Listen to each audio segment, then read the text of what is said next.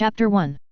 The legend of Courier 6, the wild card, the slayer of Caesar, and the king of New Vegas, is as long and storied as Long Dick Johnson's eponymous appendage. He who rose from the grave in the sleepy town of Good Springs, and proceeded to trek miles across the deadly Mojave wasteland, all to return the bullet of a certain checker-suited fuck named Benny in his own suite, the man unaware of his impending fate until a 10mm bullet introduced itself to the back of his head. Any rumors to the contrary, for instance that the courier may have been forced to trek back across the desert and into the den of Caesar's legion all because he stumbled into the aforementioned checker-suited fuck's line of sight after tripping over the carpet and falling down the stairs are patently false. The perpetuators of said rumors are to be dragged out into the alleys of Freeside and shot, by order of the king of New Vegas. Finally, having retrieved the platinum chip, the courier returned triumphant to New Vegas, and presented his prize to its rightful owner, Robert House, former CEO of Robco, former king of New Vegas, and former smartest man alive. The courier then proceeded to beat Mr. House to death for being a smarmy asshole, and usurped control of the Securitron army, and thus Vegas itself, for his own, with the help of a friendly, if somewhat neurotic, hack Securitron. Thus the pair set out on their journey, to fend off foes from both the west and east alongside a motley crew of companions, and to liberate both New Vegas and Hoover Dam in the name of the common man and of freedom. But this is not that story. Nor is it one of the courier's many other stories, such as the time he got trapped in a pre-war casino inside a toxic cloud with a bunch of psychopaths, the time he got trapped in a pre-war research facility full of psychopaths and robots, or the time he willingly traveled into a nuclear-scorched hellscape of a pre-war city to meet one particular psychopath. No, this is not any of those stories. Rather, this is a tale of a man ripped from his home and everything he recognizes, and dropped into a land quite the opposite, one of superheroes and villains, rather than bears and bulls. A land of metropolitan decay, rather than radioactive decay. This story, like many others, begins with a locker. In that locker is a girl, trapped and traumatized by someone she once called friend, for reasons she cannot comprehend. This girl who has found herself embroiled in a war she doesn't understand, and never wanted. But few ever desire war, for war never changes. Not really. And where there is war, chaos will surely follow. Taylor awoke to the beeping of heart monitors, her vision blurry as her eyes adjusted to the artificial lighting of her room. Slowly, she pushed herself into a sitting position, scanning what she recognized as a hospital room. Her attention was drawn to the only other person in the room, a figure currently occupied with rummaging through the cabinets lining the wall. He had a trench coat with heavy-looking armor strapped over it, and when he turned around, Taylor's heart nearly froze at blood-red gaze that stared back at her, burning with something one might describe as idle fury. They stood there a moment, she, frozen in fear, and he, motionless, as if sizing her up. Taylor instinctively started to curl up in a protective ball. Then, whatever light gave the helmet that eerie red glow flicked off, and where once stood the physical embodiment of death, come to take her soul to the fires of hell, there now stood an ordinary, if somewhat imposing man in a dusty set of combat armor. "You're awake," he finally said, "someone should probably call the doctor or whoever, yet." With that, he returned to pawing through the cabinets. A cape was Taylor's first thought. The second was, why would a cape take me to a hospital? Then her brain finally finished booting up, and memories of the locker promptly asserted their presence.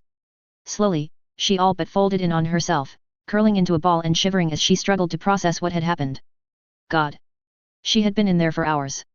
No one had helped her, not the students, not the staff, and certainly not the trio.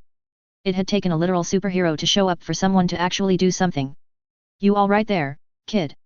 Taylor turned back to the cape that had saved her, who was now fully focused on her. "You're shaking like a leaf there. You want some Med-X or something for that?" He seemed to have abandoned his search of the cupboards in favor of digging through his jacket now, muttering to himself. "I had, like, a million fucking doses of that stuff in here somewhere." Finally, he seemed to give up, shrugging indifferently. They'd probably just yell at me some more. I mean seriously, I try to do nice things, and what do I get?" He looked at her, as if she knew the answer. "Everyone yelling at me." "Oh, Six, you can't just stab someone with a stimpak and call it done. They say. As if I don't do that a dozen times a day. I know real doctors who barely do more than that, and yet suddenly I'm the asshole, not to mention dangerously unstable and a menace to society. In the wasteland of all places. Can you believe that?" Taylor just tried to make herself as inconspicuous as possible, hiding under the sheets, hoping that somebody would escort the possible escaped mental ward patient out of her room. It was with great, silent, rejoicing on her part that a nurse entered the room moments later. "Mr. Courier," she began, tentatively, "perhaps you could wait outside? You wouldn't want to distress Miss A. Bear here, would you?" The cape, Courier, or Six or whatever his name was, dropped his arms to his sides. Slowly, he shuffled out of the hospital room, grumbling quietly. Taylor didn't have time to consider the stranger's actions, as her father quickly took the focus of her attention. Taylor. Oh my God, you're all right. Danny Hebert, her father, practically sprinted to her side, his eyes still rimmed with red. A doctor followed behind him at a much more sedate pace as he looked through whatever files decorated his clipboard with a confused expression. Well, Miss Hebert, he said slowly, the good news is that you appear to be perfectly healthy. Taylor and her father both gaped at the man in disbelief. What? Danny shouted, you're telling me my daughter was locked in a pile of filth for hours, and you can't find anything wrong? At all. Believe me, Mr. Hebert, we're as shocked as you are. We've run just about every test we could, and we couldn't find a single thing. The doctor shrugged. Hell, if I hadn't seen the state she was in when she arrived, I'd have said she was faking it. We can't find a scrape on her. The room was uncomfortably silent for a moment, the three of them simply staring at each other, Danny and Taylor in disbelief, and the doctor in a sort of resigned bemusement. Do you have any idea how this happened? Her father finally mumbled. Well, the man who brought Miss Hebert in, a Mr. Six, I believe he calls himself, mentioned injecting her with something he called a stim pack. The doctor murmured, flipping through his clipboard, I haven't the slightest idea what a stim pack is, but given his appearance, I think it's a fair guess that it's a Tinkertech healing device of some sort. We just don't know how much it actually did, so we're going to have Panacea give you a once-over before we let you out, to make sure there's no nasty side effects. Taylor nodded dumbly, her thoughts drifting back to the stranger. He had found her locked in that filth, broken her out, healed her wounds, and even carried her all the way to the hospital from Winslow. Granted, she didn't exactly weigh a ton, but still. Taylor made a mental promise to thank him when she saw him again. He had done more for her in one day than just about everyone else she knew, combined, in the past few months. And then the screaming started. Oh. Amy Dallin trudged through the halls of Brockton Bay General for the 100th time that day. There was always another broken bone to mend, another car accident to work through, another victim of gang violence riddled with bullets to patch up. It was a monotone of blood and bone, and she had long ago grown bored of it. At least this next case was different. A 15-year-old girl came in looking like she had been swimming in biohazardous waste, and yet no one could find anything wrong with her. Her pessimistic side told her it was probably another new cape, another brute to patch up every time they overestimated their abilities, just like Aegis, but a small part of her was interested. The urgency of the request told her that there was something strange going on, at least, more strange than the usual explanation of cape stuff covered. Her questions were answered when she saw the cape standing outside the girl's room.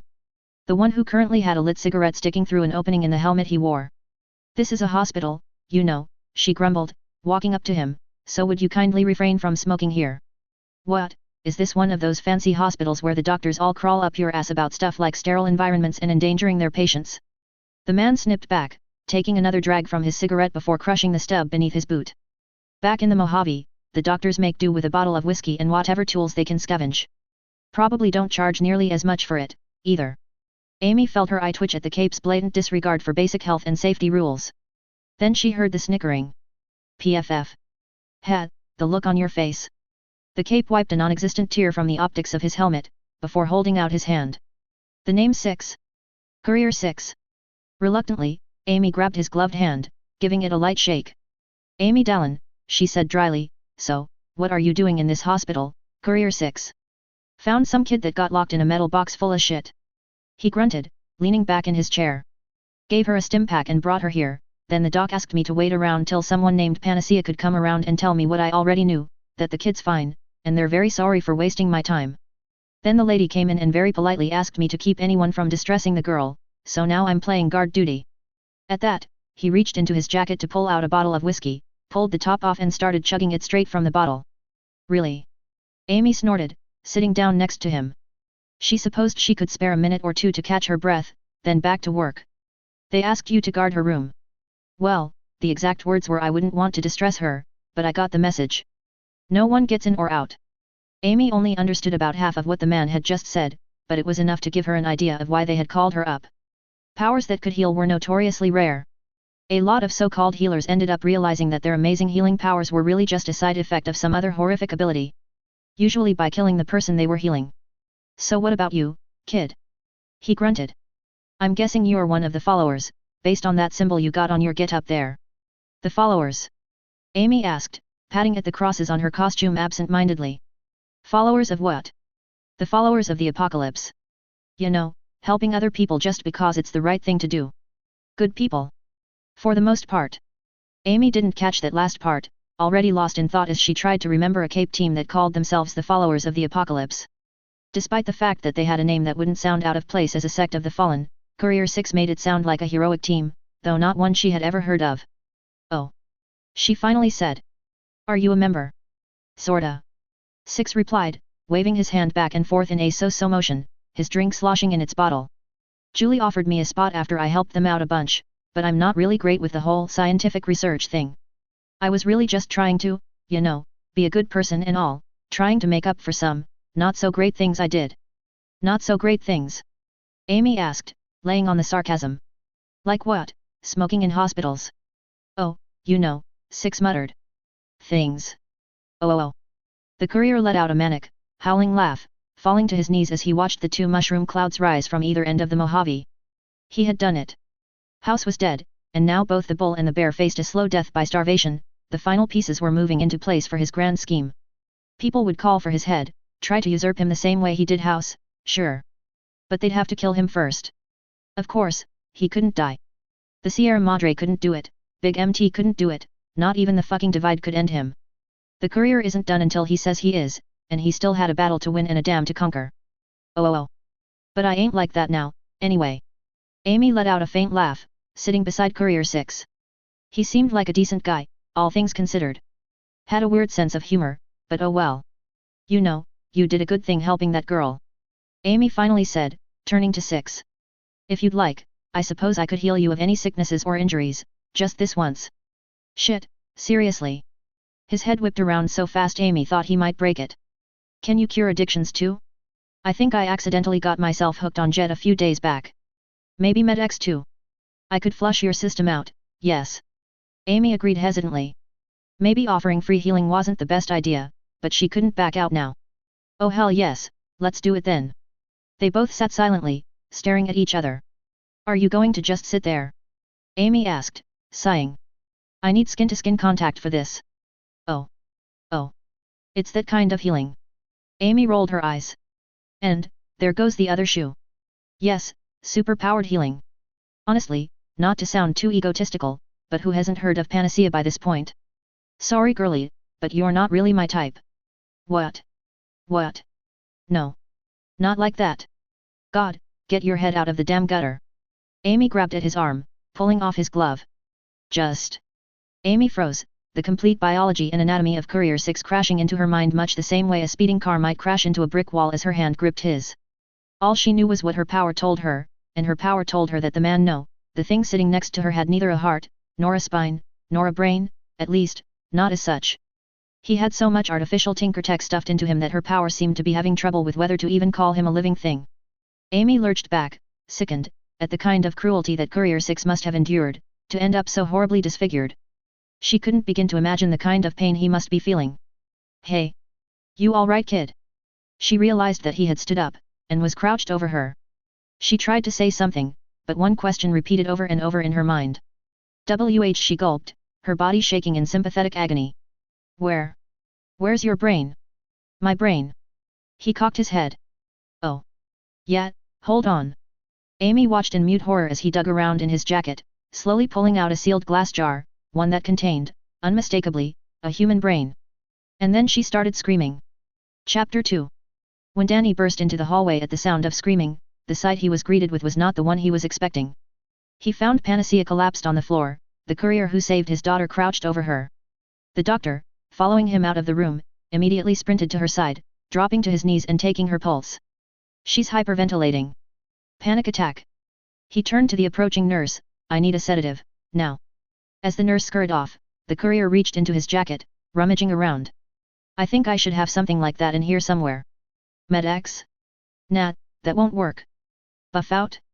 No, that probably won't work either. Jet? No, that'll definitely make things worse. As he spoke, a plastic bottle dropped from his coat, clattering across the floor. Danny picked up one, with the words Buff Out printed across the side in bold green print. He cautiously set the bottle back down. Whatever Buff Out was, and whatever it did, he probably didn't want to know. Looking back at Panacea, the girl seemed to be doing slightly better, having recovered enough to wave of the doctor, coughing heavily. I'm all right, she panted, just got taken by surprise, is all. When Six offered her his hand, she recoiled, scooting back. Please, don't touch me again.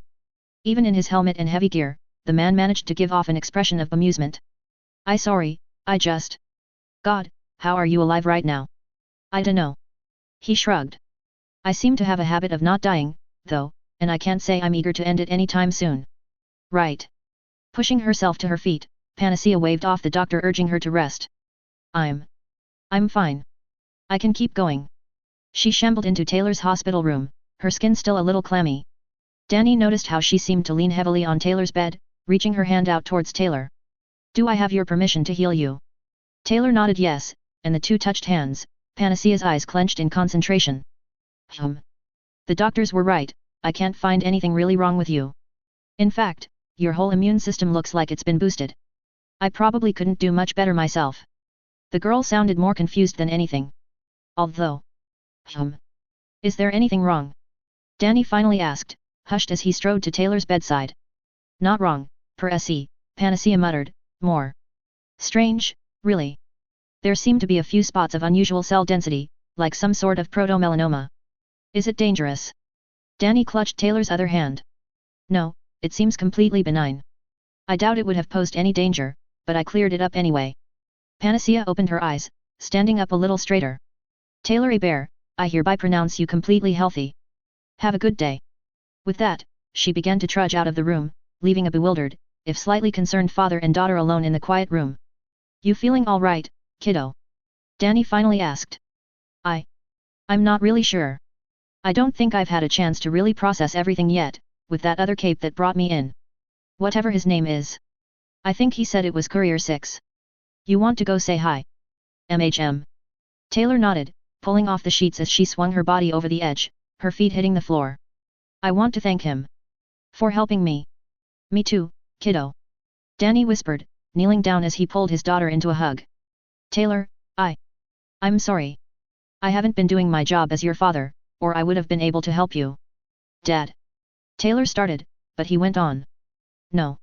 Taylor, while you were asleep, I thought about what I've done these past couple years, since Annette died. Or rather, what I should have done. I should have been doing more, and I failed you because of it.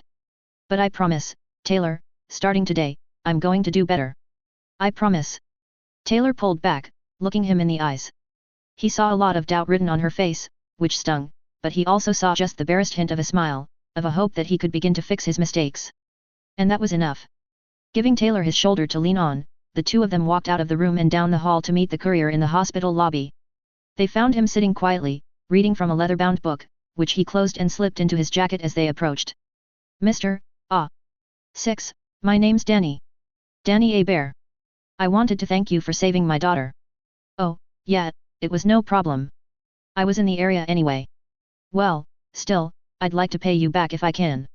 I don't really have much to offer in the way of money, but I can at least offer you dinner, if you'd like to join us. I appreciate the offer, the courier finally said, after a long silence. But I think I'm gonna have to pass. I got places I need to be, you know. Reaching into his jacket, he pulled out what looked like one of those electric plasma balls, if you attached a pistol grip and an antenna to it. In short, it couldn't have more obviously been Tinker Tech if it tried. Taylor lurched forward, towards the stranger that had saved her life and was about to disappear from whence he came. Wait! She nearly shouted, drawing more than a couple stairs. I just wanted to say thanks. Taylor's voice quieted to a near whisper, months of instincts honed to best avoid getting the attention of others kicking in at just the wrong time.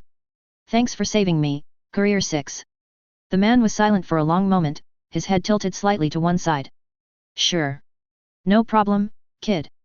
The words came out quietly, almost dreamily, before he shook his head, bringing one hand to his temple. Damn, now I sound as old as Raoul. Anyway, maybe I'll see you round, kid. And with that, he pulled the trigger of the device. And stood there. And waited. Hey. Not usually supposed to do that. He muttered, pulling the trigger a few more times and cursing. Finally, he slid the device back into his coat, clapping his hands together. So. What was that you were saying about dinner? Oh. Taylor spent a lot of the ride home zoned out, focusing on what could only be her cape powers. After all, what other explanation could there be for suddenly being able to control insects? She had managed to control a handful of flies into the truck with her as her dad tried to engage Six in conversation. Emphasis on tried, though not from lack of response on Six's part. He just didn't really have anything to say, and his knowledge of current events was lacking, to say the least. By his own admission, he only occasionally even tuned into the radio, everything else was hearsay. He seemed to have an unusually high opinion of Brockton Cape battles level a city block every other week bay though, based on his comments. I gotta say, Six whistled, looking out the window of the truck at the buildings passing by, you guys got this town fixed up pretty nice, all things considered. Well, Danny chuckled, the dock workers union tries its best to fix things back up whenever the city hires us, but there's only so much we can do. His voice drifted off into melancholy. Well, no one's perfect, but still. Six's face was pressed right up against the window, if his helmet was any indication. This place is downright homey compared to some of the towns I've passed through. Makes Freeside look like a real shithole, and they at least had the kings. Freeside? Don't think I've ever heard of that town before. Where is it? Just outside of Vegas. In the Mojave. Six said absent-mindedly. Danny whistled. That's a long ways away from here. What brings you so far from Nevada? Oh. Stuff. Six peeled his head from the window. Speaking of, where are we? I've been a lot of places, but I've never heard of Brockton Bay. We're on the East Coast, southern New Hampshire. Danny replied, Boston's not that far away. Some people like to make a day trip out of it when they go. Boston? East Coast. Six turned to look at Danny, head cocked. Damn, I'm gonna have to have a conversation with the think tank when I get back home. Not sure how the transport tall ponder sent me here, but it's never gone that far before. With that, he went quiet, toying with some strange gauntlet on his wrist. Well, I for one, Danny finally said with a bit of false cheer, am glad you showed up. And I'm sure Taylor is too. Taylor nodded from the back seat, humming quietly in agreement. After that, the three of them lapsed into silence, Danny finally turning on the radio just to have something to fill it. Oh. Sitting around the dinner table, Taylor thought about how ironic it was that she and her father were strangers to each other almost as much as the Cape sitting next to them. The Cape who was currently shoveling spaghetti and meatballs through a gap between his face and his mask. Oh man, I gotta say Danny, this stuff's amazing. Six grunted, in between gulps. Can't believe I never thought of making something like this. Well, it wasn't that much work. Danny muttered bashfully. Taylor had to agree. It was canned sauce, frozen meatballs, and pasta. Not exactly five-star cuisine, but going by Six's reaction, it might have been the best thing he'd ever eaten. Wonder if I could make it myself, she heard Six mutter through a fly on his shoulder, noodles re easy enough, maybe some thin red paste for the sauce? Sorta tastes the same, if you don't think about it too much. Meatballs, though. Hey Danny. What kinda meat are these meatballs made from? Danny gave Six a strange look. Pork, probably. Beef too. Why? Is that a problem? Oh man, wouldn't that just be perfect? Try to thank the man who saved her life, only to accidentally make him commit taboo or something. Wouldn't that just be absolutely goddamn fantastic? Nah, just curious. Danny and Taylor both let out a sigh. What the hell is a beef though? Tastes kinda like Brahmin. You've never eaten beef? Taylor asked incredulously. Have you ever even seen a cow? No. Six answered innocently. What, is that some sort of, like, local mutation of Brahmin? This was getting ridiculous. Not being up to date on the news was reasonable enough. Six gave off the whole rugged survivalist vibe, so it wasn't entirely unbelievable that he didn't really pay attention to the internet or the news much, but not knowing what a goddamn cow was? And what the hell is a Brahmin? Taylor nearly shouted. She didn't know if Six was playing stupid for laughs, but she, for one, was getting sick of it. It's like. Six looked like he was trying to grab something with both hands. It's red, it's got the udders, the two heads. You know. Brahmin. He shrugged.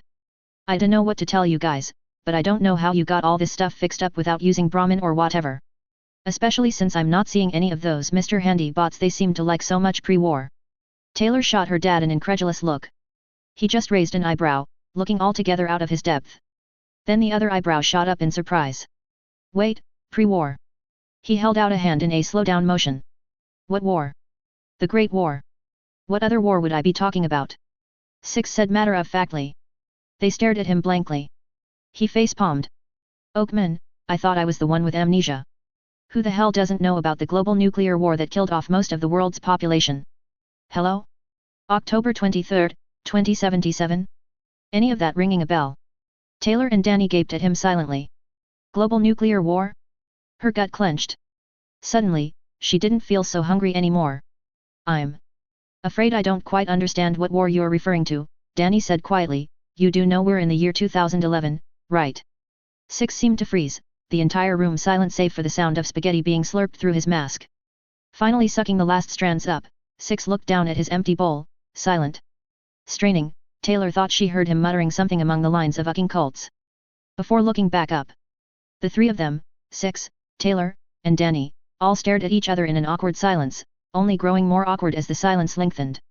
So. Six slammed his hands on the table with blatantly false cheer, making Taylor and Danny jump. Let's not talk about anything before about, let's say, 200 years ago.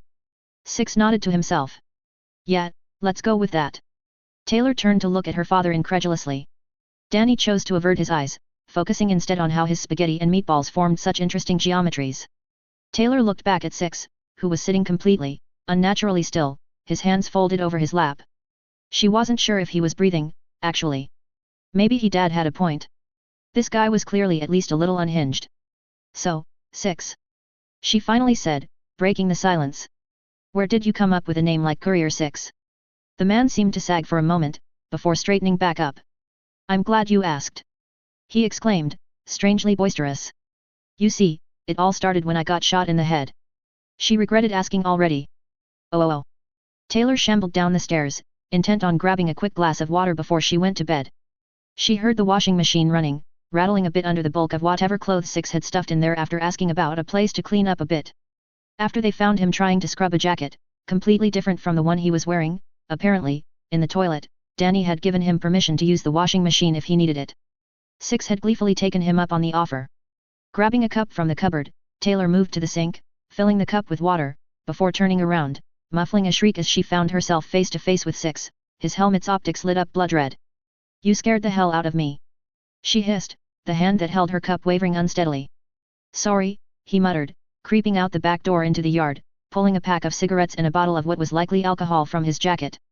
Taylor watched him from the kitchen as he grabbed one of the chairs, sitting down and leaning back to look at the sky. Not that there was much to look at, with all the pollution in the air. She wondered what he was looking for. I know more and a few people that'd attack you for staring like that. Taylor jumped at Courier Six's sudden statement. Had he really known she was watching him? You may as well come on out, kid. Taylor stood in the window for a moment, finally shuffling over to the door and out into the yard. She sat down in the chair next to him, trying not to cough at the fumes from his cigarette.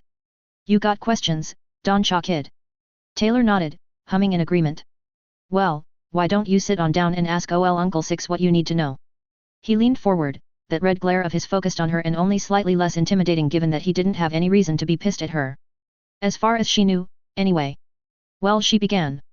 I should mention, Six interrupted, that I'm not qualified to give relationship advice. I've never been in one long term. It's not about relationships. Taylor assured. All right, cool. Continue. So. I'm also not a real great person to talk to about family stuff.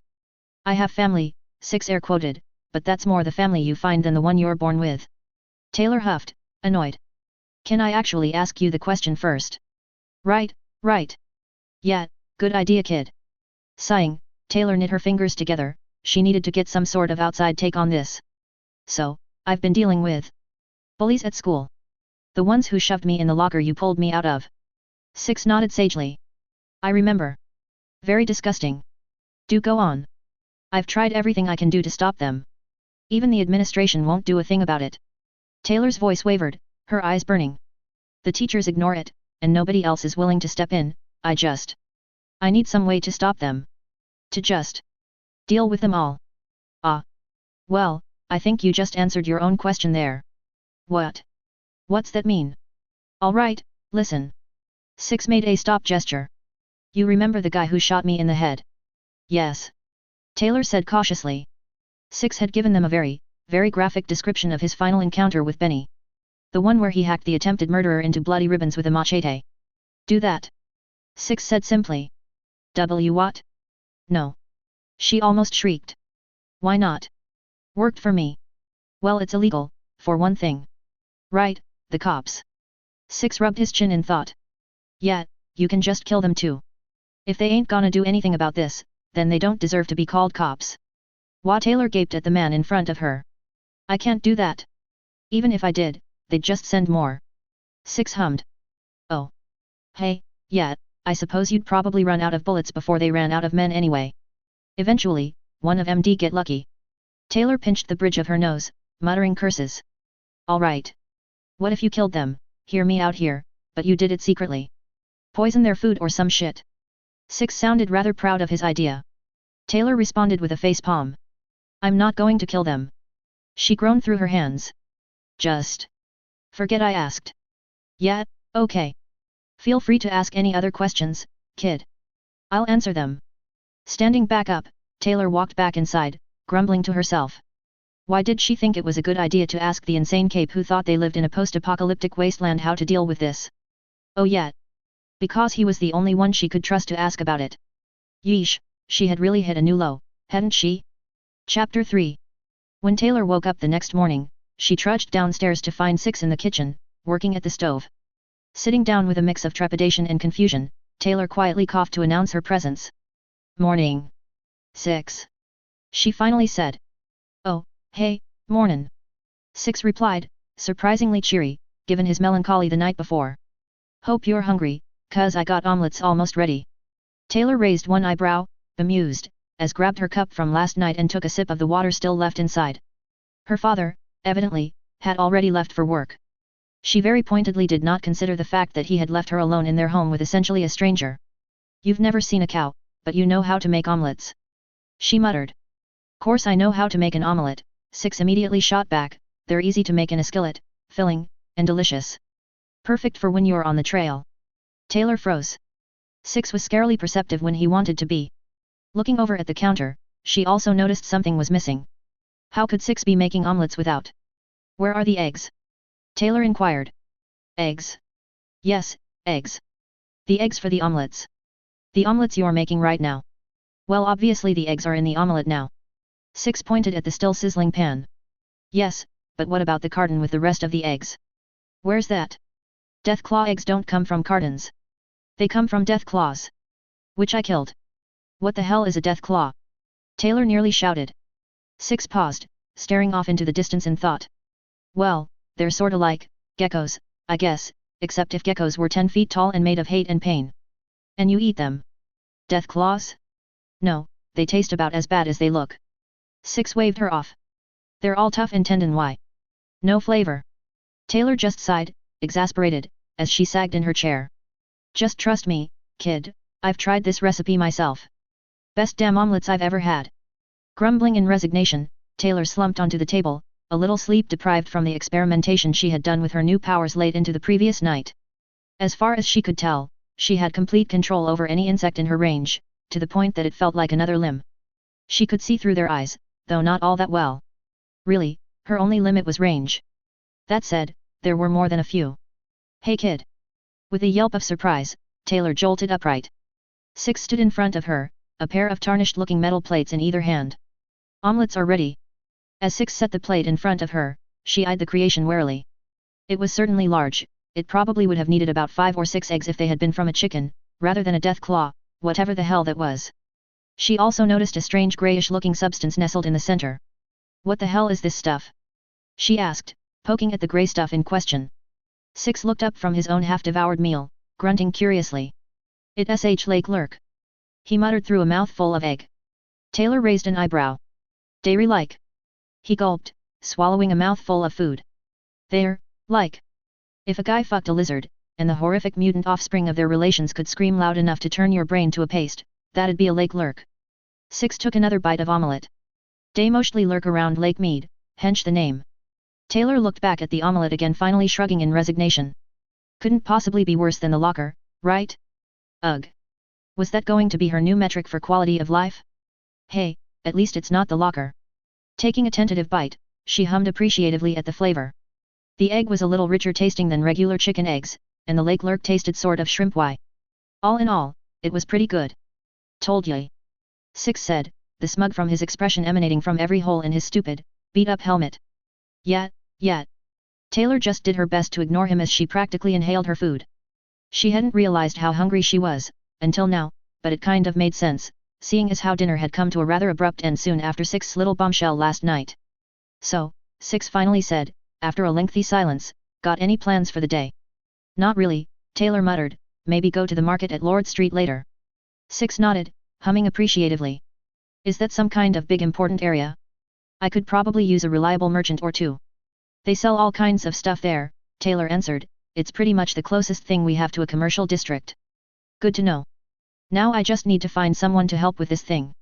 Hefting the same lightning ball gun thing he had pulled out just yesterday, Six gave the device a cursory once-over. Not that this town isn't nice or anything, but I'd like to get home as soon as I can. That looks like Tinker Tech. Taylor nodded in thought. Most people probably couldn't make heads or tails of it, your best chance would probably be the PRT. PRT? What are they like the NCR? The PRT is the Para-Human Response Team. They oversee all the government-sponsored capes. I know Arms Master leads the local cape team, he might be able to help. Really? Six nodded appreciatively. Thanks, kid. That's real helpful. With that, Six stood up, rinsing his plate off at the sink before sticking it back in his coat. Taylor went back to enjoying her own breakfast as he went off to do something. Whatever it was, it probably wasn't all that important. Hey, what the fuck? Nearly choking on her food, Taylor sprinted over to Six, who stood motionless in front of the dryer, holding up a coat not dissimilar to his own, but without all the armored pieces and pockets. What the fuck, Six hissed, is this shit? Looking closer at the coat, Taylor noticed that it looked a little shrunken. She let out a little snicker. You didn't know that clothes shrink in the wash? She grinned. Why the hell would I know that? Six howled, shaking the coat angrily. This is why I don't wash my damn clothes. When I need to get clean, I just jump in Lake Mead. Taylor couldn't take it anymore, she broke down in a fit of wheezing giggles. Oh, well I'm glad someone's getting some enjoyment out of this. Six grumbled, tossing the coat on top of the dryer with a shake of his head. Well, that's one ruined. Ah well, I only use these ones for spare parts anyway, just wanted to get the stains out of it first, if I could. Taylor, starting to recover from her wheezing fit, leaned on the door frame. All right, I guess I ought to get out of here, then. Six patted down his jacket, as if checking whether he was missing anything in that bottomless jacket of his. You have a good day, kid. You too, Six. Taylor grinned, still chuckling occasionally at Six's tiny jacket. It was just so damn small. She heard the front door open and close, and then she was alone. Dimly, it occurred to her that she hadn't told Six where Lord Street Market, or the PRT headquarters were, but she dismissed it. They were two of the biggest landmarks in the city, apart from the Met Hall building. Six could find his way there. Taylor, in the meantime, had some research to do. If she was a para-human, then she needed to do some reading up on the local cape scene. Oh. Hey, puppy, you seeing what I'm seeing? Code names, Assault. We're on duty. Ethan let out an overly put-upon sigh. Faintly, he heard a chuckle of amusement over his shoulder. Battery, are you seeing what I'm seeing? If you're talking about the guy in the costume walking down the street, then yes. Think we should do something about it? I don't know. Battery hummed in thought. He's definitely not any villain I know of, but that get-up doesn't exactly scream heroic. Yeah, that's what I thought. Assault brought a hand to his ear, opening the COMM line. Console, this is Assault. We've got a probable unknown cape. Can't tell if he's friend or foe from here. Console copies, wait one. The device crackled into his ear. They waited silently for a few moments before the dispatcher came back over the line. All right, orders are for one of you to attempt to establish friendly contact. The other is to shadow them and provide backup, in case of hostile contact. Assault copies, console. Out. Turning to his partner, Assault gave her a slight grin. So, you want to make first contact, or me? As much as I hate to admit it, you're probably the better choice, Battery sighed, just. Try not to piss him off, will you? Oh, methinks the lady doth complain too much, Assault cried, don't worry, I'm not in any mood to get her today. I'll play it safe. With that, he was off, Battery hurdling the rooftops behind him. Up ahead, he saw an intersection where they could cut the newbie cape off, and hopefully secure another para-human's aid for the PRT. And maybe give him a few pointers on costume design. Honestly, black and green? Best case scenario, he might be mistaken for some sort of military spec ops type. Worst case, a villain. Dropping to the ground in an alley opposite the building the cape was walking past, Assault did his best to appear casual as he strolled up to the street corner, just in time to catch the cape walking past, toying with some sort of bracer on his arm, muttering to himself. Hey there, buddy, Assault put on his best public relations tone, "You, need some help there." The Cape looked up from his bracer thing, and Jesus, this guy needed some serious help with costume design. Glowing red eyes? He couldn't have looked more intimidating if he tried. "Hey!" The Cape grunted. Score 1 for not being a villain, at least. If he was, he would have been off running the moment he saw a protectorate hero. "You need some help there?" Assault leaned on a nearby light pole, trying to look casual. "MHM." The man grunted, holding out his bracer, and Assault could see a map of the town flickering on the device's monochrome screen. "I'm looking for a place called the Lord Street Market." "Oh. Yeah, I can show you." Assault pointed to the northern area of the map. "Should be around there. I was heading in that direction myself, actually." "Oh. Alright, thanks. Anything to help?" The two of them stood awkwardly for a moment. "So." Assault cleared his throat. "You, new in town?" "Yeah." The Cape nodded. "Trying to get back home. Friend of mine said to talk to someone named Arms Master about this thing." The Cape pulled out some sort device, shaped like some sort of Tinkertech laser gun, and Assault jumped back a foot. Whoa, buddy. You don't need to go swinging that thing around everywhere." Assault held up his hands placatingly. The Cape just looked at him curiously.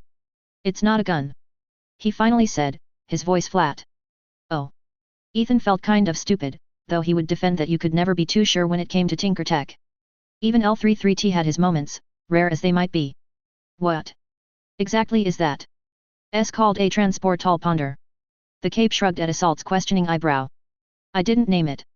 It should be able to send me back home, but it isn't working." Assault nodded in understanding. "And your friend thinks that Arms Master should be able to figure out what's wrong with it. I guess. I mean, it's my best lead right now." "Well," Assault grinned, "as it just so happens, I can help with that." "Shit, seriously?" The Cape stood up a little straighter. "You know how to fix this thing?" "Well, no." The Cape sagged once more. "But I should be able to get you in touch with Arms Master." "Oh. Cool." The Cape set the transportalizer, or whatever it was called, in that coat of his. "Do you have, like, a radio or something?" "I don't think Arms Master is free right at this moment," Ethan said cautiously, "but, are you free later? Maybe in the next couple days? I'm sure I could convince him to make room in his schedule to meet with you." I guess that'll work." "Great." Ethan would have clapped, or maybe fist-pumped, but he had an image to maintain, and not just the one the PR department forced him to, at that. "So, do you have a name I can tell them to look out for?" "Yeah." The Cape held out his hand. "The name's Courier, do you hear that?" The Cape's head instantly cocked to one side, as if listening for something.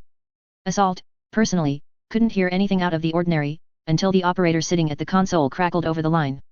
"Assault, Battery, we have a reported skirmish between Empire and Merchant Gang members north of you. Cape presence is suspected, but unconfirmed. You two are the closest units able to respond." "Battery copies, console."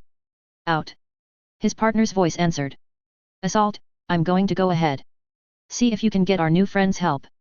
He nodded, turning back to the Cape as he heard Battery charging off in the direction of the fight, vaulting rooftops as she went.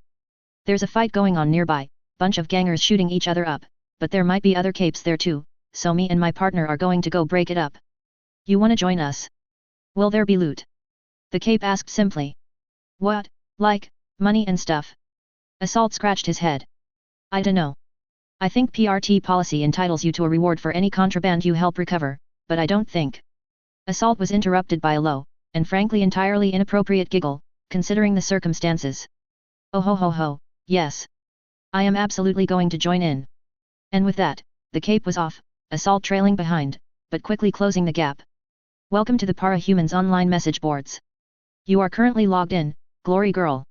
You are viewing threads you have replied to, and threads that have new replies, or private message conversations with new replies. Thread OP is displayed. 10 posts per page. Last 10 messages in private message history. Threads and private messages are ordered chronologically. Black Diamond topic, new Cape in Brockton Bay? Boards Brockton Bay. Gazette Lect, original poster. Posted on January 3, 2011. I was in Brockton Bay General today visiting family.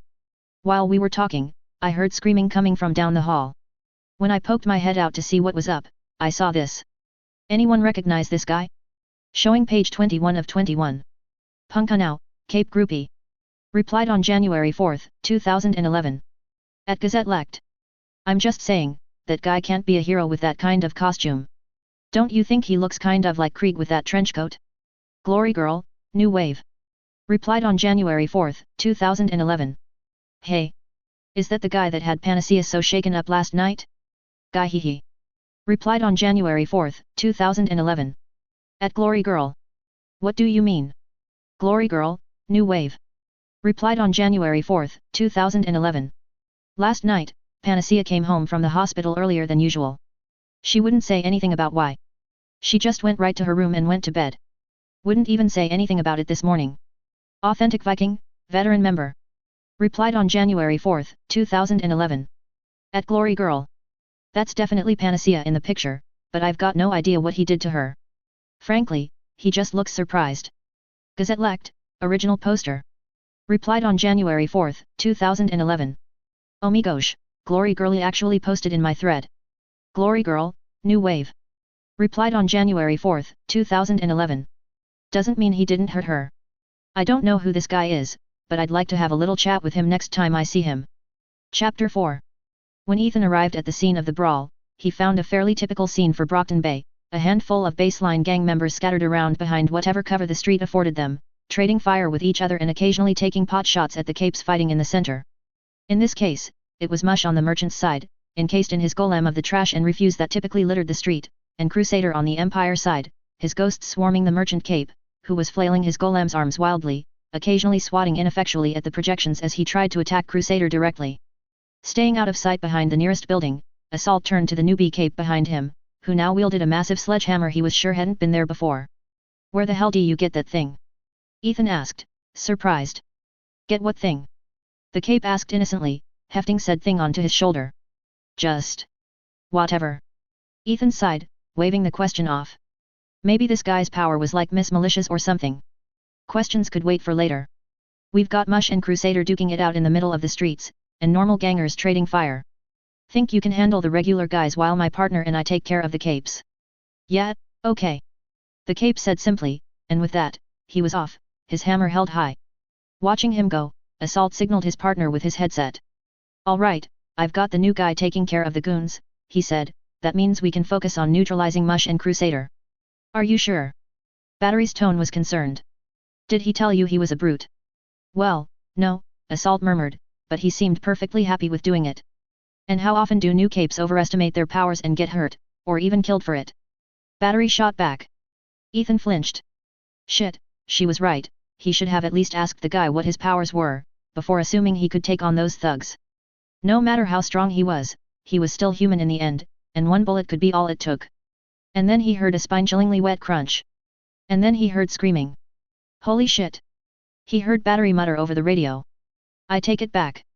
Make sure he doesn't kill someone with that thing, assuming he hasn't already. Assault looked back out at the battle again, and winced at what he saw.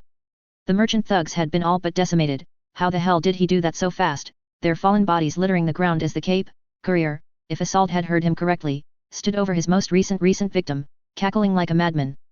That sledgehammer of his that Assault was now almost certain was also Tinker Tech. Where the hell did he get so much Tinker Tech? Dripped blood, and several merchants slumped against the walls of nearby buildings, many sporting bloodstains that suggested the men had been flung against them with serious force.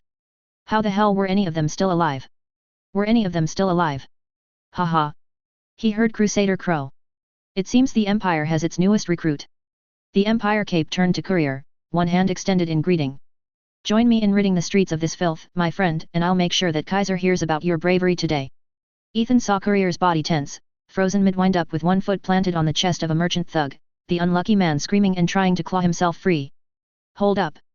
Courier's head turned slowly as the remaining merchants took their chance to beat a retreat from the slayer in their midst. Did you just say Caesar? Well, it's Kaiser, Crusader corrected, but yet. You must have heard of him, being the warrior of the superior race that you are.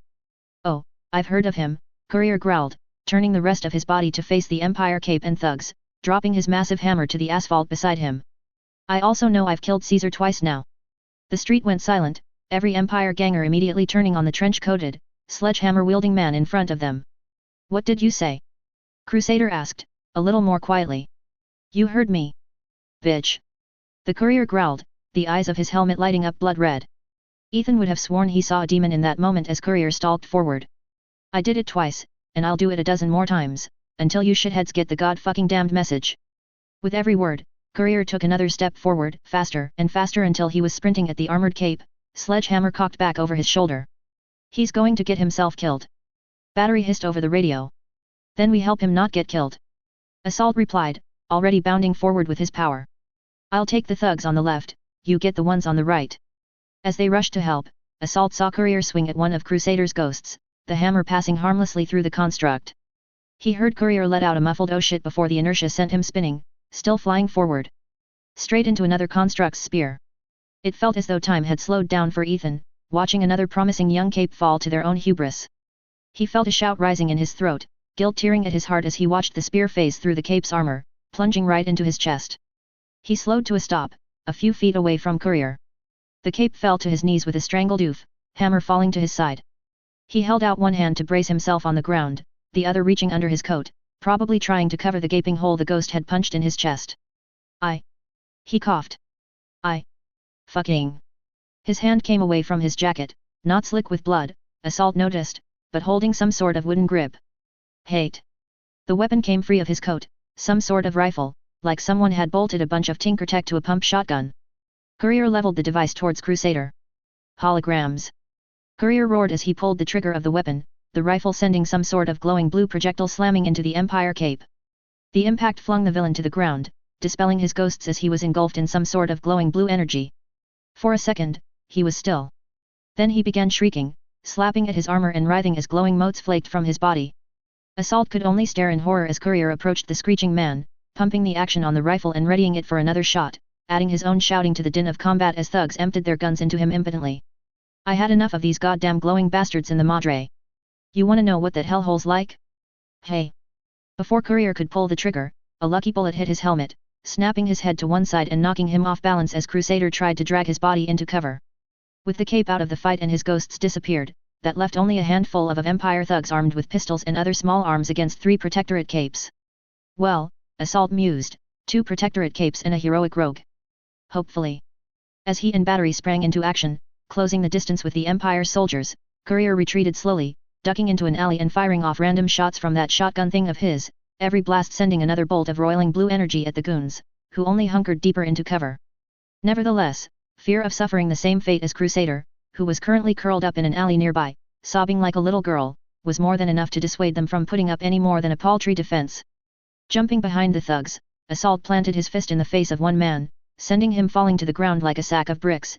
As he prepared to strike the next one, Ethan was interrupted by a long burst of automatic fire, the sound far louder than anything PRT troopers typically carried. Turning back, he saw Courier laying down fire with a rifle nearly as long as he was tall.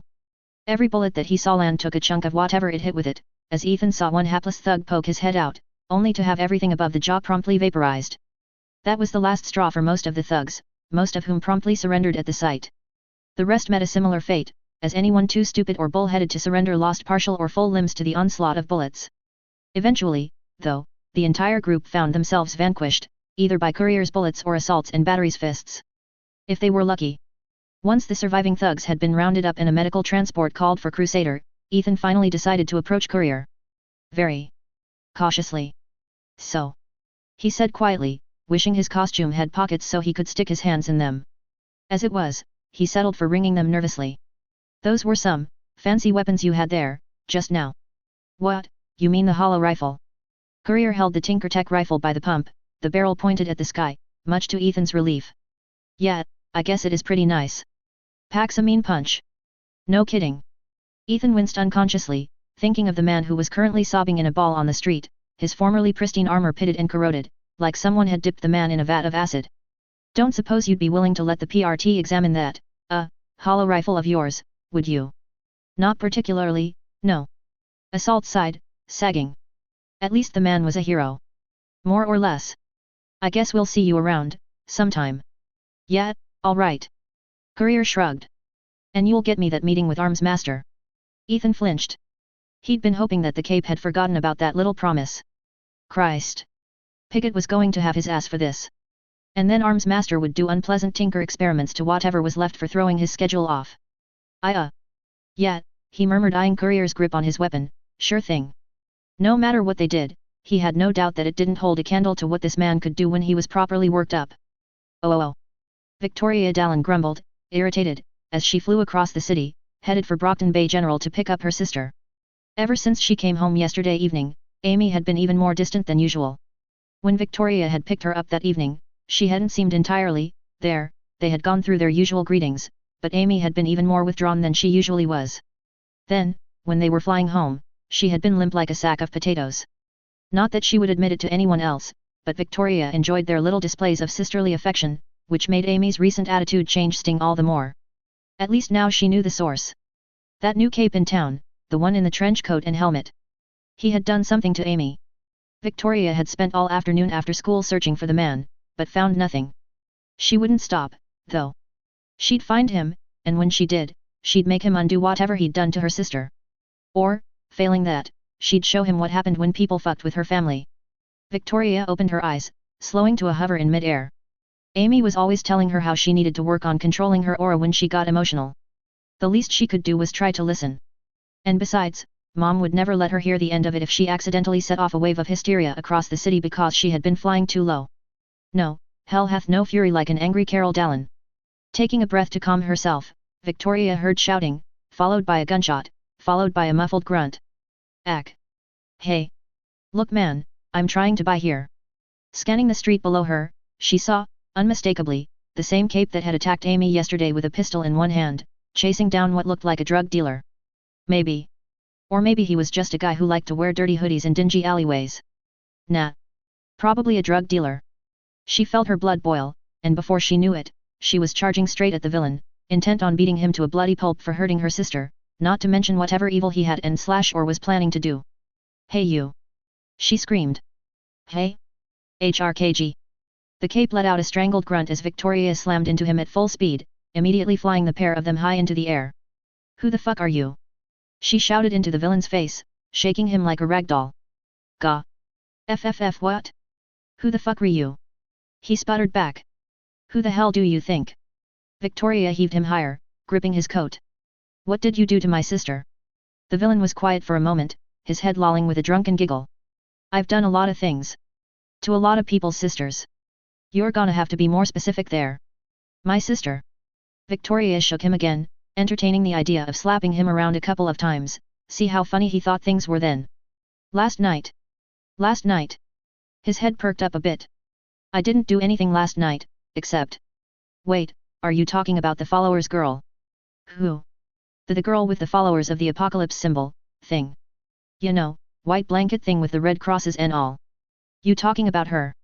Victoria floated motionless for a moment, processing what he had just said before her eyes lit up in realization. Yes. Her. What did you do to her? I didn't do anything.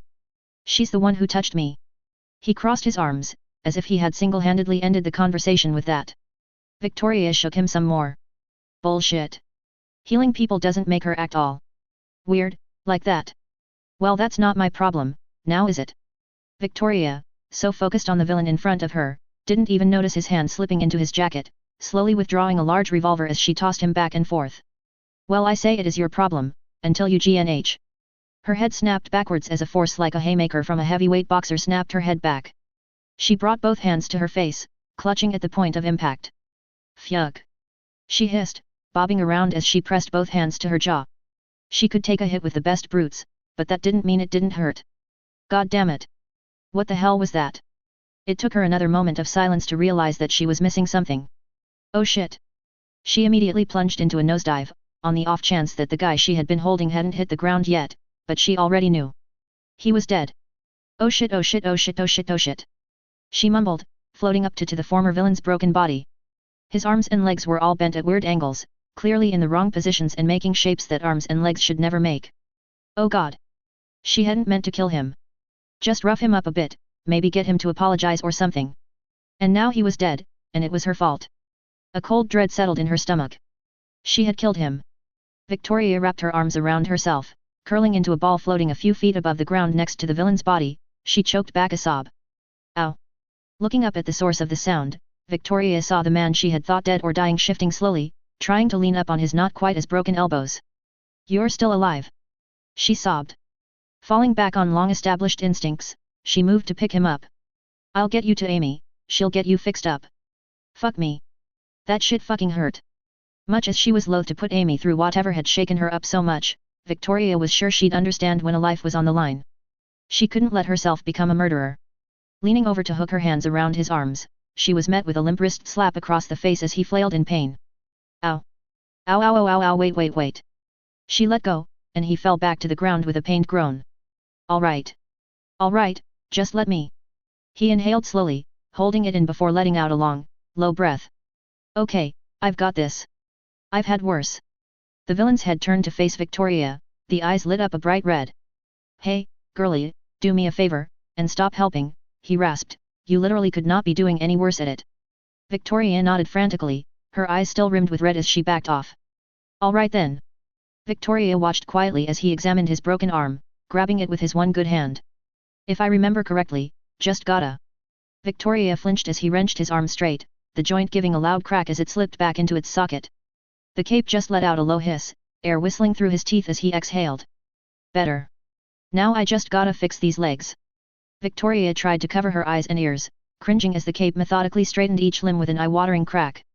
Once it had finally stopped, she opened one eye to find him with a small bag of medical tools, splinting his legs as he injected some kind of medicine into them. Are you, all right? She finally asked, floating over curiously. I'm better, he grunted, hell of a drop though. You do that to everyone you meet. What? No. She sputtered. Ah, I get it. I'm special then. Victoria could practically hear his smug grin under his helmet. Gee, asshole, good to know I didn't permanently cripple you or anything. She growled. He just laughed, though, leaving Victoria boggling. Ah, this is far from the worst I've had to deal with. You should have seen the state I was in after I decided to go spelunking in dead wind. Fought the biggest goddamn death claw I've ever seen, he chuckled, well, second biggest, at least. What the hell is a death claw? Oh. Seriously? He tilted his head curiously. Here, check this out.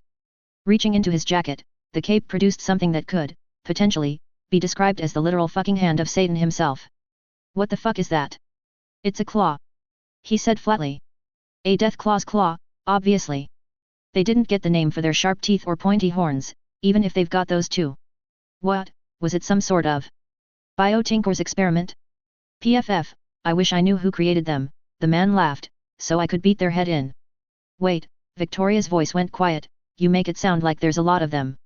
Anyone who let something that dangerous looking breed would get a kill order for sure. Kid, they're all over the damn Mojave and beyond. Have been for so long I doubt anyone knows where they came from anymore. Wait, the Mojave? You mean, like, in the southwest? Around Vegas? Victoria was skeptical. Last she heard, there weren't any monsters that looked like something Bonesaw would make for a pet around there. You know about Vegas? Six's voice was curious. Know about Vegas? Who hasn't heard of Las Vegas? Victoria gave him a quizzical look. Why? I haven't heard about anything happening to it. Or about these death claws of yours, for that matter. I mean, last I heard, Vegas was in the same state as usual. The cape shrugged. Mostly irradiated wasteland, but not as bad as some other places I've traveled. Also, we call it New Vegas now. Irradiated? From what? Oh, I dunno. Maybe the nukes. Six shrugged. House might have kept Vegas intact, but even he couldn't save everything the day the bombs dropped. Wait. What? Vicky held up both hands in a slow-down gesture. What do you mean, what? His tone was bland. 2077, the day the world ended? Look, I get you guys have, like a cult or whatever that tells you that it's 2011 and punishes anyone who disagrees, but I promise I won't turn you into the local enclave or whoever that's running the show here. Victoria was quiet for a moment, eyeing the cape incredulously. What? I didn't understand any of what you just said. 2077? Nukes? Are you high? Six stared at her silently, muttering under his breath. Yes. He finally said, his voice monotone. I am totally high off my ass. You should just disregard everything I just said and not report any of it to the secret police. Victoria sighed, rolling her eyes. That actually made a lot of sense. This cape was probably some new merchant recruit or something. They got him hooked on whatever he was on, and he did whatever they asked to get more. She still felt a little guilty about breaking all his limbs like that, but he seemed fine now. Probably he was a regenerator of some kind. So. He finally said. You wanna explain what all of? He made a broad motion with his hands, gesturing to the roof around them. That was. Victoria winced. She had been hoping she could just sneak off once she was sure he wasn't going to die. She probably should have. I just wanted to protect my sister. She came home all weird last night. Then I saw that it was after she met you, and I. She couldn't bring herself to meet his gaze. What kind of weak-ass excuse was that? You scared my sister, so now I'm going to threaten you with crippling bodily harm. Makes sense, I guess. He grunted, leaning back. Sorta. Victoria's head whipped around, staring incredulously. Seriously? Didn't say I entirely agree, he muttered, but I agree with the sentiment. Lord knows I've done my fair share of shit for my family, if you could call em that. Really? Like what? Oh, you know. He waved his hand dismissively. Killing. Corporate espionage. Killing. What? Victoria nearly shrieked. Yes, yes, I know. Corporate espionage. Yug, even the word sounds slimy. Not that, the killing.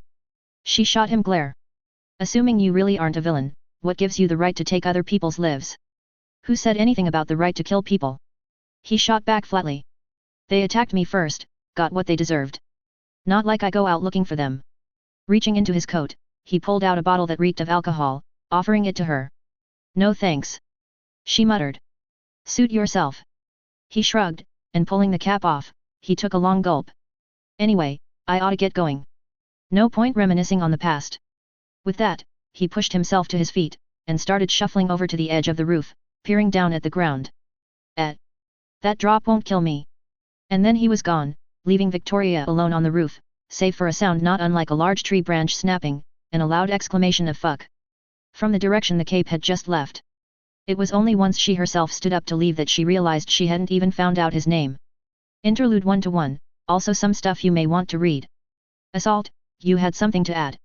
All the capes that formed the Brockton Bay Protectorate sat gathered around a conference table at the Protectorate HQ, Director Piggott standing at the head as they reviewed the day's engagements. Mush and Crusader hadn't been the only major encounter that day. Skidmark had also started a skirmish along the border between Merchant and ABB territory. Given how they had run off once a serious fight was on horizon, it was most likely just a show of strength rather than the first shots of a gang war, but when the difference between the two was a pile of innocent bodies, they couldn't afford to take chances. Yet. Assault sat up, all business. Even Battery next to him looked a little stiffer than usual. You're aware that Battery and I intervened in the fight between Mush and Crusader this morning, correct? I am. Did you have something you wanted to mention about it?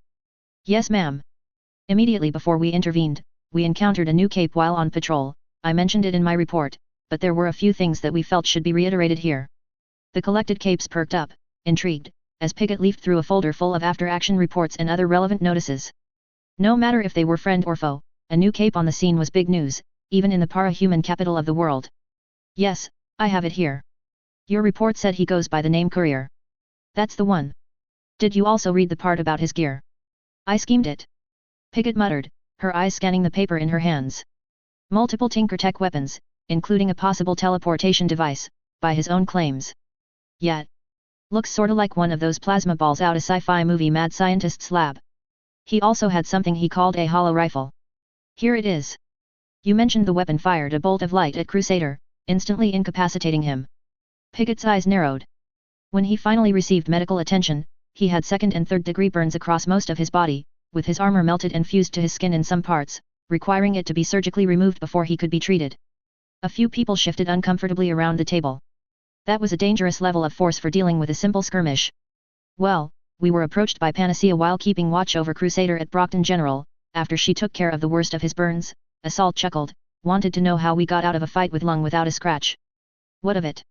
Piggott leaned forward, looking annoyed. Get to the point, Assault. Right. Anyway, I told her it wasn't Lung who did it, but this new cape, calling himself Courier. Ethan leaned over the table, his expression deadly serious. Apparently, she's familiar with the guy. Told us some interesting stuff. For one thing, he's barely alive, at least by whatever standards her power uses to qualify something as alive. Piggott paused, raising one eyebrow. Explain. The kid wasn't exactly forthcoming with information, Assault muttered, but apparently under that jacket of his, he, and I quote, makes fucking Bonesaw's victims look tame by comparison, unquote. Assault paused, and then added, almost as an afterthought, also, he apparently doesn't have a brain. No, she said his brain isn't in his head. Battery interrupted, turning to the director. She very specifically mentioned that not only had his brain been removed, but that he kept it in a jar that he carried with him. The room went quiet, every person laser focused on the Cape duo's tail. You're certain? Piggott finally asked. She was. Battery grunted. Apparently, both the brain and his head had matching scarification and other signs of trauma. If it was enough to convince her, I'd say it's probably the truth. The room was deathly silent. Velocity looked a little green under his mask, and the rest of Protectorate capes weren't much better. Even Armsmaster's jaw tightened at the revelation. Trigger event. He muttered, voicing the same thought running through everyone's head. I'll be damned if it isn't related.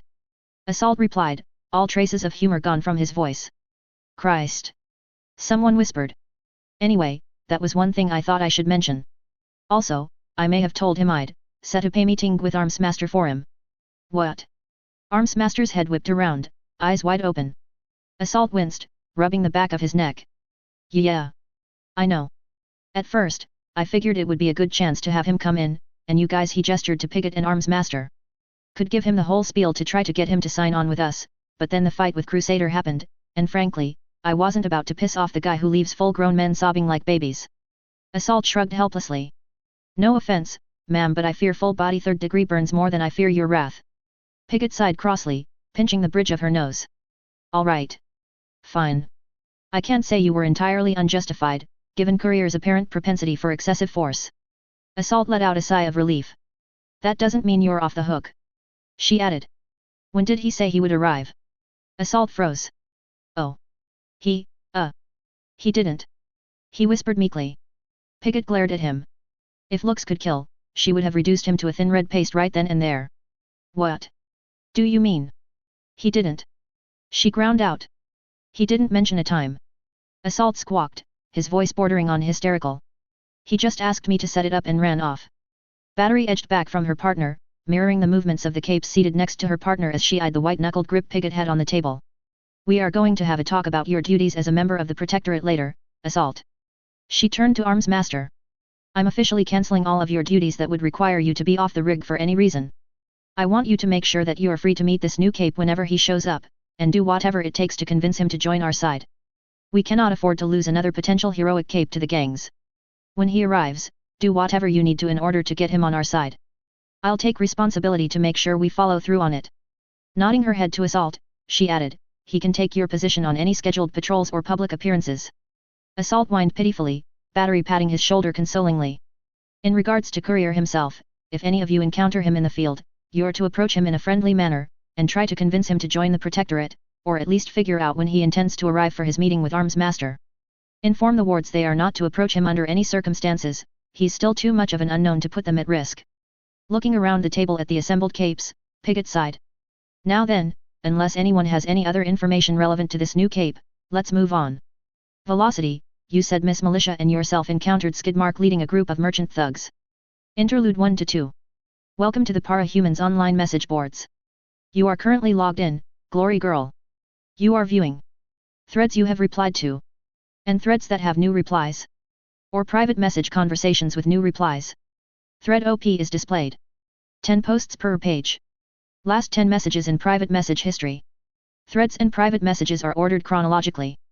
Black Diamond topic, murders in Brockton Bay. In, boards Brockton Bay. Jimmy Law, original poster, BBPD. Posted on January 29, 2011. Hey all. I figured anyone in Brockton Bay would want a heads up about a string of recent murders in Brockton Bay. Now, I know what you're all thinking, but Jimmy, this Brockton Bay. We see enough killing here to make New York look like a good place to raise your kids. And you'd be right.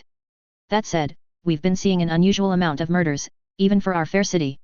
In the past 2 weeks, we've found multiple groups of thugs massacred wholesale by some unknown vigilante. There doesn't seem to be any particular rhyme or reason, but once a day or so we'll get a call about a gunfire somewhere in the city, only to arrive to a pile of dead bodies, most of them looted down to their underwear. And I do mean that literally. We've found dozens of dead men with their clothes stripped off post-mortem, along with their wallets, other valuables, and any weapons they may have had on them. The PRT stepped in once we found evidence of concentrated areas of second and third degree burns on a few of them, so everyone sing along. That means tink or tech. Anyway, Just a heads up to everyone out there to stay even more vigilant than usual, and don't go down dark alleyways. Showing page 2 of 3. Sweet tech. Replied on January 30, 2011. Damn. Brockton's even worse than usual, hey? Least the guy's only hitting gangbangers though. Local shiny, Cape groupie. Replied on January 30, 2011. You think he's targeting gangers on purpose or just fucked in the head? Seems pretty excessive for a new Cape, but where else would he get Tinker Tech weapons? Gunboat guns, gun nut. Replied on January 30, 2011. What kinda weapons is this guy using? Sounds like he's got a bit of lead alongside that Tinker Tech. Jimmy Law, original poster, BBPD. Replied on January 30, 2011. At Gunboat Guns I think we've found just about every small arms caliber you can name at least once, alongside a few others you couldn't. There's been a lot of 9mm and 5.56 casings, but also some pretty exotic ones. 10mm, some kind of 12.7mm, even a handful of .45 to 70, according to the forensics guys, to say nothing of the explosives. Whoever this guy is, we're pretty sure he's got enough weapons to start a small war. Maybe even a big one. Gunboat guns, gun nut. Replied on January 30, 2011. At Jimmy Law, is that a challenge I hear? P. Upper toxic. Replied on January 30, 2011. Fucking finally someone actually starts doing shit about this shit. Capes are all well and dangerous, but it's the normal thugs that do most of the damage, and the BBPD can't do shit, no offense Jimmy, and the PRT won't do shit. Jimmy Law, original poster, BBPD. Replied on January 30, 2011. At Upper Toxic, none taken. Trust me, you're far from the only one frustrated at the BBPD's impotency. I joined because I wanted to help keep my neighborhood safe from the gangers, and now I'm lucky any day nobody tries to shoot me or my buddies. Crossed Kiwi. Replied on January 31, 2011. Hey, doesn't Coil's gang use Tinker Tech? I think I heard someone mention that once. Maybe they're behind this? Gunboat guns, gun nut. Replied on January 31, 2011. At Crossed Kiwi yet, I heard that too. The regular bullets are all wrong though. .45 to 70's a big game round. Big and heavy, but they don't make automatic weapons like those guys would use in that size. Marketique. Replied on January 31, 2011. At Jimmy Law, damn dude, that's harsh. Respect for your service. End of page. 1, 2. Showing page 3 of 3. Jimmy Law, original poster, BBPD. Replied on January 31, 2011. At Marketique, thank you. It's always nice to know people appreciate what you do, even if you don't get all the attention like the PRT. Upper Toxic. Replied on January 31, 2011. You know. I may be way off, but do you think this has anything to do with your mystery killer? End of page. 1, 2, 3. Black Diamond topic, Crusader behind bars. In, Boards Brockton Bay. Schiff and Mike, original poster. Posted on January 5, 2011. Decent men and women of Brockton Bay rejoice, for the notorious Empire Cape known as Crusader has been arrested, again. The PRT released a statement this morning that he was captured yesterday by none other than assault and battery, with the assistance of a new, as of yet unnamed Cape. They intervened in a skirmish between Mush and Crusader along with a few unpowered thugs each, chasing Mush off and incapacitating Crusader. For now though, that's one less homicidal neo-Nazi asshole on the streets, which is a positive in my book. Let's just hope it sticks, eh? Showing page 5 of 35. Press Vikings. Replied on January 6, 2011. Glory glory hallelujah. Always good news to learn there's one less Nazi out there. Tips Hat. Replied on January 6, 2011. Any bets on how long this one lasts? We all know the PRT's track record with actually keeping capes in custody. Dog for cat. Replied on January 6, 2011. At Tips Hat shush you. We're all aware. You'd rather Crusader still be on the loose? Tips Hat. Replied on January 6, 2011. At Dog for Cat I'd rather he went to the birdcage, where he belongs. Crown Report, Cape Groupie. Replied on January 6, 2011. What about that unnamed Cape though? Did they say anything about him? Press Vikings. Replied on January 6, 2011. At Crown Report I'm looking over the press release right now. Not a lot of anything substantial, so I imagine it was his first day out. Anyone got anything to add? Nutcracker. Replied on January 6, 2011. Oh shit, I saw this fight. Here's a few pics I managed to snap from my front door down the street.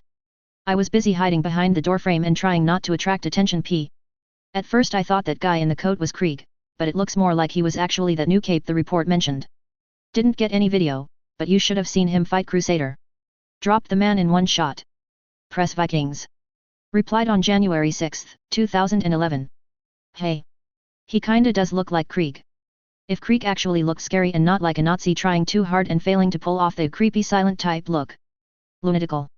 Replied on January 6, 2011. At Press Vikings, careful you don't get the wrong kind of attention with comments like that. You know how some capes get when you start insulting their fashion sense. Laughing face, Press Vikings.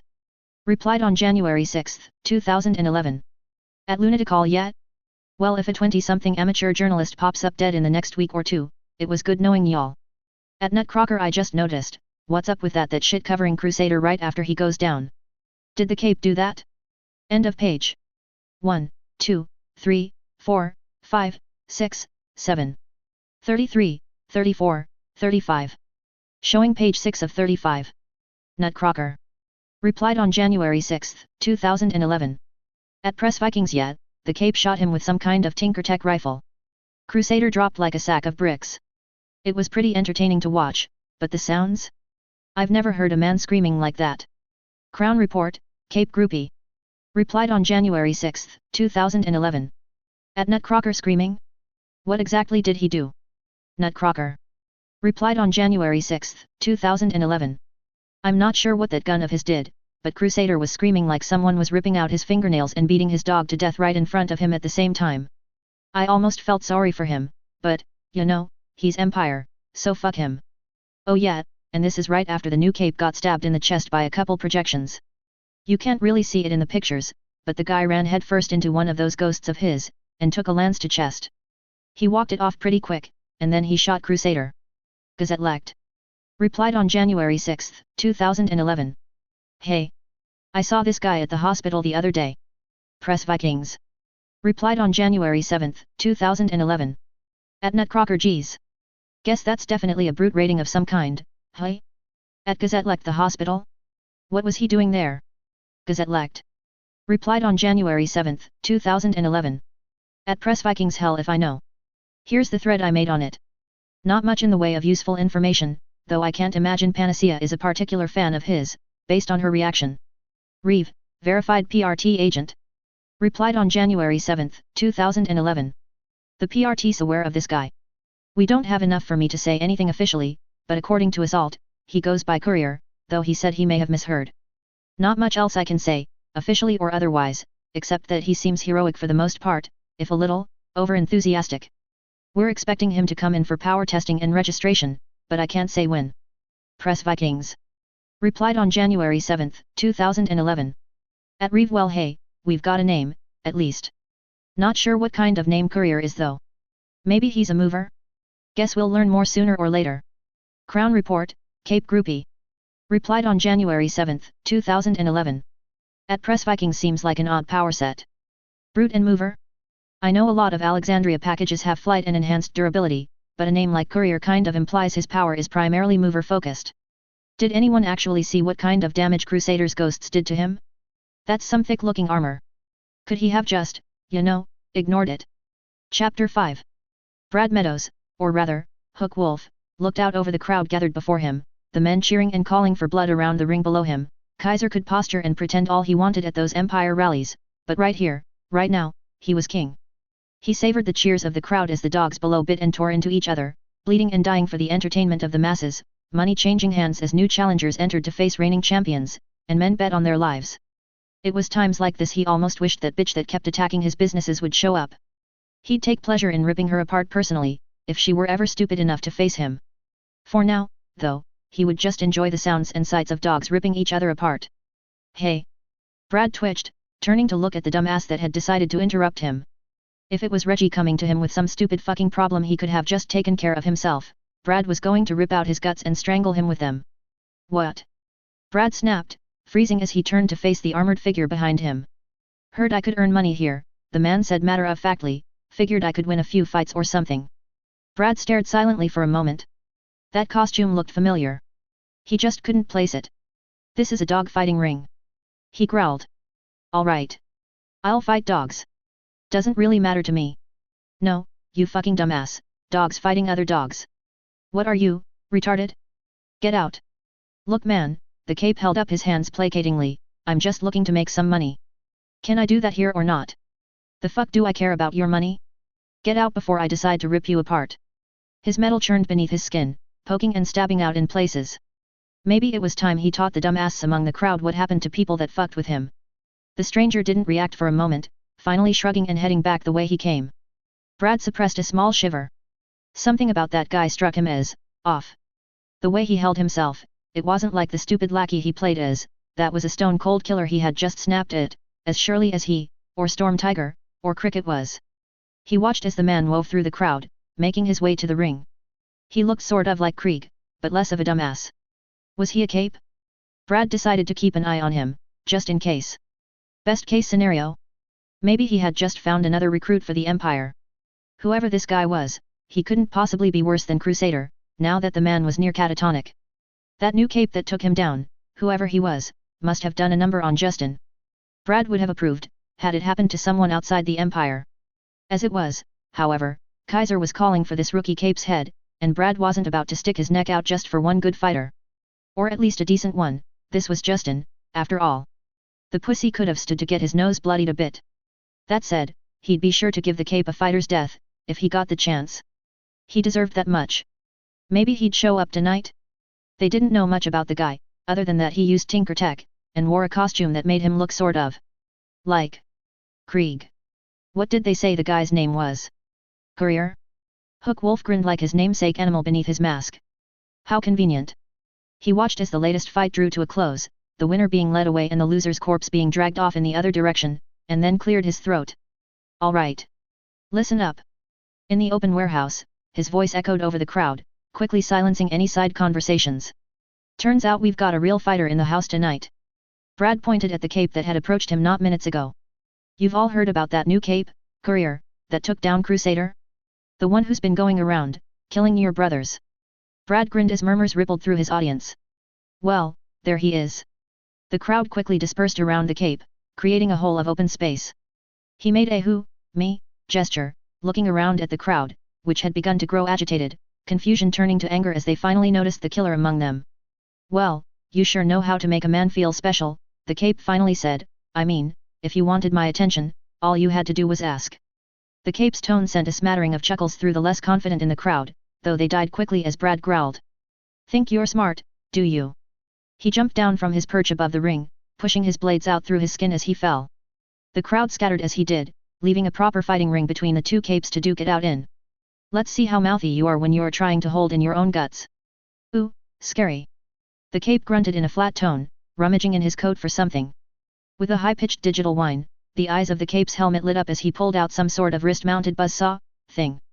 Brad could swear there was something different about the cape before him as he raised his fists in preparation. It was something small, the sort of thing only a veteran fighter like himself would spot, but it was there. A tiny shift in stance, a slight bend in the knees, this guy was an experienced pit fighter. Least you'll be a good fight. Brad grinned. If Kaiser wasn't calling for your head, I'd probably be trying to recruit you right now. Caesar. The cape's hands dropped a fraction of an inch, his entire stance tightening up. You're shitting me. You're with Caesar's empire, or whatever you guys are calling yourselves now. Brad stood silently, his head tilted. Did this fucking retard seriously not know who he was? The cape let out a long, almost disappointed sigh. And here I was hoping I'd be able to have a nice, wholesome night of blood sport. Now it turns out I gotta kill a whole fucking building full of assholes. Brad growled as Courier's saw glove revved up, both of them charging each other. I'll show you fucking blood sport. He howled, lunging toward the cape as his blades shifted and morphed, colliding with the circular saw. With a screech of steel on steel, sparks flew in all directions, Brad throwing himself at the man again and again. To his credit, the cape's form was great. He didn't flinch, even when Brad threw himself bodily at him. He just dodged when he could, blocking with his glove's blade when he couldn't. He wasn't leaving a single opening for Brad to exploit. Eventually though, he'd have to break. Even if it was just a matter of tanking hits from that saw until the blade broke. The fact of the matter was, in a battle of attrition like this, Brad had the advantage over any amount of tinker tech this guy had stuffed in his coat, he could keep regenerating what damage he took near indefinitely. The cape let out an annoyed grunt as the bent and warped saw blade caught on its housing, the motor sputtering and dying. Speak of the devil! Tossing it to the side, he dug back into his coat as Brad pushed his advantage, the crowd cheering around them. His men wanted blood, and that's what he'd give them. When Courier brought his hand back out, it had yet another glove wrapped around it, black this time, instead of bright yellow. With a shout, Brad ran forward, blades churning around him and his mouth wide open, ready to finish the fight. He'd rip this guy's arm off, then let him bleed out the rest of the way. Maybe let the thugs have a few shots at the guy before he did. Fuck giving him an honorable death, it was time to end this. Lunging forward with a howl, Brad's body collided with the capes, sending them both flying. There were shouts as the crowd scattered, rushing to avoid the brawlers as they rolled across the floor. Brad slashed and clawed, trying to get a grip on the cape's armor as Courier drove his fist into Brad's side over and over, blasting him with lead pellets with each strike. Finally, they slammed into the wall, flying out into the street. With a grunt, Courier managed to kick Brad off, forcing him back while he got to his feet. Slowly, the two fighters circled, sizing each other up. Internally, Brad grinned. He hadn't had this good of a fight since he triggered, just two men with nothing but their heads and their fists, and their powers, admittedly, each trying to brutalize the other into submission. He would have loved to keep this going forever, but now that they were out in the open, they were on a time limit. Somebody was bound to show up sooner or later to investigate the noise, and Brad didn't delude himself hoping that they'd be friendly. It was time to end things. You're a damn good fighter. Brad grunted, his voice slightly distorted from his blades. Same to you, Courier chuckled, shame you weren't at the battle for the dam.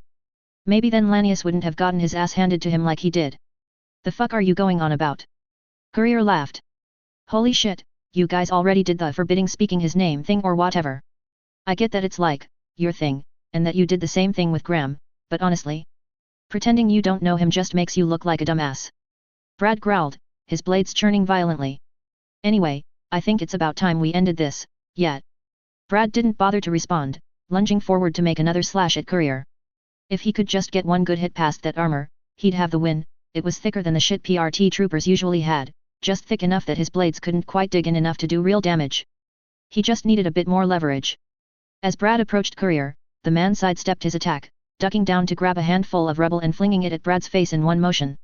It wasn't much, just enough to force him to shut his eyes, to keep out any tiny particles, but it was enough. When Brad turned back around, the cape held a huge red and white lance, the end sparking menacingly. This time, it was Courier that attacked first, his lance stuck out like a Hukulf-seeking missile. Brad lashed out to bat it to the side, but hissed as his hand came into contact with the superheated end. He jerked back in instinctual fear of the sparking Tinkertech device. He'd been hurt before, but that lance had just gone right past his blades. This wasn't a threat he could just throw himself at anymore. This was a threat Brad hadn't faced since fighting in the pits himself. Brad made a tactical retreat, keeping his distance from Courier and his lance as the cape stalked towards him. It was easy enough to cycle the blades that the lance had melted back in and replace them with fresh ones, but the tables had been turned, and Brad no longer held the advantage. He dashed into a nearby alley with Courier following behind, using his blades to dig into the brick wall and gain some altitude over the cape. When Courier finally arrived, he let go, diving towards the man with a victorious howl. Faster than any normal person could have reacted, though, the cape looked up, his eyes burning red. Brad had only a moment to consider his mistake when the lance's tip rose up to meet his body, sinking in deep enough to nick his real body. Brad howled in pain, jumping back once more. When Courier reappeared, framed in the light from the street, the lance sparking and smoking menacingly and the cape himself barely looking the worse for wear, he realized he was outclassed. With one arm slagged and charred, Brad focused on wicking away heat and regenerating what he could of his blades to protect himself. Distantly, it occurred to him that he should have run already, but he ignored it. He didn't have anywhere to run now, his back against the alley wall. It was time to fight or die, and never let it be said that Brad Meadows wasn't a damn good fighter. Howling one more time, his arms outstretched and frothing with bladed metal, Brad charged the cape head-on, intent on tackling Courier beneath his weight and simultaneously pummeling and shredding the cape to death. Brad found himself brought up short by the lance once more, the tip sinking deep into center mass. He felt an odd tingling in his chest, quickly shooting up to agonizing pain before dropping back off to a numb soreness. His blades worked quickly, trying to siphon off whatever heat they could, but it was already too late. His legs gave out. He fell to the ground, the tip still embedded in his body. The scent of charred flesh and vaporized steel filled his lungs, but he was focused on the man above him. The glowing red eyes. The unblinking stare. This was death itself come to take him to hell, kicking and screaming if need be. Brad smiled beneath his mask, the metal in question still in relatively good condition, compared to the rest of his body. You know, it's a shame, really. Courier chuckled, casually leaning on the lance as it melted through steel and flesh. We didn't have to do this. I would have been fine just leaving, but you had to go and start a fight. Brad was silent, his jaw locked tight in pain. That numbness had spread to most of his upper body, emanating out through the rest of his body from the point of impact. It was an unpleasant sort of numbness, like when you sat on your legs for too long, almost a burning, shooting pain. MMH. Not in a talking mood, hey. Courier sighed. Well, what's done is done. I mean, you're Legion and everything, and you've got the whole dog head thing like the Frumentarii. Next best thing compared to doing it to Vulpes himself, but that fucker's already dead, so Courier pulled the lance out of Brad's chest, leaving a charred hole around where his heart would be, and raised the tip high. Anyway, fuck you, yada yada, see you in hell. Silently, unceremoniously, Brad watched the lance fall. The last thing he saw before the tip connected with his head was the eyes of death itself, the fires of hell reflected in their gaze. Oh. With a sigh, Hannah dismounted her motorcycle, scanning the street in front of her. Console, I'm on scene now. Seems like the fight's already finished. Console copies, Miss Militia. Lock down the area until PRT agents arrive. Roger that. Changing her weapon into a shotgun, Miss Militia crept forward, scanning the street for threats. She could see the wall of a warehouse that had been smashed open. Inside she saw the caged ring, and the various Empire symbols adorning the walls. Console, be advised. I found one of Hukulf's dog fighting rings. Looks like Hellhound hit another one of them. Confirmed. Be on the lookout for any civilian casualties. Hannah nodded, stepping inside. The warehouse was deserted, no bodies whatsoever. Unusual, Hellhound wasn't a cape known for using restraint, especially when she was liberating dogs from rings like this. And yet, she couldn't find any bodies. Hannah kneeled down to investigate a pair of shotgun shells laying on the floor, a wisp of smoke still wafting from their ends. Odd. She could see a few more littered around the area, but that didn't nearly account for the entire mob's worth of armed Empire thugs that almost certainly had been here. Somehow, whoever had done this had managed to deal with dozens of Empire foot soldiers without firing a single shot. Moving back outside, Hannah could see a trail of ripped-up pavement. Her grip tightened around her gun as she crept forward. The trail led into a nearby alley, and Hannah took a moment to steel herself. Console, be advised, Hook Wolf may be on the rampage in my area. I've found evidence of a fight. Confirmed. Velocity is 2 minutes out. Engage at your discretion. Hannah stood still for a moment, calming herself. Facing down Hook Wolf alone wouldn't be the most dangerous thing she'd ever done, but it was certainly up there. As she leaned against the wall leading into the alley, preparing to clear it, she smelled something that made her want to gag. Burnt flesh. It wasn't an entirely unfamiliar scent, typically one that lingered in the wake of one of Lung's rampages. One didn't work in the Bay long without learning to get used to it. But the ABB obviously wasn't behind this particular fight, there wasn't nearly enough collateral damage to be Lung's work. Turning into the alley, she held her shotgun at the ready. PRT. Come out with your hands up. The figure that turned to greet her made her freeze, the red glow of his eyes sending a primal chill through her hindbrain, blood dripped from his front, and she could see the recently deceased body behind him, steel blades poking out at odd angles from a body that looked like the man had managed to eat a live grenade. Then the man's night vision goggles turned off, and Miss Militia found herself with a slightly scruffy cape covered in another man's entrails. I know how this looks. He said, sheepishly, slowly raising his hands. But he attacked me first. Chapter 6. Colin stalked through the halls of the PRT headquarters, every step measured and precise. He had gotten word only minutes ago that Miss Militia had encountered the new Cape Courier and convinced him to finally come to talk. While Colin would admit that he had rather enjoyed his confinement to the rig for the past month at first, having used much of his newfound free time to tinker, even he had limits before he started getting restless. After all, what point was there to tinkering if one never actually had a chance to test their creations out in the field? Nonetheless, it seemed as though his time confined to the rig was finished, and perhaps the Protectorate ENE even had a new roster member in its future. Colin might even go so far as to say he was feeling optimistic about the future. Or perhaps that was just excitement at having a chance to test his improved equipment on a fresh subject. Making his way out of the elevator, he reviewed what files they had on Courier. The man had access to tinker tech of his own, but likely wasn't a tinker himself, otherwise he would have simply repaired his teleporter himself and been on his way. The fact that this individual cape likely had some sort of support system in the form of potentially multiple other, non-combatant capes was both good and bad news. If the entire group could be convinced to join with the Protectorate, then it would be an amazing windfall, and certain to attract the attention of the higher UPS, to say nothing of the sort of force balancer it would be against the city's gangs. On the other hand, the fact that they had already organized into a team like they had would make actually convincing them that much harder, especially if they weren't open to the idea already. It was difficult to leverage the fatality rate of independent capes, after all, when the person in question wasn't actually independent. Colin stopped outside the doors to the low-security meeting room where Hannah had said she would wait with Courier. Through the doors, he could hear an unfamiliar male voice in the middle of a story, though the subject matter clashed with the voice's amused tone. And so I'm standing there, crucifixes lining the road like a goddamn red carpet, and this motherfucker, his name's Vulpes, he looks sorta like this, with the dog's head and all, strolls out of the town hall, and he looks right at me. And then he says to me, "Don't worry, I won't have you lashed to a cross like the rest of these degenerates." The voice let out a loud guffaw, slamming his fist on the table. And then I look around at this town full of dead and dying men, against a bunch of heavily armed men, compared to my little shotgun and pistol, and I say to the guy, "The only degenerate I see here's wearing a dog on his head." Colin decided now would be a good time to intervene, pushing the doors open to a strange sight. Miss Militia sat at one end of the table, her face pale and the visible part of her expression one of polite hospitality that was very rapidly stretching thin. In the seat next to her was the new cape, Courier. Strapped to his forehead was a rather familiar metal wolf's mask. "Miss Militia," he said, curtly. "Arms Master," her voice was grateful, "this is Courier 6, the cape I called you about." "Of course." He nodded. "By the way, is that?" "It is. I saw the body myself." Even through the bandana that served as her mask, her grimace was clear. "I see." Colin turned to face Courier 6 himself, extending his hand. "Courier 6? My name is Arms Master. I was told you wanted to meet me." The cape stood up quickly, his trophy still strapped to his head as he returned the handshake. "Call me 6. Most people who call me Courier end up dead." The cape froze. "The fact that they called me Courier 6 isn't why I killed them," he clarified, "they were totally asking for it." "I'm sure." Colin responded dryly. "I can take over from here, Miss Militia. You're free to go."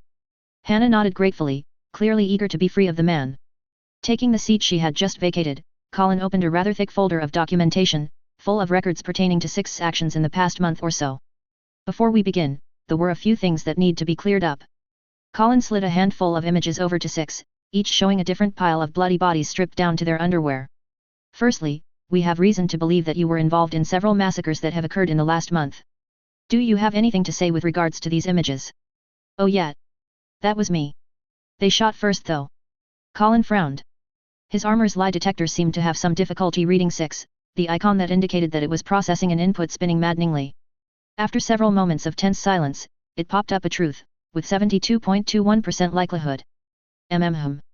Very well," Colin grumbled, "assuming you are telling the truth, and were acting in self-defense at the time, then you should be safe from any legal repercussions as a result of the deaths.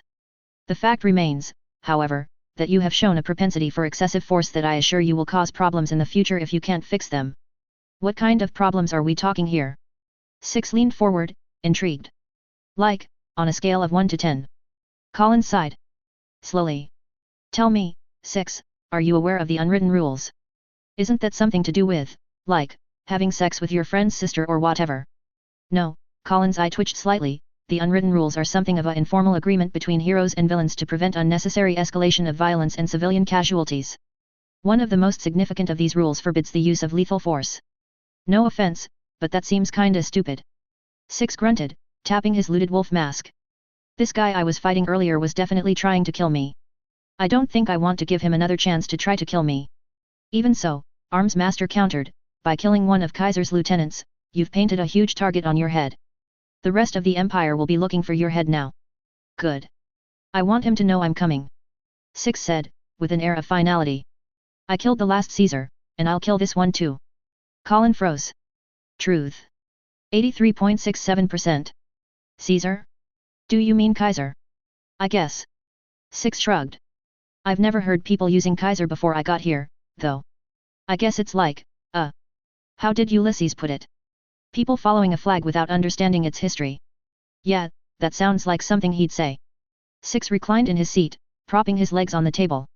"Anyway, doesn't matter what he calls himself. Killing him's a public service." Colin made a mental note to search the PRT records for the name Ulysses later as he shuffled through his papers. "Courier 6, I'm not sure you understand the severity of the danger you've put yourself in," he growled, Do you really believe you can succeed in taking on an entire gang of para-humans where the combined might of the government failed? Why not? Six's tone was nonchalant. Did it once already in Vegas. Took over Hoover Dam, kicked the Legion out, then turned around and sent the NCR packing the same way. Truth. 87.34%. Colin stared silently, in a mix of befuddlement and something resembling righteous indignation at Six's casual dismissal of the effort he had put into cleaning up the city. I would suggest you stop making up such blatantly false stories, Six. I'm quite certain there would have been more of a fuss had a completely unknown cape such as yourself single-handedly commandeered Hoover Dam. Well, I didn't do it single-handedly, obviously. I had yes man. And a robot army. Truth. 72.57%. Courier 6, I'm going to ask you one more time to stop with these blatantly false stories. Colin's tone had long since passed confused, and progressed to incensed. Especially when they can be disproved in a matter of minutes. 6 feet slid off the table as he sat forward, taking a more aggressive posture. Then do it, genius. I may not be a paragon of virtue, but I ain't lying about this. Fuming, Colin opened a web page on his visor. It would be simple to sync the display to the projector mounted on the ceiling. It was child's play to find a series of photographs recently published to the internet by a tourist, and Colin folded his arms triumphantly as the projector warmed up. These are images of Hoover Dam from just a few days ago. As you can see, there is a distinct lack of robot armies. 6. The courier was silent for a moment, scanning over the images. Then, he began to laugh. Oh man, that is rich. He snickered, shaking in his seat. You know, if you want to try to fool someone who's actually ever been to Hoover Dam, I'd suggest you don't use images from before the Great War. I know for a fact that the dam's not nearly that clean looking, not to mention I don't think I've seen that many working cars total in my life. I can assure you that these images are recent. The timestamp for these images says they were taken on January 28, 2011. Approximately a week ago. That's the other thing, Courier turned to stare at Colin. I don't know who the fuck's got everyone claiming that it's 2011, or why, but I'm not a fucking dumbass. You can admit it's 2282 already. I promise not to go around inciting rebellion, or whatever your logic is for putting all this on. Truth. 95.65%. Colin paused, anger turning to confusion. 6. I can assure you that the year is 2011. Do you have any proof of your claims? Do you? 6 paused. Wait, shit, yeah, you just showed me. Fuck, I dunno. Background radiation. Colin's eyes narrowed. Explain. Well, it's not like the world isn't a nuclear wasteland or anything. There has to be something you can scan for to prove that. Mentally, Colin gave the idea some thought, ignoring the detector's flashing truth 95.73%. Courier 6 was being strangely adamant about his story, despite the absurdity of it all, and all evidence pointed to the idea that he, at the very least, believed what he was saying. Finally, he sighed. Yes, I believe I may have an idea. It will take some time to set up, however. If you'll wait here, I have some calls to make. Oh. Hannah opened the door to the meeting room she had left Courier 6 in less than an hour ago. Arms Master had called her, saying something about running some tests, and then asked her to keep an eye on the new cape until he was ready. It was with only some reluctance she had agreed. For all his morbid and, frankly, concerning level of indifference towards killing his fellow man, the cape had been a genuinely pleasant and agreeable personality in the time between her finding him standing over the body of Hook Wolf and Arms Master taking over looking after the man while inside the PRT base. Mentally, she mourned that she had been so close to heading back to the rig before Arms Master had messaged her, but duty called and she was obligated to answer. Pushing the door open with a slight trepidation, Hannah found Six lounging in a chair, fiddling with the device strapped to his arm, his feet propped on the table. He turned to watch her as the door opened. Oh, hey there. Miss Militia. She nodded, putting on as friendly an expression as she could. Yes, that's me. It's good to see you again, Six. Well. For a given definition of good, at least. Good to see he hadn't killed anyone else yet. Arms Master asked me to keep you under watch until he finishes his preparations. Have you put any thought into joining the PRT? Joining? Didn't really know that was an option, Six grunted. I guess. I dunno. Well, I could give you a tour of the PRT HQ then. Hannah nodded agreeably. The current plan of distract him with small talk until Arms Master is ready was already rapidly falling apart. Maybe I could convince you to join up. Sure. Why not? 6 feet dropped to the floor as he rose to full height. He wasn't particularly tall, Hannah noted, maybe a couple inches over 5.5 feet, but he had a presence that set her on edge. It reminded her of her childhood, when you could never tell whether your squad leader was going to shoot someone just for lagging behind, or because they fell asleep at their post. Shaking her head to clear it, she looked back at Six, who stood next to the door expectantly. She waved him out, following behind him before leading him down the hall. I assume Arms Master hasn't given you the typical PRT recruitment speech, then, so let me be first to say I hope you'll consider joining up. Turning to smile at Six, she gestured forward. Right now, we're in the PRT headquarters, though if you do join up, you'll likely be put on the rig, out in the bay. Oh yeah, that big thing out on the water? I was wondering what that was. Yes. Although this is the headquarters for the PRT, the rig acts as the Protectorate's own headquarters. I'd offer to give you a tour, but I doubt Arms Master would appreciate it. Yeah, Six grunted, the guy seems like a bit of a hardass. Well. You wouldn't be wrong, Hannah chuckled, but you didn't hear that from me. Six nodded in understanding. So, anyway, what's the PRT anyway? I've heard people tossing the name around, but I still don't know what the hell it means. PRT stands for the Para-Human Response Team. Hannah said, somewhat baffled. I'm surprised you agreed to come here, if you don't even know who we are. Six shrugged, you guys seem alright. Figured I may as well play nice for the time being. Also, what the hell is a para-human? You mean like mutants? Hannah frowned. I've heard that term used to describe para-humans before, but when it was always meant as an insult. Really? Six hummed. Why would that insult anyone? They were human, now they aren't. That makes them a mutant. Nothing offensive about it. Some people just don't like to be thought of as different, Hannah admitted. There are some Case 53s especially that can get touchy about their appearances. To each their own, or whatever, Six shrugged, hey, where are we going, anyway? Hannah smiled beneath her bandana, silently typing in the code to unlock the bulky metal door ahead of them. Slowly, it slid open, and the pair entered a pristine firing range, PRT standard issue service rifles racked along the wall to one side. I noticed that your power seemed to be tied to firearms, like mine. Hannah said, her weapon shifting to glowing green replica of the PRT rifles. I figured you might like a chance to show off, maybe compare our abilities. Six stood silently, gawping at her hand. It went on long enough that Hannah was beginning to feel self-conscious before Six seemed to remember how to speak. Yeah, I mean wait, what? Powers. Yes.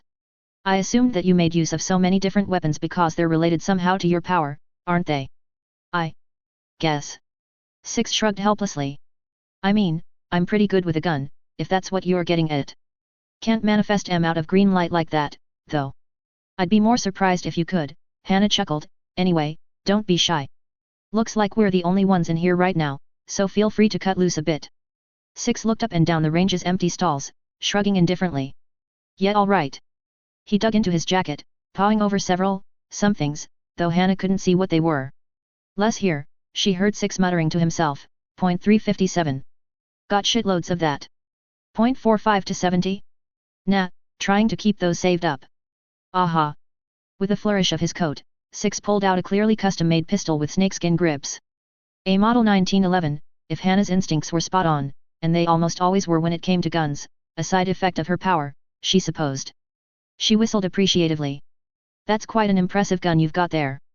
Customized it yourself? Nah, it was a gift from a friend. I helped him out with some problems, and he gave it to me as a thanks, I guess. Six held the gun up to the light as if appraising it, his voice low.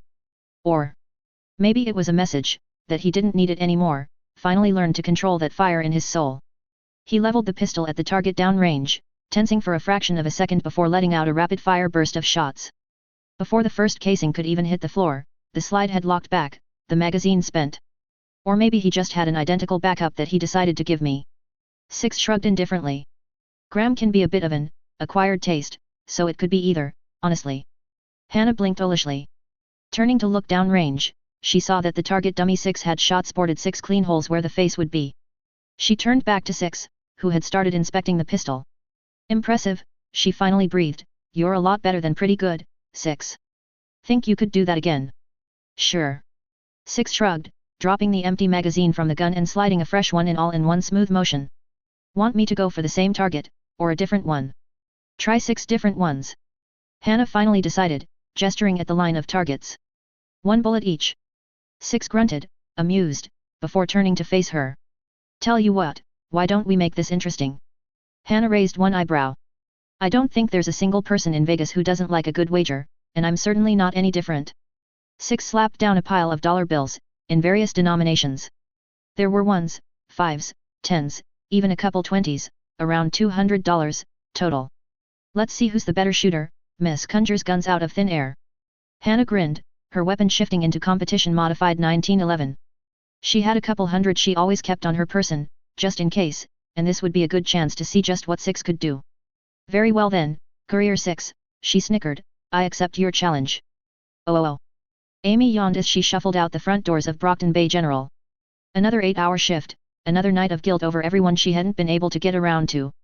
She felt her phone buzz. Probably Victoria, wondering where she was. Pulling her phone out to text her sister a response, Amy realized that it wasn't Victoria's number the text had come from. It was the PRT's hotline. Usually they only used that when there were injured heroes that needed her healing. She hadn't heard any EMTs rushing out, though, and she doubted that there had been a Cape fight with 0 civilian casualties. Panacea. Require your skills at PRT HQ. Please respond ASAP. Arms Master. Amy blinked. It was an odd request, certainly. Not the first, though. There was that time he had wanted to consult her about the feasibility of replacing large portions of his body with Tinker Tech, so as to remove his need for sleep and other inefficiencies. Sighing, Amy texted a quick response. Then she sent Victoria a message explaining the change in plans. Vicky had, naturally, asked the same questions Amy had asked herself, and Amy had sent her a succinct answer explaining that she knew all of fucking all what Arms Master needed her for. Not in those exact words, obviously, but the sentiment was there. Stifling another yawn, Amy went back inside to find a seat in the warmer waiting room while she waited for Victoria to arrive. Chapter 7. All right, Ames. PRT building ahoy. You want me to stick around, or will you be here a while? Amy looked up at the PRT headquarters, the chilly wind nipping at her face. You can just follow me inside, she finally decided. Hopefully I can take care of whatever Arms Master needs and we can be out of here real quick. Barring that, I'm sure Dean won't mind keeping you company, if he's here. Yeah, I guess. Vicky muttered, following her sister inside. Checking in at the front desk with practiced motions, the two found seats while they waited for Arms Master to arrive. So. What do you think Arms Master wanted you for at this hour? I dunno. Amy grunted, pulling out a book she kept with her for just such an occasion, on the rare chance the hospital didn't have anything they needed her to heal. Vicky sighed. Ames, please, you've been acting weird for weeks now, ever since you met that courier guy. Will you please talk to me? Amy looked up, surprised, at Victoria's concerned expression. How did you know about that? Saw it on Fo. Someone caught the aftermath of your little freakout or whatever on camera. Amy's eyes went wide. What? She hissed, grabbing her sister. Why didn't you tell me? I didn't want to pry, at the time. Vicky replied innocently, you wouldn't talk to me about it, so I figured you just needed a bit of space, but it's been almost a month now. Come in, Ames. Trust me. Amy said nothing, staring into her sister's eyes. She. How did she even put it? Ever since she had caught a glimpse of Courier Six biology, she had been having ideas. Improvements on the human body for stronger bones, thicker skin, more efficient organs, all sorts of little mutations to the human genome. But what could she do with them? It wasn't like she could just go out and start giving people improvements left and right. Eventually somebody would notice, and when they did, they'd inevitably start to ask the obvious questions. I thought you could only heal people. Why didn't you do this before? If you've always been able to do this, what else have you been keeping from us? No. Courier Six wasn't just a disturbing example of what she could do. If she really cut loose, he was an example of the line she could never cross. For everyone's safety. It's complicated. She finally said. I'll tell you about it later, once we get home. Vicky nodded slowly, mollified. Thank you, Amy. Don't forget, we're sisters, I'll always be here for you. Amy wrapped her sister in a light hug. Thanks Vicky. Me too. Settling back into their seats, Amy and her sister spent the next several minutes in a pleasant silence, a far cry from the thick tension minutes ago. When Arms Master finally arrived in the lobby, carrying a thick folder, he seemed tense, in way. Panacea, Glory Girl. Thank you for responding so quickly, despite the late hour. It's fine, Amy shrugged, I was getting ready to head home anyway, so it wasn't too much of an issue. He nodded, guiding them into an elevator. As the doors closed behind them, Victoria fidgeted anxiously, her barely concealed curiosity still not enough to catch Arms Master's attention. So, she finally said, it's probably not my business, but what did you need Panacea here for so urgently, anyway? Arms Master looked up as the elevator dinged, the doors sliding open. Earlier this evening, we managed to convince a new cape on the scene to come in to potentially discuss recruitment to the Protectorate. During the meeting, however, he made several outlandish claims with absolute conviction. As far as I or my technology can tell, he has been telling the truth. I have compiled a short list of tests I needed Panacea's help with that should allow us to either prove or disprove those claims beyond a reasonable doubt. With that, he handed Amy a small packet, which she proceeded to leaf through, frowning. Tell me if I'm wrong, but a lot of these tests don't seem particularly specialized. A lot of this is stuff you could do yourself. She finally said, noting how Victoria shot a glare at the Protectorate hero. Blood tests, mostly. There's a few other strange ones, though. Examination of bone marrow. She raised one eyebrow skeptically. The man in question has proven difficult to get in touch with, Arms Master admitted. In order to ensure we can resolve this issue in a timely manner, the director authorized me to enlist your aid. We'll make sure New Wave is reimbursed for the inconvenience. Amy grunted, shrugging indifferently. Fair enough, she supposed. Hey, where are we going? Amy turned to Arms Master with a quizzical look. I'm pretty sure this isn't the way to the medical bay. No, it isn't. Miss Militia has informed me that she is currently in the shooting range with the cape. We'll be meeting them there. The three of them pressed on in silence for a time, turning the corner to face the range entrance when Vicky piped up. Hey, I just realized, she said, you never told us who this new cape is. Arms Master paused, and Amy caught the way his jaw tightened. Yes. I didn't want to concern the both of you unnecessarily. Assault and Battery informed me of your encounter with the Cape Courier 6 earlier this month, however. Arms Master was interrupted by a staccato series of explosions from behind the range's blast doors as the lights flickered slightly. The three of them froze, and Arms Master quickly brought a hand to his helmet, likely keying a radio. Miss Militia, report. He stood motionless, scowling. After a moment, his hand dropped, moving to the halberd holstered on his back. She's unresponsive, I'm assuming the worst. He muttered, extending the weapon to its full length. Glory girl, you protect Panacea. I'll take point. Vicky nodded, though her expression was thunderous. Did you just say that courier guy was here? She hissed. The same guy that you just admitted that my sister specifically told you how messed up he made her. I was, unaware of the exact details regarding the encounter. Arms Master grunted, creeping towards the doors. I assumed that she would be able to overcome any lingering aversion without undue trouble. Well, what if you thought wrong? Vicky, Amy whispered, not that I don't appreciate you coming to my defense here, but maybe save it for another time. She nodded toward the doors, where Arms Master had already taken a position as he waited to put in his entry code. Vicky looked at the doors, then back at Amy, conflicted. Fine, she sighed, but we're not done talking about this. Arms Master grunted noncommittally, his hand hovering over the keypad. Ready. Vicky nodded, crouched in a ready stance, and Amy decided to take a step back from the door. She wouldn't be any use in a potential fight, she'd just stay back and help clean up the aftermath, as usual. As Arms Master began to type in his access code, the heavy blast doors clicked, rolling back on their own. Amy stifled a cough as the scent of smoke and sulfur wafted out, followed by a pair of voices. What on earth were you? A voice Amy recognized as Miss Militia's was cut off by a hacking cough. What were you thinking? Admittedly, another, more gravelly, male voice answered, one Amy also recognized with growing horror, I probably wasn't. Amy, her sister, and Arms Master all stood stock still as Courier 6 himself shuffled past the three, supporting a stumbling Miss Militia. In my defense, though, I'm not used to fighting inside like that.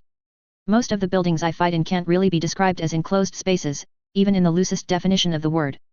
6 set the heroine down against the wall, laying her in a sitting position. She leaned back, blinking slowly and holding her head with one hand. Thanks, she grunted, I'll be fine. Just need to see Panacea real quick. That girl that heals people? Isn't she supposed to be, like, at the hospital? Seems kinda far away. She's right behind you. Amy watched as 6 froze, slowly turning from Miss Militia to see the trio of Arms Master, Glory Girl, and herself staring silently at him. For a moment, they just stared at each other, Amy with something verging on fear, and 6 with whatever inscrutable expression he had on under his mask. He finally said, I can explain.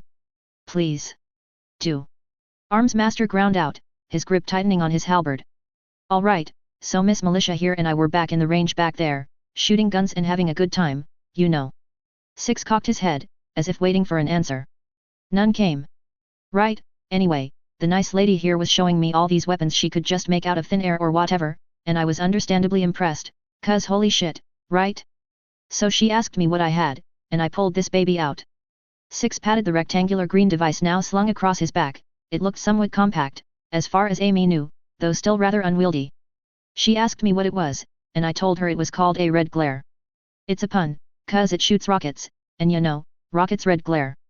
Get it? Six snickered beneath his mask, and Armsmaster's frown only tightened. How does demonstrating your weapon translate to whatever caused Miss Militia's current injuries, Six? Right, that, Six continued, so, while I was showing it off, she asked me what it was, what it did, how strong it was, that sort of thing. And then I, being the absolute genius I am, decided to show her. Instead of just, say, telling her. Six cradled his head in one hand, muttering. God damn, am I a fucking dumbass. Anyway, you can see how that turned out. He gestured to Miss Militia, so, note to self, don't use rocket launchers indoors anymore. Armsmaster stared silently for a moment, mouth set in a thin line. Finally, he nodded with a faint sigh. Very well. I'll have to request that you please never do that again, Six. Yeah, no argument there. Six shook his head, I'm still feeling that blast myself. Yug. Grunting, Armsmaster turned to Amy. Panacea. Would you mind healing Miss Militia? She nodded. Sure thing. Give me a second. Taking Six's place next to the heroine, Amy held up one hand in front of her eyes, waving it back and forth to gauge her response. It wasn't great. Miss Militia, do I have permission to heal you? The woman turned to face her slowly, taking a moment to process the simple question. Panacea? Yes, please. Taking her hand, Amy gave Miss Militia's biology a quick once-over. She couldn't help but cringe slightly. Soft tissue damage, especially in the inner ear. Mild concussion. I can't fix that, but, Amy stood up, wiping her hands off on her cloak out of habit, everything else is fixed. Nothing else I can do except recommend rest and time to heal naturally. Armsmaster nodded. Good enough. Thank you. Wait, you can't heal concussions. The pair turned to Six, who had pulled out a strange-looking syringe, injecting it into his neck with a pneumatic hiss. Seems like kind of a serious caveat for someone calling herself Panacea. What, and you can do better? Vicky growled, slipping herself in the space between Amy and Six. Yes. Six held up a syringe exactly like the one he had just injected himself with. Stim pack. You seriously don't have them? They aren't exactly uncommon. Here, let me. Armsmaster put out a hand to keep Six back as he tried to kneel next to Miss Militia once more. I can't allow you to dose a protectorate hero with an untested Tinkertech drug. Untested. Six scoffed. Buddy, I've probably used a few hundred or so of these things the past year or two, and I'm fine. I don't think you can test something much more than that. Regardless, there may be side effects you are unaware of. Fine, fine. Six shrugged. Your funeral. Standing back up, he brushed his coat down absently. So, I feel like I'm missing some details here. What are the Mrs. Touches people and screams and break my legs first ask questions later doing here? Amy turned to look at Vicky. Her sister looked away guiltily. Amy grimaced at the implication. I originally intended to make use of Panacea's power to verify your claims regarding your history by checking for symptoms of radiation exposure. Armsmaster answered. However, I am reconsidering the idea, seeing as you seem to have a tendency to cause chaos wherever you go. Six chuckled bashfully, shrugging. Nyat, what can I say? I'm a bit of a wild card. Armsmaster did not respond. Beyond that, Six continued, I'm not sure I want to incur her wrath again. Six pointed at Victoria. On account of the whole, you know, breaking my legs thing. Oh my god, Victoria, why? Amy face-palmed. Why hadn't her sister mentioned this? Well, okay, obviously she wouldn't have mentioned that. Amy let out a long, drawn-out sigh. Damn it, Vicky. I thought he was a villain. Her sister defended. You still shouldn't have confronted him alone. What the hell did you do? I would also like to know what exactly happened, Armsmaster interjected, as, I'm sure, would your parents, Glory Girl. Victoria stared at him, betrayed. Do you guys still need me here, or? All three of them turned back to Six, who stood awkwardly in the middle of the hall.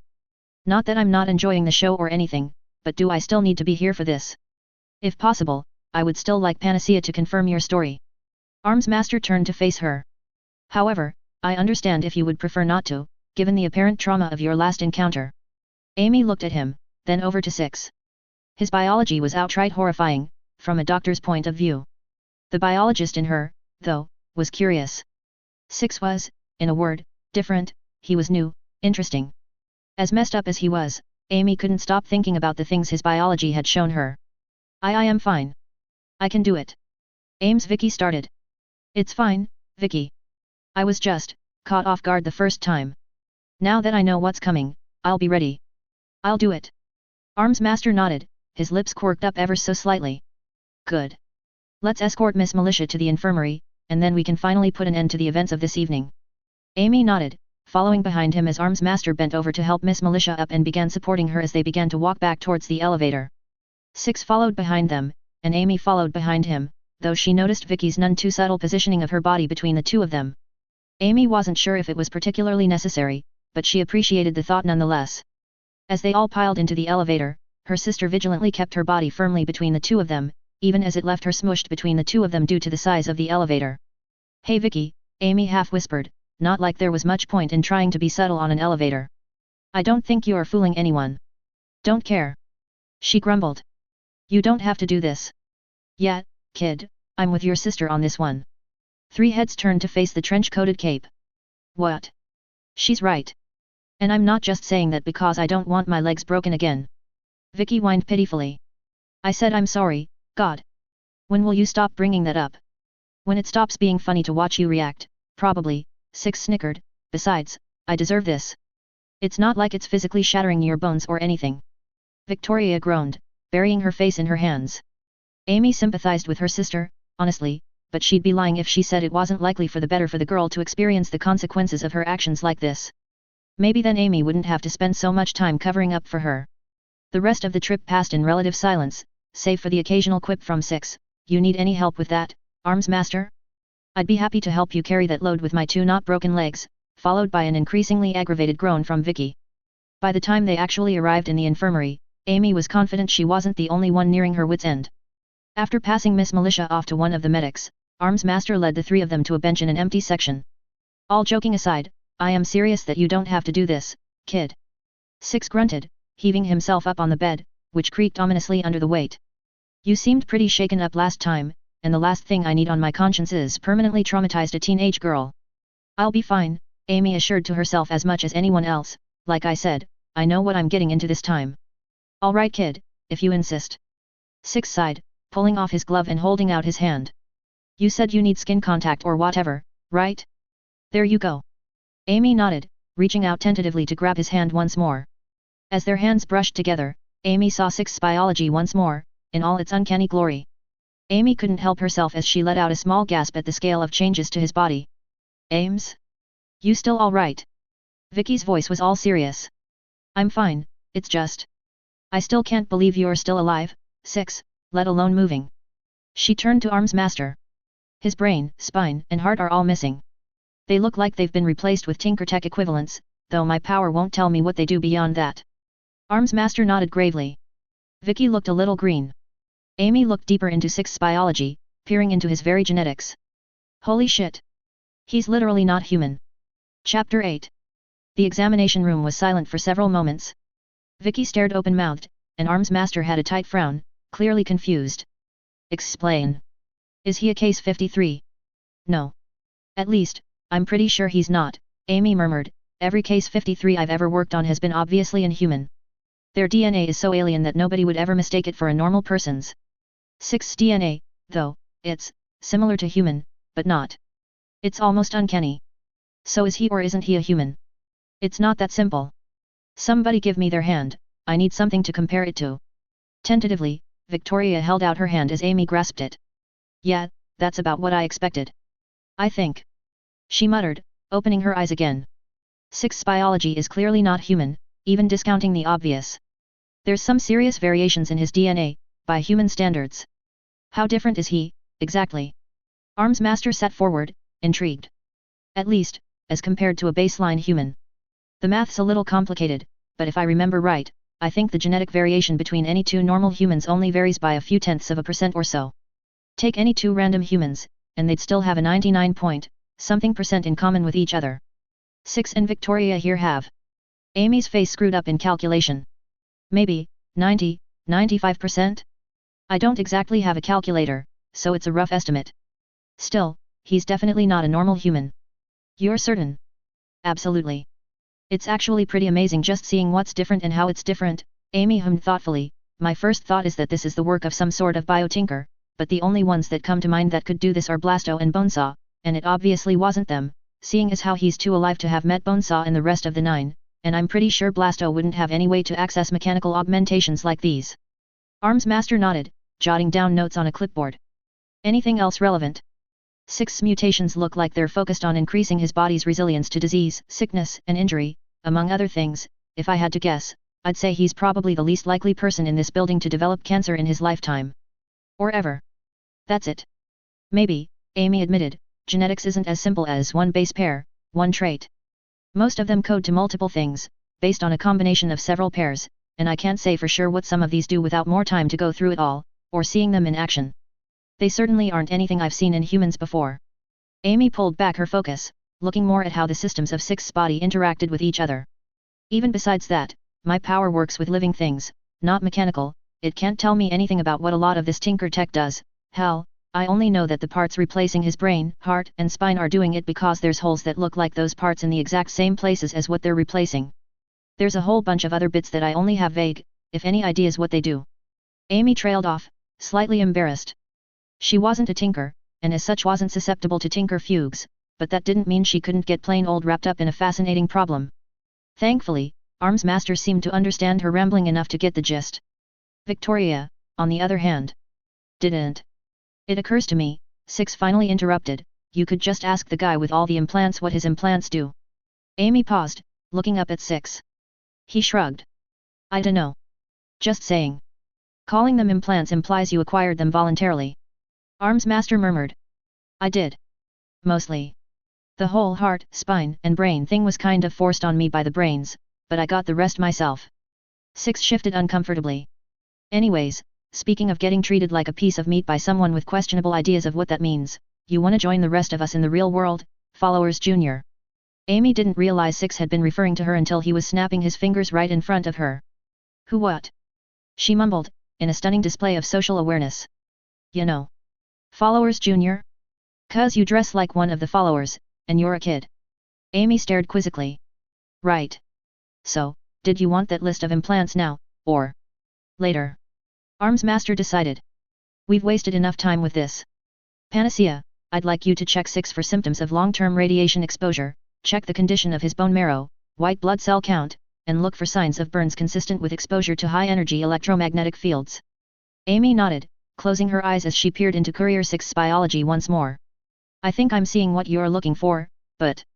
Amy trailed off, confused. His white cell count is normal, at least, I assume it is, but the rate of cellular death and reproduction in his entire body is way above normal. The only explanations I can think of are that he's got some sort of self-regulating full-body cancer, or that something's killing the excess cells fast enough to prevent them becoming a problem. Armsmaster nodded sagely. Very well. I'd need to conduct several more tests to be sure, but I believe that proves my theory beyond reasonable doubt. What theory? Victoria piped up from the corner she had been sulking in ever since the discussion had moved beyond her understanding. I'm not entirely sure what's going on here, but I heard radiation and tinker tech, and the last time Amy met this guy he did something that freaked her the hell out, so I think I'm entitled to be concerned about her well-being on her behalf here. Armsmaster gave her as flat a look as he could convey underneath his helmet. I'd also like to know, 6 added quietly, if anyone cares. Armsmaster sighed, standing up to full height. Very well. You'll likely need to sign an NDA anyway, considering what you already know could be considered knowledge of a cape's secret identity, but until then you are not to mention this to anyone. Not even your family. If they take issue with that, then they can contact the director or I themselves. Do you understand? Amy and her sister both nodded quickly, which Armsmaster acknowledged with a grunt. Very well. Earlier, Courier 6 gave me a seemingly impossible story. He comes from the wasteland of the Mojave Desert on the west coast of the United States, the country having been ravaged by nuclear war decades ago. Ordinarily, I would dismiss them as delusions, however 6 has adamantly defended his explanation while keeping his story internally consistent. Furthermore, I detected no lies from him with regards to his story. That, combined with the evidence Panacea has revealed, suggests that his story is entirely truthful, and Courier 6 does indeed come from a post-nuclear America. But... Scion stopped all nuclear weapons testing when he arrived back in the 70s, didn't he? Victoria objected lamely. He did, in this universe, Armsmaster agreed. However, we have knowledge of the existence of alternate Earths. All F. Amy gasped in realization. You're saying he comes from another Earth, like Olaf? Indeed, he nodded, we know for a fact of the existence of other Earths similar to our own, Olaf being the prime example. While we cannot be sure, all of the evidence as it stands now supports this theory, that Courier 6 comes from an alternate Earth that did not see the intervention of Sion, and eventually destroyed itself in a worldwide nuclear exchange. The three of them were quiet for a moment, Amy finally turning to gauge Six's reaction. If he was at all fazed by the revelation, he didn't show it. You seem unimpressed, she murmured. Oh. Yeah, I guess interdimensional travel or whatever is pretty crazy, isn't it? Six scratched his neck, continuing to fail to react. In all honesty, my sense of disbelief died a long time ago. Compared to some of the shit I've seen, this doesn't even make the top 5. I don't have to worry about bomb collars, or poison gas, or lobotomites, or marked men. Amy said nothing as Six rambled on about the horrors he had faced in his world. It occurred to her that maybe it wasn't a good thing that she was getting so indifferent to Six's general weirdness. Then again, that was really all it was, wasn't it? He hadn't done a fraction of the evil things as the likes of Kaiser or Lung, hell, he was downright benevolent by that measure. Regardless, Arms Master started, cutting off Six's growing rant about glowing blue bastards. Now that we are aware of Courier 6's true nature, we can better take steps to assist him. Turning to Six, Arms Master held out his hand. I was told you were in possession of a device you used for teleportation. Six perked up immediately, reaching into his coat for the device in question. Oh, yeah, that's, like, the whole reason I came up here, isn't it? Pulling out what looked like a jar of lightning with a pistol grip and trigger attached, Six set the device in Arms Master's hands. The Protectorate hero held the device up to face, examining the strange device. Interesting, he murmured. The power required to create these sorts of arcs would be immense. Perhaps it acts as a capacitor for the device. After a moment of silent contemplation, Arms Master seemed to realize his mistake, shaking his head as if to clear it. I'll need to access my lab on the rig to analyze this properly. If you'll follow me, Six. He turned to Amy and her sister. Panacea, that's all I needed from you tonight, I appreciate the assistance. I assume you can find your own way out. Amy nodded wearily, grabbing her sister's arm and leading her away. Yeah. See you around, Arms Master. Tonight had been a whirlwind of revelations, about Six in his past, and despite all the ideas she had gotten, inspired by Six's strange mutations, she was exhausted. All Amy wanted right now was a hot shower and a warm bed. Oh. Colin ground his teeth as the security scanner's alarm blared once again. The first time had been understandable, and Six had easily relinquished his weapons to security with the promise that they would be returned later. According to him, the process was the standard MO of the casinos still operating on the Vegas Strip. Complications, however, had soon followed. The second scan had revealed several concealed weapons Six was attempting to smuggle through security, which he added to the already sizable pile of arms and ammunition in the security office. What? Six had asked, with a distinct lack of shame at the glares leveled his way. I like to have a little insurance, you know. Arms Master had assumed that would be the end of that, only to be disproven moments later when the scanner's alarm blared once more, a different tone he recognized as the warning for when the device detected high amounts of ionizing radiation. He had nearly facepalmed when he realized, far too late, that obviously the man from the nuclear wasteland would give off enough to background radiation to set off the highly sensitive device. Resetting them to ignore Six's radioactive presence had been a simple enough job, but it still took long enough for Six to get a joke in at his expense. At that point, Arms Master had, rightfully so, in his opinion, assumed that there would be no further problems, having properly disarmed Courier 6, only to be proven wrong once more when the scanner flagged yet another threat. This time, however, rather than a weapon Six had managed to conceal earlier, or a spike of radiation that exceeded even the generous thresholds Colin had set, the scanner instead identified the issue as chemical one. Oh yeah. Six chuckled in a self-deprecating way, once Colin had questioned him about it. It's probably this, then.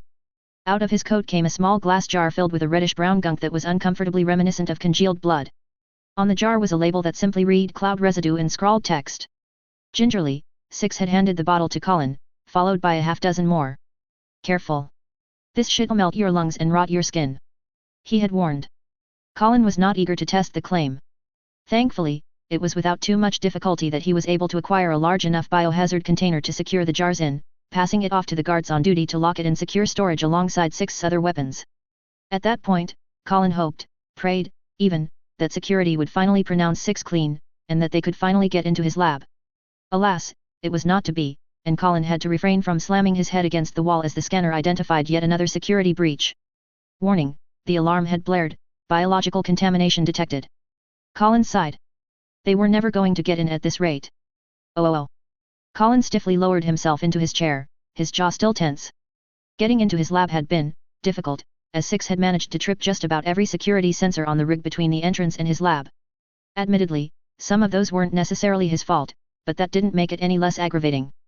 Closing his eyes, Colin slowly breathed out through his nose, one of several breath exercises he had developed to quickly refocus himself and lower stress in dangerous situations. As the leader of the Protectorate ENE, it was imperative that he remain calm and collected in the heat of battle. Oh damn, that's a really fucking nice axe. How much do you want for it? Calm, Colin. In, and out. He opened his eyes to see Six pointing at the prototype nanothorn halberd he had left out. It was another project that his grounding had allowed him to make significant progress on, but it was still far from finished. The halberd, Colin replied, is not for sale. Even if it was, it isn't finished yet. Ah. Six slumped down, as if sulking. Furthermore, Protectorate policy does not allow for the dissemination of tinkertech to non-affiliated capes, barring extenuating circumstances. And what, exactly, would those circumstances be? Six asked, perking up. Endbringer fights, most commonly. Colin said matter-of-factly. There have also been rare occasions where the trade of tinkertech was approved for other reasons, but I doubt they would apply. Colin took the transport ponder, as Six had called it, examining the casing closely. Initial disassembly of the device looked to be simple enough, just regular bolts and screws holding the metal casing together. Still, it was a given that one needed to be cautious with unknown tinkertech. You never knew when the original owner had left a little present for anyone trying to tamper with their toys. It was best to take this slow, preferably with the assistance of someone familiar with the tech in question. Six, is there anything you can tell me about this device? What sort of power source does it utilize? Power source? Six cocked his head curiously. Now that I think about it. I dunno. Never needed to recharge it or anything before, so I guess it's probably one of those microfusion breeders. Colin blinked. Microfusion? As in nuclear fusion. Yet. Those breeders don't really get a high voltage, though, they can give you a nasty shock, but that's about it. I prefer plain old MF cells, personally. Cells. Colin's mind went into overdrive. You mean to say that your world has developed cold fusion to a degree that it can be mass-produced and is commercially available? Yeah, I guess. I got a shitload of M right here. Reaching into his coat, Six pulled out a handful of cylindrical, yellow devices, piling them on the table with rapid-fire metallic pings. Colin grabbed one, looking closer at the text wrapped around the center of the device. No. 1040 MFC, capacity, 1040.8 VDC, warning, may explode if disposed of in fire. I see. He murmured. Would you be willing to leave some of these cells here for study? I can arrange for monetary compensation by the PRT for them, if you'd like. Six was quiet for a moment. Would you trade that axe for them? Colin's eye twitched. The halberd is not for sale. You sure? I've got a proton axe downstairs with the rest of my stuff. I am willing to trade it. If anyone asked, Colin would deny that he was tempted to accept the offer then and there. The halberd, he reiterated, is not for sale. Nor am I willing to trade it. Fine. Six blew a raspberry. You can keep the cells, I've got more than I know what to do with, anyway. Call it a favor. Colin nodded, relaxing slightly. Thank you, Six. Now, is there any other information you can give me on this transport ponder? The rest of the night passed in a blur, Colin posing questions to Six as he analyzed the device as best he could. It was certainly an interesting device, and Colin felt confident, when the sun finally rose, that he could soon begin to disassemble the device to understand just how it worked. In truth, it had been a rather enjoyable night, having spent the majority analyzing a new piece of technology. Sure, it didn't quite match the rush of euphoria whenever he finished his latest device, having managed to squeeze an additional 3% efficiency out of his latest creation, but the rush of ideas that came with any new piece of tinkertech was always enjoyable. Those microfusion cells especially had given him cause to revisit several abandoned projects. With morning, however, came two important realizations. Firstly, Director Piggott needed to be informed about Six's nature as soon as she reported in, and secondly, Courier 6 had yet to actually sign on with the Protectorate. Chapter 9. Emily Piggott arrived to the PRT headquarters in a foul mood. That was not to say that she was not typically in a mood one could describe as foul, only that her current mood was even worse than usual. The source of this particular mood, as it typically was parahumans. More specifically, one particular parahuman who was currently sitting just outside her office, who had managed to single-handedly serve her a steaming hot plate of bullshit by killing Hook Wolf of all people. Oh sure, it couldn't have happened to a better asshole, she certainly wouldn't be shedding any tears over his grave. The problem was how the Empire would inevitably react. Hook Wolf was one of their heavy hitters, not to mention relatively high up in the gang's hierarchy. His death was going to cause chaos across the city, and it fell to Pigott to once again pick up the pieces of yet another short-sighted hero too preoccupied with personal glory to see the consequences of their actions. That wasn't even counting the other major issue Armsmaster had presented her with. An honest-to-God dimensional refugee. Or possibly an ambassador, depending on how one looked at it. Either way, it was entirely unprecedented, which raised the question of how to proceed. The first logical step was to convince him to join up with the Protectorate, possibly under a similar program as the one they used for Case 53s, modified appropriately. Take away the amnesia and the monstrous appearance, and Courier 6 may as well have been one. Failing that, however, Pigott still could not lose 6 here, only for him to join up with any of the gangs. He had shown both a capability and a willingness to kill, and the last thing she needed was to trade Hook Wolf for someone just as homicidal and even more deadly. Let me make sure I have everything straight, she grunted. This cape, Courier 6, is from an alternate dimension similar to Earth Aleph where the entire planet devolved into nuclear warfare. When Colin made no move to interrupt, she continued. Courier 6 himself comes from a city-state formed out of the remains of Las Vegas, and thus represents not only his entire Earth, but this new Vegas as well, not to mention a third organization, made up of rogue tinkers going by the name The Big Empty, who possess specializations including, but not limited to mass-producible directed energy weapons, advanced levels of genetic engineering, and the ability to remove and replace vital organs, the brain included. Did I miss anything? No ma'am, he replied, that covers the important aspects of Six's nature as best I know. Very well then. Pigott sighed, taking a long gulp of her coffee. Send him in. Let's see if we can salvage anything of this mess. Colin nodded, stepping outside. For a moment, her office was quiet, until the Cape of the Evening himself entered. The man wasn't much, now that she had chance to look at him properly. A little on the shorter side, scruffy, he didn't strike her as a killer in and of himself. His costume, on the other hand, certainly fit the bill. Courier 6, she grunted, how, nice to finally meet you. Good to meet you too? I guess. 6 shrugged. I'll be honest, I'm not entirely sure I like how you guys are so interested in me. Last time someone took this kind of interest in me personally, I ended up walking through the divide. Not a fun place to be, let me tell you. Emily raised one eyebrow, curious, but set her questions to the side for now. Courier 6, let me ask you, do you know what my job is? 6 cocked his head, thinking. Well, if you want to get all serious about it, I'm guessing you're the boss here. Under-equipped and outnumbered, too, given what I've seen, but you seem like a pretty decent person trying to do what you can anyway. That's rather astute of you, flattery notwithstanding, she muttered. Tell me, how did you come to that conclusion? Well, you're obviously the one in charge here, since Armsmaster asked me to come meet you, and he seems pretty in charge, so if you're in charge of him, you must be pretty high up on the food chain. That said, considering what I've seen, you obviously command more than a bit of respect, probably more than General Oliver ever did, at least. Not so sure about the tactics though, looks like old Wait and See could learn a thing or two from you, seeing how many jackasses I've had to put down in the past month or two. Even the worst parts of the NCR didn't have this many raiders. Pigott scowled. Then how would you suggest we deal with the gangs? Shoot 'em. 6 said matter-of-factly. I mean, obviously not all of these guys deserve to die, but there has to be a point where you just say fuck it and shoot these guys on sight.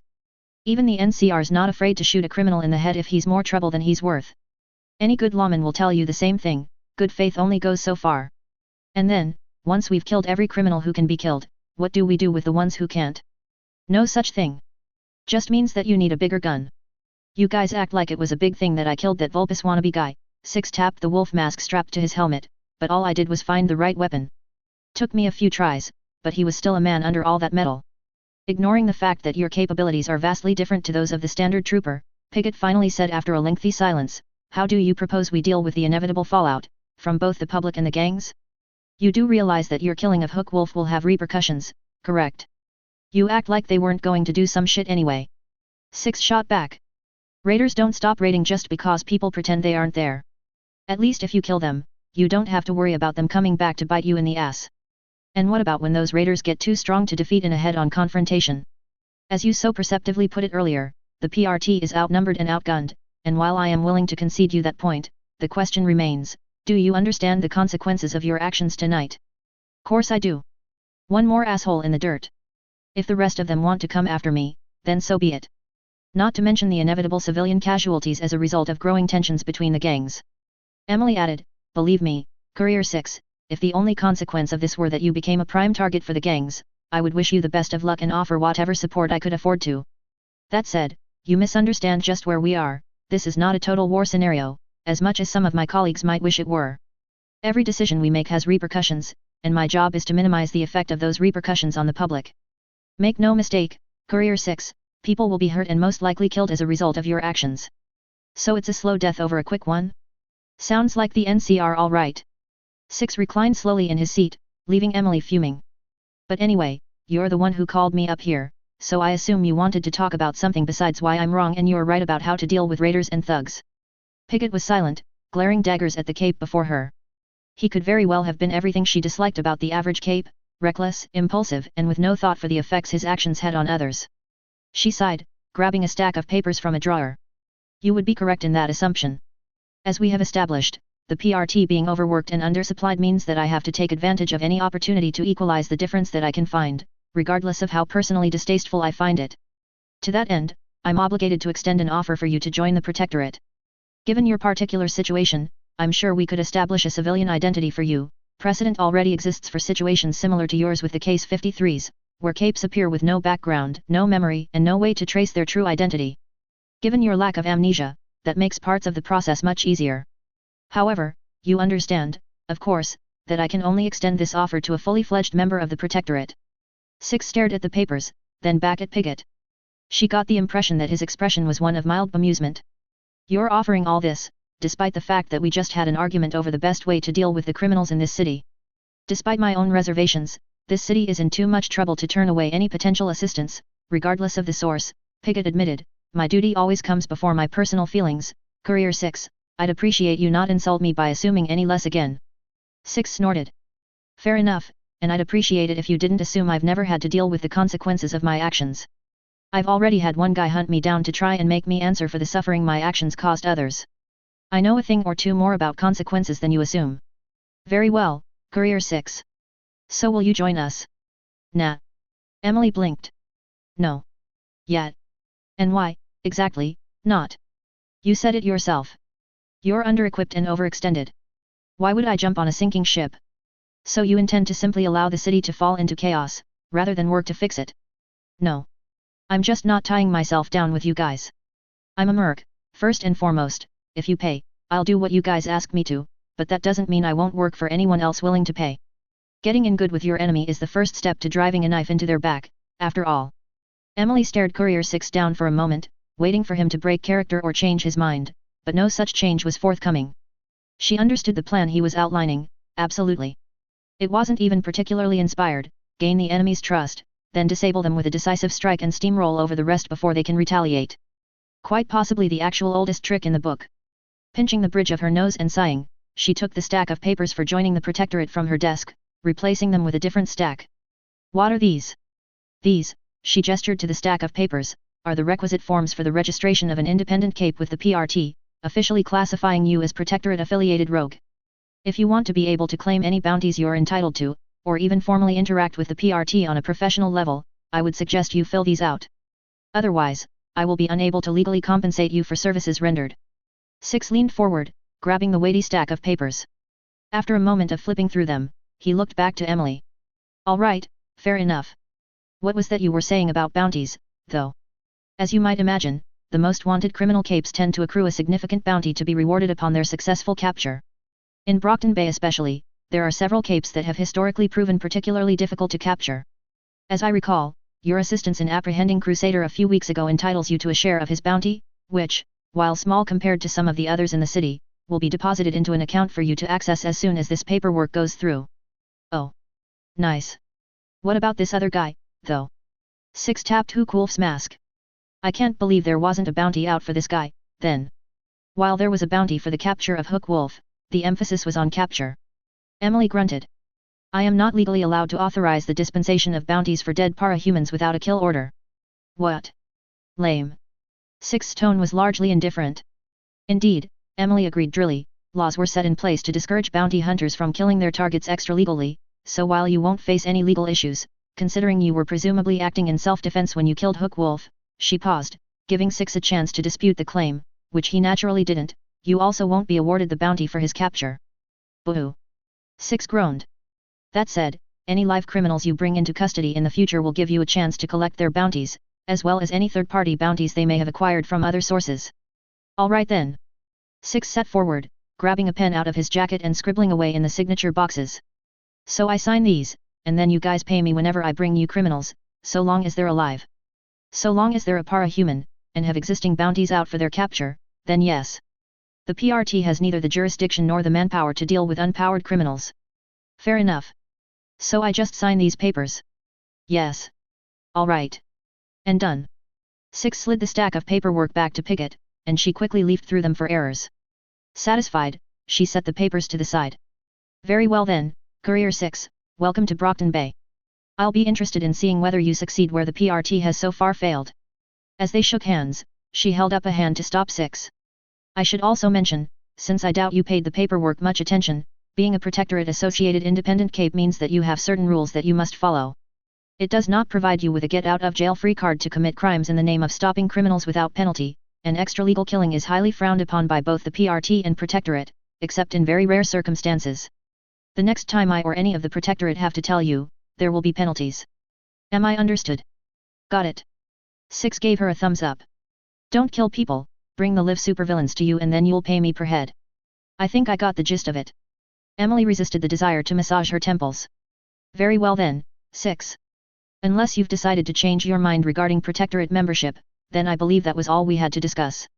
See Arms Master on your way out, and he'll ensure you're equipped with the standard issue PRT phone, for contacting us to arrange for pickup of any criminals, as well as allowing us to contact you in the event we need you for any reason. Alright. I guess that's all then. 6 gave her a lazy salute as he stood up. If I may say, Mrs. Director, I admire what you're trying to do, but the last time I saw a situation like yours, it turned out to be intentional sabotage. With that, he was out the door, leaving Emily to stew in his final words. Interlude 2-1. Chief Director Rebecca Costa Brown stared intently at the screen before her as faces blinked into view, each one representing a different director of a different branch of the PRT. ENE's Director Pickett had called them together for a reason, and Rebecca highly doubted it was because she wanted to trade small talk. Once she was confident that each branch's director has reported in, she cleared her throat, setting aside some paperwork she had been using to pass the time. Director Pickett, she nodded. I understand you've called us all together to share some important information. Yes, Chief Director. Given the delicacy of the situation, and the fact that we're currently trying to keep this information from spreading beyond those who need to know at the moment, I decided it would be best to brief you all face to face regarding a recent development. Rebecca cocked an eyebrow, more than one director mimicking her curiosity at Pickett's claims. Really? She said with a hint of dryness. Well, I know you aren't one to mince words, Director. Let's hear it. Pickett grabbed a small stack of papers, shuffling them into perfect order before continuing. Approximately a month and a half ago, the Protectorate ENE came into contact with a new cape going by the name Courier 6. 3 days ago, Courier 6 was brought into custody after a violent confrontation with Hook Wolf ended in the latter's death. I assume you are all familiar with that much. There was a nod of consensus. Hook Wolf had always towed the line of a kill order, alongside several other Brockton Bay villains she could care to name. Were it not for other matters, she would have said good riddance. We are. Rebecca confirmed. I assume this Courier 6 is not all he seems at first glance. That's correct. While our current official story is that Courier 6 is a rogue with nominal Protectorate alignment, our local Protectorate leader and tinker, Arms Master, claims that he may be from an alternate Earth entirely. That elicited a wave of disbelief through the conference members, though for Rebecca herself, her only reaction was a slight widening of the eyes. I presume you have more evidence to support this theory than simply the say-so of one tinker? She asked. We do. Pickett nodded, panning the camera over to center on Arms Master himself, who had evidently been standing off to the side. Arms Master has had far more direct contact with Courier 6 than I have, so I'll allow him to explain his own findings. Thank you, Director Pickett. He turned, inclining his head towards Rebecca. Chief Director, ma'am. She nodded back. Go ahead, Arms Master. Clearing his throat, Arms Master activated a hidden projector, painting an image of what was unmistakably a piece of tinker tech across the wall behind him. Courier 6 initially sought contact with the PRT for assistance in repairing this device, which according to him is intended to act as a personal teleportation device. However, due to circumstances neither he nor I have been able to discern, he seems to have been transported into an alternate universe instead. And what, exactly, brought you to that conclusion? Multiple clues, Chief Director. First and foremost, he claimed that the current year was 2282, and that the entire planet had been consumed in nuclear war centuries ago. When presented with proof to the contrary, he did not become aggressive and combative, as one would expect from someone suffering from delusions, but rather calmly presented a counter-argument. Intrigued, I enlisted Panacea in performing a series of tests on his body to ascertain the veracity of his claims. What we found was far different from what I expected. Rebecca leaned forward, intrigued, silent among the quiet muttering of the other directors. Different how? Arms Master paused a moment. Rebecca noticed the way his jaw, the only exposed part of his face, occasionally twitched. Most likely, he was pulling up the files through his helmet. We were aware, prior to this meeting, that Courier 6 had been modified on a biological level to some degree. His initial meeting with Panacea, which our intelligence reports currently suggest was also his first known appearance on our Earth bet, resulted in Panacea having a minor panic attack, ostensibly related to her ability to see the biology of others through touch. Rebecca nodded, well aware of Panacea's abilities, not to mention the kind of things the girl had experienced. The girl had attended every Endbringer attack since triggering, and if what Rebecca herself had seen was any reference, then the things Panacea had healed ranged just about the entire spectrum of what a human could endure, and quite a bit more besides. Anything capable of throwing her for such a loop was definitely worth looking into. I see. Were you able to ascertain the extent of his changes? I believe we were, Arms Master nodded, though there were several Tinkertech implants that Panacea was unable to determine the function of.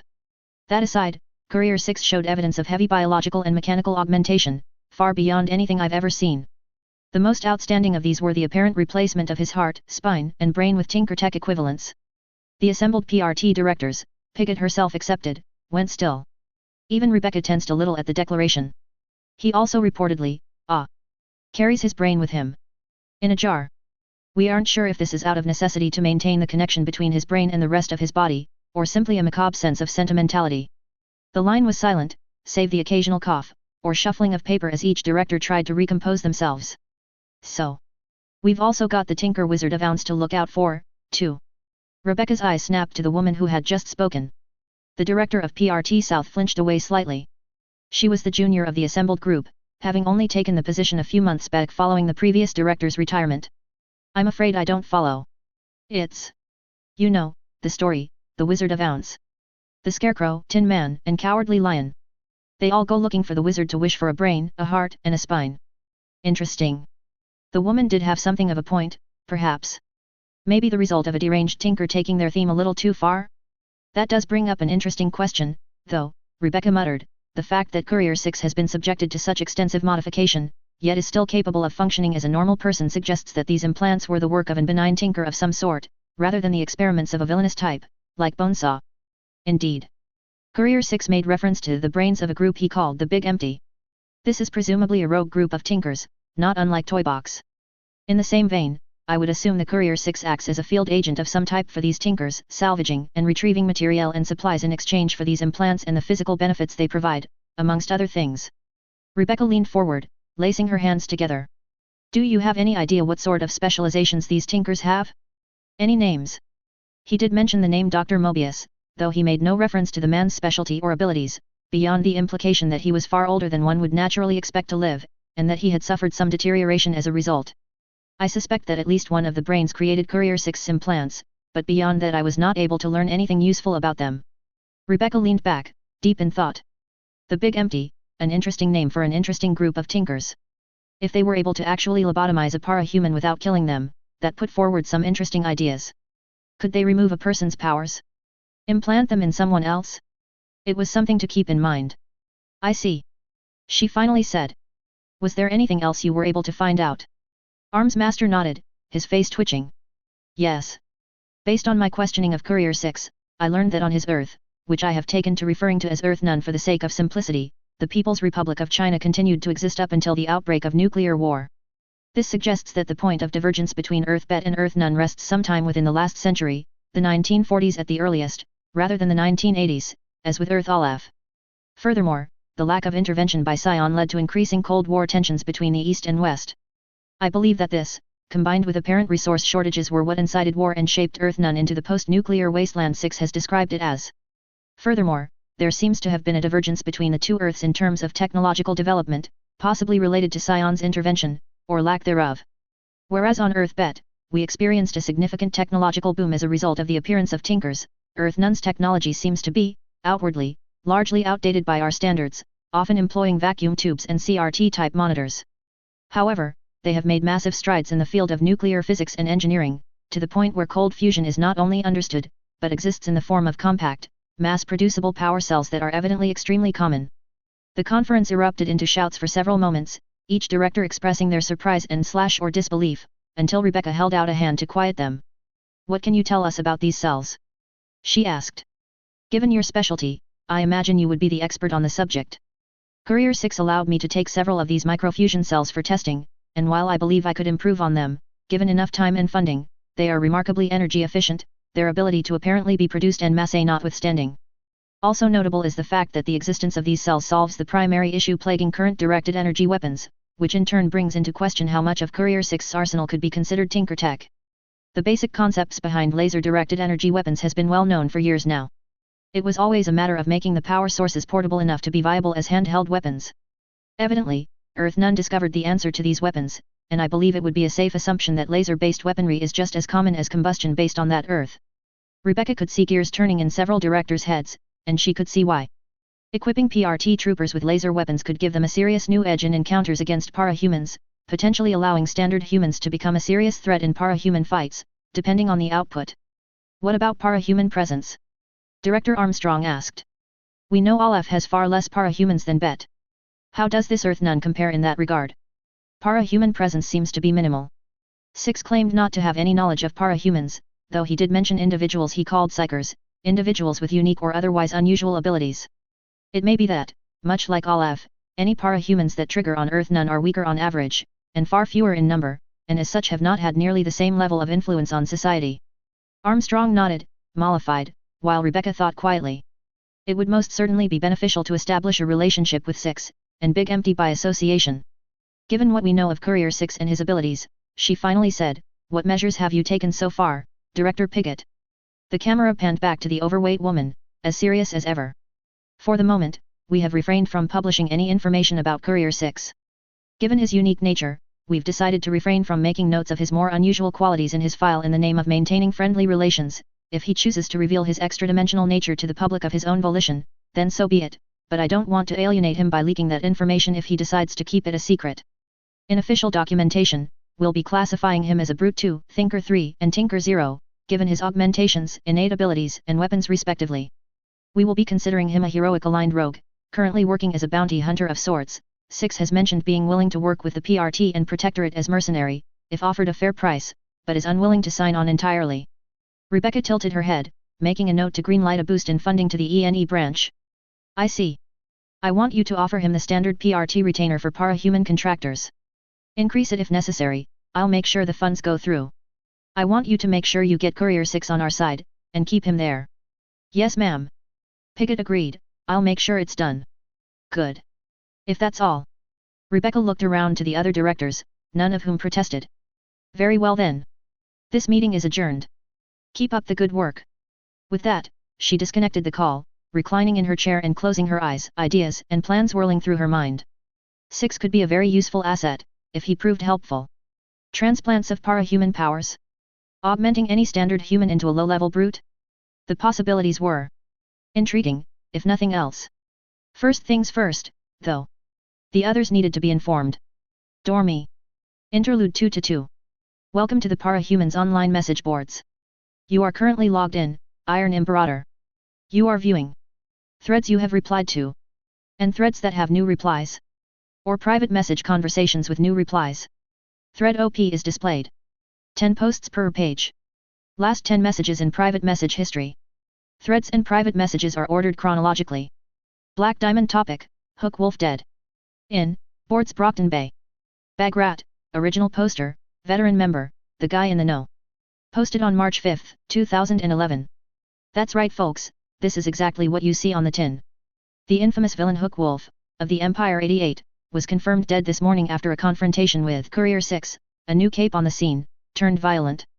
The report's a little tight-lipped about what exactly went down, read it for yourself here, but they have said that Courier 6 will not be facing any legal repercussions as a result of Hook Wolf's death, due to the fact that he was acting in self-defense at the time. I don't have any pictures to back this up this time, but I'd probably get banned if I tried. According to the autopsy report, his body, and I quote, showed signs of third-degree burns across most of his body, including internally around the sternum and lungs. Yikes. Showing page 12 of 90. Tips hat. Replied on March 5, 2011. Holy hell, is this serious? Reads official report. Well, holy shite, I thought Christmas was 3 months ago, and yet here we are. Dog eat dog. Replied on March 5, 2011. This is actually serious. I mean, I certainly won't mourn the guy's death, but how's the Empire going to react? I doubt they're just going to take it laying down, you know? Nod.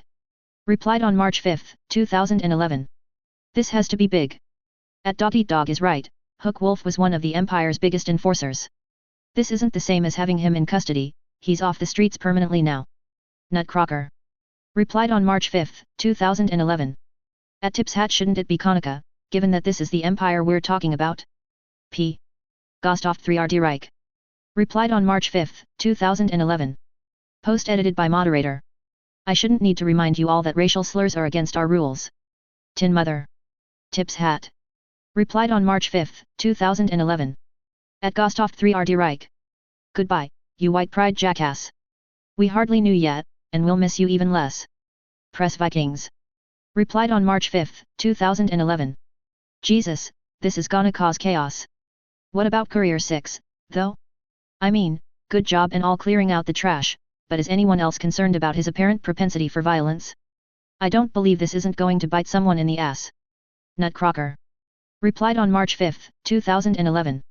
I mean, yeah, you've got a point. The Empire's going to be out for this guy's blood, but how much can they do? Hook Wolf was one of their heavier hitters, and a high-level brute at that. If this guy can take him one-on-one, that kinda necessitates a ranged approach. So, Kaiser? Maybe Purity, if she's still around. I heard some rumors she's trying to get away from them. Press Vikings. Replied on March 5, 2011. Yeah, you've got a point. He must have some way to get by brutes. Didn't he have that Tinkertech rifle when he fought Crusader? Sounds like the kind of thing that gives third-degree burns to me. White Fairy, veteran member. Replied on March 5, 2011. You guys probably want to take this discussion to the proper thread. I'm pretty sure Courier 6 has his own thread now for these kinds of discussions. End of page. 1, 2, 3, 10, 11, 12, 13, 14, 88, 89, 90. Black Diamond topic, Courier 6. In, boards Brockton Bay Capes. Bagrat, original poster, veteran member, the guy in the know. Posted on January 7, 2011. This is the thread for discussion. Courier 6, Brockton Bay's newest, and apparently most mysterious cape with a tendency for maximum force. Images. Courier 6 at BB General, 1-2. Assault and battery teaming up with Courier 6, Crusader captured, 1-2-3-4. Courier 6 wearing Hook Wolf's mask, 1-2. Showing page 68 of 79. Antigone. Replied on March 17, 2011. So how much do we even know about this guy, anyway? I mean, he comes out of nowhere dressed like a villain, scares one of the best para-human healers in history, leaves one cape screaming and probably crippled for life if it weren't for said healer, and kills another. They were villains, granted, but how long until this guy turns out to be another Gavel? Schiff and Mike.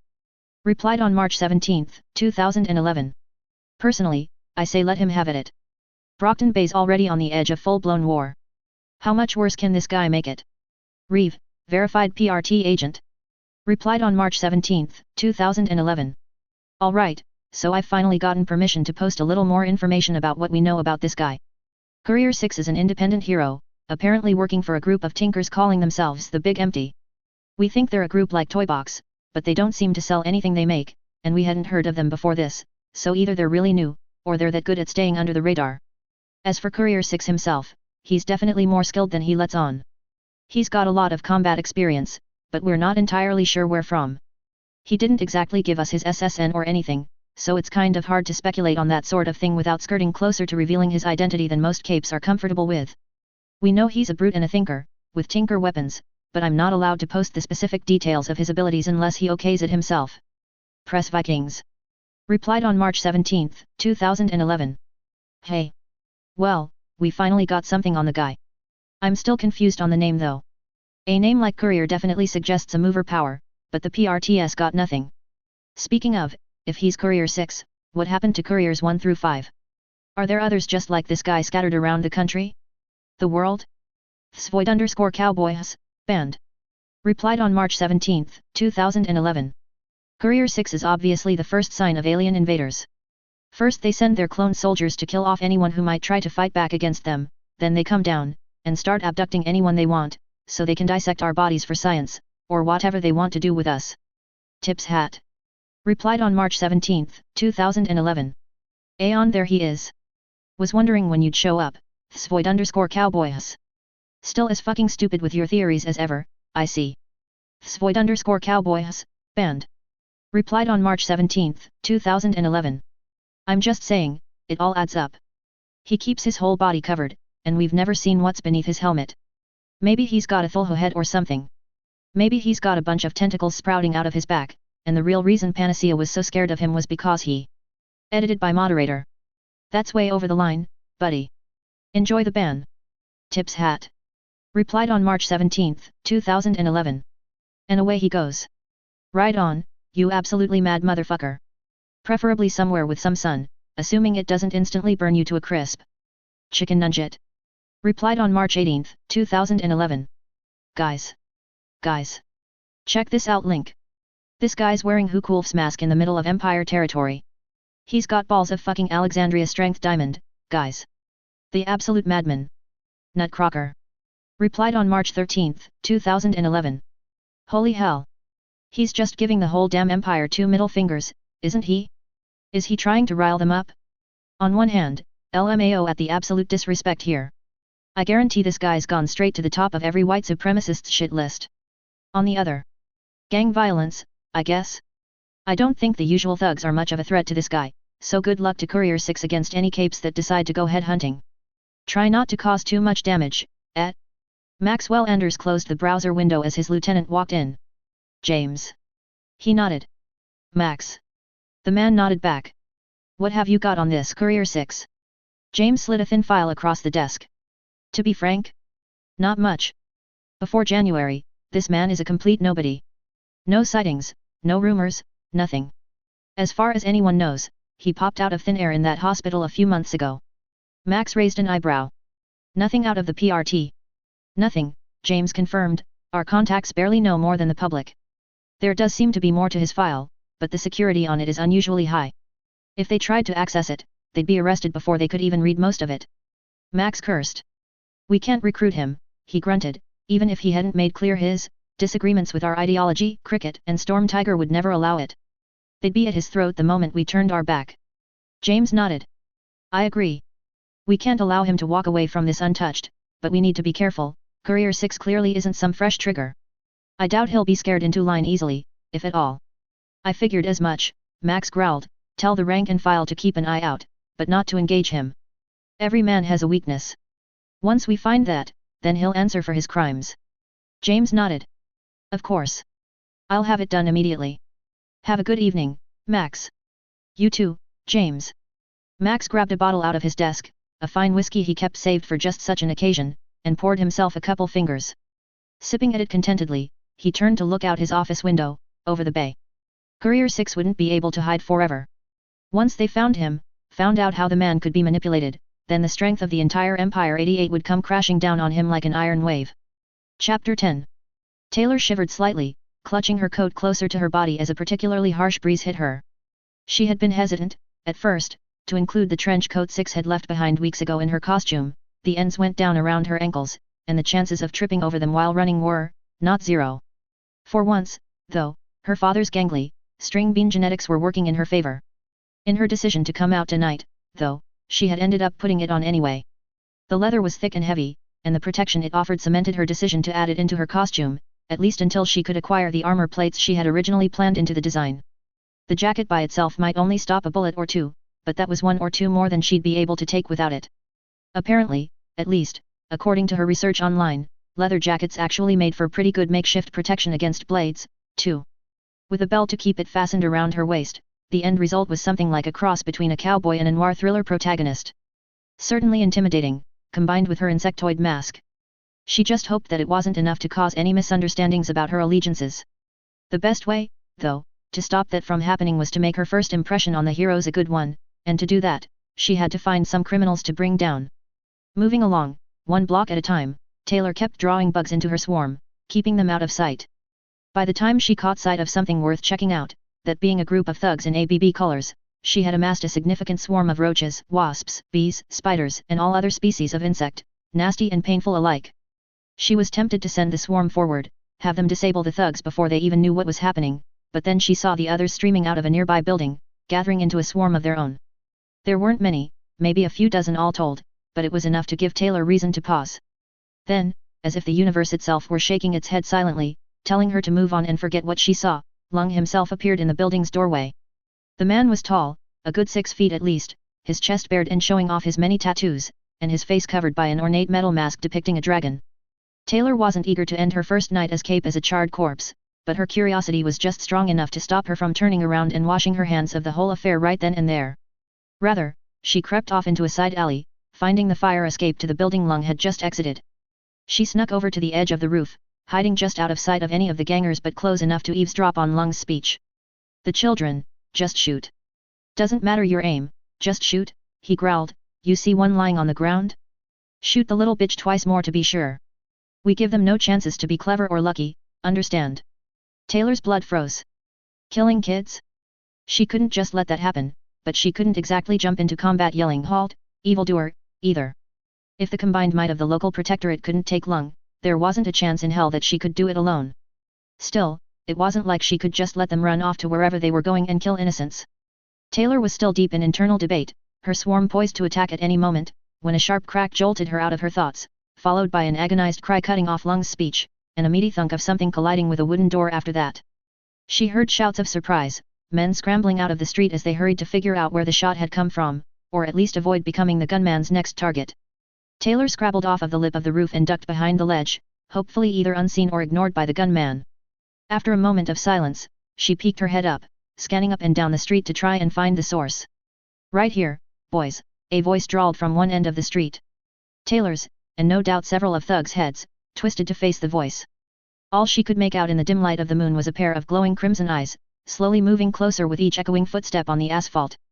It occurred to Taylor, frozen in shock as she was, that she recognized the voice, to say nothing of the distinctive crimson glare. It was the same man who had saved her life weeks ago when he freed her from the locker. "So, I just got a message not too long ago on this fancy new cell phone of mine," he continued, "and it promised me a lot of money if I came here, to this address, and shot anyone wearing red and green. A lot of money." As Six slowly sauntered closer, Taylor could make out more and more details, including the large lever-action rifle resting over one shoulder. "So I come out here, not expecting much, but lo and behold, an entire legion of guys wearing guess what red and green.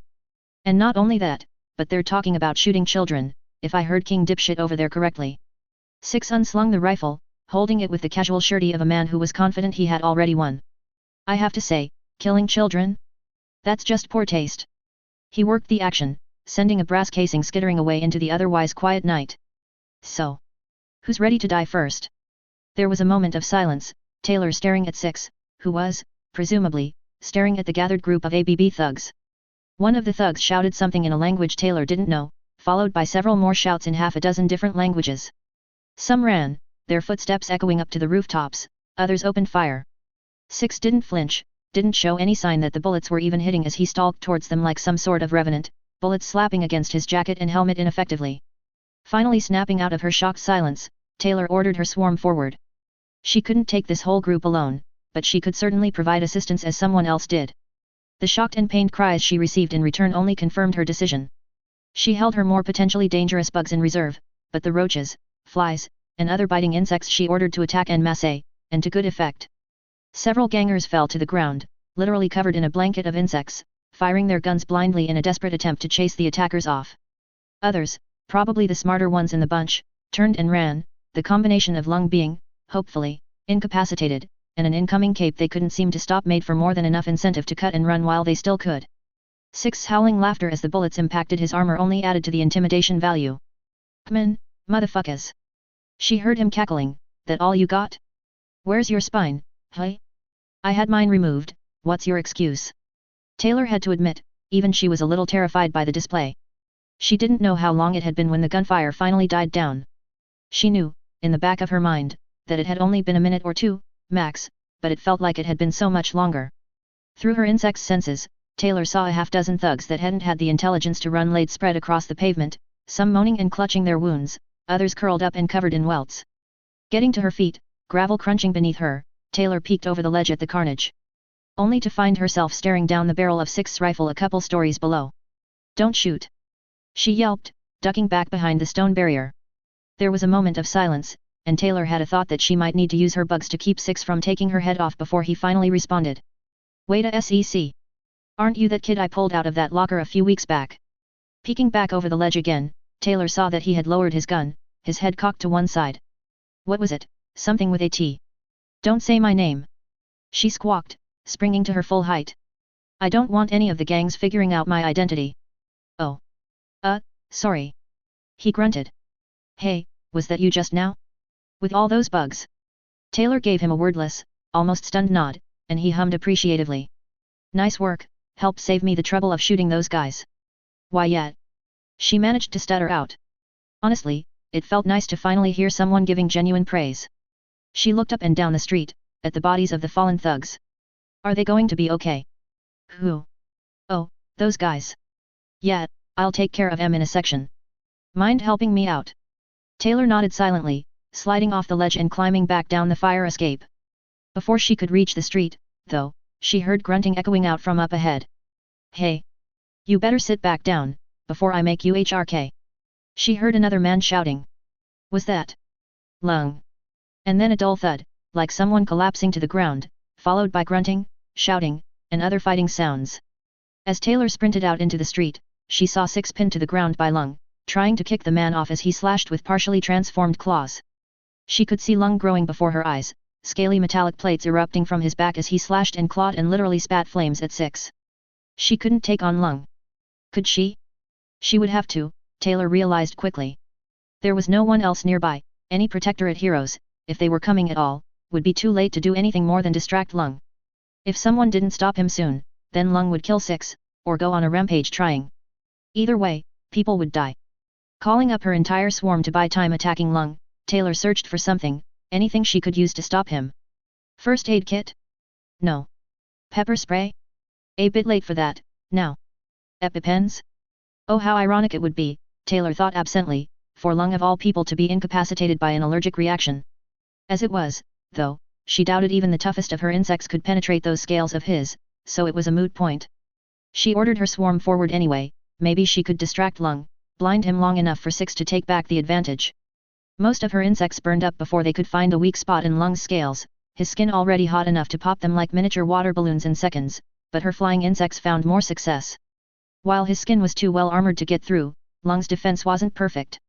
His eyes, the inside of his mouth, and the areas up his nose were all regular flesh, just as vulnerable to bites and stings as any other person. Taylor ordered every flying insect she had to attack those areas. Wasps, bees, and mosquitoes among others all clustering into any exposed orifice they could find, dying in droves to Lung's flames, but effective nonetheless as they bit and stung at whatever exposed flesh they could. The half-dragon man screamed, clawing at his face as one insect landed a particularly painful sting. After a moment of stumbling around and clutching his head, Lung roared, releasing a wave of fire that forced even Taylor to duck behind the building she was using for cover to avoid getting singed. All of her insects in the vicinity of Lung disappeared, instantly vaporized by the wave of heat.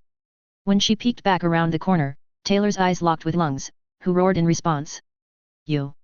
Taylor stumbled back, tripping over her feet and sitting frozen with fear as Lung loped towards her, wreathed in fire and howling with fury. In seconds, he was upon her, towering over Taylor and growling. "I wanna ill you!" he growled, his voice carrying a sort of finality. Taylor clenched her eyes shut, both from the intensity of the flames, and in a sort of acceptance of her fate. She had tried to be a hero, and fate had slapped her down for it. With her final moments, Taylor hoped her dad would be all right. Before Lung could strike, though, a shot rang out. From somewhere, Taylor heard a man screaming. Something warm and wet with shards of something harder intermixed splattered over the side of her mask. She felt pieces of it, whatever it was, pattering across her costume. Taylor opened her eyes. Her vision in her right eye was obscured, whatever had splattered over her face leaving her vision tinged red. With her left eye, Taylor saw Lung kneeling before her, clutching at the grisly remains of his mangled knee. Behind him, approaching with his rifle shouldered, was Six. "When I say sit down," he growled, every step punctuated by the rapid fire. Bang chink of his rifle cycling, you sit. The fuck? Down. With every shot, Lung cried out, the bullets sparking as they collided with his armored scales or carved small gouges into his back, in some places even leaving radiating cracks to mark their impact on his scales. Stopping above the ABB leader's prone form, Six reversed his grip on his rifle, clutching the barrel in both hands before bringing it down, stock first, on Lung's skull. The impact let out a solid thunk as wood met bone. And then again. And again. And again.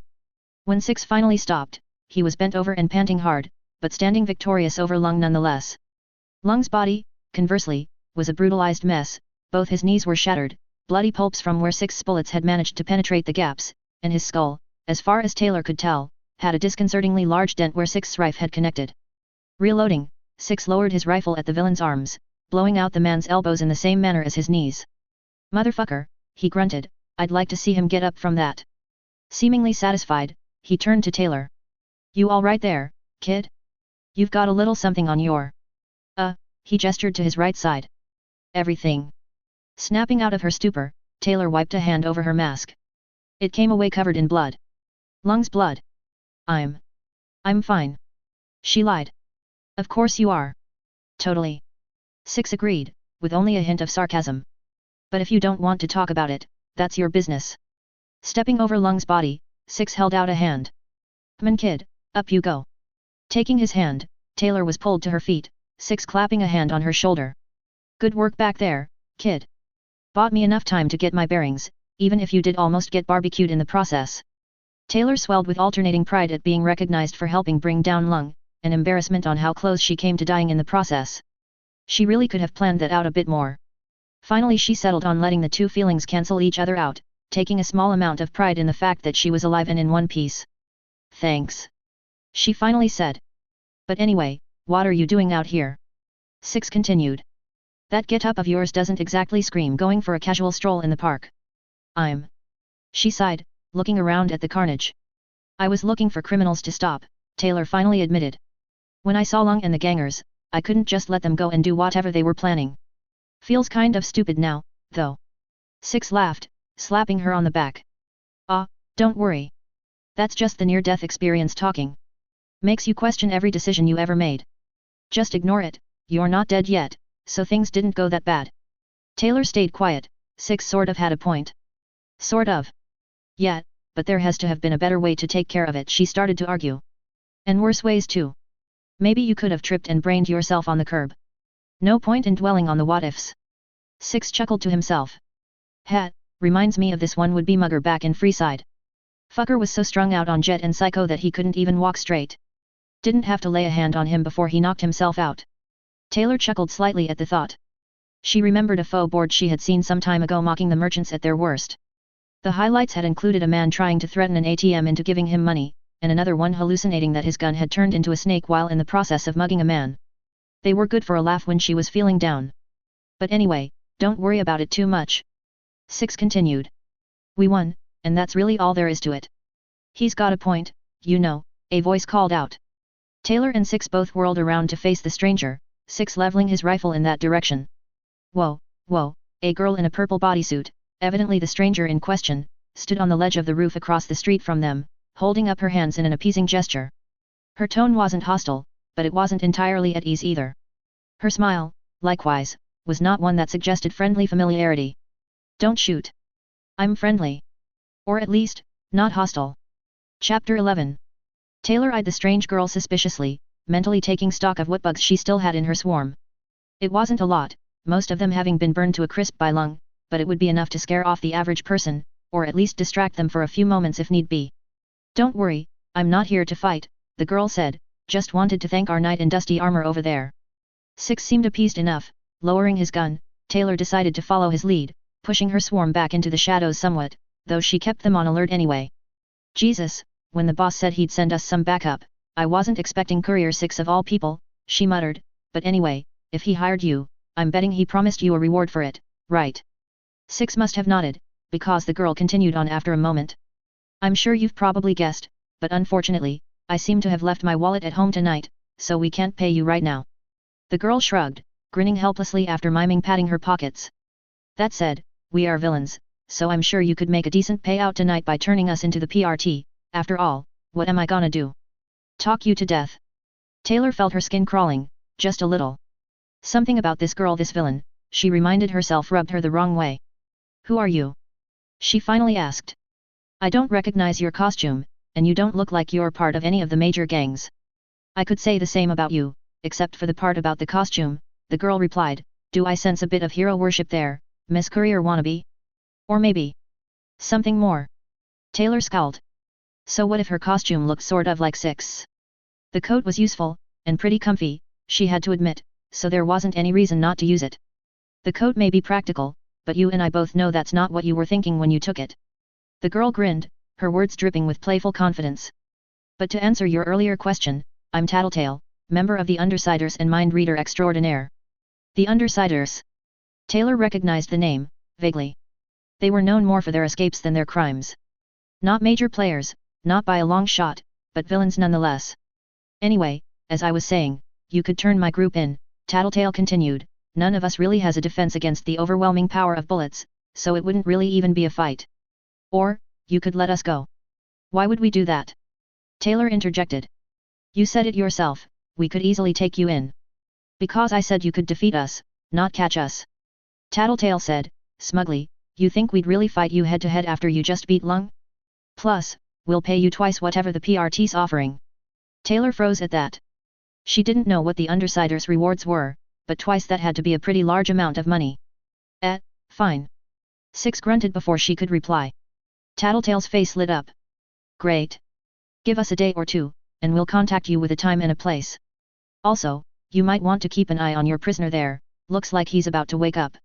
Taylor and Six both looked down. Sure enough, Lung had begun to shift and groan where he laid, his ruined joints already nearly healed. God damn it, how many fucking times are we going to have to do this? Six groaned, face palming. You know what? I'm done pussyfooting around with this guy, hold this. Handing his rifle to Taylor, Six reached into his coat, pulling out a silvery grey knife in one hand and a jar full of some kind of rust-colored gunk in the other. Popping the cork off the jar with his thumb, Six poured the powdery, evil-looking substance over the blade, covering it on both sides. That done, Six bent over Lung's rapidly awakening form, sliding the blade between the cracks in his scales, and into Lung's flesh. Lung's response was nearly instant, his grunting as the blade slid in, quickly turning to thrashing and shouting as the poison set in. Taylor stepped back, equal parts disgusted and horrified at the sight. Oh my god, she heard Tattletale's equally disgusted reaction from across the street. What the hell was that stuff? Cloud. Six replied simply. I used the weaker stuff. If he can shrug off getting his knees and elbows blown out like that, he'll live. Six tapped the Lung's temple with his boot, the man having quickly passed out from. Well, Taylor hoped it was because he was supposed to pass out like that.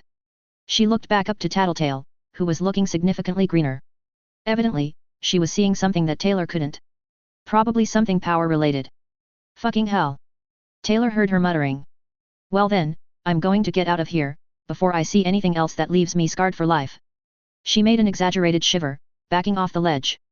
Out of sight, Taylor could hear the baying of some unknown creature, and the whoosh of something bulky flying through the air, specks of gravel flying off the roof from the force of its movement. Well, that's that, I guess. Six finally said, after a pause. Not a bad night, all things considered. I wonder what this guy's bounty is. Looking down at Lung, Taylor saw that he had begun reverting back to his regular shape and size, much of his scales having melted back into his flesh.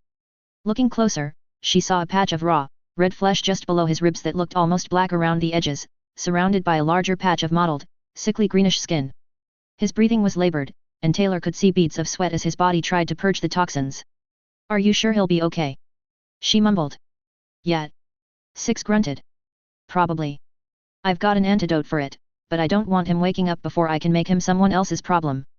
Anything more powerful probably tip the odds out of my favor for killing him, and I'm not real eager to push my luck right now. Taylor nodded faintly. Lung's regeneration was well known, it was what had let him fight Leviathan head-to-head years ago. Anyone who wanted a decisive victory against him would have to counteract that healing factor somehow.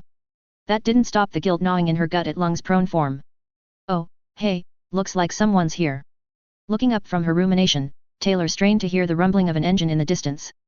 It was easy enough to figure out the approximate direction with her insects, feeling the vibrations of the sound more than hearing it, and turning to spot the single headlight in the distance rushing towards them. Discreetly, she called the remnants of her swarm to hide nearby, in shadows and crevices among the nearby buildings, in case the new arrival turned out to be hostile. Six's reaction was less subdued. "Nya hey. What's up, arms man?" Indeed, once her vision adjusted to the miniature sun someone had decided to call a headlight, she saw that it was, in fact, Arms Master at the wheel, grimacing faintly. "Courier 6, he grunted, "I had a suspicion you were involved when I heard the call. Where's Lung? I should make sure he's completely neutralized before anything else." "Right there." Six muttered, pointing at the villain's body. "I got him down and out for now, but if he can shrug off getting both his knees blown out then I'm not sure how long the dose of cloud I gave him will last." "Cloud? You mean the substance that you claimed could melt your flesh?" Arms Master's tone was disbelieving, and a little sickened, looking at the sweating and panting man, in obvious pain. "I mean, yeah, but that's only when it's actually floating around in a cloud. The residue doesn't seem as strong." Six shrugged. "To be fair, I only used it 'cause the guy wouldn't stay down the first time. Or the second." Arms Master sighed. "Very well. I assume you have an antidote." "Yeah, right here." Six fished a simple-looking bottle out of his coat. "Tribal anti-venom. Works pretty good for other poisons too, though." Pulling the stopper out, Taylor heard Six muttering something under his breath as he poured a stream of milky white liquid onto Lung's wound, massaging it into the cut. When he finally finished, he pulled small leather bag out, handing it to Arms Master. "He should be fine once he wakes up, but if there's still any lingering toxins, give him this. It'll burn going down and burn even worse coming out, but it should purge any toxins still in his body." Nodding, Arms Master took the bag, storing it in a pocket on his armor. "Normally, I would berate someone for using such a blatantly toxic substance on another human being, but given Lung's reputation and abilities, well, I suppose you had at least some justification. Still, it was unnecessarily dangerous to try taking on Lung alone. You could have requested PRT support." "I wasn't alone." Six whined. "I had her backing me up." Arms Master turned to look directly at Taylor, and she realized Six had been pointing right to her. Hey." She mumbled, mentally berating herself even as she did. "Excellent first impression, Taylor. Mom would be astounded at your display of eloquence." Looking up, she realized that Arms Master had approached her, one arm extended for a handshake. Tentatively, she took it, the man nodding slightly in approval. "It's good to meet you, miss." Taylor panicked mentally. She still hadn't picked out a hero name, and her brain was drawing a blank at the moment. I haven't actually picked one out yet." Taylor wanted to curl up into a ball. She had put so much work into her costume, gotten all the supplies she figured she would need, even taken down Lung of all people on her first night out. And now here she was, flubbing up her first meeting with a hero, let alone Arms Master, like she was some kind of starstruck Cape groupie. Okay, maybe she was a little starstruck, this was Arms Master, after all. But still. "I understand." Arms Master nodded, his mouth quirked ever so slightly. "Managing public opinion and appearance is nearly as important as actually combating criminal activity, and possibly the more difficult of the two. I would, however, recommend you decide on one before the public decides on one for you." Taylor nodded. "Thanks," she murmured. "It's difficult to think of a name that doesn't sound stupid or make me look like a villain." "It can be a difficult balance to find," Arms Master agreed. "I'll put a provisional name in the report, and whenever you register yourself with PRT, we'll make sure you are properly credited for any prior achievements." "If she needs a name, it can't be that hard to think of one, right?" Six interjected, turning to look at Taylor. "Just something related to that thing you did with the bugs, right?" "What about?" "Scorpion. Copyrighted." Arms Master frowned. "It's the name of a popular video game character. Most businesses tend to frown on para-humans using names referencing popular intellectual properties, whether hero or villain. So that's a no-go then." "What about Mantis?" "Taken by a villain in France, also a known cannibal." Taylor grimaced under her mask. She didn't really need to know that last part. "Hey. Well shit. What about bloatfly?" "Nah, even I can tell that's terrible." Six trailed off, muttering to himself. Letting out a small sigh as he carried on, Taylor turned to Arms Master. "It's fine, right? I can just take the name the PRT gives me, if nothing else, right?" "You could, most don't. Usually, the ones that try tend to complain about PRT provisional titles being unimaginative, and rebranding gets significantly more difficult the longer you stay with the assigned name. Personally, I would recommend you select one as soon as possible, if." "I got it." Taylor and Arms Master both swiveled to face Six, who was snapping and making finger guns at them. "Cazador. That one works, right?" Arms Master was silent for a moment. "Cazador. Spanish for hunter.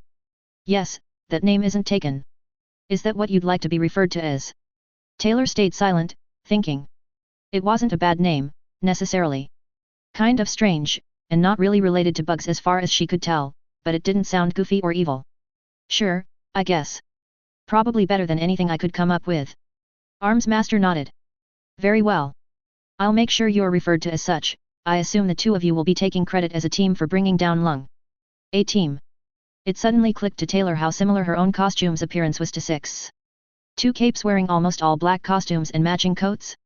Anyone would have assumed they were together, even if her first appearance hadn't ended up with them teaming up. I don't think. Yeah, sure. Six interrupted nonchalantly, glancing over at her. I mean, if you're up for it, kid. Taylor slouched over her slightly. Honestly, though. It wasn't that bad an idea. She wasn't all that eager to join the wards, not yet, at least, and the alternatives were either go it alone or join another independent team. In Brockton Bay, that meant her options were New Wave or New Wave. It was well known that they were a family team. Taylor didn't want to rely on her chances of convincing them to let her join. So really, that left her with the options of independent or this. Six was strong enough to take out Hook Wolf alone, and the two of them together had managed to take out Lung. At the very least, she'd have someone watching her back. Yeah, she finally agreed, we're working as a team. I see, Armsmaster nodded. In that case, I won't bother with giving either of you a recruitment pitch. That said, so long as you maintain a heroic disposition, the PRT will be willing to provide whatever assistance it can. If you register yourselves as an official independent team, then any member will be able to claim bounties for the entire team, among other things. It's mostly a matter of convenience, but the PRT recommends that all long-term Cape teams register, for official legitimacy if nothing else. Alright, cool. Six agreed, giving a thumbs up. I'll make sure to get that taken care of. Eventually. Very well then. Armsmaster inclined his head, first to Six, then to Taylor in a respectful nod. If that was all, then I'll be going. I'd prefer to have Lung behind bars before he wakes up, and I don't want to risk any negative reaction between my own sedatives and any toxins left in his system. With a quick chirp, his motorcycle a few feet away began to unfold a sort of bucket seat on the rear, with obvious hooks for securing a cuffed passenger to the bike. I wish the both of you a good evening. And Cazador. Taylor turned, staring at the hero as he strapped Lung onto his motorcycle. You did good work tonight, but you should be careful. High-profile busts like this are sure to earn you the ire of villains, especially when you're as new as you are, and many of them will not hesitate to kill you. With that, he mounted his motorcycle, leaving Taylor and Six alone in the street. Cheery. Six groused. Don't let it get to you, kid. You did good tonight. Stifling a yawn, he shrugged. Speaking of, I think that'll do it for tonight. I'm gonna go head home and grab some sleep. He had just started walking off when Taylor shook herself out of her reverie, turning to chase after him. Wait. She called out, running after him. How are we going to meet up again? Shouldn't we get together to plot our next move or something? Six paused, turning back around. Right. Good point, kid. Here. Pulling out a stained piece of paper and a pencil, he scrawled something down, handing it to Taylor. Meet me here whenever you've got a chance. With that, he turned once more, walking off into the night humming a tune. Clutching the piece of paper in her hands, Taylor began her trek home, her heart not swelling with pride, per se, but definitely feeling it. Moderately full of satisfaction, perhaps, reasonably inflated with confidence, maybe. Nonetheless, when Taylor crept back into bed at nearly 3 in the morning, she felt much better. Maybe Six had a point, tonight hadn't gone perfect, but she had done what she set out to do. Lung was behind bars, she had made a positive impression on Armsmaster, and now she was even part of a team. It was almost enough to stave off the impending dread of school in the morning. Chapter 12. Taylor trudged down the street, thankful to finally be free of Winslow for another day. Today had been a relatively average day, but all that meant was that she had only had to deal with the trio a few times. At the very least, they didn't seem to be planning another locker prank anytime soon. Consulting the directions she had printed out, Taylor took a turn, right into the entrance of one of Brockton Bay's more upscale neighborhoods. Did Six live here? The houses here were definitely nicer than her own, probably about on par with Emma's house. Hell, didn't New Wave live in the area? Where the hell did Six get that much money? Were the bounties for criminal capes really that lucrative? Hell, if she started making this kind of money, Taylor could support her dad and herself nearly single-handedly. He'd never accept that, of course, to say nothing of what he'd think of her fighting other capes. She'd have to tell him eventually though, unless she wanted to leave all those bounties sitting untouched. As much as she didn't want to admit it, Taylor was definitely interested in making this kind of money from heroing. It didn't feel right to be motivated to be a hero for money like that, and she definitely also wanted to clean up the bay, but she had bills to pay, damn it. Okay, her father had bills to pay, but they were from her hospital stay, so they were her bills by association. Looking up, Taylor realized she had reached the address Six had given her. The house was relatively plain looking, mostly a drab grey, with a white picket fence surrounding the backyard. All in all, it was a sizable two-story house in nice condition. Nicer than her own, at the very least. Stepping up to the front door, Taylor was about to knock when she smelled smoke. She took a few steps back, spotting a plume of smoke rising from the house's backyard. Moving to the fence gate along the side of the house and slipping through, Taylor crept along the wall and poked her head around the corner. In the middle of the yard was Six, a fire crackling in a dugout pit in front of him as he hummed a tune and held a pan of some kind over the flames. Six? Taylor finally asked. Freezing, Courier Six turned to face her, relaxing after a moment and waving her over. Oh, hey kid. Welcome to Cazador 6. Patting a patch of grass next to him, he turned back to the fire in front of him. Make yourself at home. I was just doing a bit of cooking.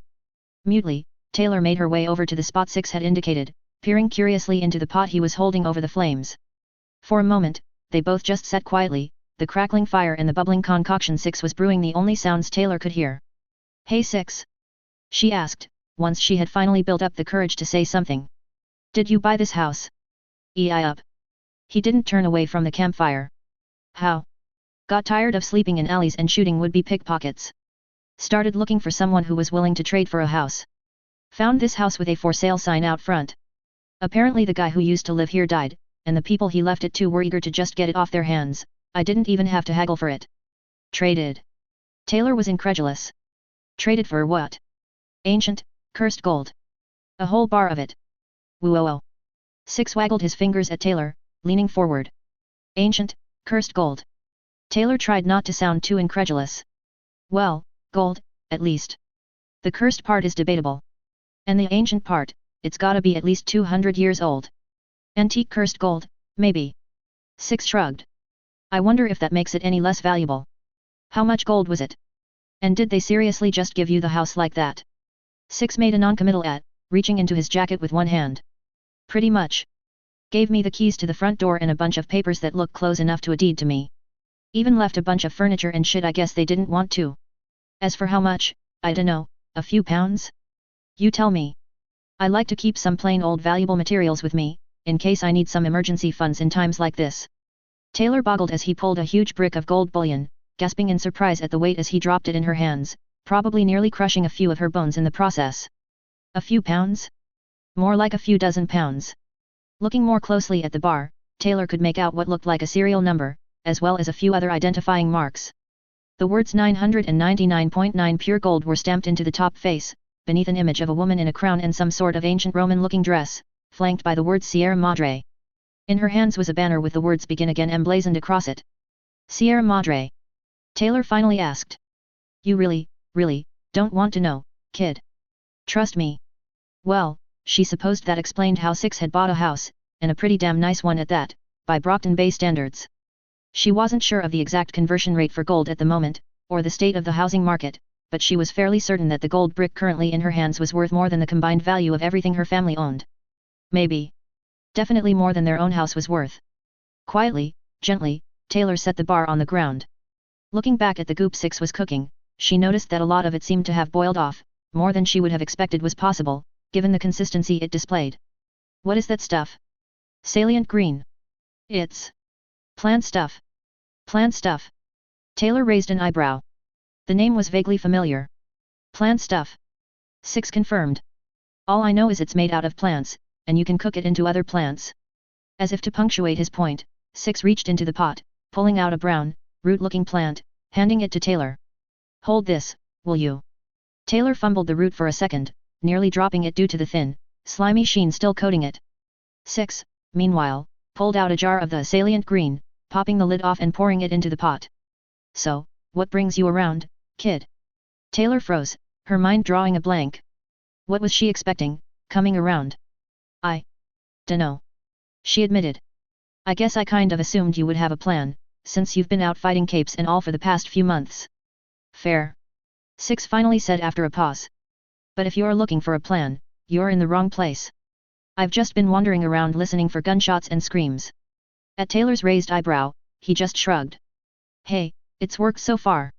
At that, Six reached into the pot of green gunk once more, pulling out an orange flower and shaking off the excess goo.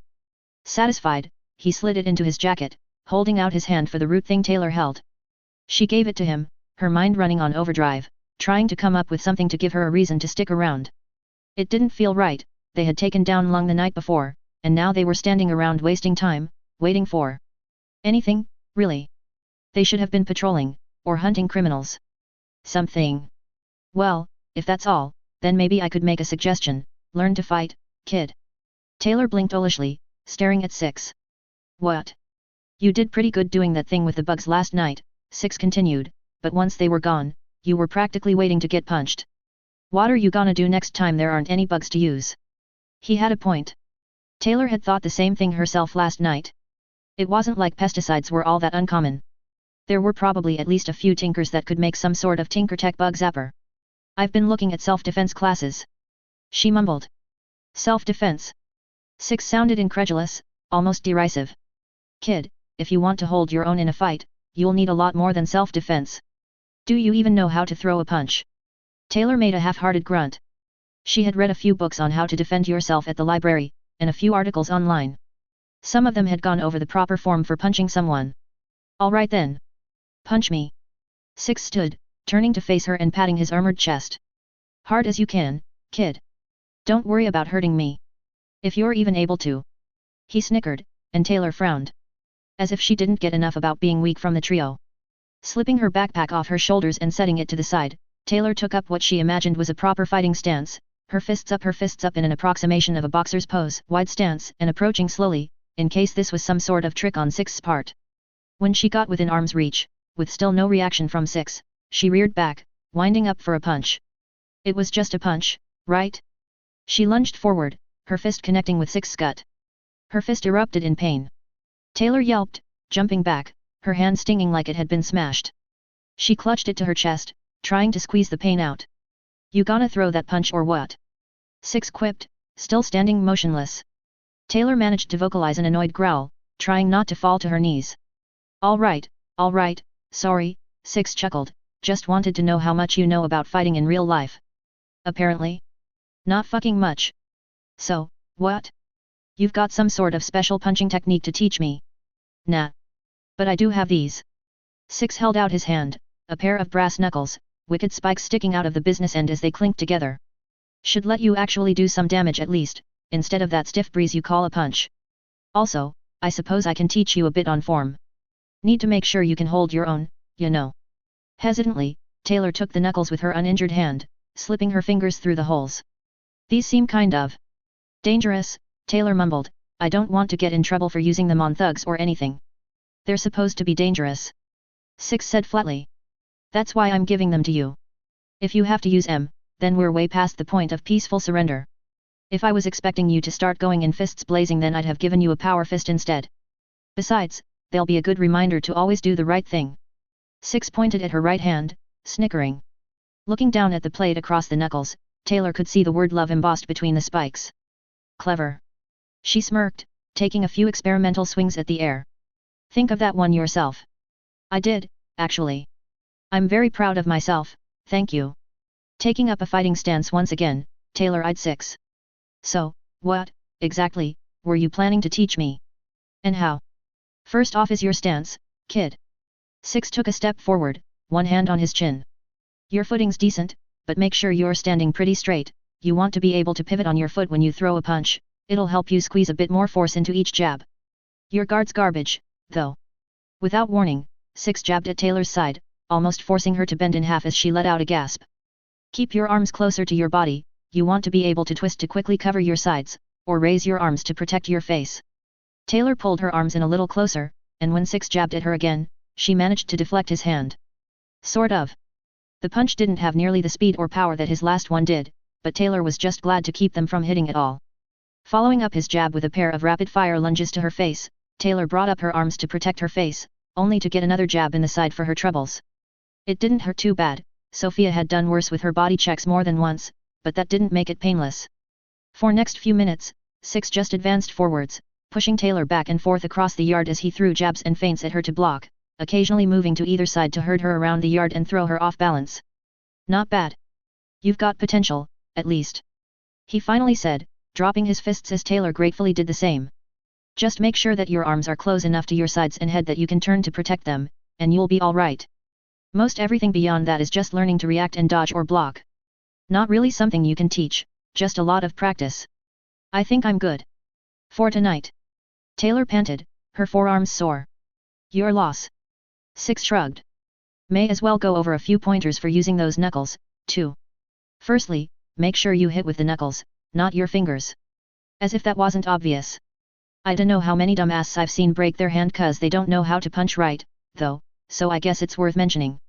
Here, just take a swing at me, I'll tell you what you're doing right and wrong. Hesitantly, Taylor squared up again, gripping the pair of spiked knuckles tightly. Keep your arm straight, knuckles to elbow. You're basically trying to push them into your target with the heel of your hand. Taylor adjusted her grip slightly, slowly approaching Six. He patted his chest, giving her a thumbs up. Silently, Taylor mentally chanted the tips he had given her so far: pivot on your foot when you punch, push with the heel of your hand, not the fingers, arm straight, elbow to fingers. Taking a deep breath, she drew her fist back. For a moment, Taylor imagined the faces of the trio painted across Six's chest, Sophia and that perpetual scowl of hers, Madison and her cutesy schoolgirl look she used to charm the teachers, and Emma. That damn smile of hers, cruel and petty, the one that told you that she knew all your most embarrassing secrets and the best way to turn them against you. She lunged forward, her eyes unconsciously clenched shut. A jolt shot up her arm, not necessarily painful, but not a pleasant sensation either. Six let out a low grunt, slowly exhaling. Not bad, kid. You could leave some solid bruises with a punch like that. He praised. Taylor smiled, just a bit. Still needs some improvement, but I wasn't expecting you to pick it up nearly as fast as you are. Now that you've got the basics, it's just a matter of practice. Taylor opened her mouth to reply, but got cut short as a muffled digital beep rang out from Six's coat. Muttering to himself, Six fished out a blocky-looking cell phone and flipped it open. For a moment, he was quiet, and Taylor could imagine his eyes flitting back and forth as he read the phone's message. Finally, with a grunt of acknowledgement, he flipped the phone closed, slipping it back into his jacket. Looks like that tattletale girl's got our reward ready. You wanna come with me when I go pick it up? Taylor blinked. Sure, I guess. When are you meeting her? Message said this time tomorrow, at a warehouse down in the docks. Don't see any reason why she'd try to double-cross us, but that doesn't mean she won't for sure. Still interested? Why would the Undersiders be planning to betray us? I don't trust that tattletale, she's too confident for her own good. Reminds me of Benny, actually, if he were a bit smarter. Six let out a quiet sigh. I wouldn't be surprised if she ended up trying to manipulate us into something, dunno what that might be though. You ought to stay cautious around her. Taylor nodded solemnly, more or less in agreement with Six's opinion. I will. Looking up at the sky, it suddenly occurred to her how late it was getting. It had taken her a while to find Six's address, and while it wouldn't take quite so long to get back home, Taylor wanted to make sure she got home before her dad did, to avoid any unpleasant questions. I think I need to get going. She decided, pulling the spiked knuckles off of her fingers. Here. Keep 'em. Six waved dismissively. You'll probably get more use out of them anyway. I've got my own backup if I need it. You can use those to practice with whenever you get a chance. Oh. All right then. After a moment of indecision, Taylor slipped the knuckles into her pockets, one on each side. I guess I'll see you tomorrow, then. Sounds like a plan, kid. Six agreed, trailing off. Hey. Look at that, guess we did work out a plan, didn't we? Taylor resisted the urge to snort. Go and meet the Undersiders tomorrow to pick up their reward wasn't much of a plan. Then again, she hadn't exactly specified how in-depth the plan had to be, so she supposed the point went to Six in that regard. Fair enough. She admitted. Waving goodbye to Six, Taylor unlatched the gate, retracing her steps back to the nearest bus stop to take her home. Her mind whirled with thoughts, questions, and ideas for whether she could, or even should integrate Six's newest gift into her costume. For the entire bus ride home, though, she never quite let go of the brass knuckles, her fingers idly playing over the outline they made in her pockets and taking comfort in their solid weight. Chapter 13. Taylor slipped into an alley, calling on her power to scout out the area for anybody who might be following her. The senses of her insects weren't amazing, not enough to spy on conversations particularly well or identify someone who was trying not to be found for example, but it was enough to get a general idea of movements and differentiate between people and smaller creatures. Extending her range to its maximum, Taylor zeroed in on any out-of-the-ordinary contacts. In one warehouse, a couple buildings over, she spied a couple of bodies. Still alive, based on their breathing and infrequent twitches, but nearly motionless. Taylor's insects didn't sense any blood, but they did pick up strange chemical odors wafting off the bodies. Taylor grimaced. Druggies. Probably merchants, getting high off their own stash. Regardless, they were inconsequential, so strung out on whatever they'd taken that there was no way they'd be awake before she and Six were done with the Undersiders. Turning her attention elsewhere, Taylor spotted a collection of bodies on the roof of a different building, in the opposite direction of the druggies. 4 people, and few smaller bodies. Dogs? Something of the sort, they were too small to be more people. The figures seemed relatively at ease, as far as she could tell. Making one more scan of the area, Taylor crouched down and unslung her backpack, as confident as she could be that she was alone as she pulled out her costume. The bodysuit came first, the armor plates she had managed to finish sewn onto the chest. They were more decorative than anything at the moment, but with enough time they'd make for decent protection. Maybe she should see if Six had any spare armor of some kind? His costume had a pretty beefy-looking bulletproof vest, he might have a spare she could use. Quickly pulling off the hoodie, shirt, and jeans she had been wearing, Taylor slipped on the silk underlayer, zipping it up to her neck. Then came the mask, trading her glasses for the prescription lenses she had sealed into the goggles. Taylor adjusted the straps, making sure her hair was able to flow freely between them. Her mask properly adjusted, she pulled out the coat. It was her coat now, wasn't it? Six had all but implicitly given it to her now, seeing as how he hadn't made any mention of wanting it back yet. Taylor pulled on the duster, the thick leather fluttering slightly as she did. It occurred to her to strike a heroic pose for a moment, but she dismissed the thought with a smirk. Fun as it might be, she was trying to keep a low profile at the moment. Costume donned, Taylor stuffed her old outfit into the now vacated backpack, commanding a swarm of wasps and spiders into the outer pockets. She was fairly confident that no one would find the bag if she stashed it in the alley, but it didn't hurt to be sure. If anyone tried to snatch her stuff before she got back, they'd get a nasty surprise instead. All that was left now was to wait for Six to show up. Focusing back on the furthest scouts in her swarm, Taylor spotted a figure on the outermost edges of the bug's senses, moving in her direction at a slow jog. The figure was too bulky to be any random passerby, and none of the capes she could think of would have any good reason to be this deep in gang territory. Except for her Six. Taylor quickly mapped out a path with her bugs, finding a route that would let her intercept Six's path, if she hurried. Running through the back alleys of the docks, Taylor let her mind wander. How should she act during the meeting? Should she try to be imposing and scary? The Undersiders were villains. Then again, that tattletale girl would probably see through any attempt to deceive them. Mind reader or not, the girl was obviously some sort of thinker. Taylor decided that it would probably be best to just talk as little as possible. She didn't want to accidentally slip up and give Tattletale some piece of important information that allowed her to deduce Taylor's name, face, address, and / or social security number. Maybe that was paranoid, but she figured it was better to err on the side of caution in this case. Coming to the end of the alleyway just as Six was about to pass it, Taylor poked her head out, discreetly waving Six over. "Hey kid," he said after a moment, "good to see you made it." Taylor gave him a thumbs up, trying to keep her breathing even. She wasn't nearly as out of shape as she had been weeks ago, but that didn't necessarily mean she was in shape. "Or, guess I should call you Cazador, hey?" Six continued, oblivious. "Now that we're here, we just gotta find those Undersider kids. You got any ideas?" "Yeah," Taylor nodded, still a bit out of breath, "I found them on the roof a few buildings over. They're just waiting for us, I didn't see any ambushes or traps." "Nice," Six nodded, clapping Taylor on the shoulder. "Good work, Madam Cazador." He snorted, and Taylor couldn't help but smile herself. "Yeah, that just feels kind of weird. I think I'm just gonna keep calling you kid." "You alright with that, kid?" Taylor shrugged, nodding slightly. "Sure, I guess. As long as you aren't using my actual name. Works for me." Six cracked his knuckles, reaching into his jacket to pull out a pistol.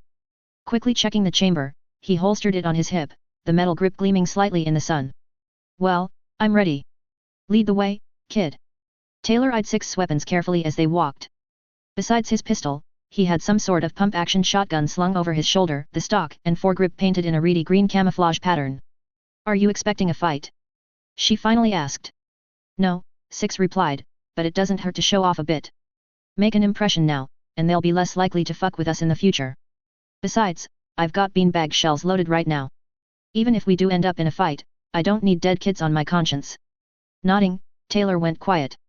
6, once again, had a good point. This is it. She finally said, as they came to the base of a fire escape. This should let us climb up to the roof, the Undersiders are already up there. All right. 6 trailed off. You wanna go first? Taylor gave him a flat look. Right. 6 sighed, jumping up onto the steel ladder. Taylor could hear him grumbling as she followed behind. I do not fucking like heights. Especially when I'm on these rickety-ass catwalks. You're seriously afraid of heights? Afraid of heights? No. Suspicious? Yes. Taylor resisted the urge to laugh. Mostly. You try running across rusted, broken-down catwalks that could give out at any moment, 6 sniped, I've still got bad memories from the Madre. Taylor was still chuckling when they reached the roof, quickly suppressing any lingering amusement as she saw the Undersiders in person. At the front was Tattletale herself, her confident smirk more than enough to remind Taylor why she didn't like the villain. To her right and left were a couple of guys, one in black leathers and the other dressed like a Ren Fair reject. Sitting on the other side of the roof was a girl in a dog mask, paying more attention to the dogs Taylor had spotted earlier than them, though she did turn to watch as she and 6 climbed onto the roof. Good to see you guys made it, Tattletale smirked, unslinging a black backpack and tossing it to 6. That should cover what our boss promised you, plus a little extra from me and the boys, as thanks for saving our asses. Catching the bag one-handed, 6 unzipped it, Taylor could see a dozen or so stacks of bills, wrapped up in neat piles. For a few moments, the tension in the air was thick enough to cut with a knife, the assembled Undersiders waiting with bated breath as 6 assessed the reward. The girl with the dogs, on the other hand, paid them no attention. Cool. 6 finally said, zipping the bag back up and holding it out to Taylor. You mind holding this, kid? Taylor took the bag, nearly fumbling it as she did. An entire bag of cash was surprisingly light. That, or there was way less in the bag than she thought there would be. As she slung it over one shoulder, the guy in leather stepped forward, clearing his throat. Courier 6, my name's Gru. His voice was deep and slightly echo-y, reverberating out from his helmet. I wanted to thank you personally for saving the rest of my team and I the other day. Not a problem. 6 made a quick, 2-fingered salute. Always happy to earn some extra money. Tattletale snorted. Really? And here I was thinking you did it out of the goodness in your heart. Well, that too. I'm not heartless. 6 chuckled. Well, actually, I am, if you're talking literally. Taylor saw Tattletale wince almost imperceptibly, the villain chuckling unsteadily, Gru and her other companion giving her odd looks as the rooftop quieted to an awkward silence. After a moment, it was the girl with the dogs of all people who broke the silence. Standing up from her corner of the roof, she stalked slowly but purposefully towards 6 with a pillowcase clutched in one hand, the closed end bulged with something, rustling quietly as she moved. She stopped a few feet away, inclining her head deferentially as she did. You killed Hook Wolf. She said simply. More a statement of fact than question. Yes. 6 drawled. Taylor noticed he had one hand resting on his pistol, not quite gripping it. The rest of the Undersiders looked equally uneasy. Tattletale herself was watching the entire exchange with intense curiosity. You have his mask. Let me see it. For a moment, 6 was motionless, his head cocked in thought. Finally, he shrugged, seemingly placated. Slowly and deliberately reaching into his jacket, he pulled out the metallic wolf mask that had once belonged to Hook Wolf, tossing it to the girl. Catching it one-handed, she held it up to the light as if appraising it. Turning back to 6, she tossed the bag in her other hand over, nodding. Good job. With that, she turned back to her dogs, tossing the mask to them as she did. The dogs, for their part, were all too happy to play with their new toy, setting upon the mask with vigor as they began to chew on it.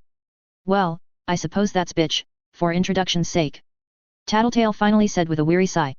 I knew you made an impression on her, but even I wasn't sure just what to expect from her. Humph, yeah, the boy next to Gru snorted, I was half expecting her to tackle you to the ground right there and then end. Enough, Regent. Tattletale spun around to glare at the boy.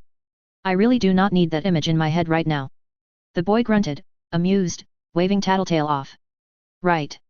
Tattletale groaned, turning back to 6. And that's Regent, our last member. Just ignore him, he's our team idiot. At that, Regent mimed clutching at his heart. Oh, you wound me.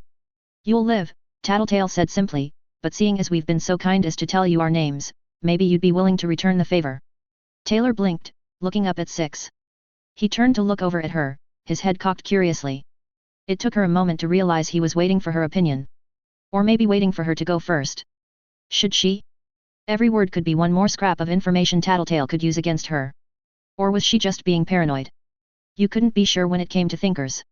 You can relax, you know. I'm just trying to be polite to a couple of potential future allies is all. Taylor's head whipped up to stare at Tattletale, the villain grinning smugly. All right, maybe not allies. Friends? Associates? Taylor's eyes narrowed. Honestly, I get that you don't trust us, but the silent act doesn't suit you. Taylor blinked. Right. She hadn't actually said anything yet, had she? Oh. She mumbled. Tattletale laughed. Don't worry, I'm just jerking you around a bit. Glaring, Taylor bit back a growl. This girl seemed to have a knack for grating on her nerves in a distinctly Emma-shaped way, what with how this complete stranger seemed to know so much about her already. Did you have anything else to say, or are you just wasting time on purpose? Taylor finally ground out. All right, you got me, I've got a message to pass on to Courier 6 too. Our boss wants to if you'd be interested in working for him again in the future. Depends. 6 grunted. What's he offering? You'll have to ask him yourself. I'm just the courier. Tattletale winked. He only told me to ask whether you were interested. I'll take it that's a yes. 6 grunted. Fair enough, Tattletale sighed. Anyway, he already knows your number, so you'll probably get a message from him sooner rather than later. Bitch. Bitch stood and let out a piercing whistle, her dogs quickly perking up in response. Taylor watched, fixated, as they twisted and mutated, growing into monstrous beasts that the Undersiders quickly climbed on top of, straddling the creatures like they were giant, mutated horses. I'm sure we'll be seeing more of each other sooner or later, Tattletale called out. Of course, next time probably won't be so cordial. Ta-ta. With that, the Undersiders were gone, leaving Taylor and 6 alone on the rooftop. Hey. 6 sighed. That was something. He shrugged, sitting down where he was. Anyway, let's see what we've got here. Let me see that bag, kid. Taylor obliged. She stood there awkwardly for a moment, not really sure what to do as 6 emptied the backpack, a couple dozen or so bundles of cash piling up into a small mountain. He let out a low whistle, and looking at the pile in front of her, Taylor had to agree. Not a bad pay for an honest night's work, wouldn't you say? 6 elbowed her side good-naturedly. Haven't even seen the bounty that Lung Guy had, so we've got that to look forward to, too. Gathering up the collected money into a single, relatively neat stack, 6 began distributing it all into 2 piles, moving with all the speed and accuracy of a professional gambler dealing cards. When he had finished, Taylor found herself with a half-dozen stacks of bills, totaling about $5,000 by a rough count. Taylor stared numbly at the money, at her money, as 6 gathered up his own share and stuffed it into his coat. Quietly, Taylor grabbed the backpack Tattletale had left, and filled it with her share. This was a lot of money. A lot of money. But it came from villains. Was it wrong to take money from villains for sparing them like that? Assuming Tattletale had been telling the truth, a tough pill to swallow in and of itself, it wasn't like she and 6 could have taken them in any way, but... You all right there, kid? You're acting a little quiet. Taylor blinked, 6's gloved hand waving inches from her face. Yet. She sighed. Just. Surprised, is all. Doesn't really feel like I did a lot to deserve all this, I guess. Maybe not to you, 6 countered, but I happen to appreciate the help in keeping my ugly mug from getting any uglier. Taylor snorted. Anyway, you'd be surprised how many people get affected by the stuff you do every day. Never know when you'll catch some jackass's attention just 'cause you scratched your ass at the wrong time or something. Does that happen a lot? It's happened at least once, which is 1 time more than it should have, in my opinion. Hell, maybe there's some guy out there right now plotting my death. I've probably pissed off at least a few people enough to justify it. The Empire. Taylor thought silently, Lung, and the ABB by extension. They'll probably want me dead by association. Should we go 3 for 3 and piss of the merchants too? Are you going to do anything about them? Probably not. My usual method of doing something about it involves shooting the person in question, but the PRT guys get cranky when I do that, so I don't really have any other options. There's got to be other ways to do it without killing people, though. Yet. 6 sighed, and pulled out a pair of brown bottles, twisting the cap off of one. Well, if you find one, make sure you tell me. Sarsaparilla. Blinking, Taylor took the bottle, studying the yellow label. It didn't look alcoholic or anything. Wasn't sarsaparilla basically just another name for root beer? She twisted off the cap, sniffing it cautiously. It smelled like root beer. Shrugging, she pulled her mask up, just far enough to uncover her mouth, and took a sip. It was root beer. Flat, but it was definitely root beer. It's root beer. She confirmed. Yet. You were expecting something different.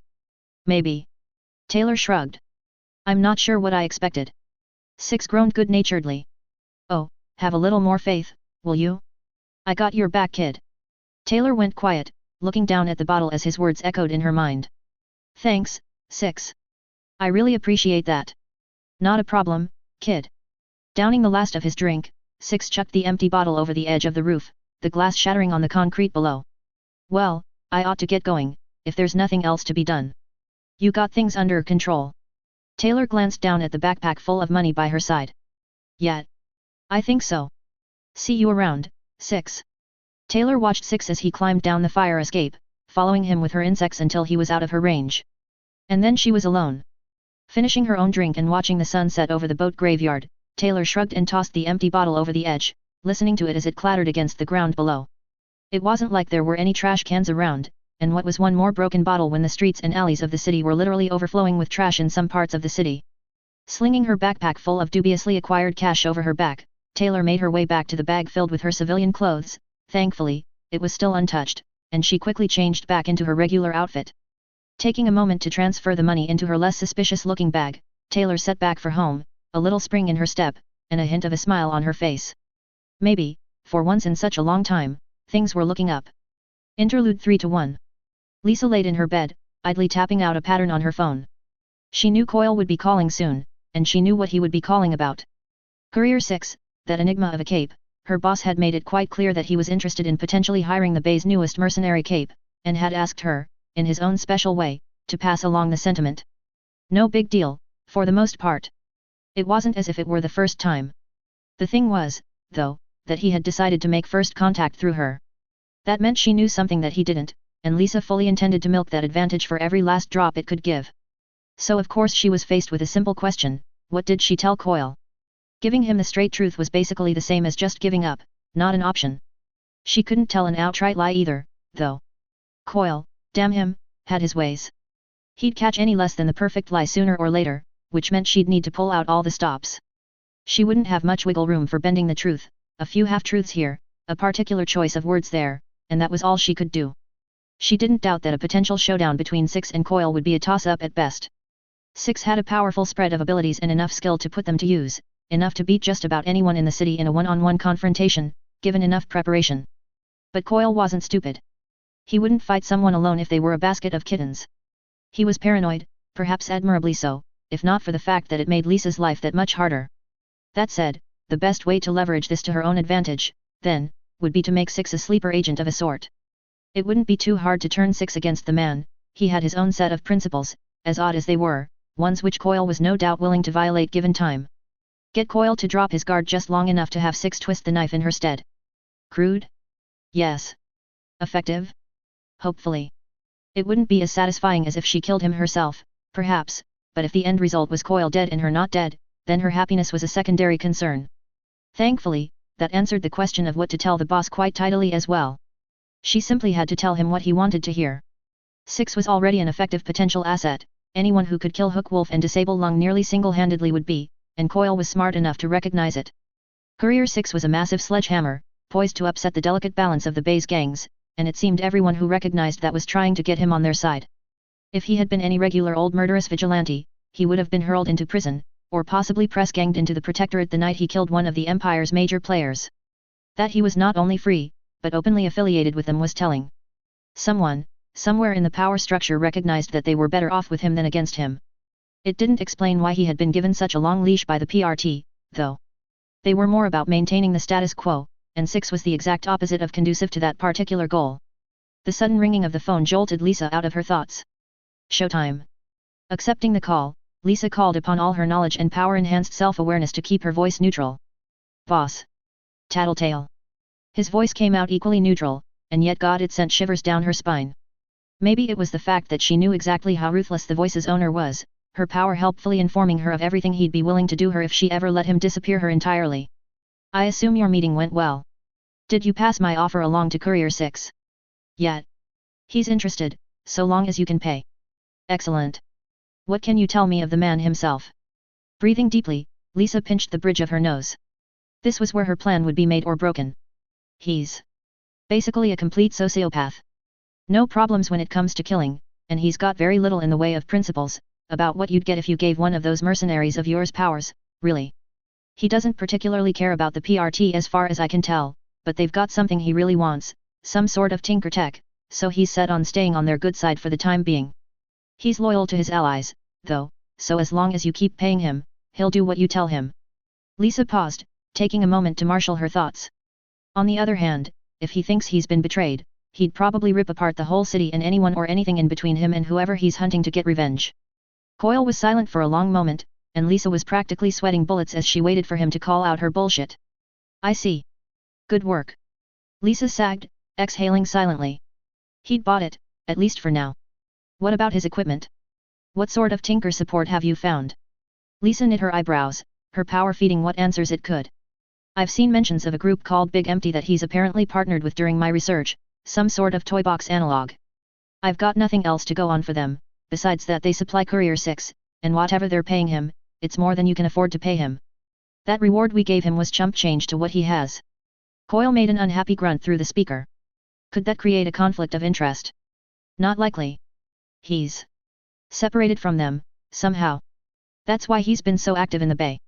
That tinker tech he wants from the PRT, it's his connection to them. The PRT confiscated it, then. Coyle's tone had changed subtly. Oh, he was interested, wasn't he? No. Maybe. It's broken. That's why the PRT's giving him special treatment. Lisa nearly shouted her revelation, the pieces clicking into place. They want first dibs at whatever Big Empty might be selling. Something Courier 6 showed them, they want it for themselves. Intriguing. What do you know of what it might be? Lisa winced as she felt the first hints of a headache, information rolling in through her power as it followed logical trains of thought. Hopefully she could get Coyle off her back before she ended up crippled by migraines for the rest of the day. Some sort of weapon. Something that could put a standard trooper on the same level as a para-human. Tinker tech. Some sort of mass production tinker. There was a moment of silence, Coyle tapping away at a keyboard in the meantime, searching for something he could leverage over 6. Very well then. What of his new partner? Is she affiliated with Big Empty as well? No, she's just a standard cape. She's incredibly loyal to Courier 6, though, owes him her life. Their partnership was a hell of a coincidence, first night as a cape, and she went after Lung the same time we hired Courier 6 to save us. And her personality? Would her presence cause any issues with employing Courier 6? Not particularly. She's too loyal to Courier 6 to question him to his face. If you convince him to take a job, she'll almost definitely follow. He won't do anything she'd object to anyway, to stay on the PRT's good side. Coyle grumbled quietly on the other end of the line, still typing on his computer. Could Courier 6 be convinced to turn against the Protectorate? Lisa put a hand to her temple. Her headache was getting worse. She wouldn't be able to carry on much longer, and no matter what, she was going to be out of it when this was all said and done. Not unless you can convince him you have a faster and easier way to fix his device. Some sort of teleportation device? But not. NGH. Lisa clutched at her head. She wasn't quite collapsed, but the migraine had left her bent over, her vision was tunneling, and her stomach was putting up a fit. On the other end, Coyle was silent for a moment, before finally speaking. I see. Very well, Tattletale. That will be all for today. I want your team to maintain cordial relations with Courier 6 and his partner in the future. Insinuate yourselves as trustworthy associates. I will contact him with a proper employment offer through other means. With that, he hung up. Grateful, Lisa flung the phone into the wall as she stumbled into the bathroom, collapsing at the base of the toilet. Her head hurt. Her stomach hurt. Everything was pain. Still though, her heart fluttered with thrill. He had bought it, or rather, he had bought it enough that she was safe for the moment. Even while retching over the toilet, Lisa couldn't wipe the hints of a smirk off her face. Step 1 of her plan was done, now she just had to execute the other 99 and change steps perfectly. Simple, really. Chapter 14. Dinah skidded around another corner, dashing into the alley as fast as her legs would carry her. Behind her, the voices of her pursuers were only growing louder. She frantically quizzed her power for an escape route, wincing as it sent a wave of pain through her skull. 87% chance of escaping if I go left. Taking as tight a turn as she could, Dinah sprinted for her life. She couldn't keep going much longer, her vision was tunneling, her lungs and legs burning as fatigue finally started to catch up with her. She had to be close, right? Her power said there was something that could save her back here, and it hadn't been wrong yet. Coming to a stop at a junction, she called on her power again, bracing herself for the pain. Chances of escaping if I go left? 0%. Definitely not left, then. Chances if I go right? 0%. Her blood froze. What changed?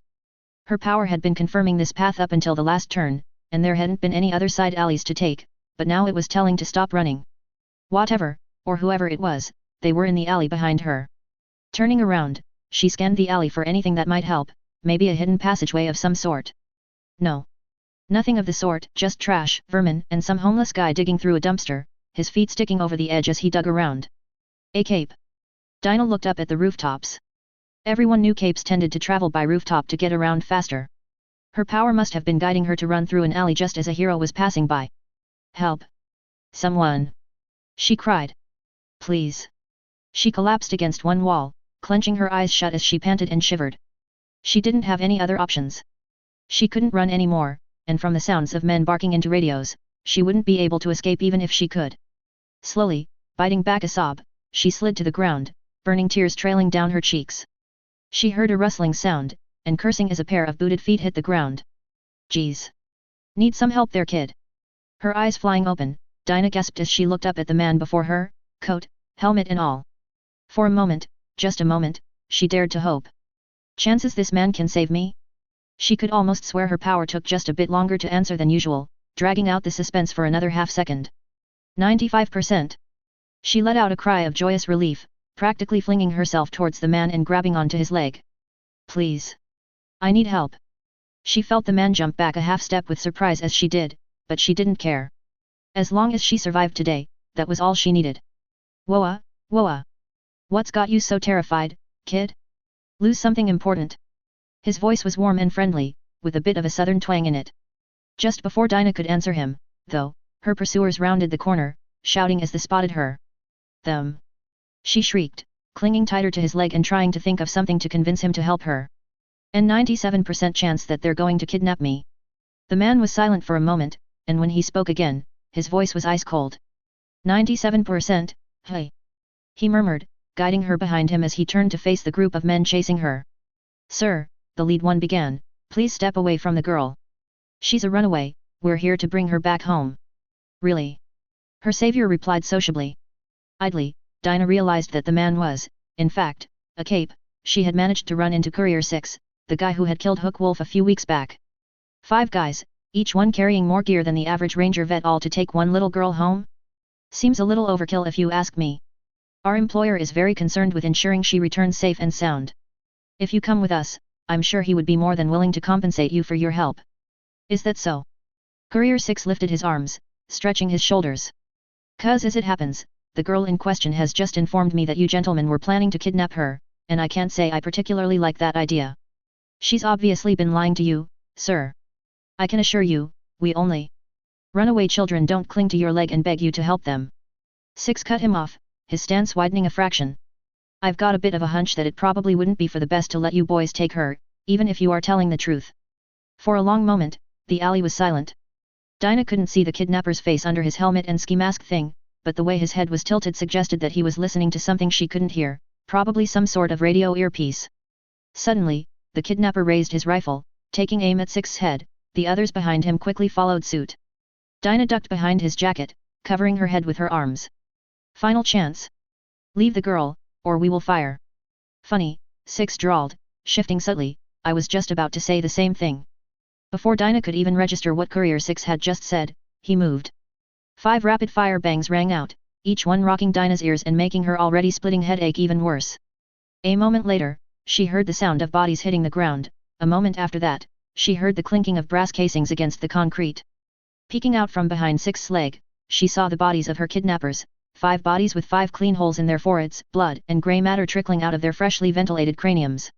Dinah turned away before the sight made her sick, burying her face in his side with a sob. She was alive. Safe. Thank you. She bawled, repeating the words over and over. Thank you, thank you, thank you. She felt Courier 6 patting her back consolingly. Easy there, kid. Don't worry, I'll get you out of here. Gently, he pried Dinah off his side, crouching down and patting her shoulder. Takes a special kind of sick fuck to her kids. I ain't nearly that depraved.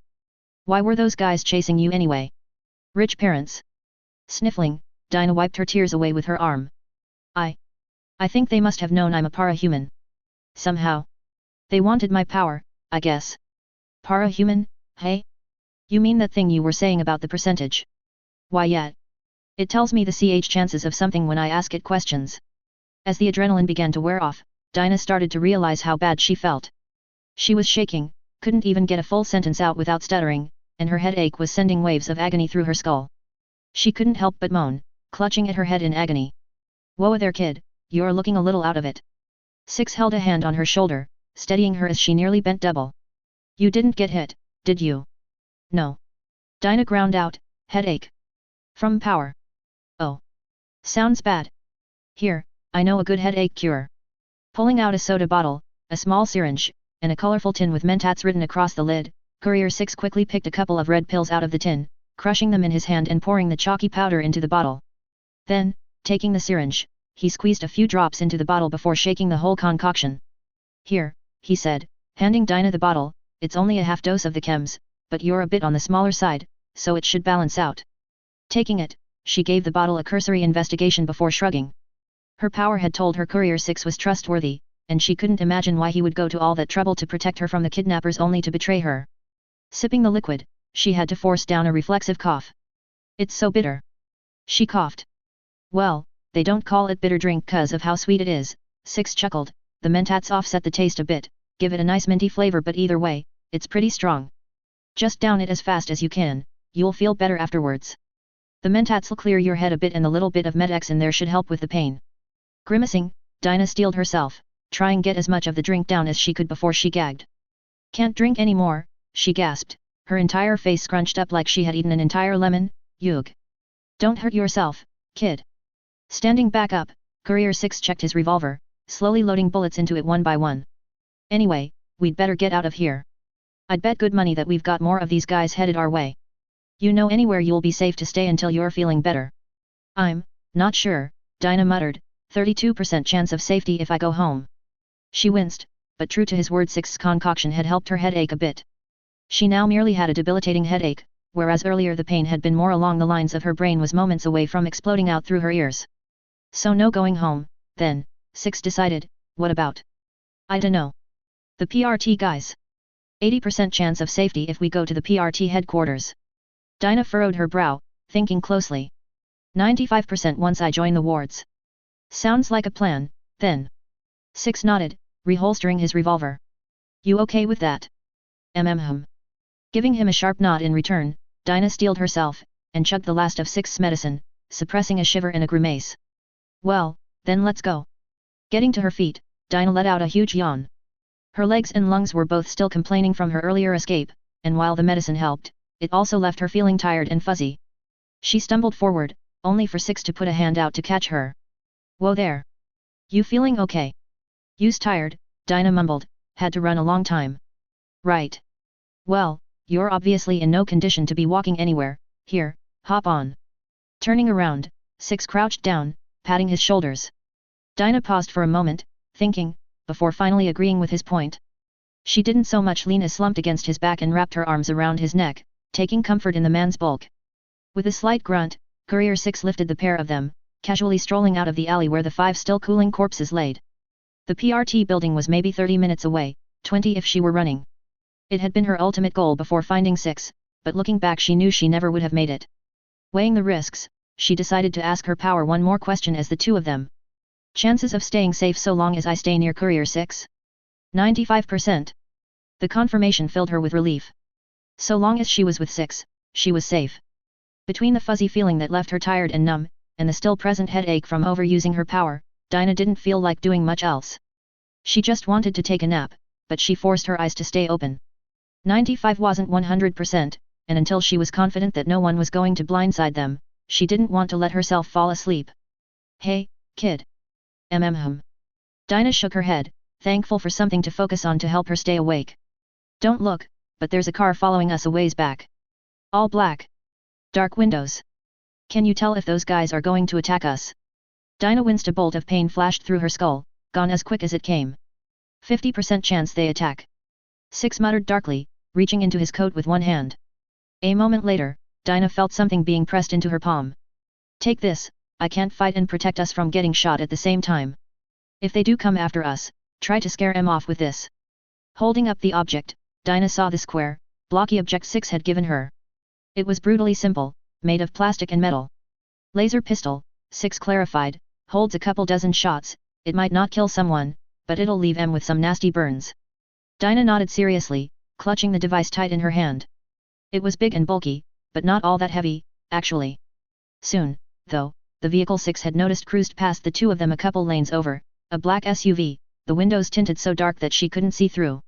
She glared at the driver anyway. Based on the way Six moved his head, so did he. The van slowed for a moment, almost coming to a stop, but then sped off, picking up speed and turning the next corner. Hey!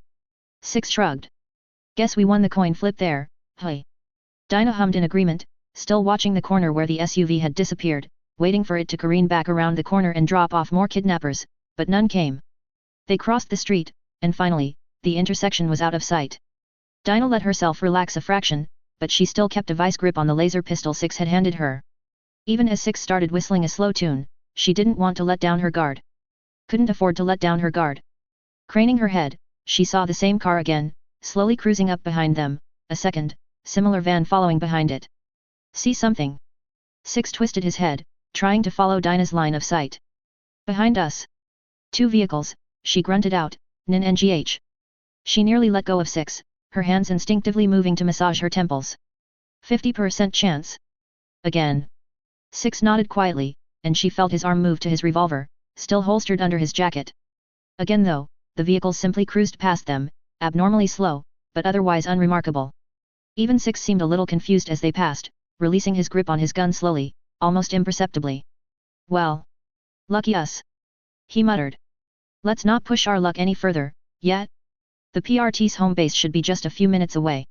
Indeed, Dinah could see the top of the building poking over the roofs lining the street. They were only a couple blocks off now, practically home safe. Dinah kept her grip tight on the pistol, but she did let herself listen more closely to Six's humming. With the sedate tone and simple tune, it could have been a lullaby for all she knew, and Dinah found herself nodding along as they turned onto the street where the PRT HQ's front entrance was. Dinah had been here a few times before, during school trips to the building and a couple visits with her parents. The sight of it now, though, didn't fill her with excitement at the prospect of possibly meeting the wards, or one of the Protectorate heroes, or even just browsing through the gift shop. It filled her with relief. As long as she stayed with them, and Six was nearby, she was as safe as she could be. Finally, Dinah let the tears come. Finally, after what had felt like hours, she was safe. Six pushed the front doors open, and warm air washed over the both of them, a welcome change from the winter chill outside. Dinah could feel the wetness on her cheeks, the ache in her muscles from the day's events, and the headache that had followed her around practically since the day had started. She heard Six talking with the receptionist, but it was all white noise to her ears. Finally letting go of Courier 6, Dinah let herself fall back as oblivion took her. Chapter 15. Dinah awoke with a start, her skull echoing a dull pounding as she sat up. Slowly, she pushed herself up onto her elbows, looking around blearily. She was in some sort of hospital bed, and 4 drips stuck in her arm and a heart monitor attached to her chest, beeping in a steady rhythm. She considered pulling out the needle for a moment, but decided against it. It'd probably just cause more problems if she tried. The walls around her were a drab grey, completely featureless. The door, likewise, was smooth, unpainted metal, with no windows or any other features to suggest where she might be. Twisting onto her side, she looked over the edge, trying to find some clue as to where she was. The floor was plain white tile, like the sort they had in the hallways at school. There was a small table next to her bed, though. On it was a folded piece of paper, weighed down by a plastic water bottle. Stretching out her arm, Dinah grabbed both the note and the bottle, flipping open the paper to read the messy script inside. Got you to the PRT guys. They said they'd take care of you. I'll hang around for a little while, until I'm sure you're all right. If you need help, just call. -6. Dinah let out a breath she hadn't realized she was holding, smiling wearily. Safe. She was safe. With all her immediate questions answered, Dinah sat forward, taking stock of her situation. She was in the PRT building, and Courier 6 was nearby. Probably. He said he was, and she wasn't eager to use her power to find out for sure. Honestly, she wasn't sure she particularly wanted to use her power at all anymore. Before 6 had given her that medicine, she had honestly felt like her brain was going to melt and start leaking out of her ears, even now she still felt like Alexandria had been using her head to play football. Still, it was better. Marginally. The question now was what to do. With her power. Her best chances were probably with the PRT, in the long term. If she had the choice, she would have given up her power and lived her life as a normal girl. Obviously, though, the gangs weren't going to just leave her alone because she asked. Six was clearly capable of protecting her if push came to shove, but he was only one guy. He still had to eat. And sleep. Yet, she'd be safer here, with the PRT. That way, she had someone to watch her back all the time. It might be cool to become a ward, too. She'd always wanted to meet Vista, and Clock Blocker seemed like a funny guy. Honestly, as long as no one was trying to kidnap her to do God knows what, she'd be happy. As she planned out how exactly she'd broach the topic to whoever she got a chance to talk to, she heard a commotion coming from the hall outside her room. "Old you, she's my cousin. At least give me a chance to talk to her before you break out the spotlights and thumbscrews." Dinah found herself clutching the sheets as the doorknob jiggled, the door creaking open as her cousin, Rory, stood in the doorway, red-faced, talking to some other guy she didn't recognize. Hey! Now that she thought about it, she remembered her parents talking about how Rory had gotten a job at the PRT a while ago. He never talked about it much. "Rory!" she gasped. "Dinah!" He leaped forward, slamming the door behind him and wrapping her up in a hug. "I came as soon as I heard you were here. Are you all right? The doctors said you were stable, but your parents didn't even know you were here until I called them to ask about it." Her parents. They were probably worried sick. She hadn't talked to them since they left for work that morning. I got attacked," she murmured, "by a bunch of guys with guns. I was at home, Mom and Dad were at work, they broke down the door." Rory nodded, holding up a finger to stop her as he pulled out his phone, tapping a button on the screen and setting it on the bed between them. "Sorry, figured my bosses are going to want to hear the story directly from you. This way, you don't have to repeat yourself quite as much. They'll probably want to interrogate you themselves later, once you're feeling better, but anything you can tell us now would help." "Do you know who attacked you? Or why?" Dinah shook her head. "Dunno who. They were wearing all black, had, like, ski masks or something covering their faces. They didn't say much, either. I think they knew I had powers." Rory's face went through a dozen different expressions over the course of a moment: surprise, fear, anger, amazement. Eventually, he devolved into a coughing fit, wheezing for several seconds. What? Since when? How? Don't know," Dinah murmured. "A few weeks, maybe. Started seeing probabilities, percentages in my head, got really bad headaches all the time." She winced, another wave of residual pain from her power overuse earlier pulsing in her head. "Percentages, hey? For anything in particular, or anything?" Dinah said flatly. "If it can be answered as a percent, then my power will tell me." "Hey. So if I asked you, say, what are the chances that don't?" Dinah shrieked, wincing as yet another pang lanced through her head. When she looked up, Rory had jumped back a bit, obviously taken aback. "Sorry. Can't control it. Hurts if I use it too much." "Ah. Right." Rory murmured. At least he sounded apologetic about it. "So it'll kick in if you hear anyone ask a question, even if it's not directed at you or you don't want to answer."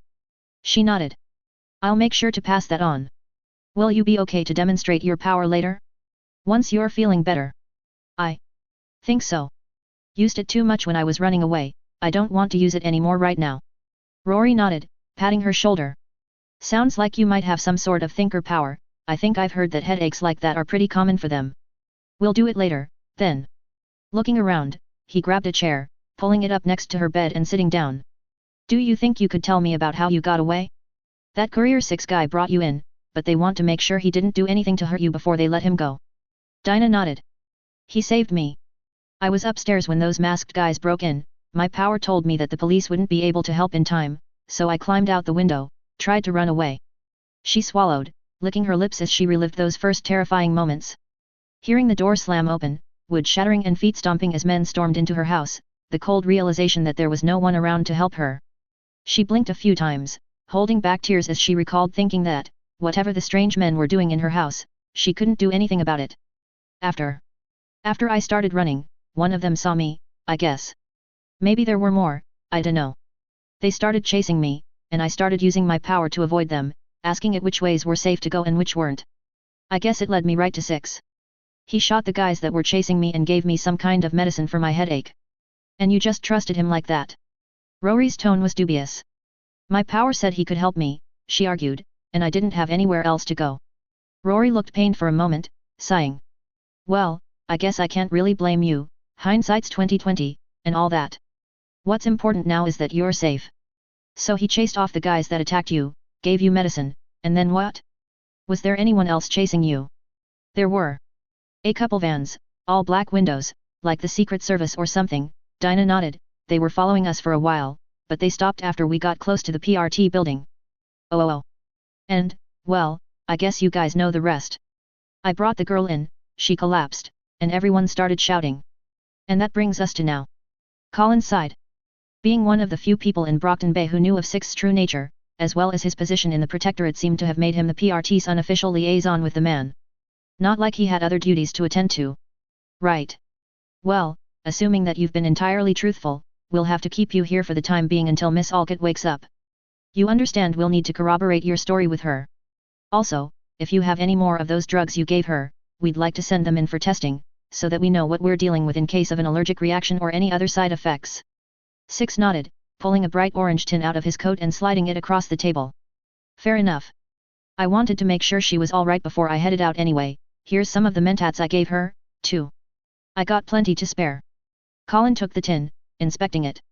With its bright colors and friendly packaging, one might mistake them for candies, or perhaps breath mints. It even had a nutrition facts chart on the back for the drugs. And these are common, where you come from. More or less, Six shrugged. Far as I know, they were pretty common pre-war, and once folks figured out the recipe post-war, they started cranking out even more. Grunting, Colin set the tin to the side. Curious, sure, but something to consider another time. Right. Well, there was another reason I wanted to talk with you as well. I've been working on your teleportation device, with the assistance of Dragon, a colleague of mine. As he spoke, Colin tapped a series of commands into the touchpad built into his armor, initiating a connection with her lab in Vancouver. She specializes in reverse engineering the work of other tinkers, and when she learned about your situation, she was happy to offer her assistance. As if on cue, one of the blank screens on the wall lit up with the coiled serpent symbol of Dragon Tech, the company she used in her dealings with the PRT and other government agencies. Good afternoon, Arms Master, she began, and you must be Courier 6. It's good to finally meet you. Dragon. Colin nodded, his mouth quirked. Six nodded as well, turning to face the screen. Good to meet you too, ma'am. I'd offer to shake your hand, but... He trailed off, Dragon chuckling quietly. I appreciate the thought. Pleasantries aside though, I'm guessing this meeting is to discuss Courier 6's transport tall ponder device. Colin nodded again. That's correct. I was just about to inform him how we've hit a snag with it. Ah, right. Dragon's tone shifted, more apologetic now. Well, Arms Master and I have been disassembling the device, trying to figure out what exactly was broken. What we discovered is... Well, it isn't. With the exception of the power source, it isn't really even Tinker Tech. The room was silent for a moment, Six leaning forward with his head resting on his hands. I feel like I've missed something here. He finally said. Is that an issue? Should I be concerned? Well... Yes and no, Dragon said contritely. I suppose it would be silly to expect you to recognize some Cape-related phrases. We use the term Tinker Tech to describe devices and technology created by tinkers, such as Arms Master or myself. Tinker Tech is unique in that their creators tend to be the only ones who understand how they're built and how they function, as opposed to normal technology which can be built by anyone with the relevant knowledge. Six nodded quietly. All right, yeah, I think I get it. Super advanced tech. Like, I could probably build a laser rifle on my own if I had all the parts and tools, and I get how they work, but I don't know how, say, my hollow rifle works. Totally fucking incomprehensible certainly sounds like a good description for most big empty tech. Might as well be their damn motto. Sighing, Six looked back up at Dragon's screen. Anyway, I'm detecting a but there, somewhere.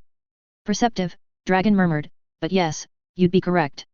As we've discovered, the device itself is, essentially, a very big GPS beacon.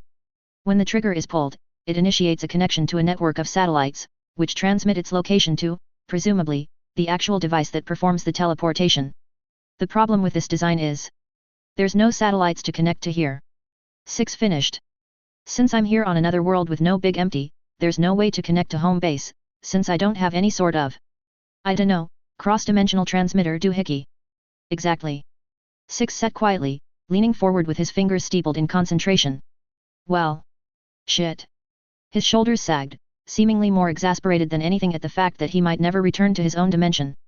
So, what? Am I just out of luck, or do you guys have some sort of tinker tech thing that can fix this? We do have some ideas for how you might be able to return, Colin answered. The fact that the teleporter was able to send you here implies that, should you manage to regain a connection with Big Empty, it should be able to send you home just as easily as it sent you here. That, however, assumes that it won't malfunction or simply refuse to work due to the additional variables that teleportation across dimensions would entail. I'd have to examine the teleporter itself to say for sure, although I have a theory that device might not work by teleportation, but rather a sort of wormhole. Dragon cleared her throat meaningfully. Arms Master. Colin blinked. Focus. There would be time for tinker things later. Regardless, he continued, simply hoping that everything would work out in that scenario leaves too many variables to chance to be worth trying. That leaves the option of simply building our own cross-dimensional teleporter, and using it to connect with your Earth. That option poses several problems, the greatest of which being the legal and political red tape that we would have to bypass. Red tape? Six grumbled. For what? Don't tell me that this sort of interdimensional travel shit is that common. Not necessarily, Dragon murmured, but it has happened. In the late 80s, a tinker named Professor Haywire tore a hole between this Earth and another, Earth Olaf. When the two came into contact, it nearly started a war that we only narrowly avoided. We still maintain communications between the two Earths to exchange technology, media, and the like, but actual travel between dimensions isn't allowed. Professor Haywire's tech was seized by the government not long after, and right now it's being kept in secure storage. With Haywire's death a few years ago, our only option would be to reverse engineer it ourselves, and to do that, we'd need to gain access to it ourselves. Given your unique situation and Arms Master and I's relative positions of influence, it's not impossible that you might be able to garner enough support to bypass those restrictions and get us the clearance to access that tech, but, well. Politics. She trailed off, her voice apologetic. Even if you were able to get someone to support a change in the laws like that, or even just getting an exception granted for your specific circumstances, it would take months, maybe years to get something like that pushed through Congress, and probably be subject to all sorts of restrictions. Six seemed to slowly deflate, slouching forward as he let out a low groan. Fucking bureaucracy. He finally grumbled. On that note, what if I decided to just try taking? Don't. Arms Master's voice was terse, carrying a sense of finality. Even if I wasn't obligated to tell you not to do that as Protectorate employee, I would tell you that trying anything like that would be suicide. The security at such a site would be the absolute highest grade the US government could acquire, at least a small team of para-humans to detain anyone foolhardy enough to try a frontal assault and tinker tech defenses specifically tailored to counter any and every sort of teleporter or stranger effect you could utilize. More than likely, you'd be dead in moments. Six sat completely still, silent. Right. He murmured. So basically I am stuck here? There's no other way. Dragon hummed noncommittally, Six's head perking up in response. There is another way. There is a possibility, albeit a slim one, she admitted. I've discussed the idea with Arms Master. No. The tinker countered. As I've said before, the chances of that working are slim to none. It would be better not to get his hopes up. Now, wait a second, hold up. Six held up his hands haltingly. I think that should be my decision to make, don't you? Colin glowered. First at Dragon's screen, then at Six. He sighed. Fine. There is a local tinker, by the name of Leet. His inventions are notoriously unreliable, they tend to blow up in his face more often than they function properly, but... Six was rapt, his focus entirely on Colin, urging him to continue. Under the unblinking, burning stare of the gas mask he wore, Colin had to admit even he was at least a little intimidated. Supposedly, he stressed the word, trying to make his personal opinion clear, supposedly, he can build any device he wants. But only once. Even if, hypothetically, you were able to track him down, and convince him to try building you a device to send you home, it's unlikely he would actually be able to make it function. Best case scenario, it doesn't work. Worst case, you'll die. MHM. Long odds, then. Nodding, Six splayed his hands out on the table before him. I've played worse, won them too. Here's the other thing, though, I don't have years to spend waiting. New Vegas isn't fully established as its own power yet. I was still running around putting out fires before I got sent here, and I want to get back home before word reaches the NCR that I'm not home anymore and people start thinking I'm dead. They were pretty evenly divided on whether to start another war for the Mojave last I heard, and I don't want my not being there to tip the scales in the wrong direction, you know. Colin quirked an eyebrow. Courier 6 had alluded to a recent major conflict, but had kept some of the specifics vague.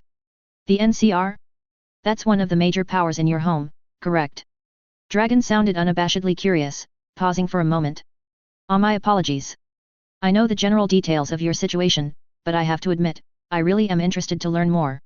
Not at all, Six chuckled. Yeah, the NCR, the new California Republic they call themselves. Formed about a century ago, I think. He made a so-so motion with his hand. Give or take. Anyway, they based their government on pre-war America, and all the stuff that came with it. You know, democracy, the rule of law, monopolies, corruption, all that good stuff.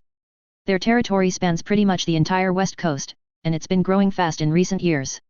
Problem is, they can't keep it all safe. There's raiders and bandits all over the trade routes, and in the meantime, they just keep expanding. Staking their claim and running off to get more. New Vegas and the Mojave was going to be their latest addition, but then Caesar and his merry band of slaver shitheads showed up and bloodied their noses. Fast forward to a few months ago, and they finally settled it once and for all. NCR kicked Caesar's ass, I kicked the NCR's ass, and then everyone went home with sore asses.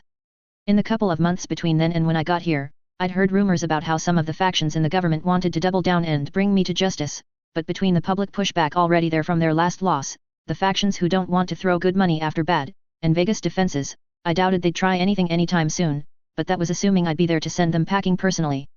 Anyway, that's the long and short of it.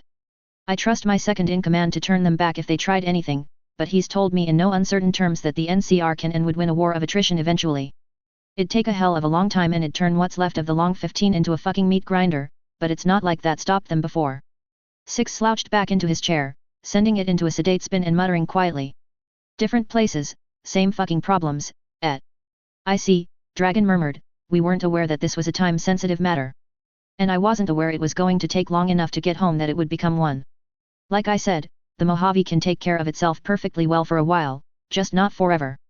So if there's any chance at all I can get back before something bad happens, no matter how slight, then I'll take it. So what else can you tell me about this lead guy? Colin frowned. He didn't like doing this. Passing off something this big to someone else, let alone to a small-time villain like Leet. It grated. But the fact of the matter was that Dragon and himself couldn't help Six. Not while staying within the bounds of the law.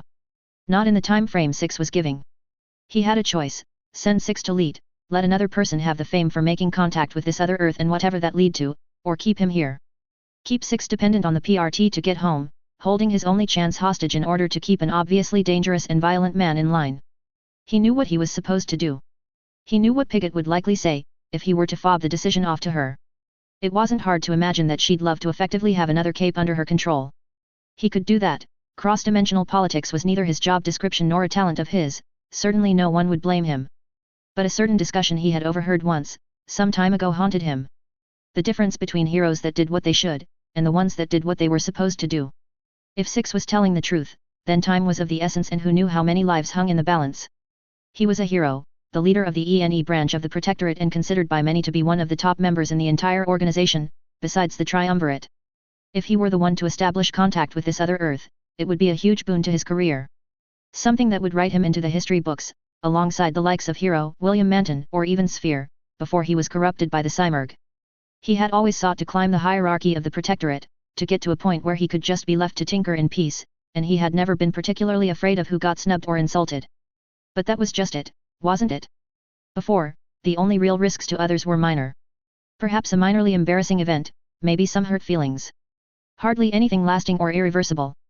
In this case, though, the stakes were far more serious. If only he had the capability to circumvent those laws and regulations. Could the Triumvirate do it? Chief Director Costa Brown? Perhaps. But he didn't have the clout to convince any of them. Right here, right now, his power, his position in the Protectorate, it was all worthless. Once again, circumstances out of his control were conspiring against him, and once again he was powerless to do anything to change it.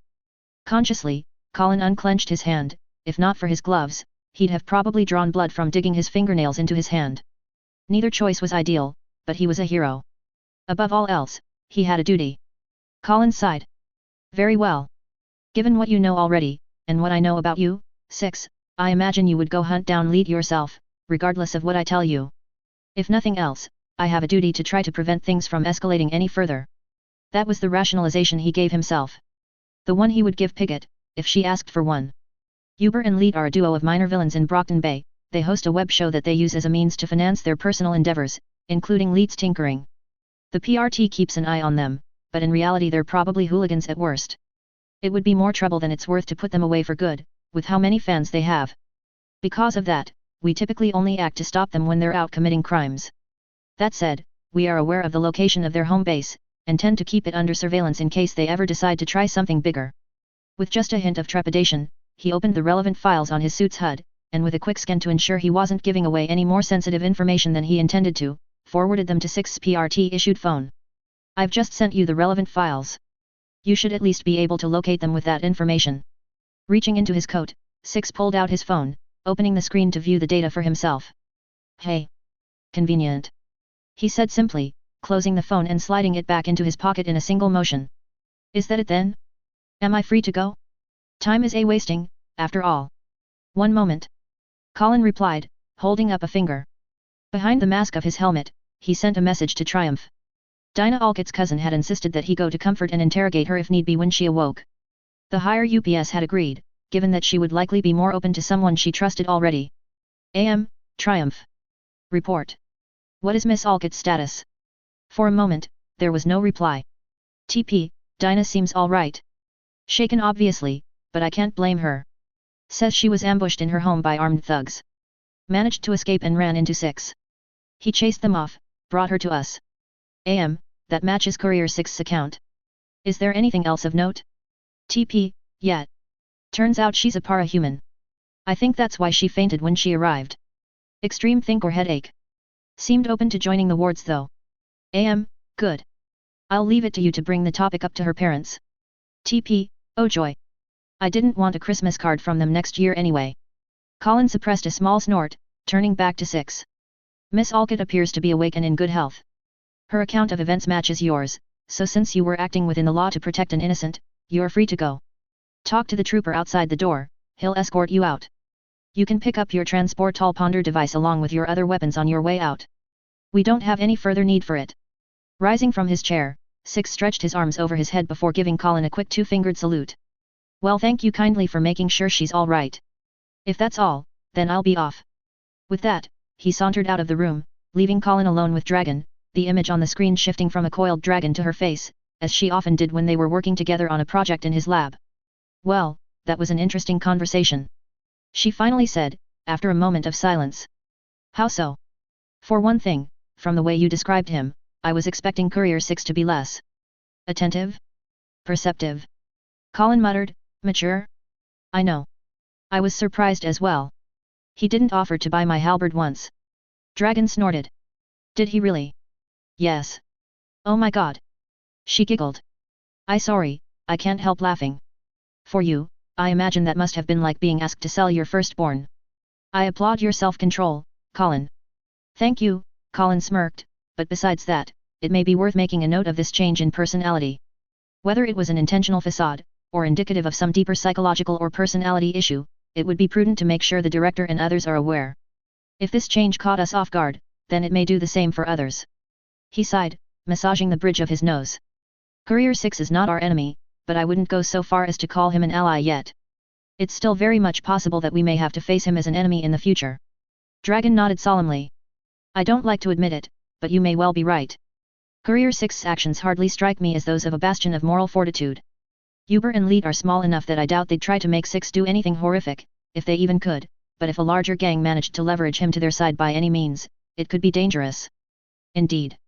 Colin nodded. At the very least, it's unlikely that the Empire or ABB would try to recruit him. Very true. At least we have that. Chapter 16. Rap.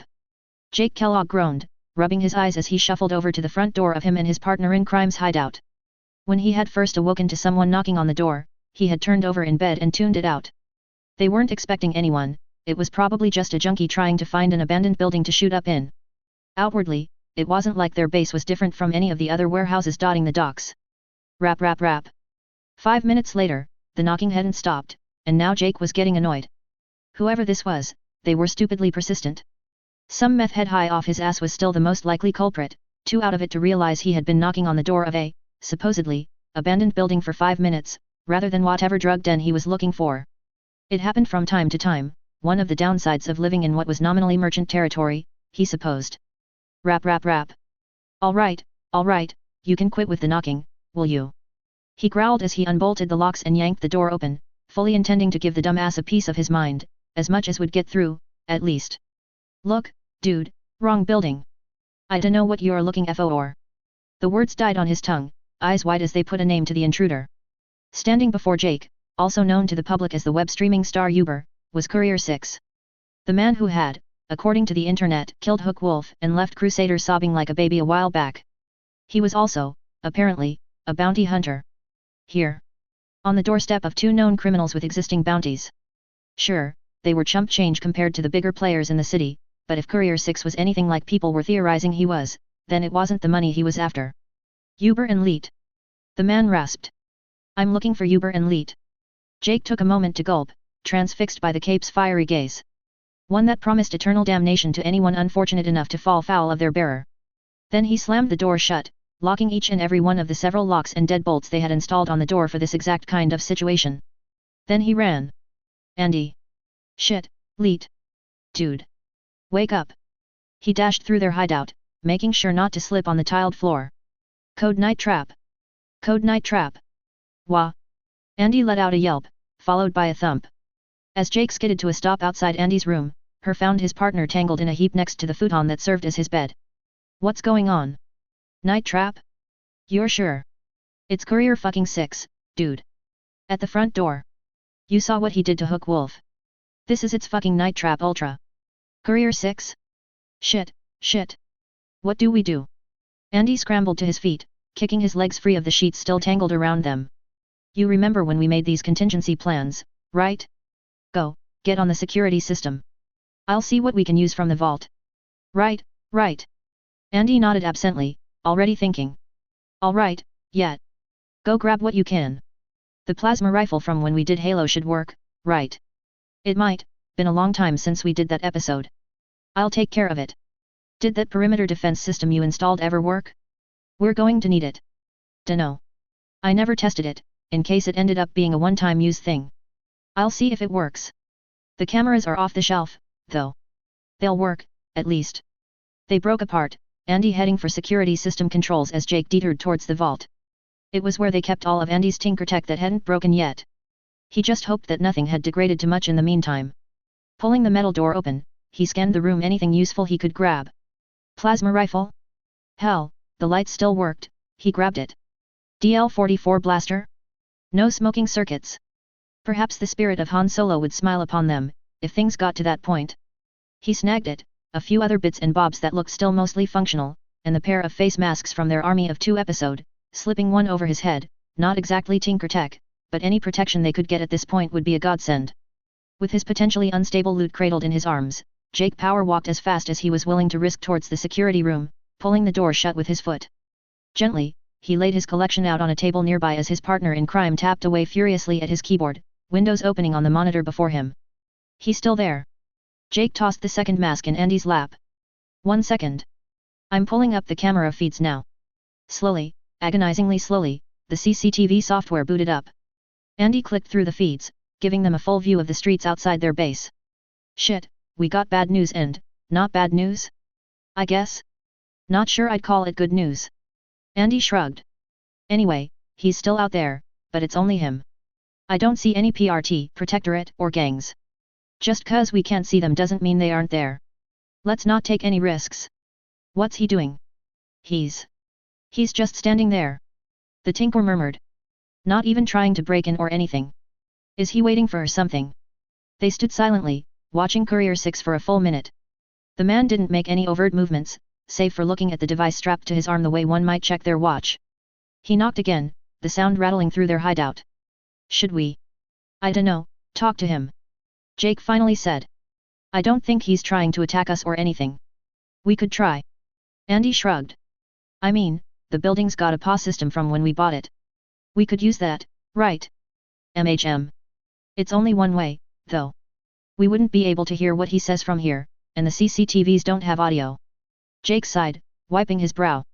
One way or another, one of us is going to have to go up to the door, and either talk to him, or hand him a radio. Or something. Andy was silent. Jake looked down, expecting to see his partner in crime deep in thought. Instead, he saw his friend looking up at him fearfully. Dude. Oh, what do you expect me to do? Andy whined. You're the one who could actually do something in a fight. Without my tinkering, I'm just a guy in a costume. Jake sighed, grimacing. I know. Still, that's your first idea. Bitch about it once the trigger-happy psychopath's gone, Andy grumbled. Hold on. Leaning to the side, he yanked a desk drawer open, pulling out a pair of solid, blocky-looking walkie-talkies. Here. Just shove one of these through the door hole or whatever. I've got the base unit here, so we can all talk. Jake took the radios, clipping one to his belt. This plan is bullshit, dude. Yeah, well, we weren't ever going to survive an actual code night trap. You said it yourself, remember? I know. Still, bull. Shit. Same, dude, same. Nothing else we can do, though. Jake groaned, creeping out into the hallway. It couldn't be an ambush, right? If it was the most amateur attempt he'd ever seen. Six was smarter than that, right? You don't kill fucking Hook Wolf by being a dumbass. Drawing on his power to keep his steps as quiet as he could, he crept toward the front door, the plastic casing of the radio creaking in his near-death grip. He stopped less than a foot from the door, solid steel and pretty visibly reinforced. It would hold up to a decent assault, but if a brute got involved then all bets were off, no matter how thick the doors.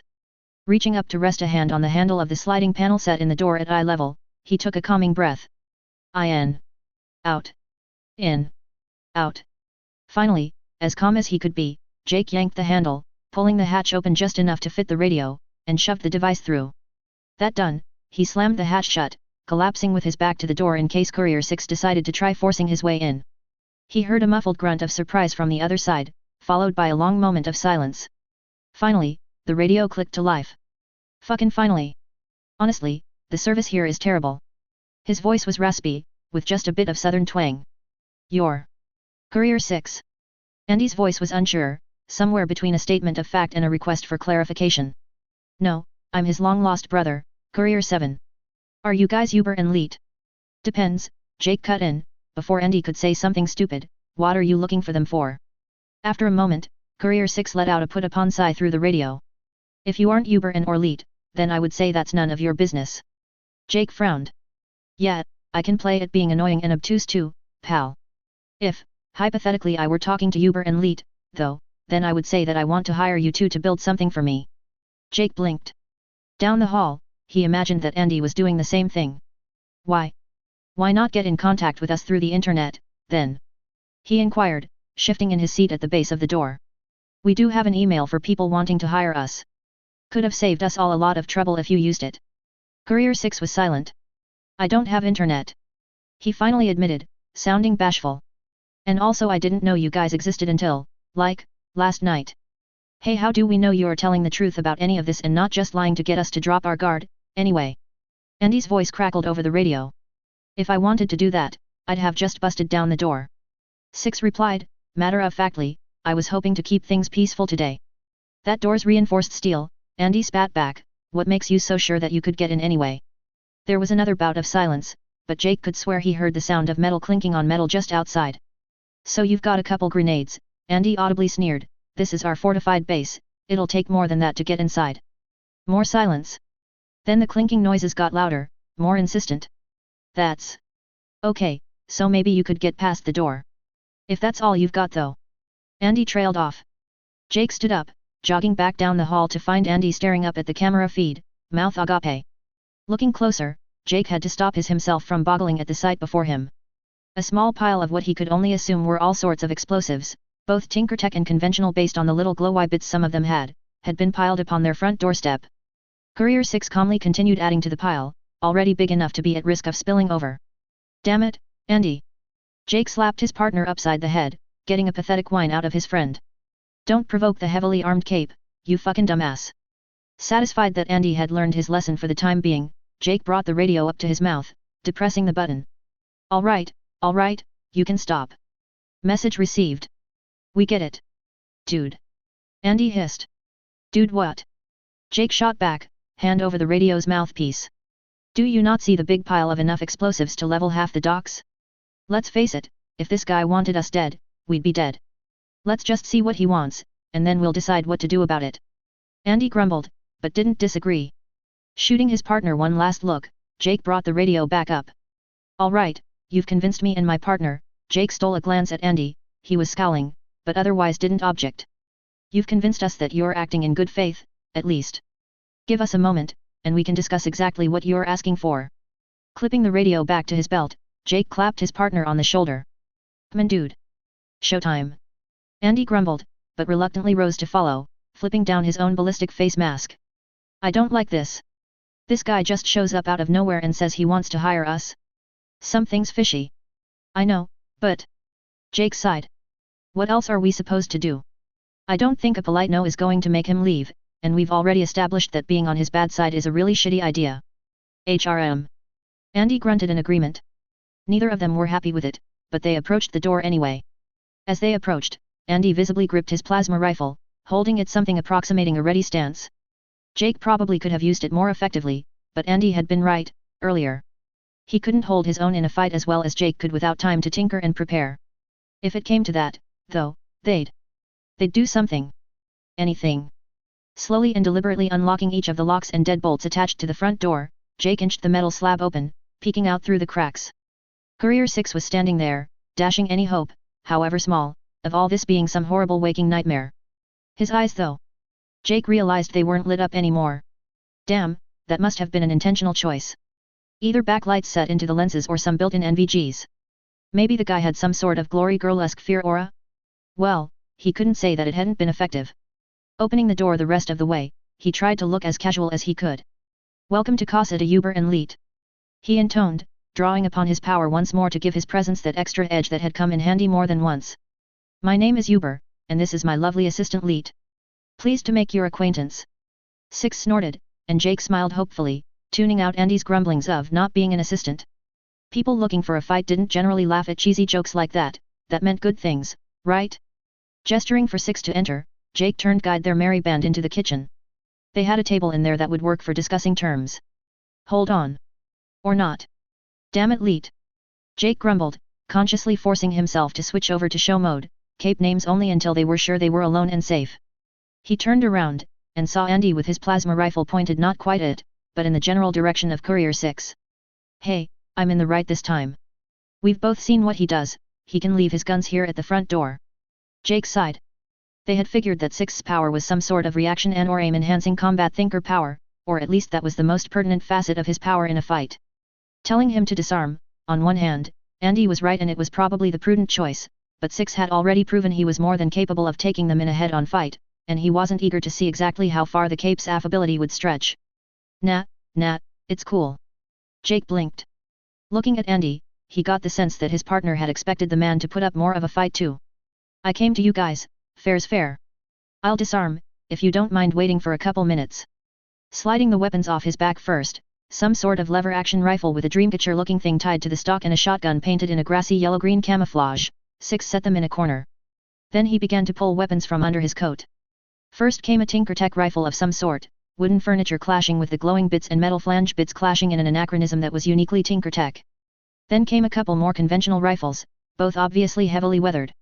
One looked to be a Garand, if Jake's Call of Duty knowledge didn't yet fail him, and the other was some sort of M16, maybe? Looked sort of like one, but also not really.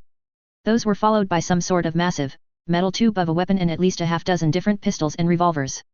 The show went on for nearly 5 whole minutes as Six pulled out a literal armory's worth of deadly implements. Jake nearly had to pick his jaw up off the ground in shock at the sheer variety of weapons on display.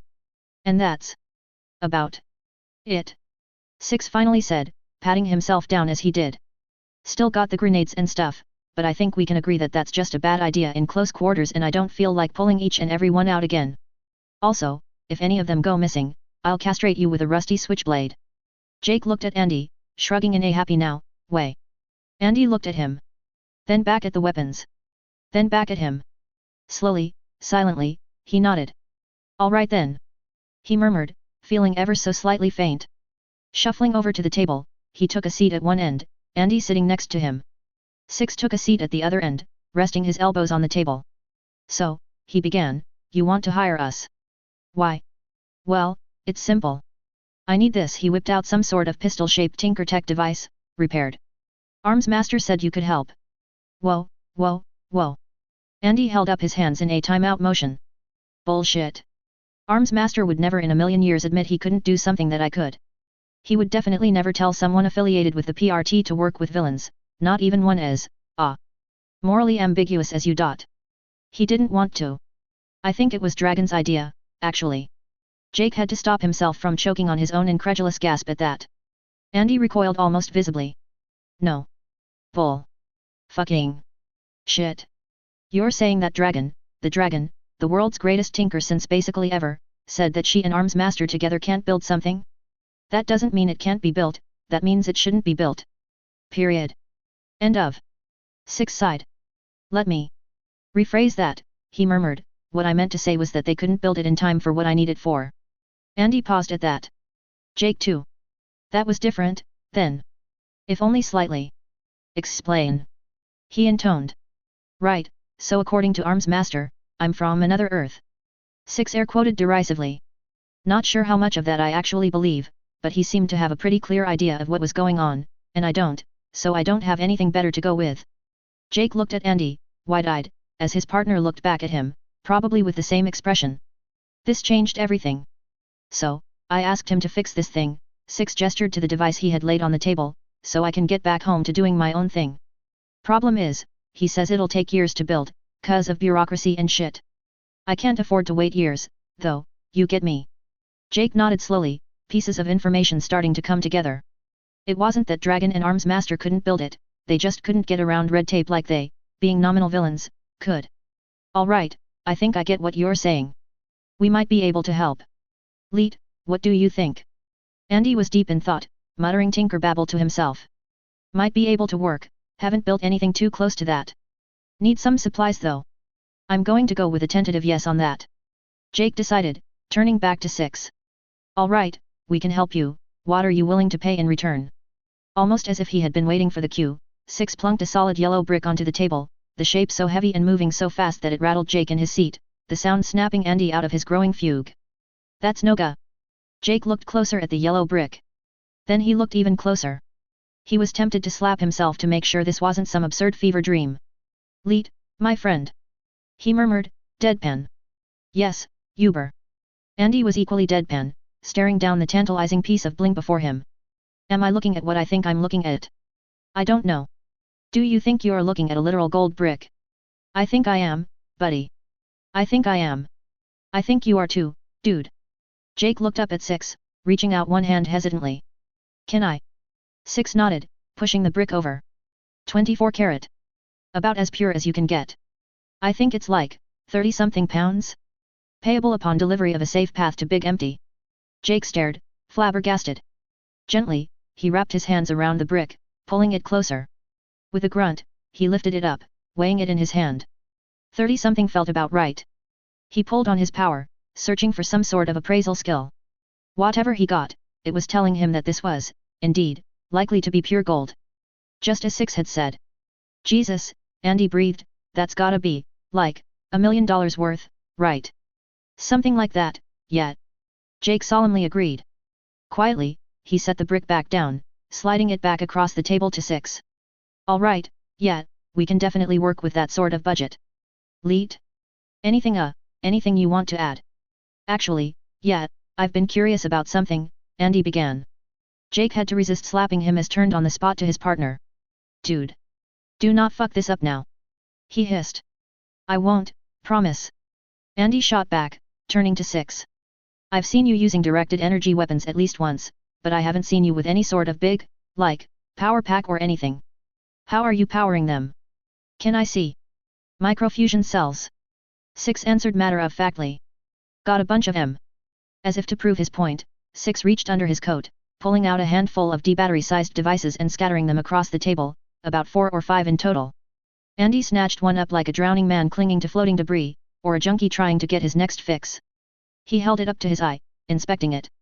1048 volts. No fucking way. Her murmured, turning to Jake, seizing his shoulders.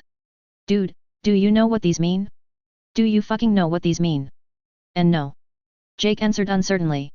It means no more powering everything with 9 fucking volt batteries, that's what it fucking means. Andy was practically shaking Jake back and forth as he spoke, giggling hysterically before turning back to Six. How much? I'll pay right here and now. All cash. Six looked back and forth between them, chuckling at Leet's antics. Tell you what. You get me home, and I'll hook you up with a guy who'll sell you as many as you can buy. And for a good price too, consider those the first part of your payment. The words had barely left the cape's mouth before Andy snatched the whole pile up, dashing back into their inner sanctum, giggling with all the giddiness of a kid on Christmas as he went. Well. I guess that's a yes, then, Jake muttered, watching his partner go. I guess that's it then? I'm sure Leet's already hard at work, you don't know how long he's been wishing for something to replace all those batteries. Probably gonna drop every other project to get it done as fast as possible, too. Six snorted, leaning back in his seat. Hey, the faster you can do it, the better. If you guys run into any problems, come find me. I'll do whatever I can to get back home, the faster, the better. Jake nodded. I'll be sure to remember that. Allow me to show you out, then. Standing, they both shook hands, finalizing their agreement as best an agreement like theirs could be finalized. Grabbing his weapons, Six quickly stowed them back under his coat just as they had been when he entered. Jake wondered if he had some sort of hammer space power, like that one cape, circus? He dismissed the thought, watching as Six opened the front door, slipping through with a wave.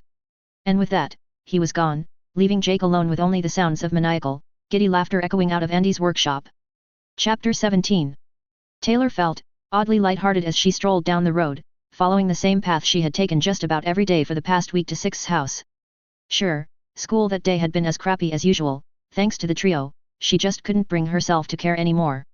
Even aside from the fact that nothing they could realistically do could top the locker, she, Taylor a Bear, was a hero. Now, all the crap the trio could throw at her over the course of the day was no longer the only thing she had to look forward to every morning. Before that night a week ago, it had been teenage schoolgirls doing petty, shitty things to another teenage schoolgirl. Regardless of whatever reason they were doing it for, if there even was any deeper reason to it beyond them being sadistic bitches, neither she, nor the trio, nor anything they did really mattered when you got down to it, even within the city, or hell, within Winslow. But now, suddenly, she was a cape, and the balance of everything changed. She had priorities now. She wasn't just a cape, either, but a hero. Arms Master had actually complimented her, however backhanded it had been. And what she was doing, what she had done, was making a difference, however small. Now that Lung was in PRT custody, the ABB had lost its biggest trump card. Foe was already speculating back and forth how that would affect the Bay. Sure, maybe it wasn't much, Lung could still escape before the PRT could transport him to prison. It certainly wouldn't be the first time the Protectorate had captured a villain, only for them to break out a few weeks, if not days later, and Oni Lee and the rest of the ABB were still out there. Still, the realities of life in Brockton Bay were only a mild damper on Taylor's mood. The fact of the matter was that she was a hero now, and with a major victory to her name already. Six's mentorship, she imagined, would be a godsend the more famous they got.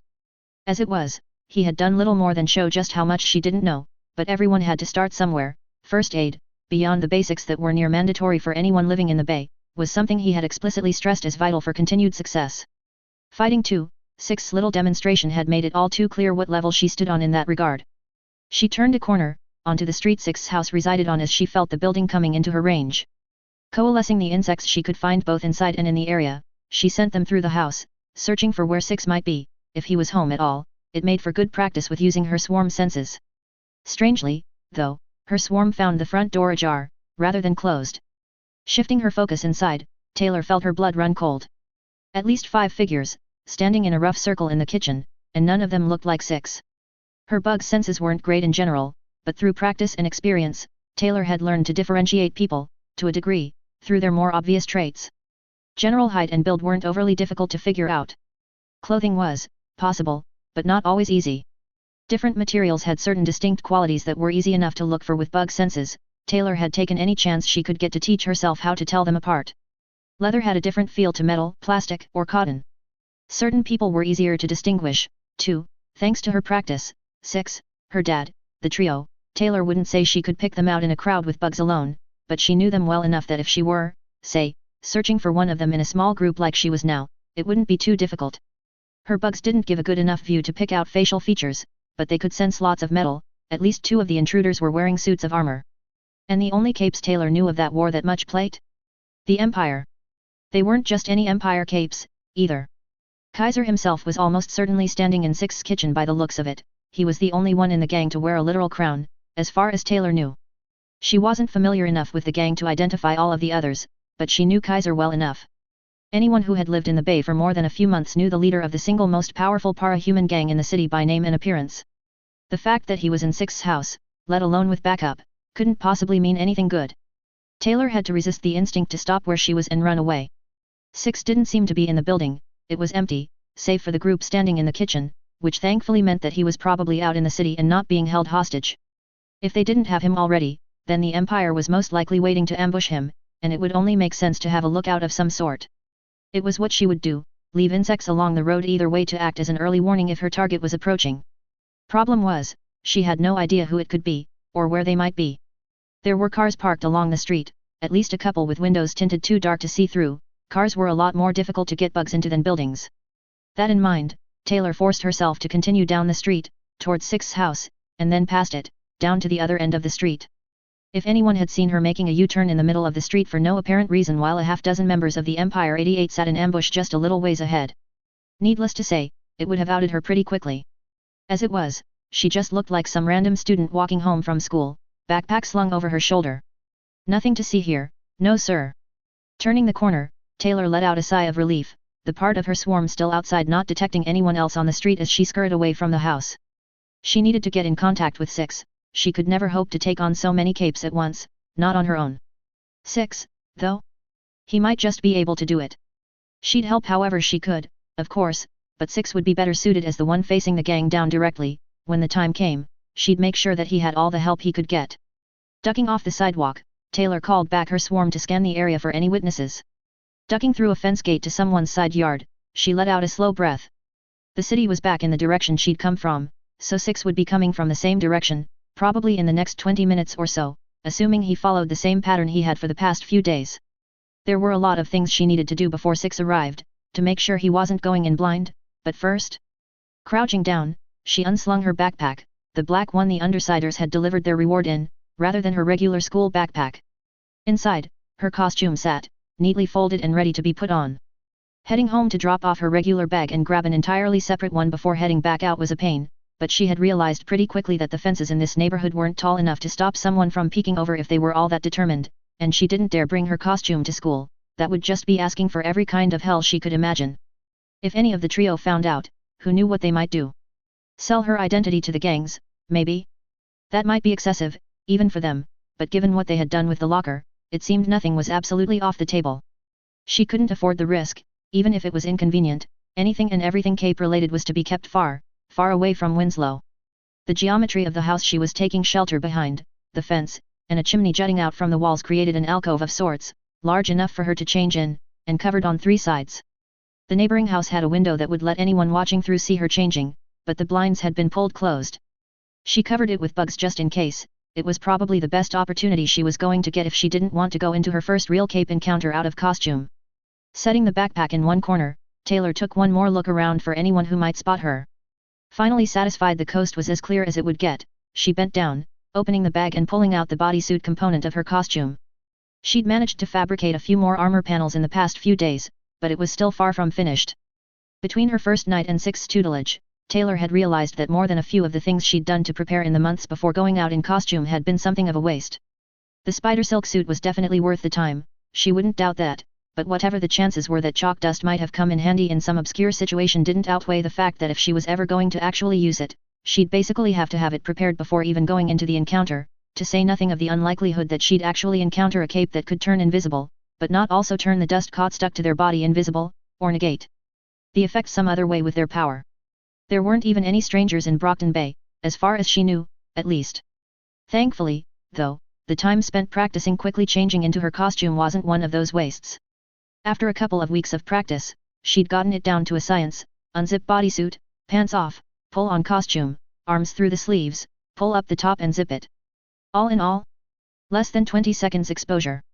Stretching quickly to make sure that nothing had gotten bunched up or caught anywhere, she bent over, digging through the bag for the rest of her ensemble. Mask on and over her face, hair pulled back so that it wasn't caught under the straps. Coat over the suit. Finally ready. Packing her other outfit back into the backpack, Taylor recalled the swarm from the window and commanded them to hide on her costume. The sleeves of the coat had a fair amount of room on their own to keep insects in, and the inside lining had a couple good-sized pockets sewn into, plenty of room for carrying bugs when it was necessary. She was still working on training the knee-jerk panic response out of her head whenever she had a big swarm on or around her, but Six had agreed that there were serious benefits to effectively having a controllable, reusable smokescreen. She snuck across the backyard and through a gate in the rear, keeping an eye out for anyone who might be watching out the window. Her next priority was getting in contact with Six. If nothing else, she needed to make sure he wasn't walking in blind. If she positioned herself in a spot between the house and Six's path, she would hopefully be able to head him off before he got spotted. She jogged along the fence line. All the properties along the street were backed right up to a scrub-y, undeveloped area sparsely dotted with trees that went out to the nearest roads. Hugging the fence would let her pass by the house without being spotted, moving further away from the house until it reached the limit of her range. Hopefully it would be far enough that she could catch Six. As she felt the house reaching the edge of her range, she slowed, putting more focus into interpreting her bug's senses. There wasn't much she'd be able to glean from eavesdropping. Trying to listen to something through her bugs was like trying to listen to music on a poorly tuned radio. It was possible, but difficult, and what she could hear was poor quality. Still, anything might help. She crouched down, marshalling all her focus towards processing what she could hear. The speaker was, as far as she could tell, bare-chested. Taylor still could only vaguely make out what he was saying. She cursed her lack of experience. How many capes in the city could she actually identify on sight? Kaiser. Lung. Oni Lee. Maybe Hook Wolf, if he wasn't dead already. Another figure spoke, the one that was probably Kaiser. She counted a few others, another guy in armor beside Kaiser, a shorter woman next to the first man, and one more guy, seemingly dressed in plain clothes. She growled, shaking her head. Processing the input of dozens of insects at once was bringing on the beginnings of a headache, and she wasn't getting any useful information out of it anyway. 5 people total. Worst case scenario, they were all capes. Could Six take them all at once? He was pretty strong, but even Alexandria had her limits. She paused as her swarm found a figure scheming across the outer edge of her range. More insects converged on the figure, feeling out their features and clothes. Leather coat, metal helmet, and gas mask, rifle strapped to his back, check, check, and check. Courier 6 was here. Taylor called the bugs off of Six, gathering them in a pile at his feet before arranging the individual bodies into a message. Stop, she wrote. Empire ambush in house. Six slowed to a walk, then stopped altogether, staring down at the message. Rearranging the swarm into an arrow, Taylor pointed it towards the houses and had it skitter off in that direction. Thankfully, Six followed it, cutting through another house's backyard and into the back area where she was hidden. Taylor waved him over, waiting for him to get close. Kid. He whispered, slowing to kneel next to her. What's going on? Someone trying to get us? The Empire, I think, she nodded. I spotted Kaiser inside your house, along with a few others. They might be capes, but I don't know. Six growled, pressing a hand to his forehead. Oh, that's fan-fucking-tastic. I thought there were supposed to be rules against this shit, aren't there? He looked at Taylor, as if expecting an answer. She could only shrug in response. Six let out a long-suffering sigh, shaking his head. That's what I get for assuming people might not break their own rules the moment it's convenient, for fucking once. Let me impart some life advice, kid. He held up one hand, index finger extended. There's only one rule you have to follow in life, and that's don't fucking die. All the others don't mean shit if you're dead. Taylor blinked. She supposed that made sense, in a brutally simplistic sort of way. That's just what the trio did, wasn't it? It wasn't as though the rules didn't apply to them, they just didn't follow them. And nobody ever bothered punishing them for it, either. Anyway, Six grumbled, how many people did you say you saw? 5. She mumbled, before shaking her head. She needed to put her personal thoughts to the side for the moment. I mean, yeah, 5 people, total. Six nodded. Alright, let's assume worst case scenario here. If they've all got superpower bullshit, then I won't be able to take them head on. Not if I want them alive at the end. You won't. What, you think I can take 5 on 1 at a disadvantage? I ain't a miracle worker. Tempted as I am to just shoot them all in the head and be done with it, I don't want to get yelled at by the PRT folks. They get all pissy about that. So. We just wait until they leave, then. Fuck no. We do that, and they'll just be back tomorrow. And the day after. And so on. Reaching into his coat, Six withdrew a spool of metal wire, followed by a handful of grenades. We've just got to be a little clever about how we approach this. Taylor watched as Six worked, running the wire through the metal rings of each grenade before using it to tie them all together in a bundle. Another length tied around the first formed a loop that protruded from the bundle. A second bundle quickly followed, 6 or so grenades tied together in a loop. Got the idea for this from the traps certain folk like to leave sitting around, he chuckled. Tie all the pins together, and you can scatter a half-dozen grenades in one throw. Drop a couple of these at someone's feet. He trailed off meaningfully. Sounds dangerous. Maybe. But I'd say I'm justified this time. Any of these guys die, it's their own damn fault. Besides, it's not all frags, got a few flashbangs, a few incendiaries. At least this way I can say I tried to not kill them. Not like many people gonna cry either way. Taylor raised an eyebrow, but didn't say anything. Distasteful as it was to consider, she supposed Six wasn't necessarily wrong. The Empire was generally disliked by anyone who wasn't a part of it, the same went for their capes. How many people wept after Hookwolf died? How many would cry if Kaiser died? And they're just going to let you walk in and do that? She asked. They're waiting in ambush instead of hunting me down, that tells us that they're looking to talk, at least at first. Probably want to gloat before they get on with it, Six muttered, assholes like them just love the sound of their own voice. All I need to do is keep them talking long enough to pull the pin and run like hell. He paused, head cocked in thought. Actually, now that I think about it. Think you can back me up with this one, kid? Taylor blinked, nodding. What do you need me to do? I need a distraction, doesn't need to be huge, just enough to hold their attention for a few seconds until the grenades go off. Think you can do something like that?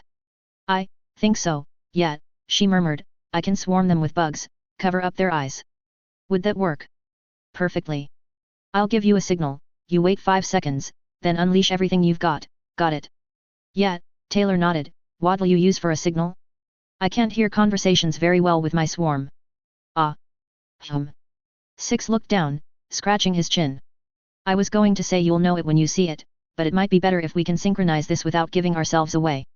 You control insects, could you tell if one was killed? Maybe keep one on me, and I'll crush it as the signal. Taylor blinked, slowly nodding as she caught on. It would be inconspicuous, something that no one but she could see if they weren't looking for it. Yeah, I can keep track of one if you keep it in your hand or in a pocket. Taking a mental survey of her swarm, Taylor ordered a single beetle out of her sleeves and into her hand, which she then dropped in Six's hand. It would be big enough to not get accidentally crushed or lost within his coat. Freaky. Six murmured flatly, dropping the insect in the palm of his offhand. But it'll do just fine. I think I'm about ready, how about you? Taylor nodded silently. If Six was ready, then she'd trust his plan. Good kid. He clapped a hand on her shoulder. Now get your pencil ready and take notes, I'm about to show you how we do things in the Mojave. Taylor couldn't help the slight chill that ran down her spine as Six's tone turned dark. Chapter 18. I'm tired of waiting. Storm Tiger grunted, shifting in place. Gonna kill this bastard myself, once he shows his damn face. Patience. Max Anders held out a hand placatingly. You and Cricket both will have your revenge. Neither of you will attack before I give the word, though. Storm Tiger scoffed, crossing his arms. Long as we get to do the honors. He gestured to Cricket and himself. Brad deserves as much. Max let out a breath, not quite a sigh, but exasperated nonetheless. He hadn't particularly wanted to bring those two on this mission, they lacked the sense for subtlety that was necessary, but they'd have raised hell if he left them out of it. Crusader and Alabaster were far better suited for action of this sort, one to restrain Courier 6 without endangering himself or others, and one to keep him occupied, should things come to a fight. The twins were, less than ideal for the purpose for the same reason as Brad's subordinates, and James was one of the few Max trusted to run the legitimate side of the Empire, should events require that he stay out of the public eye for a few days. He sighed, tapping his fingers impatiently on the kitchen countertop. Even in a best-case scenario, approving this mission, let alone leading it personally, was a risky decision. Were it not for the current state of the Bay, he would have waited to take a more tactful approach to the Courier 6 situation. The Empire was skirting the razor's edge of the unwritten rules with this move. They could justify it by claiming that Courier 6 had shot first by killing Hookwolf, but even so it was iffy. In the public's eye, the Empire was a criminal organization with already dubious respect for the rules, thanks to the very public murder of Fleur years ago, this, despite the fact that the idiot who had carried out the act had been nothing more than a glory-seeking fool who also happened to associate himself with the Empire. The very least the man could do was allow the Empire to use his precedent to divert suspicion. Courier 6, on the other hand, was an independent with a reputation for his relatively discriminate use of lethal force and an uncanny ability to entrench himself in the good graces of the common men and women of Brockton, a trait which put him above most others of his type. Vigilantes such as Courier 6, Gavel, and Shadow Stalker to name two, typically earned notoriety from all sides with their actions, and quickly found themselves forced to join a side, killed in turn, or otherwise dealt with. Courier 6, however, had, in a manner Max could only describe as artfully cunning, ingratiated himself with the public's opinion. Foe and other such sites that concerned themselves with tracking the activities of Capes had been having a field day with the man. It was as though he had no civilian identity to speak of, with how often he could be spotted running errands, doing menial tasks, and generally socializing with the public. Stranger still was the number of stories being spread of Courier Six as a general handyman and odd jobber for anyone with the balls to ask, and perhaps some spare cash to pay him. One or two such stories could be dismissed as mere attention-seeking, the product of people with too much free time and not enough self-respect. When dozens flocked to the message boards, though, with stories of the duster-clad Cape that ranged from chasing off squatters to escorting unaccompanied individuals through the rougher parts of the city after dark, they were difficult to ignore entirely. Beyond that, though, he made no real attempt to patrol as most other heroes did. Certainly, he stopped what criminals he found. The ones with enough lack of intelligence or poor fortune to be caught in the act by Courier Six ended up cooling their heels in a cell if they were lucky, and handcuffed to a bed in Brockton General with technically non-lethal injuries if they weren't. Then again, it wasn't as though that wasn't par for the course in Brockton. Regardless, Courier Six's actions had, in short, done more for the cause of para-humans as normal people in a few months than New Wave had in their entire decade and a half of idyllic suburban family PR, and more effectively won the public's goodwill than any of the PRT's laughable attempts at comforting the populace with their patrols and public meet UPS. As it turned out, people responded better to a friendly neighbor you can count on when you're in a pinch than they did to an untouchable demigod. Courier Six's actions had the potential to break the status quo that the Empire rather benefited from maintaining. He protected innocents regardless of race, unlike the racially polarized gangs, and regardless of where they lived, unlike the Protectorate. Max didn't doubt in the slightest that Courier Six presented an appealing alternative to gangs for most people. Could that have been his plan all along? To establish a gang of his own, but on the side of good? Some sort of para-human neighborhood watch? It was an idea as intriguing as it was audacious. If people began to see Capes as merely people with powers, rather than the veritable gods they were generally considered to be, completely untouchable by any conventional means, then the balance of power could very well be violently overturned by the unpowered hordes. That concerned Max. Not in the sense that Courier Six and his actions threatened the delusion held by certain people that powers and the wielders thereof were special and therefore above the unpowered rabble. Powers or no, Maxwell Anders was still the CEO of a successful pharmaceuticals corporation. No, Max was concerned because of the precedent set by Courier Six for every para-human in a gang in the Bay for de-escalation. The Empire, just like every other gang in the city, derived the majority of its power from its para-humans. Most, but not all. The unpowered foot soldiers of the gangs played perhaps the most important role of all in the war they had locked themselves in. They occupied territory. The Empire could lay claim to the entire city as their territory, but that claim meant nothing without a way to enforce it. Capes took land, acting as the vanguard force, but men held that territory. They patrolled for troublemakers, extracted protection, and scouted the enemy. No one in the Bay had enough para-humans at their beck and call to do that without making use of unpowered lieutenants. The Empire derived its core purpose for existing from its protection of the white men and women of the city from violent psychopaths of so-called lesser races, especially those with powers such as Lung and Oni Lee. Regardless of one's personal opinions, the Empire had a reason to exist, and would continue to do so long as men like the AB's leader lived in the Bay. Every white man executed by Lung was another half-dozen converts driven into the Empire's arms. If, by some bizarre and absurdly improbable twist of fate, Courier Six were to convince Lung to commit the ABB to some more productive goal, the Empire would be forced to de-escalate in kind or face public opinion turning on them. It would also end the driving of those less committed to the cause into the Empire's arms. Max wasn't a fool. Most men and women joined the Empire nowadays to protect themselves from the ABB or the merchants. Beat up an Asian kid, get a few swastika tattoos, shave your head, and you had some measure of protection against getting kidnapped and sold into slavery by the ABB, forcibly addicted by merchants, or simply executed by either gang as a show of force. Remove those threats, and people would no longer need the Empire. It would undermine their power base at its foundations. Courier Six was proof that the concept of nonviolent capes in everyday life was both tenable and realistic. Soon, he would be proof as to how untenable it really was. The sooner he was disposed of, before he could gather a serious supporter base to kick up a fuss, the better the Empire would fare. Still, the prospect of one more threat to his power being eliminated was small comfort to Max.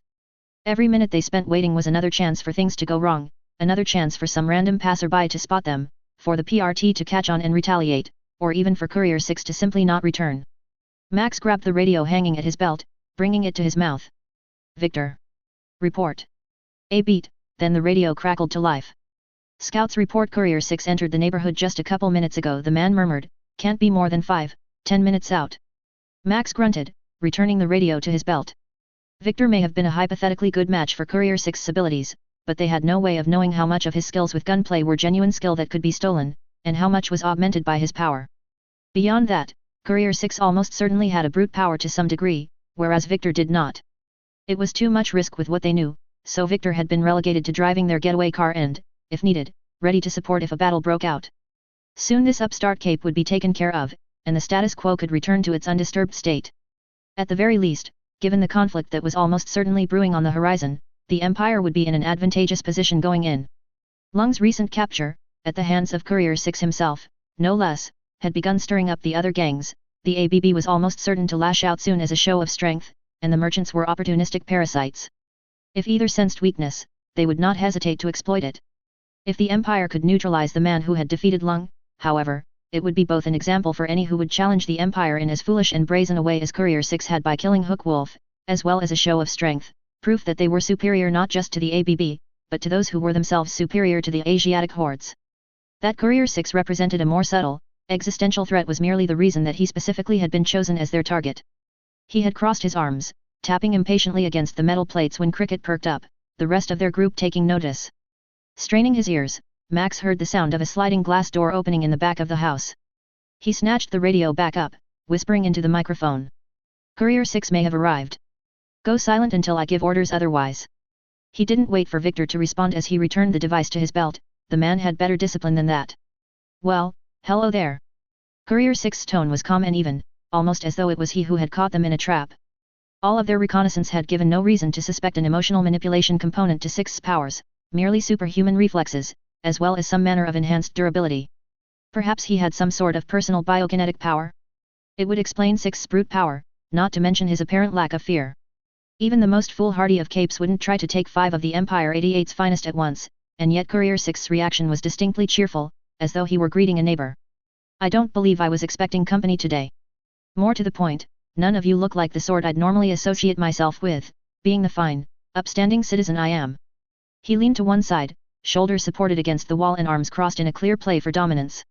So, if you all would kindly get the hell out of my house, then that'd be just great. Otherwise, I might have to do something you'll regret. Max blinked. Casual insults weren't something he was unused to, but the sheer cheerfulness with which the man before him delivered it was enough to throw him for a loop for a split second. Once he had gotten over the initial shock, though, Max allowed himself a smirk. Courier 6 had overplayed his hand in the opening exchange with that bluff. His tone implied that he had possession of some sort of trump card, some manner of para-human backup to even the playing field. But Max knew for a fact that Courier 6 had no such thing. He was alone, with no backup incoming from the PRT, New Wave, or any other group one could think of. Now, Courier 6, Max rumbled, I see no reason for hostilities yet. My associates and I merely wished to speak with you. At first, Max didn't bother to add. What came later was neither here nor there. 6 snorted derisively. I'm sure. Max would say that he was rather adept at reading people, a skill developed from years of business deals and negotiations, and further honed, especially when it came to reading masked and costumed men and women, with his experience in leading the Empire. Courier 6, inscrutable as he was still a man. Even with his face covered as it was, he still had his tells. Max couldn't see any overt nervous tics, and the cape's posture was carefree, but that didn't mean Courier 6 couldn't be read. Just that he wasn't easy to read. Well, you folks came out all this way, 6 sighed, and obviously it wasn't just for a friendly chat, given all those fancy costumes you've got on. So let's skip the pleasantries, yeah? You tell me why you're here, I reply that you're a fucking dumbass, then we can get to the fight bit. Briefly, the impulse hit Max to simply impale the man on an iron spike and leave him to bleed out. He quashed it down. To do so would be all but explicitly spitting in the face of the unwritten rules. More so than they already were, at least. The current plan was to use their powers to subdue 6 if necessary, but it was imperative to reduce any evidence of Empire para-human involvement. They would leave enough evidence in the form of gang tags and graffiti that there would be no doubt as to the allegiance of Courier 6's assailants, and planting a bomb would erase any clues they couldn't hide otherwise. Framing Courier 6's death as a repeat of Fliss would ensure there was no significant repercussions upon the Empire's leadership.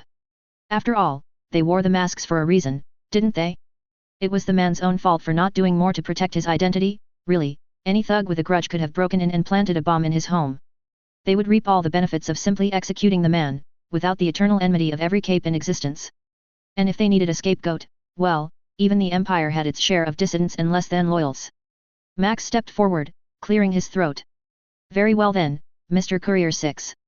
The people gathered here in this room represent a significant portion of the power the Empire 88 is capable of leveling at its enemies. In the past several months, you seem to have been determined to make yourself quite an annoying enemy of the Empire. You understand where this is going, I presume. Courier 6 nodded, humming agreeably. I think so. So you're here on your boss' behalf, then? Play the attack dog to scare me into submission, and get a nice pat on the belly for your efforts. I believe you misunderstand the gravity of your situation, Courier. Max scowled, exerting his power into one of his gloves. In moments a blade sprang into being, extending from his gauntlet as he leveled the tip towards Courier 6. I, personally, lead the Empire, each and every one of its members bows to my will. We are not here to merely scare you, either. When the Empire decides to deal with annoyances such as yourself, it does not do so by half measures. 6 paused, inclining his head. Even still, he refused to move from his resting stance. Is it so? Courier 6 drawled, almost mockingly in its slowness. Either he had a poker face that put professionals to shame, or he truly believed he had a chance to survive this encounter. I never would have imagined that little old me would warrant such a response. Courier 6 trailed off, muffling a snicker. You think this is a fucking joke? Storm Tiger growled from the far wall. Oh, no, not at all. Just thinking that you Empire folks sure know how to make a man feel special is all. 6 laughed. Actually fucking laughed in the man's face. The wolf guy was the same way, that whole long hair, bare chest thing he had going on? Not really my type, but I can see the appeal. 6 trailed off, suddenly very focused on Storm Tiger. Hey, you know, now that I think about it. You've actually got that same sort of look going on.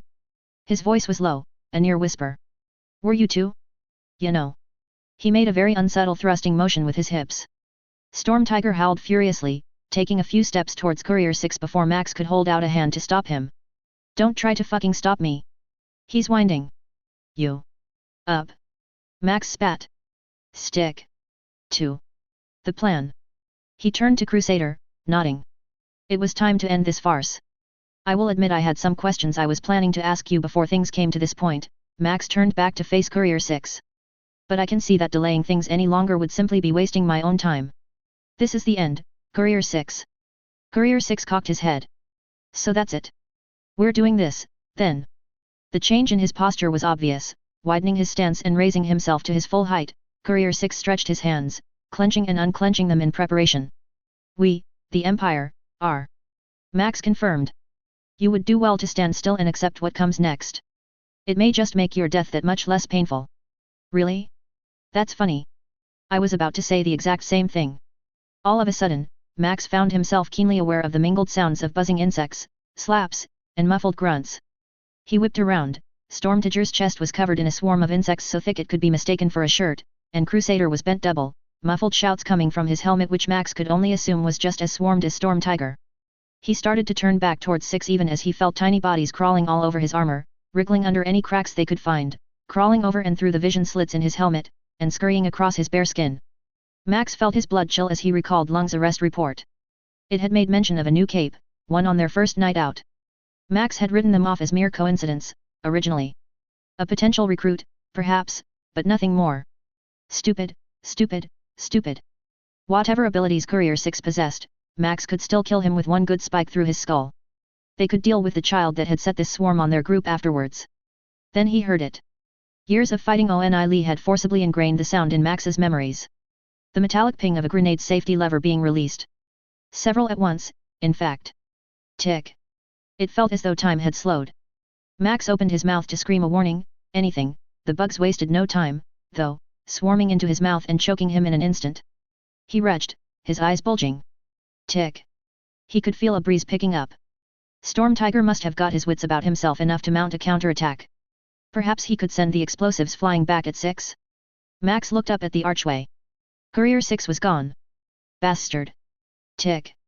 Max pulled desperately on his power, raising an iron wall as quickly as he could.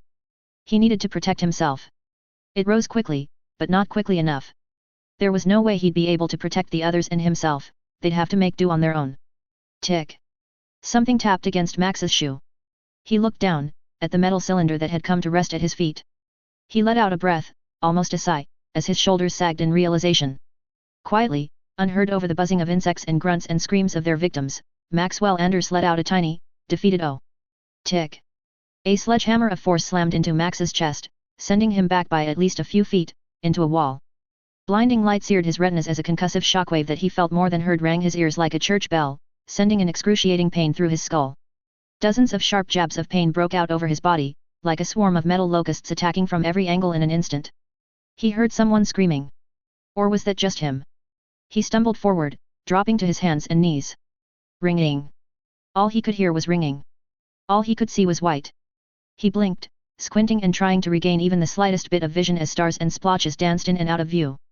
Shaking his head, he rose to a kneel, his vision having adjusted just enough to make out general shapes and colors, however vague. Looking around was not good. Through the spinning and the ringing, he could see bodies sprawled about the room, leaking blood. There were crimson splatters all over, mingling with black scorch marks and wisps of smoke. Max blinked, uncomprehending. How? How did this happen? He pushed himself to his feet, standing on shaky legs. Across the room, Max saw him. A figure clad in olive drab and dusty grey. The eyes of his mask burned a furious red. As he began to charge forward, making a beeline right for Max, the Empire 88's leader could only watch dumbly, his brain still spiraling from shell shock. He and Courier 6 collided with a solid clunk, and Max felt himself being flung bodily into the wall once again, only for the wall to give way with a wooden crunch, and the two of them to fall into the front yard. The door, Max realized idly. Courier 6 tackled him through the front door. He flopped onto his back, the collision of his helmet on the concrete not doing any favors to his already splitting headache. His vision lost focus for a split second, and when he looked again, he found himself staring down the barrel of a very large revolver. Courier 6 kneeled over, one knee pressed against Max's breastplate. Now I suggest you listen, and listen closely, Kaiser. His voice came out as a near hiss. Max wasn't sure whether the man was pissed at their violation of the unwritten rules, or just reveling in Max's imminent death. He didn't bother lying to himself. Were their roles reversed, Max wouldn't have thought twice about killing the man. Right now, this gun is loaded with semi-wad cutter 45-70 rifle cartridges. Hand-loaded myself, they pack a real hefty kick. Courier 6 leaned forward, his face inches from Max. To put that in layman's terms, if I pull this trigger, then no amount of armor is going to stop you getting your brains pasted across the street. If you so much as twitch without my permission, then I pull the trigger. Understood. Max blinked. The sun shining down on his face wasn't helping the spots blinking in and out of his vision. Why yes. Good. Now, to business. 6 leaned back. At least now they weren't nose to nose, Max mused. He stifled the urge to giggle hysterically. This mission was entirely foobar now. As I understand it, these unwritten rules of yours specifically frown on what you've done today. Am I right so far? Max grunted a vague affirmative. Victor should be mere minutes out, if not less. Perhaps if he could delay. Assuming Alabaster wasn't dead outright, he would need mere seconds to rejoin the fray. The others. They'd been even closer to Courier 6 than Max. Well, he'd consider himself lucky if none of them ended up dead. I'll take that as a yes. So, given that fact, I think it's safe to say we're not playing by the rules anymore. Therefore, I'd be entirely justified in killing you. You get me? You wouldn't dare. Max spat. Once Alabaster arrived, Courier 6 would have more reason to keep Max as a hostage than to kill him. Kill me, and the rest of the Empire would never stop chasing you. It would be signing your own death warrant. 6 tilted his head back and forth, as if considering the idea. Well, you're right about the first part. The signing my own death warrant part's debatable. Wouldn't be my first time, at least, let's put it that way. Lucky for you, though, I wasn't planning on killing you anyway. Max blinked. Behind Courier 6, he saw Alabaster creeping out of the doorway, pistol gripped in one hand. The moment he saw Max and 6, he let out a surprised yelp, bringing his weapon to bear. Drop the gun, Lily Whites, 6 growled, cocking his revolver's hammer, or your glorious leader here loses a couple pounds in grey matter. Alabaster paused, his aim wavering ever so slightly as his gaze twitched back and forth between them. Stand down. Max finally commanded. They were in a standoff now. If Alabaster fired, Max died. If 6 killed Max, then Alabaster would have no reason not to shoot 6. Smart man. 6 murmured, relaxing imperceptibly as Alabaster lowered his gun. Now then, as I was saying, I don't intend to kill you, Kaiser. I made that mistake last time, and dealing with all the so-called Avengers that creating a martyr brings just isn't worth it. Courier 6 shrugged, almost a what can you do, sort of movement. But an example needs to be made. And who better than the leader of your whole goddamn army of assholes? With his free hand, 6 reached into his coat, and pulled out a switchblade, flicking it open and bringing the blade up to the vision slit of Max's helmet.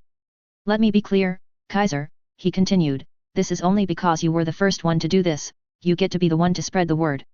Where I come from, there are no unwritten rules. Someone fucks with you? You kill them, or get killed. Pull this shit again, and I'll hang your not quite a corpse in my front yard so I can sip tequila and watch you bleed out. Understood? Max nodded nervously. What Courier 6 was implying with that blade did not bode well. Oh, and in case anyone gets any funny ideas, he raised his voice, loud enough that there was no doubt Alabaster could hear, we wouldn't want this impromptu eye surgery to turn into impromptu brain surgery, would we? Max's blood froze in his veins. Every instinct in his body screeched at him to defend himself, to impale Courier 6 on an iron spike, to call for his allies' aid. But he was painfully aware of the revolver pointed directly at his head.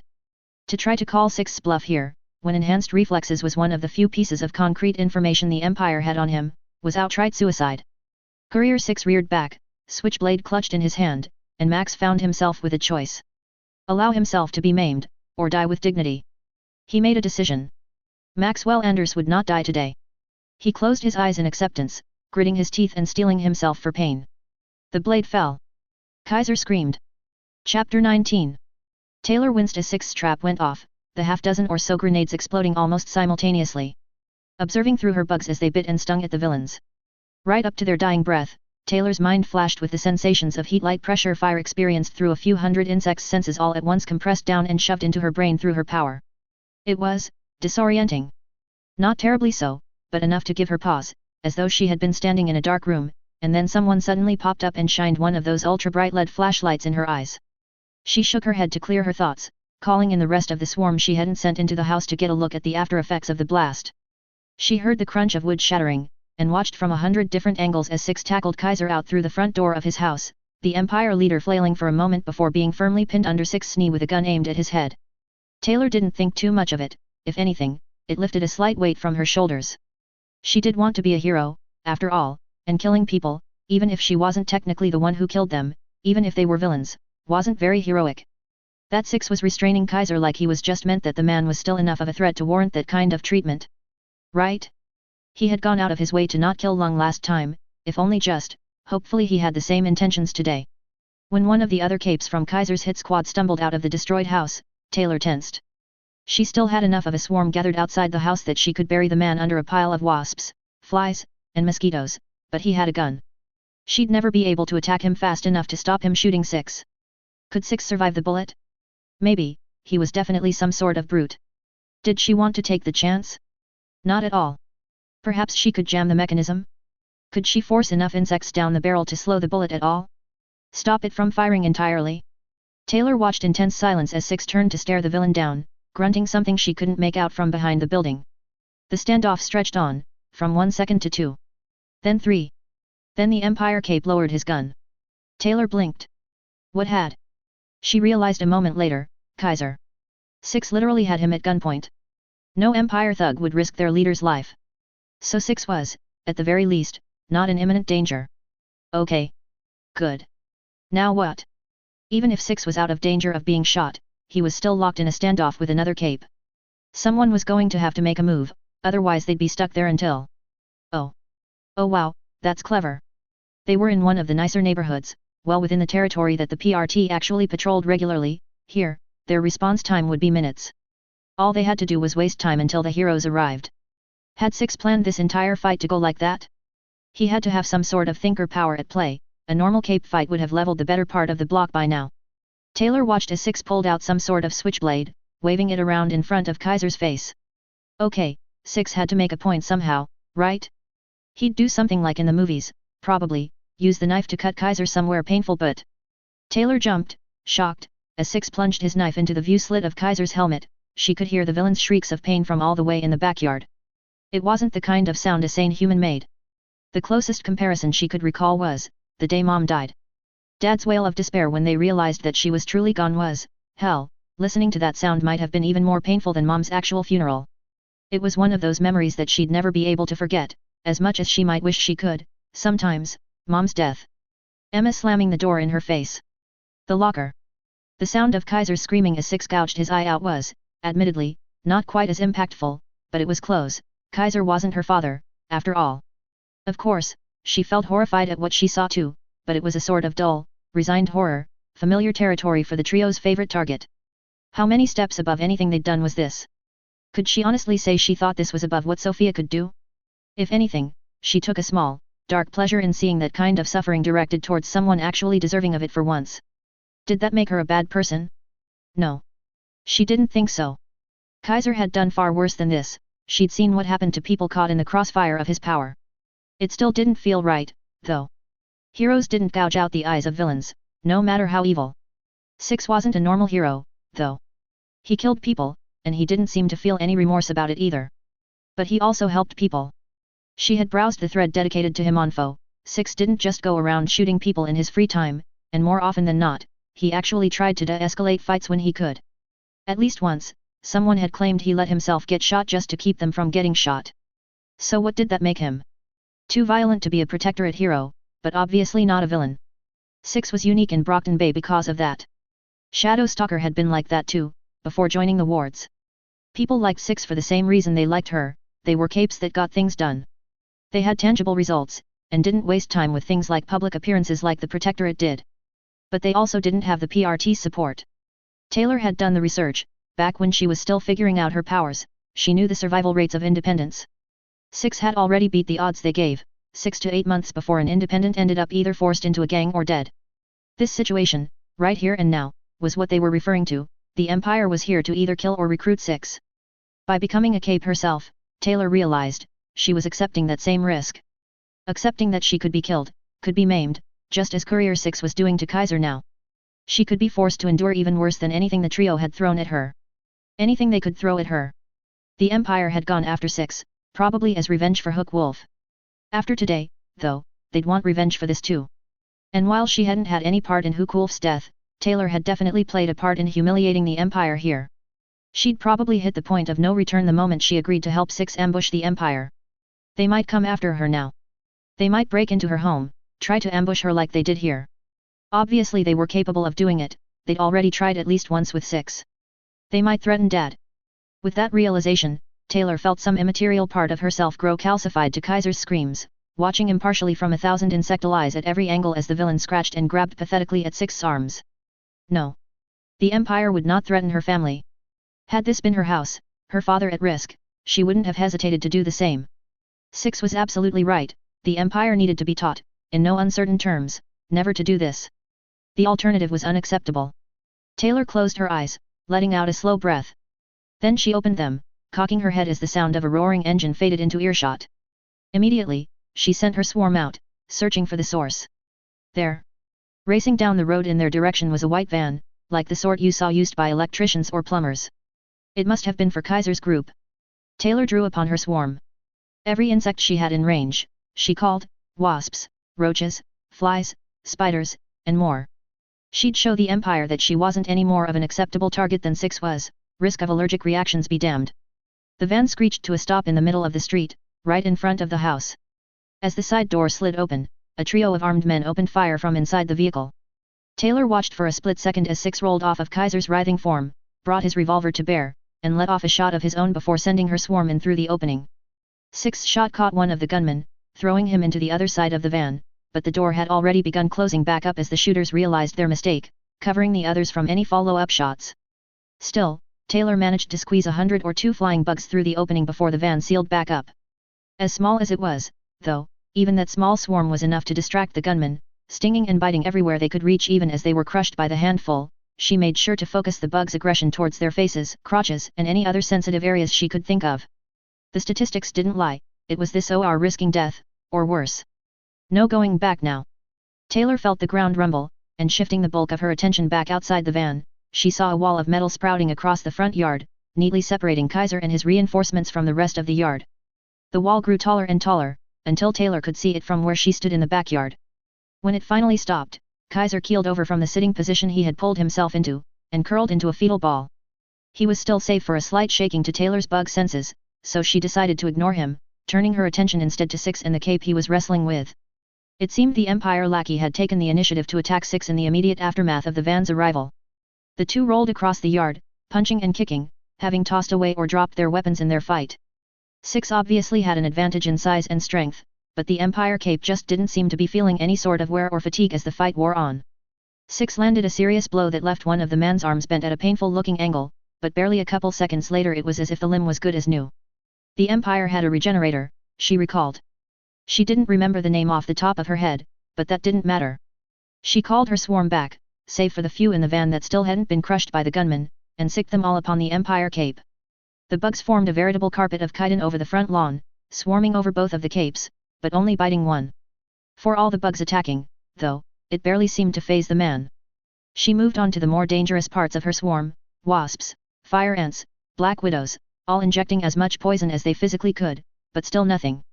She tried swarming his face, which seemed to slow him down a bit, but more because of his suddenly reduced vision than any actual discomfort. Taylor did all she could, and still it wasn't enough. She let out a gasp as the regenerator drew a knife from his costume. He reared back, bringing the blade down to stab at Six's throat, only for it to be caught in an open palm. The blade pierced clean through Six's hand, only for his fingers to wrap around the guard, yank it out of his opponent's grip, and drive the hilt into the cape's nose. The force snapped the man's head back, giving Six a chance to kick him off entirely, and draw another bulky pistol from under his jacket with his uninjured hand. The gun barked off 7 shots, concentrated fire severing the cape's leg at the knee. He fell backwards, visibly bleeding from his stump leg, but another second later and he was already struggling back to his feet. That was all Six needed to seize the initiative, though, pouncing on the man with a demented howl Taylor could hear from the other side of the house. Six seemed to have things more or less under control. Once again, she shifted her focus towards Kaiser and the van, and cursed. She hadn't left many bugs to watch the other side of the wall when she had tried to interfere in Six's sprawl, and so she had barely a handful of insects left to watch and try to attack as a pair of figures unceremoniously tossed Kaiser's body into the van and dove in behind him. The door hadn't even had a chance to close completely before the van pulled a U-turn, tires screeching and rocketing off the way it had come. Within moments, the van, and the bugs inside, were out of her range. And like that, the fight was over. Six was still doing his best to beat the regenerator cape to a bloody pulp, but otherwise, there was no one left to fight. They had won. Unsteadily, Taylor rose to her feet. She still wasn't entirely sure she had really seen what she had. The Empire was the biggest gang in the bay, almost as much a fact of life as the boat graveyard and mass unemployment. And yet, Six had taken out nearly half their capes in under 5 minutes. It almost didn't feel real. She unlatched the back fence gate, slipping through and shuffling up through the side yard. Taylor wasn't sure she wanted to see the aftermath of Six's initial trap. There had been 5 people waiting when she arrived, only 2 of them had come out. If she had assisted Six in killing 3 people, villainous capes they might be, she wasn't sure she wanted to know. Ignorance was bliss, after all. Approaching the corner of the house, Taylor heard grunting and the steady, meaty thud, thud, thud of fists on flesh. Mother. Fucking. Son of a. Bitch. She rounded the corner, clearing her throat to try and get Six's attention as quietly and politely as she could. Six froze, panting hard. His head turned sharply to side-eye Taylor. She froze. Oh. Hey. Great work with those bugs, kid. A fucking plus.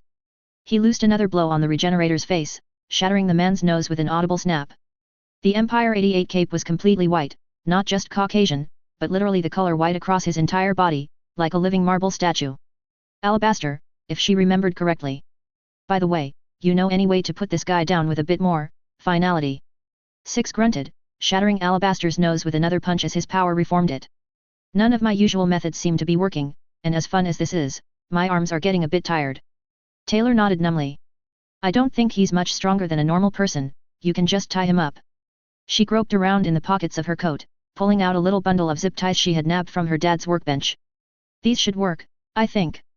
Six took the plastic strips, standing up and forcing Alabaster to flip onto his stomach before wrenching his arms behind his back and securing them with multiple ties. The Empire cape let out a few grunts and other nonverbal complaints, but otherwise, he seemed to know when he was beaten. Just for good measure, Six zip-tied his ankles together too. Tough motherfucker, ain't you? Six grunted, staring down at his captive as he stood back up. Now don't say shit if you know what's good for you. Taylor watched with morbid curiosity as Six finally removed the knife from his hand with a wet schlick. Ah well, this is on me anyway, he chuckled, injecting a syringe into his wrist. I came out here expecting Legion fanatics, not fiends too doped up to feel all the broken bones. Either way, I'd call today a success. Taylor blinked. But Kaiser got away. I get that the point was to. She suppressed the urge to shudder at the memory, do what you did to him, to warn anyone else from doing the same thing, but was it alright to let him go? Nyat. 6 shrugged, shuffling over the front step and sitting down. Honestly, it might be better in the long term that we let him go. I'd have left him with the PRT if I could, but he's the leader, he can tell all his goons to fuck off, which saves us the trouble of dealing with them later. Taylor didn't say anything. Kaiser was still on the loose, but if it meant her dad was that much safer. Do you think that'll work? You said that they broke rules attacking here, why wouldn't they break them again? 3 things. 6 held up a finger. Firstly, as we've proven today, I absolutely could kill him if I wanted to, that means he has a vested interest in not pissing me off, which means telling his lackeys to fuck off. He held up a second finger. Next, the ones that are smart enough to try something this devious, he swept a hand out, over all the wreckage of the fight across the yard and back at the house, are also smart enough to do what they're told. Isn't that right, you loyal attack dog, you? 6 kneeled down, cooing into Alabaster's face. Rather than speak, the Empire Cape replied by spitting in his face.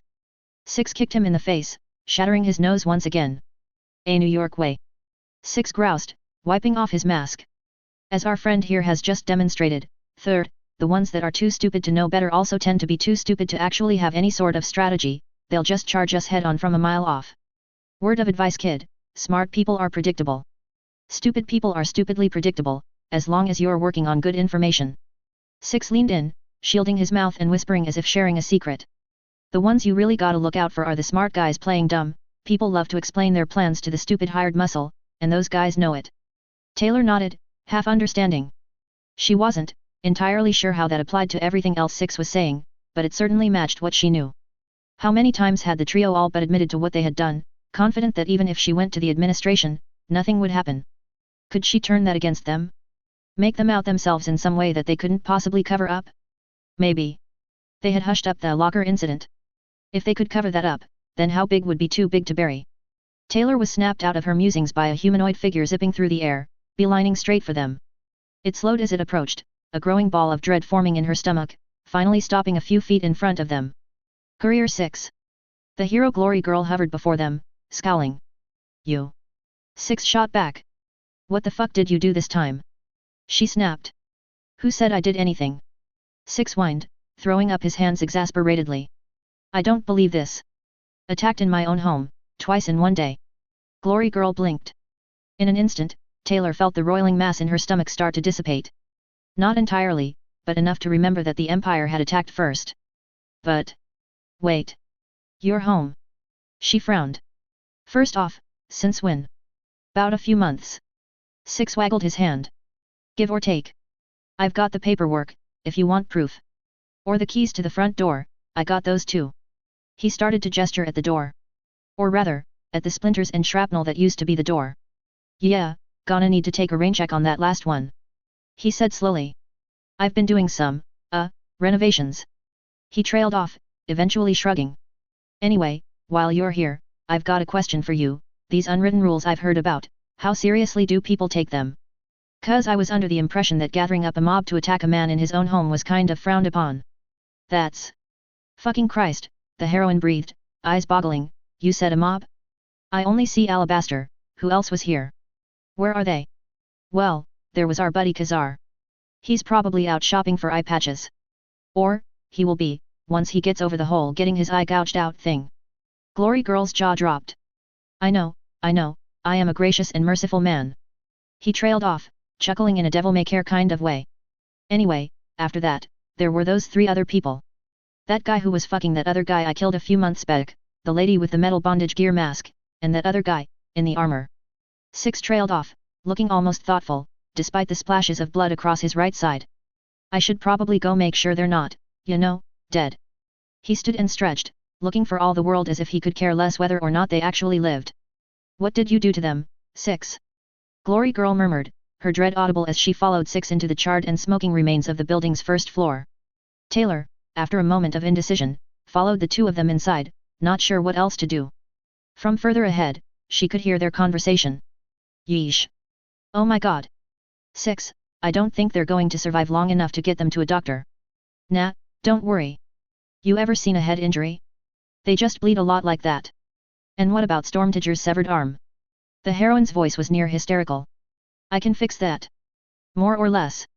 Taylor rounded the corner, cringing at the ground zero of Six's trap. There was a charred crater in the floor, around the epicenter of where the grenades had gone off, and the 3 villains that hadn't weathered the blast as well as Alabaster were all sprawled across the floor. Six was crouched over Crusader, the master's armor burnt in some sections, with gashes cut down to the flesh and bleeding in others, like he had been attacked with a can opener. Stormtiger's arm wasn't entirely severed, but what was left connecting the limb to his body wasn't much, a few tendons and the muscles between them at most. The last one, though. Cricket. Taylor found herself staring for a good few seconds before tearing her gaze away. The woman had come out of the trap probably the worst off of anyone, her body was a patchwork of scorched and burnt skin, from pink all the way to an ashy black. There were deep gashes as well, she could see down to the bone in some places. It was a gruesome sight, and suddenly Taylor understood that feeling that people always talked about when you were at the scene of a tragedy, that morbid desire to just watch as a train crashed in slow motion. There was no sudden desire to help or even to turn away, just an unconscious fixation, a vague unease in her hindbrain giving off a quiet but insistent assertion of wrongness. All right, this guy's probably not gonna die anytime soon. Six grunted, looking up from Crusader's form. Probably. Glory Girl hissed, she was floating a few inches off the ground, pacing back and forth and wringing her hands. Yes, as in, I can't find anything obviously life-threatening, whereas those two, Six nodded towards the other injured villains, I'm a little more concerned about. Get this guy out of here, you got something to tie him up with. The heroine nodded, sinking down to hook her arms under Crusader's armpits. Yeah. I've got some zip cuffs. I'll get him secured, then I can go get a panacea. She caught herself, grimacing slightly. She's at the hospital, but I don't think they'll get to her in time if she has to wait for them to come to her, I can bring her here. Six hummed affirmatively. Probably a good idea, you do that. Those PRT guys have to be close, right? They can take care of the prisoners.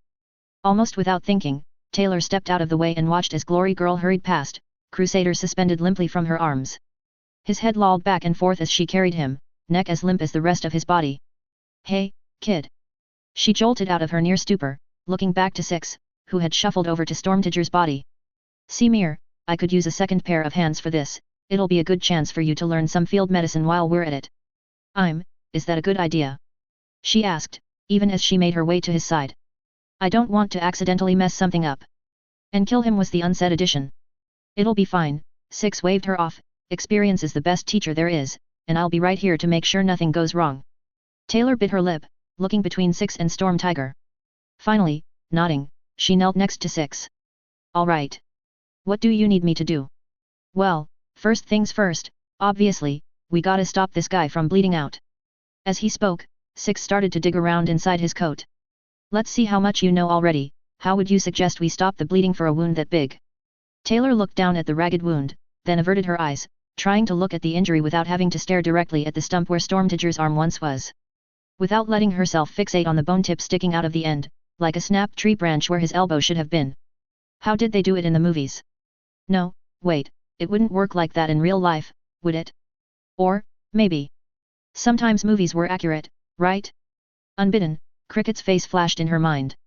The woman's expression had been flat, almost peaceful, made all the more disconcerting being juxtaposed to the violent injuries marring her body. Kid. I don't know. She snapped, her tone bordering on the hysterical, You're supposed to burn it closed, I think. Right. Six was silent for a moment. He had leaned back from her outburst, seeming almost taken aback. When he spoke again, he did so slowly, in a low voice.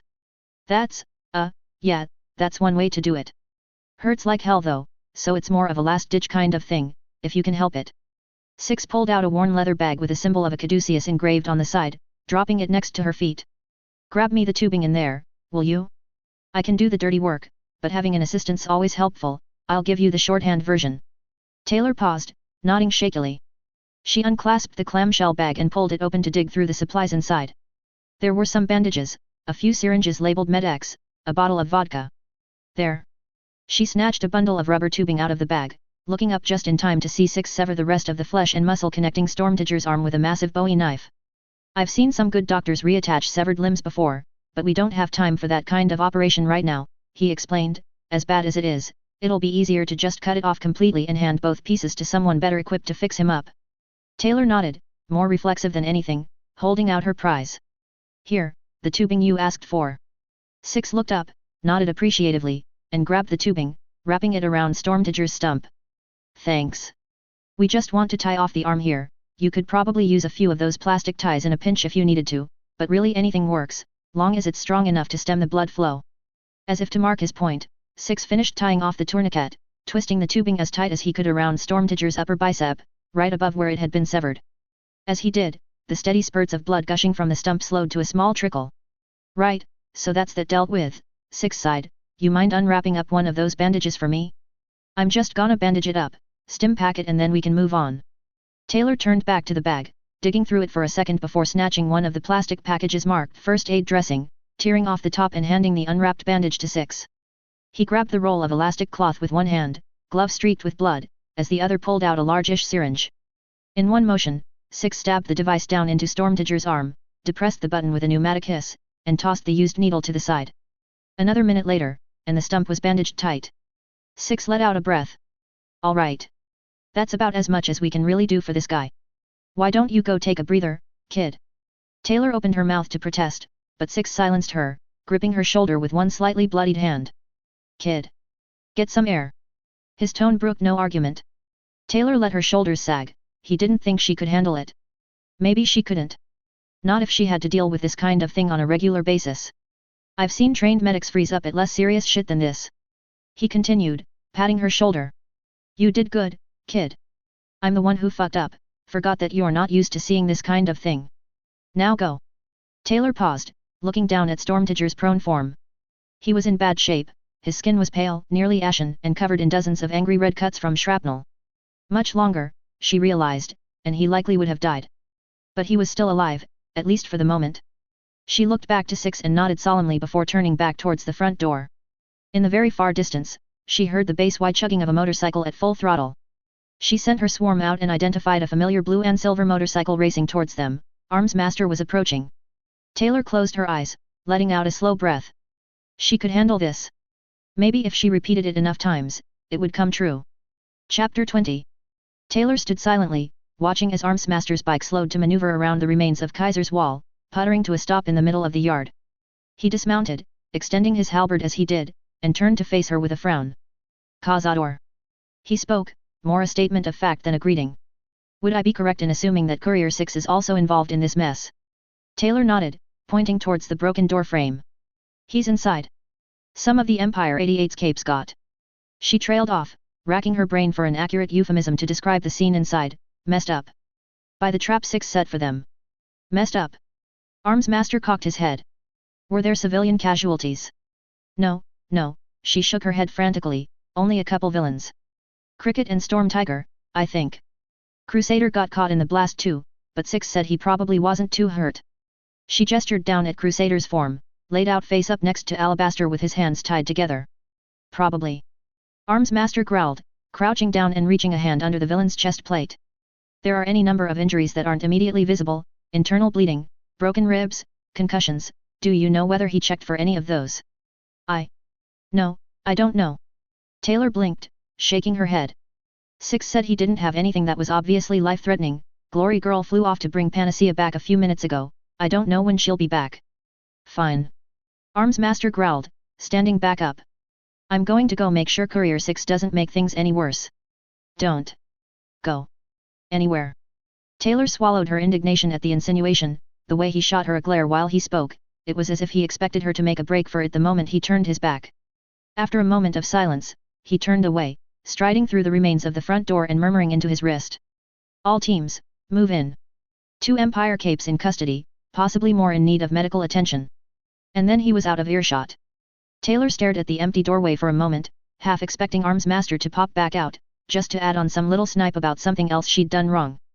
But he didn't, and so she only let out a sigh, sinking down to sit on the step as the signature low wee-oh of the PRT vans echoed out, just barely audible from where she sat, and only growing louder the longer it carried on. Taylor slumped forward, cradling her chin in her hands. Great, now she got to be talked down to by a whole bunch of PRT troopers, on top of getting yelled at by Arms Master. It's not like they had just taken down a third of capes from the largest gang in the Bay or anything. Okay, yes, maybe it was a little overkill, considering the shape it had left Storm Tiger and Cricket in, but what other choice did they have? The more she thought about it, the more she could only conclude that Six was right.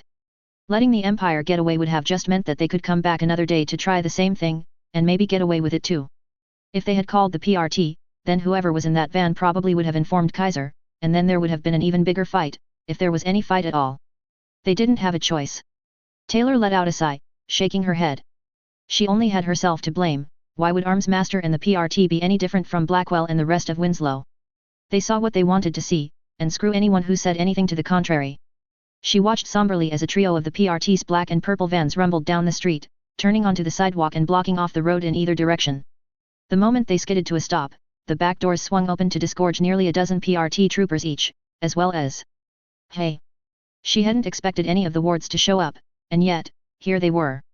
One, a smaller girl in green, that would be Vista, and the other one in the white suit, covered head to toe in clock symbols, would be Clock Blocker, obviously. Taylor cocked one eyebrow. Seemed like a big response, given that the fight was already over. The PRT troopers, she understood, even if there were more of them than really seemed necessary, they had gone to work securing Alabaster and Crusader nearly the moment they stepped out of the vans, hosing the former down in containment foam, and standing guard over the latter as a trooper carrying a first aid kit looked him over. A few of them had acknowledged her with a nod or some other small greeting as they passed, but for the most part they seemed content to leave her be, and Taylor was happy to return the same.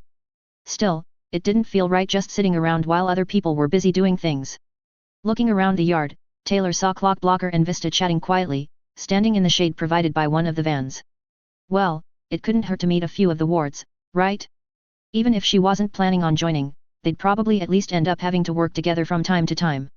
Taylor pulled herself to her feet, taking a moment to stretch before making her way over to the van, picking a path around the troopers and villains covering a good part of the lawn. In the back of her mind, she wished her coat had pockets, just so she could have something for her hands to do.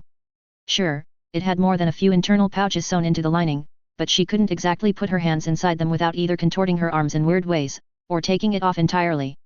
Most of those pockets were empty now, but she had put a few of them to use holding random odds and ends that might be useful, mostly stuff she had originally planned on keeping in the now less convenient compartment built into the back of her costume, things like the spiked brass knuckles Six had given her not even a week ago.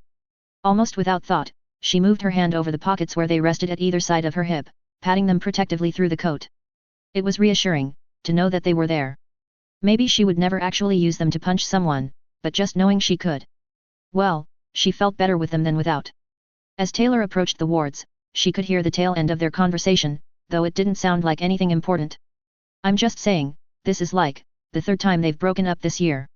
I don't think it's going to stick this time any more than all the other. Oh, hey. Clock Blocker trailed off, as if he was greeting someone he only vaguely remembered. Cazador, right? Vista spun around, letting out a quiet eep as Taylor approached, nodding. Yeah, I guess that's me. Clock Blocker, right? The one and only, he bowed, and may I just say, I Cazador your costume. Very professional looking. Taylor paused mid-stride, processing his words. To her side, Vista facepalmed and let out a low groan. Oh my god, Clock. Hey, I saw the opportunity, I took it. He protested. And besides, it's true. Just look at her costume, way better quality than that other guy, Browbeat or whoever, had. For a split second, space twisted in a way that made Taylor's brain hurt as Vista reached over, slapping Clock Blocker upside the head despite being a foot shorter and a few feet away. You shouldn't be talking about him like that, he's your teammate. Yeah, but I mean, it's true. The guy was wearing jeans and a t-shirt. Clock Blocker threw up his hands. Meanwhile, Cazador here's got frickin'. I don't know, something professionally made, probably. I made this myself, actually. Taylor murmured, glad she was wearing a mask that hid her entire face, otherwise, everyone would probably be able to see her blushing. Well, except for the coat, I guess.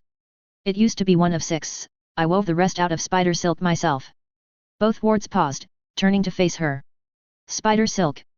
Vista asked, almost hesitantly. Yeah, I can control bugs. Taylor explained. There were a few insects she still had nearby, mostly the ones that weren't so useful for biting or stinging other people. Things like butterflies, worms, a few kinds of beetles.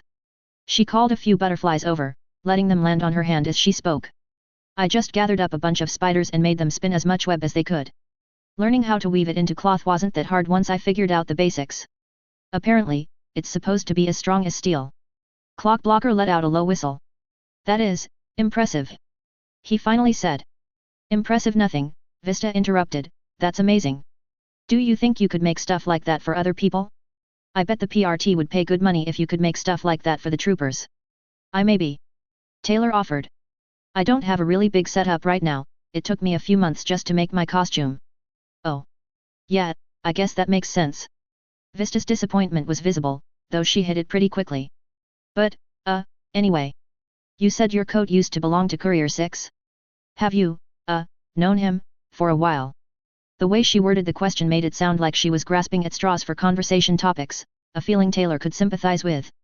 Sort of. She finally replied, choosing her words carefully. Taylor didn't want to give away her secret identity by accident, after all. He saved my life, a while back. When I ran into him a few days ago, he offered to team up. I guess I feel like I owe him, and it seemed safer than fighting alone. Clockblocker nodded, humming in agreement. Well, I think you're definitely right about it being safer. I don't know myself, but Vista could probably quote you the exact statistics. The green-clad ward groaned, rolling her eyes audibly. Only because we're supposed to memorize that sort of information. She turned back to Taylor. But I'm guessing you're probably not interested in joining the wards anyway, if you've got a team of your own. I did think about joining the wards, but I don't really think I'd enjoy it much. Taylor admitted. Not that you guys aren't cool or anything. She quickly added. Vista giggled. No, I get it. The rules can get kind of tiring after a while. It kind of sucks to just stand around when you know you could be doing more than just standing around and being a glorified living photo op. She shrugged. I mean, I know we're doing good, but it just feels like we could be doing more, you know. Vista shook her head. Anyway, I probably shouldn't be talking about the wards like that. Clockblocker snorted. Yeah, despite Vista's frankly astounding pitch for the wards, it seems we haven't convinced you yet. But if you ever change your mind, we're always open to applications. Taylor couldn't help smiling a bit, suppressing a laugh of her own. Thanks. I'll keep that in mind. The three of them were silent for a moment, before Vista spoke up again. So. How did all this happen, anyway? This isn't remotely Empire territory, and I can't really imagine why so many of their capes would get together like this outside of a rally. They were trying to ambush Six, I think. Taylor answered. This is his house, the only reason we caught them was because I was looking inside from down the street. You can do that with bug control. Vista's tone was surprised. And maybe a little impressed. Taylor nodded. I can see and hear everything my bugs can, it doesn't really translate that well, though, so I can't really make out details. I just knew that Six wasn't inside, and the Empire's the only gang I know of in the bay with capes that wear metal armor. She trailed off, thinking. Well, I guess Arms Master technically does too, but I don't think he'd have much reason to break into Six's house.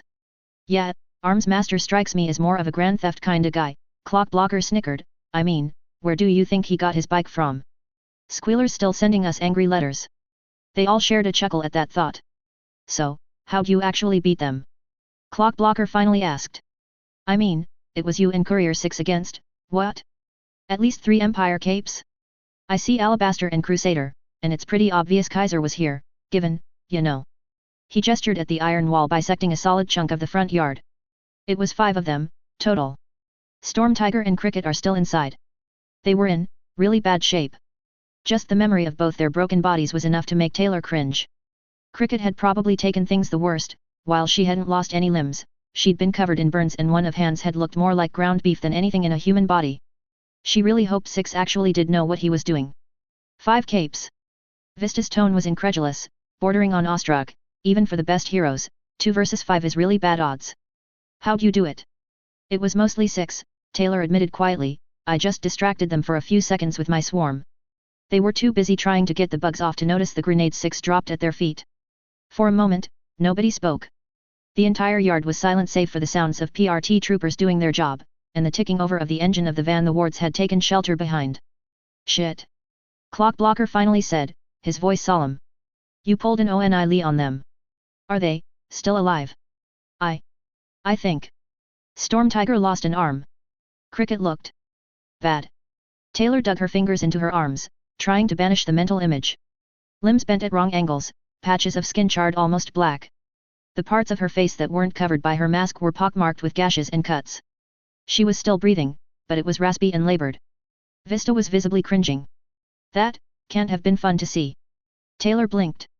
You're taking that better than I would have expected. Arms Master seemed a lot angrier about, well, all of this.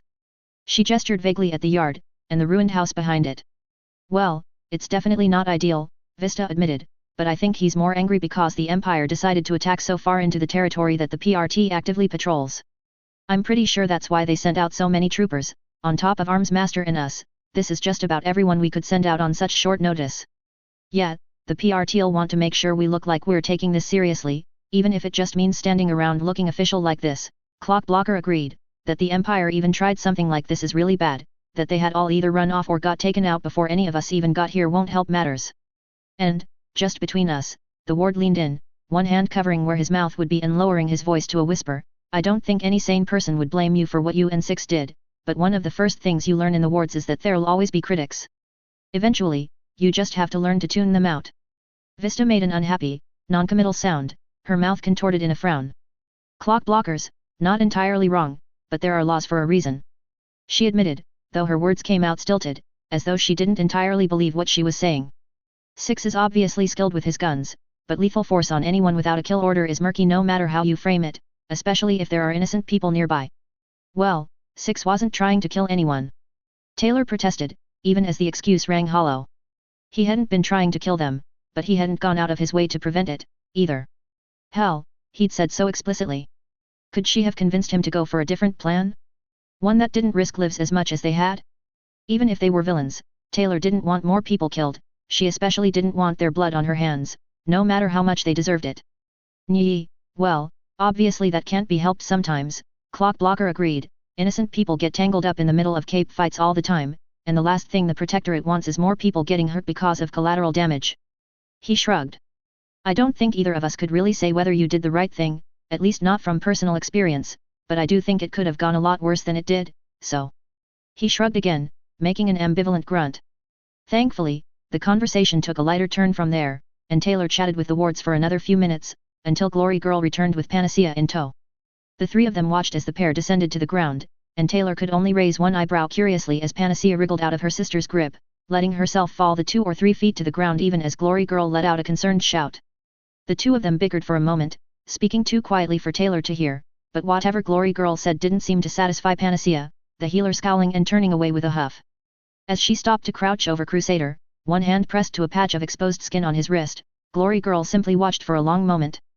Taylor could practically feel the conflicting emotions radiating off the girl, leaving a vague, churning anxiety in her gut. Beside her, Clock Blocker cleared his throat. Hey, GG. Glory Girl whipped around to face him, he made a twisting motion with his hand, and almost like magic, Taylor felt her anxiety dissipate. Right. Almost forgot about her aura. Sorry. The heroine murmured, floating over to their group as she rubbed one cheek. You know how my aura gets sometimes. Neither of the wards said anything to support or deny her claim. Maybe it's not my place to ask, Clock Blocker said after a moment, but what the heck was all that about? It's... She started, her tone annoyed, before catching herself. She let out a breath, and Taylor noticed the way she visibly sagged, just looking defeated, like her own father on his worst days. I don't know. She's been like that for a while now, ever since she got caught up in that bank robbery. I don't know what that bitch, she spat the word, did to her, but it's like she doesn't want anything to do with me anymore. I thought she liked going flying with me but, well, you saw what happened. If I didn't know better I'd say she hates me. Who did what? Unpleasant comparisons had already begun forming in Taylor's mind within moments. Sure, the chances that Glory Girl could be talking about Sophia fucking Hess were so ridiculously small that she dismissed the thought almost the moment it formed, but aura or not, Taylor couldn't help feeling some sympathy for the girl. Tattletale. Glory Girl growled, glaring at Taylor. I don't know what she did, I just saw Amy unconscious, and the way Tattletale said it, I was scared she was hurt, and well, I was more concerned with making sure Amy was alright than catching her after that. Oh. Well, it definitely wasn't Sophia, then. Not unless she happened to have a changer power. Who are you, anyway? Glory Girl continued, eyes still narrowed. You were with Courier 6 earlier, but I've never seen you around before. She's a hero. Vista assured, bending space to jump between both of them and holding up her arms as if to preempt a fight.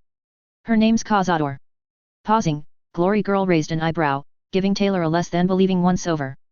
Already, Taylor could feel her earlier sympathy starting to dry up. Don't look like much of one. She murmured, almost out of earshot, before sighing. Well, if they say you're alright, then I'll trust them. Sorry. The apology was less than heartfelt, but Taylor didn't want to press the issue. It's fine. They all fell quiet, awkwardly staring at each other. The somber mood wasn't particularly conducive to light conversation. From inside the house, Taylor could hear voices being raised. Trying to listen in with her swarm was, still useless, but she could see the three capes making their way to the door. "LOL, I'm saying is I don't see the problem. I did exactly what you guys said." Six stepped out first, walking backwards while carrying on his conversation. Armsmaster followed him out, visibly frowning. Leaving one person dismembered, and the other comatose for who knows how long is not an acceptable level of force. He growled. "Well, fine then," Six pouted, "next time I won't even bother, if this is the response I get for defending myself. In my own home." Armsmaster let out an annoyed groan, pinching the bridge of his nose. "Frankly, Six, I don't give a damn about what happens to the Empire 88's thugs," he said flatly as the both of them came to a stop beside a PRT van. "I have a duty, however, to uphold the law, no matter how much I might wish to see the gang's power broken." Six hummed appreciatively, standing arms crossed in the van's shadow. I can admire that. Doesn't mean I don't still think some of those laws are fucking stupid though." He shrugged. "It's not like I'm a fucking child or anything, I know the laws exist for a reason, but I also know that when you let the red tape pile up, shit slips through." The two heroes stood face to face for a moment, locked in a silent battle of will. "But, you know, agree to disagree." Six shrugged. "I'm just speaking from experience here." Armsmaster held his gaze for another moment, but eventually looked away, muttering to himself. "Be that as it may, that's irrelevant to the situation at the moment. I'll need you to give your official account of events, preferably as soon as possible. If possible, I'd also like to take a few samples of your stim packs for further analysis." "I thought the followers girl said they were safe." Six tilted his head. "Aside from the whole gives you ultra cancer thing, I mean." "It's not cancer," Panacea interrupted, shuffling out the front door. "Even if it is sort of similar, you obviously know at least a thing or two about medicine, Six, enough to know the differences, at least. Whatever those stim packs do, it's some sort of completely benign, widespread, self-regulating, rapid cell division. Cancer doesn't just kill itself off through genetic damage like that. I'm pretty sure it's cancer. You even said it yourself." Six's voice went high-pitched and nasally, in a crude approximation of a teenage girl. "You don't want to use too many of those at once, it'd probably cause you to develop tumors." Panacea rolled her eyes, sighing exasperatedly. "Fine, whatever. Yeah, it's basically cancer. Call it what you want." Clearing his throat, Armsmaster cut back in. "As I was saying, that's only proof that they don't pose immediate danger. They may have latent effects that would pose a long-term health risk. I'd like to subject them to more rigorous testing than the say-so of two people." Six let out a tired groan. "Geez, you'd think." He stopped, cut off by a generic ringtone. Taylor looked around for the source. Glory Girl, Panacea, and the wards had all gone for whatever pockets they might have, and she even saw one or two troopers surreptitiously patting the pockets on their armored vests. Six, though, pulled out a simple, cheap-looking flip phone. "Ah, sorry about this." He grunted, sounding a bit sheepish. Flipping it open, he brought the device to his ear. "Hello." Almost instantly, he jerked his head away as noise blasted out of the speaker, loud enough that Taylor could almost hear it from where she stood a few feet away, even without her swarm. "Fucking shit, sounds like you're in a war zone. You all right?" The quality of sound on the phone was as terrible as one might expect from such a cheap phone, but Taylor could make out a masculine voice shouting on the other end, obviously panicked. "What or what? By who?" More panicked shouting. "All right, fine yet, I'll be there ASAP. Don't die." With that, Six flipped the phone close, calmly slipping it back into a pocket in his coat even as a low growl built at the back of his throat. Then, like a predator suddenly springing into action, he let out a furious roar, driving his fist into the side of the van. "Motherfucking piece of shit son of a goddamn bitch." His ranting descended into wordless screeching for all of a moment, Six reaching out before him as if trying to strangle the air before cutting off entirely. Just like that, he was calm once more, though breathing a bit more heavily. "Well, it seems we have a problem, Armsmaster," he growled, "because I've got a gun full of bullets, a heart full of fury, and my day's just gone from bad to worse. Now you can get out of my way, or you can get in line, 'cause there's no way things aren't gonna end in blood today." Chapter 21. Colin blinked, staring at Six. The Wastelander had already unholstered his rifle, the medicine wheel symbol sewn into its cheek rest glinting in the sunlight.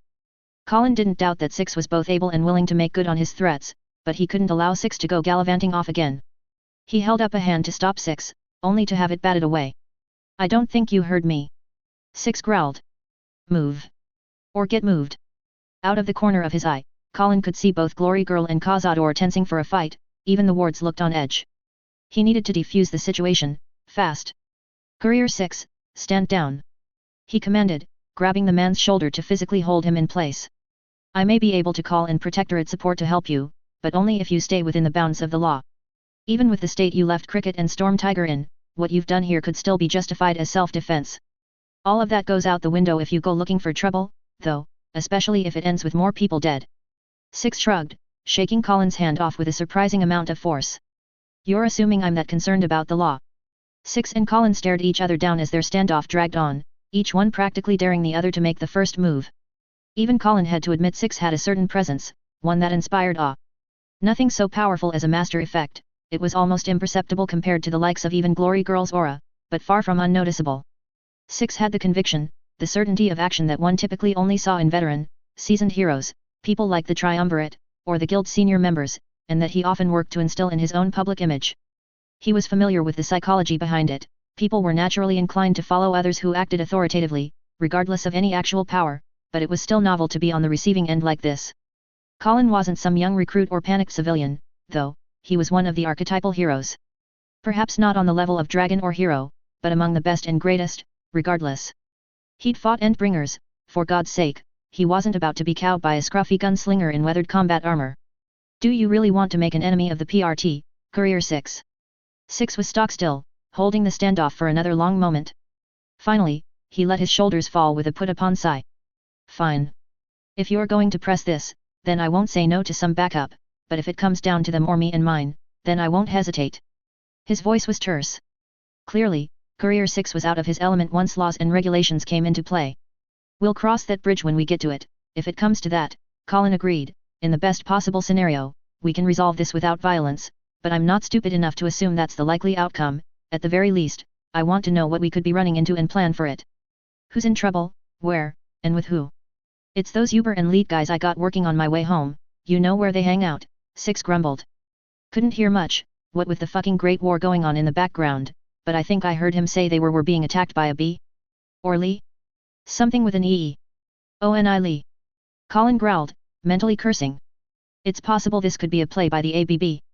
They've been fairly quiet since Lung's capture, almost too quiet, if you'll forgive the cliché. With a blink, Colin brought up an overlay of the approximate borders of each gang's territory on his helmet's HUD. Uber and Lead's base isn't far from the borders of the AB's territory, and we've been expecting them to make some kind of move sooner or later. Seems to be the likely answer. Lung, 6 trailed off thoughtfully, that guy that wouldn't fucking stay down? You think these guys re-out for revenge? Those 2 are working for me, after all. Colin shook his head. I doubt it, the timing doesn't fit that. Maybe if this were just a skirmish with the AB's thugs, then I'd buy that this is all just an opportunistic attack by an offshoot group. If O.N.I. Lee is providing them with backup, though, then that suggests a previously thought-out attack, possibly part of a larger plan at play. By the sound of it, they knew they were attacking a Tinker's base, and clearly planned for it if they're giving Uber and Lead a run for their money. This might be the opening shots of a power play by the ABB. 6 cocked his head, silent for a moment. Aeon, that's a good thing. Could be. Or it could be very bad, too early to tell, Colin grunted. If we can nip it in the bud, capture O.N.I. Lee and put him away alongside Lung, then it could very well mean the beginning of the end for the ABB as a cohesive force. That alone was a tempting reward. Brockton Bay had been a cesspit for almost as long as para-human gangs had existed. Toppling one of the big 3 would be a massive coup, both for the PRTENE as a whole, and for the career of anyone who had a hand in the success. If things grow out of control, though, Colin continued, then a lot of innocents could end up in the crossfire. Sounds like we haven't got the time to fuck around, then, 6 said simply, let's beat feet. Colin nodded in agreement. The docks are far out of range of standard patrol routes. I don't expect we'll be receiving much assistance, but I'll arrange whatever support I can en route. In the meantime he turned to face the assembled PRT and para-humans that had been listening in with varying degrees of subtlety. Team 1, Clock Blocker, Vista, stand guard out here. Team 2 can take care of securing Storm Tiger and Cricket, Panacea's given the all-clear to move them. Stand guard until the medical transport arrives, in case the Empire returns to liberate any prisoners. Cazador. The girl went stiff at the address, turning to face him more directly. He debated the pros and cons of including yet more independent capes for a moment, especially teenaged ones. They didn't have the training that the wards had, let alone the full members of the Protectorate, though they also didn't carry the price of getting the youth guard involved. The only reason Colin was even seriously considering it was because it would very likely be them, or nothing. It would take too long to scramble more heroes, and the PRT troopers in their vans would be more a liability than a benefit in the tight alleys and poorly maintained streets of the docks. He doubted the director would approve this sort of strike, but he had an opportunity and the prerogative in the field. He'd deal with her after all was said and done, and hopefully his actions would speak for themselves. Your power would work well for crowd control against any unpowered gang members in the area. You're welcome to come along. The same goes for you, Glory Girl, though neither of you should feel obligated to do so. I won't lie, this is a risky move. It's entirely possible that either of you could get injured, or worse, if you come. Cazador paused, looking over to Courier 6, who shrugged. Asking for permission. Colin wondered. He does seem to act as her guardian, at least in some capacity. I mean, he's right. You've more than pulled your weight already, kid, don't push yourself if you aren't ready. She looked back to Colin, then back to 6 again, before nodding. If I can help, then I will. Colin nodded, grateful. Good. And Glory Girl? The heroine had floated over to her sister, the two already locked in a hushed, though hardly quiet, discussion. No. Just he heard Panacea hiss, grimacing. Look, I'll be fine. You go, I'll ride with the ambulances once they arrive to pick up Cricket and Storm Tiger. Or I'll get Mark to give me a ride, the house is only, 5 minutes away. Victoria Dallin was silent for a moment, as if formulating a retort, before eventually sighing in defeat. All right. Stay safe, Ames. Panacea scoffed. You're the one heading out to fight Oni Lee. She poked her sister in the arm playfully, cracking a tired smile. You too, Vicky. And? I'm sorry, I know I've been kind of a bitch lately. It's fine, just talk to me, will you? I want to help. They hugged for a brief moment, and then Glory Girl zipped back over to their impromptu war council. All right, I'm in. Who's in trouble? Colin nodded appreciatively. Uber and Leet, I'm sure you're aware of them. It seems they've run afoul of the ABB, we'll be moving to intervene before things can escalate. She blinked. Them? Uber and Leet are villains, why are we protecting them? 'Cause they're working for me right now. 6 stopped her. Shooting 6 a quick glance, Colin nodded in agreement. As I'm sure you recall, Courier 6 is a victim of unique circumstances. He kept his voice low, in case anyone happened to be eavesdropping. Unfortunately, finding a way to send him back home through legal channels could take years, if not longer, time that Courier 6 doesn't have, according to his own account of the local political situation. Out of the corner of his eye, Colin noticed Cazador glancing towards Courier 6, her head tilted curiously. Had he not told her about his circumstances? She was almost certainly a local, given her recent appearance, but they clearly had some sort of history. Begging the question of how much she knew. Long story short, Courier 6 interjected, we'd kinda just pushed 2 whole armies out of Vegas when I ended up here. I don't want them getting any funny ideas because they don't think I'll be there to rally the troops. I suggested that he approach them with an offer to purchase their services. Colin continued, the fact that they are villains means that they also don't have to worry about adhering to the laws regarding travel between Earths. That, and the fact that every day they spend working on 6 devices a day they can't spend planning other criminal activities means I'm willing to look the other way so long as they stay under the radar. Glory Girl turned, eyeing 6 suspiciously and chewing her lip. All right. If you trust 6, then I'm willing to trust you, at least. Good. Neither Courier 6 nor Cazador have transportation of their own or a mover ability. 6 will be riding with me. Can you carry Cazador? Side-eyeing the other girl for a moment, Glory Girl shrugged. Sure, I guess. Where, exactly, are we going? The docks. Oni Lee's likely to be on scene, so you'll hear the fighting before you see it. Keep your approach low, and I shouldn't need to say it, but do not engage before 6 and I arrive. He pointed a finger at both girls, even as they nodded in agreement. I'm sure you both know Oni Lee's already a remorseless killer, and he's only gotten more deadly since Lung forcibly recruited the Cornell bomber last month. I doubt she'll show up in person. Her MO so far has been primarily to arm ABB foot soldiers with her bombs rather than deploy them herself, but be alert regardless, even one of those things could a standard thug into a serious threat. Got it. Glory Girl nodded, scooping Cazador off the ground unceremoniously and earning a surprised yelp from the girl. They won't even know we're there. Anything else? Colin grumbled. It didn't sit right letting both of these girls run ahead, but even he and Courier 6 together wasn't a favorable matchup against Oni Lee and an unknown number of thugs. Oni Lee was too wily to be taken down by any single opponent unless they had a counter to his power, or were simply that much more powerful, as in Lung's case. Just one, take this. Opening a small hard case on his belt, Colin pulled out an earpiece, handing it to Glory Girl. It was small, more a precaution in case someone lost their primary comms in the field, or in cases such as this, when he had to coordinate with non-protectorate forces. This will allow you to get in contact with us if necessary. It's a bit fragile, and the range isn't more than a few blocks, but it should work, for the circumstances. He finally relented, just be careful. Glory Girl nodded and, with Cazador clinging to her neck for dear life, the two of them floated into the air, and quickly zipped over the rooftops in the direction of the docks. Colin only hoped he hadn't made a mistake. What, none for me?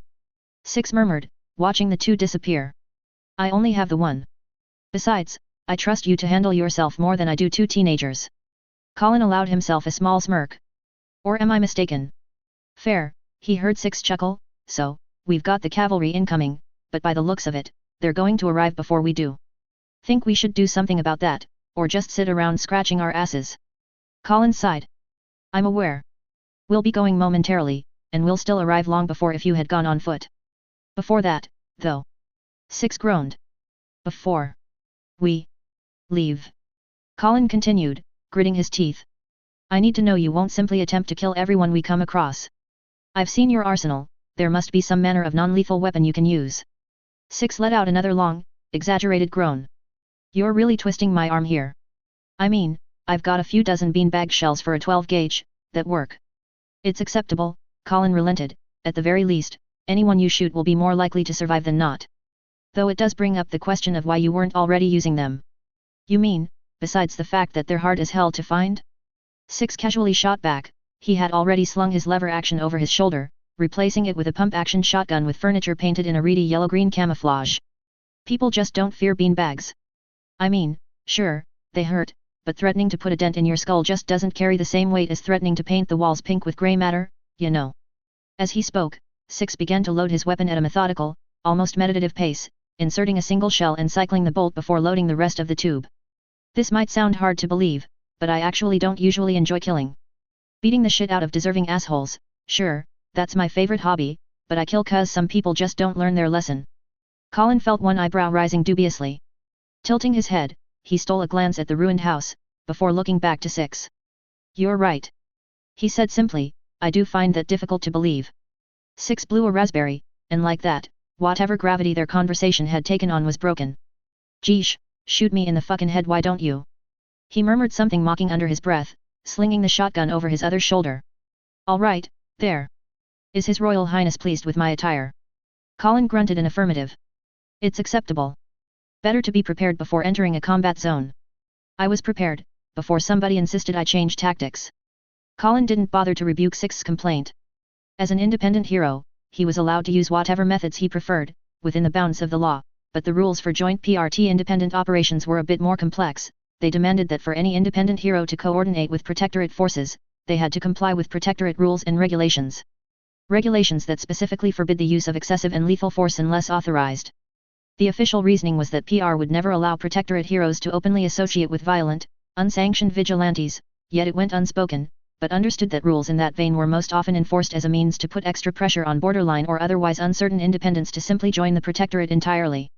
Truthfully, it was a rule that was often bent as a matter of convenience, enforcing it in its entirety was near impossible, and just as good a way to chase off otherwise well-meaning heroes who simply didn't have the means and training of government-backed heroes, pushing them to avoid the PRT and Protectorate heroes altogether.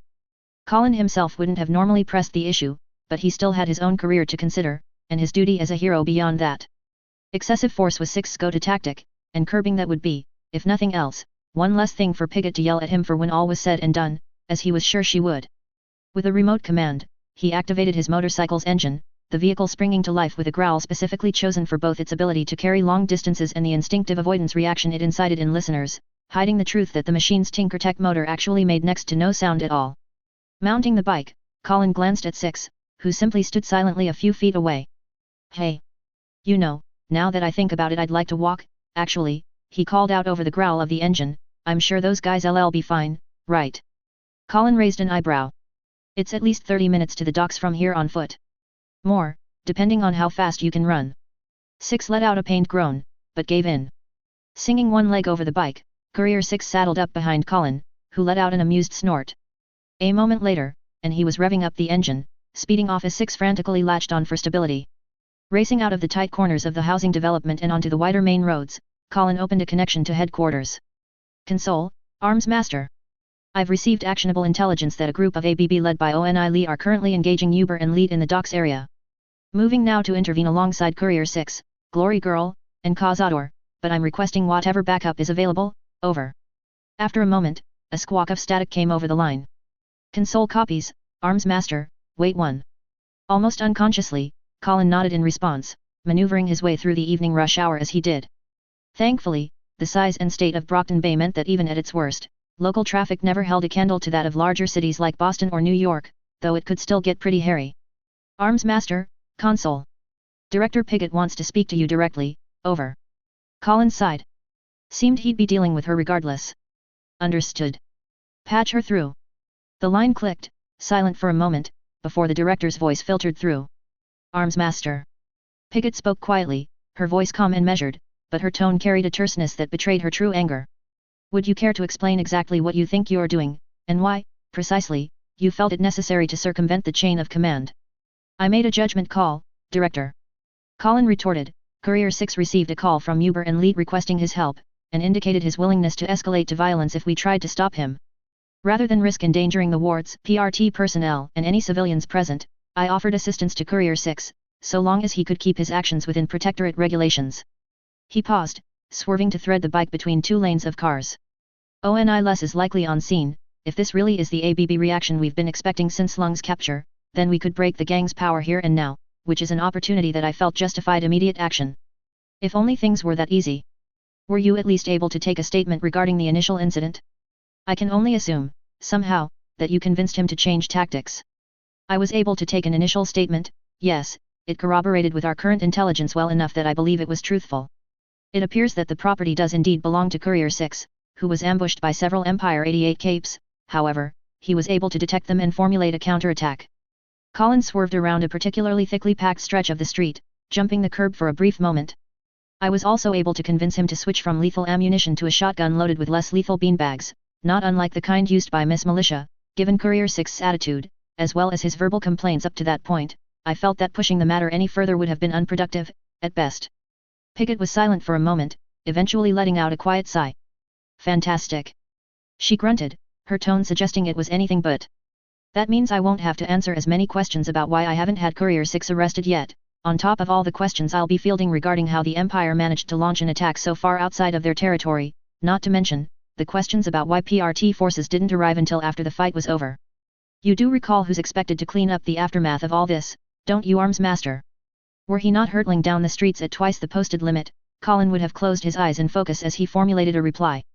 I understand, Director. I'll take full accountability for whatever happens. As if I won't have to answer some pointed questions regardless, Piggott grumbled. Even then, that doesn't explain why you felt it was acceptable to enlist 2 minors in your strike team. They offered to assist. It was technically a lie, but a small one. And I was unsure what, if any, support the Protectorate would be able to provide. I felt that Cazador and Glory Girl, given their power and experience respectively, would be able to act as a diversionary force, dealing with any unpowered fighters while Courier 6 and I neutralized ONI Lee. And if either of them gets hurt? Or killed? I informed them both of the risks beforehand. They knew what they were getting into. They're fucking children. She roared. You can take all the accountability you want, but that won't stop the complete fucking shit hurricane this entire branch is going to be facing if either of them ends up dead. She let out an audible sigh over the line. Director, save it. We will be discussing this later. Miss Militia and Velocity are mobilizing towards your position, they should be about 20 minutes out. Can you hold your attack until then? I'll try. Colin admitted, flying through an intersection as he did and ignoring 6 howling behind him. Courier 6 may not be willing to wait that long, though. Of course not. Piggott growled. Fine. Do what you have to, but make sure you get those kids out alive and in one piece. If you can't, then I doubt either of us will survive the PR fallout. Understood. Arms Master out. Colin closed the radio channel, letting out a breath. That had gone. Well, he wasn't sure if he could say whether it had gone better or worse than expected. Likely, the director was still devising some punishment she felt was suited for Colin's mistakes, only time would tell how bad it actually turned out to be. Gunning the motor, he hunched forward onto the motorcycle. Behind him, he could feel 6 holding tight to anything he could wrap his limbs around, primarily Colin himself. Every time they passed particularly close to a car or some other obstacle on the sidewalk, 6 would let out a fearful yelp, flinching away. Colin allowed himself some small measure of satisfaction at passing close to as many obstacles as he could without putting them at excessive risk. It was petty, yes, but it was nonetheless satisfying revenge for the day's headaches he had caused, or at least had a hand in. As they passed into the docks proper, Colin shut off the cycle's artificial motor sound, allowing the two of them to approach in near silence. Maneuvering around potholes, abandoned wrecks, and down alleys, Colin stopped just a block from Uber and Leeds' hideout, parking the bike in an alley that opened up right next to their hideout. He and Courier Six both dismounted, though he did so with significantly more grace than Six, who collapsed to his knees, panting and practically worshipping the ground. Ha! Ho, holy fucking shit! Jesus! Fucking Christ! We're here, Colin said simply. Are you still well enough for a fight? Slowly, Six pulled himself to a kneeling position. He gulped, waving Colin off. Yet. Just, give me a minute, will you? Still panting, he began to reach into his coat, murmuring quietly. Fucking hell, if God had intended for people to move that quickly, he'd have given us fucking wings. Shrugging, Colin turned. The longer Six spent getting his bearings back, the better. Clearing his throat, he opened a new connection to the miniature radio he had given to the girls earlier. Glory girl, Cazador, report in. Do you read? The line was quiet for a few long moments. Long enough that Colin felt a knot of fear forming in his gut, before the line squealed to life. Is that? Yet? It's working? Good. Glory girl's voice crackled through, another, fainter voice, likely Cazador's, coming across as little more than a murmur in the background.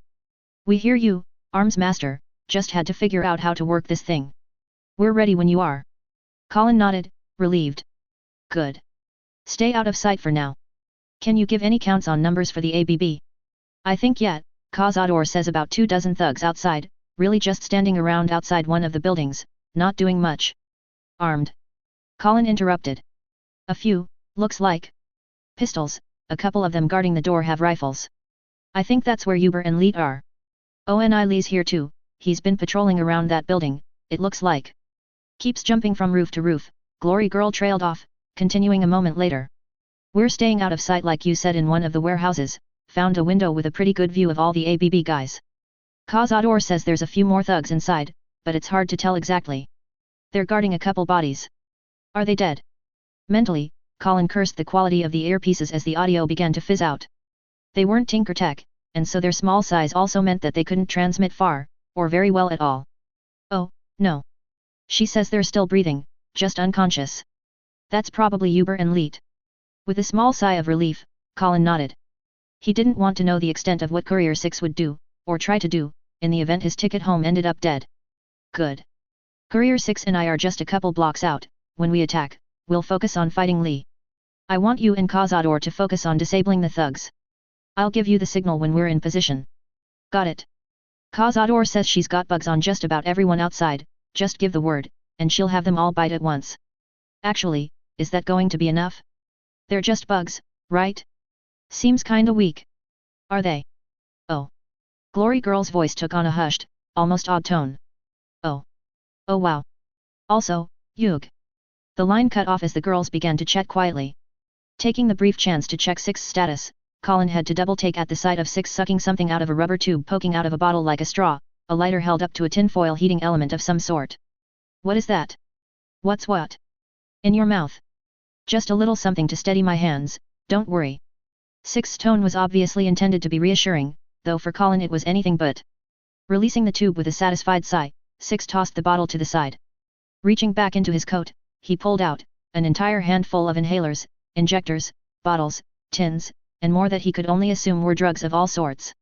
You aren't seriously planning to take all of that at once, are you? What do you mean?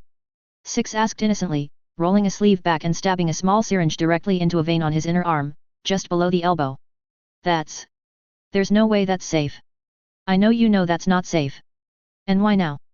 Nah, look, there's a science to this kind of thing, you know? I know what I'm doing.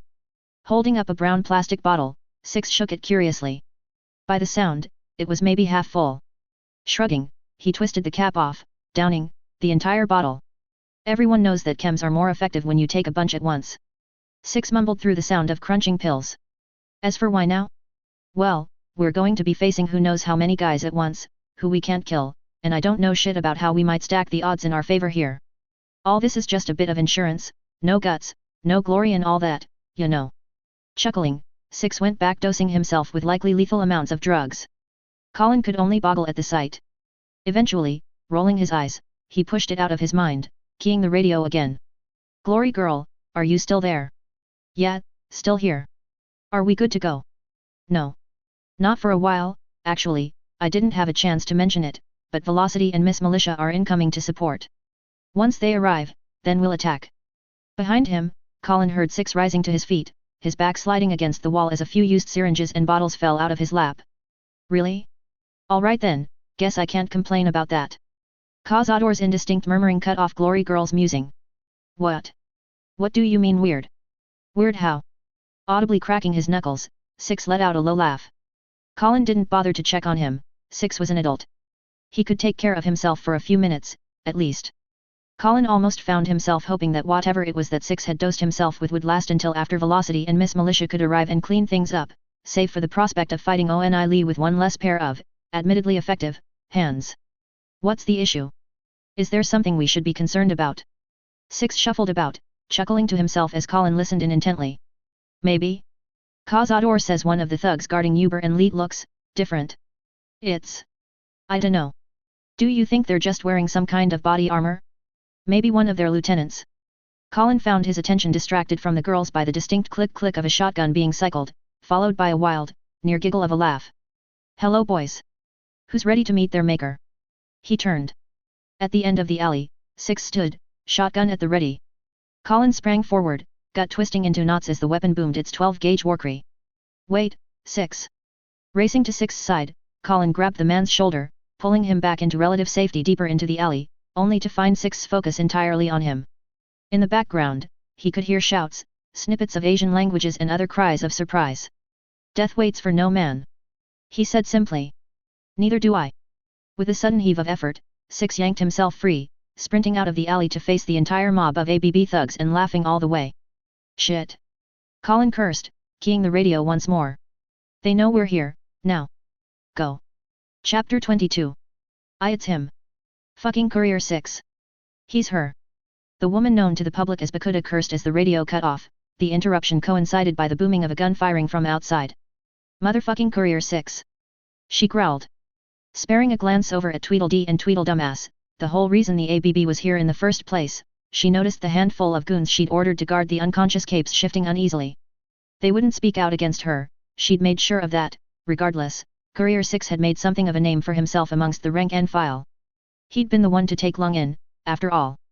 After a moment of thought, though, annoyance at the interruption gave way to anticipation. She'd always intended to take Lung out herself and take over the ABB, before Six had beaten her to it. Ever since she'd found out, and become the gang's de facto leader in the process, she'd set her sights on the independent instead. Ever since his arrival, Lung had been the strongest single cape in the city. The Empire might have the most capes, and the heroes might have government backing, but that only reinforced the point when the Dragon of Kyushu and his lieutenant could stand on equal footing.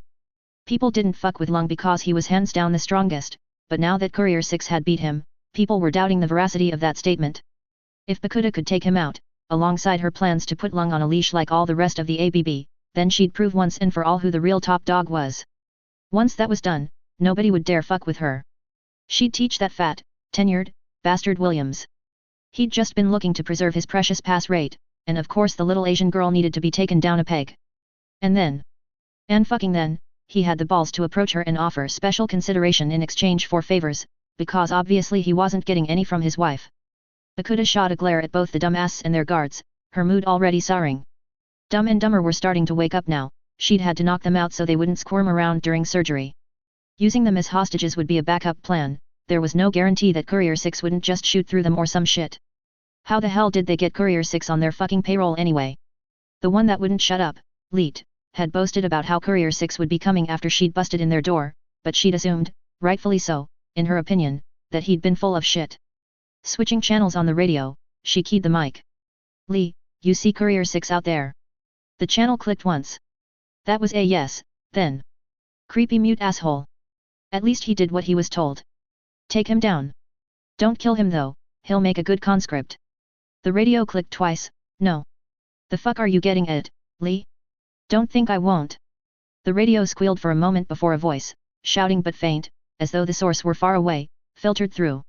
Oni Lee, surrender yourself to Protectorate custody immediately. You will. She recognized it immediately.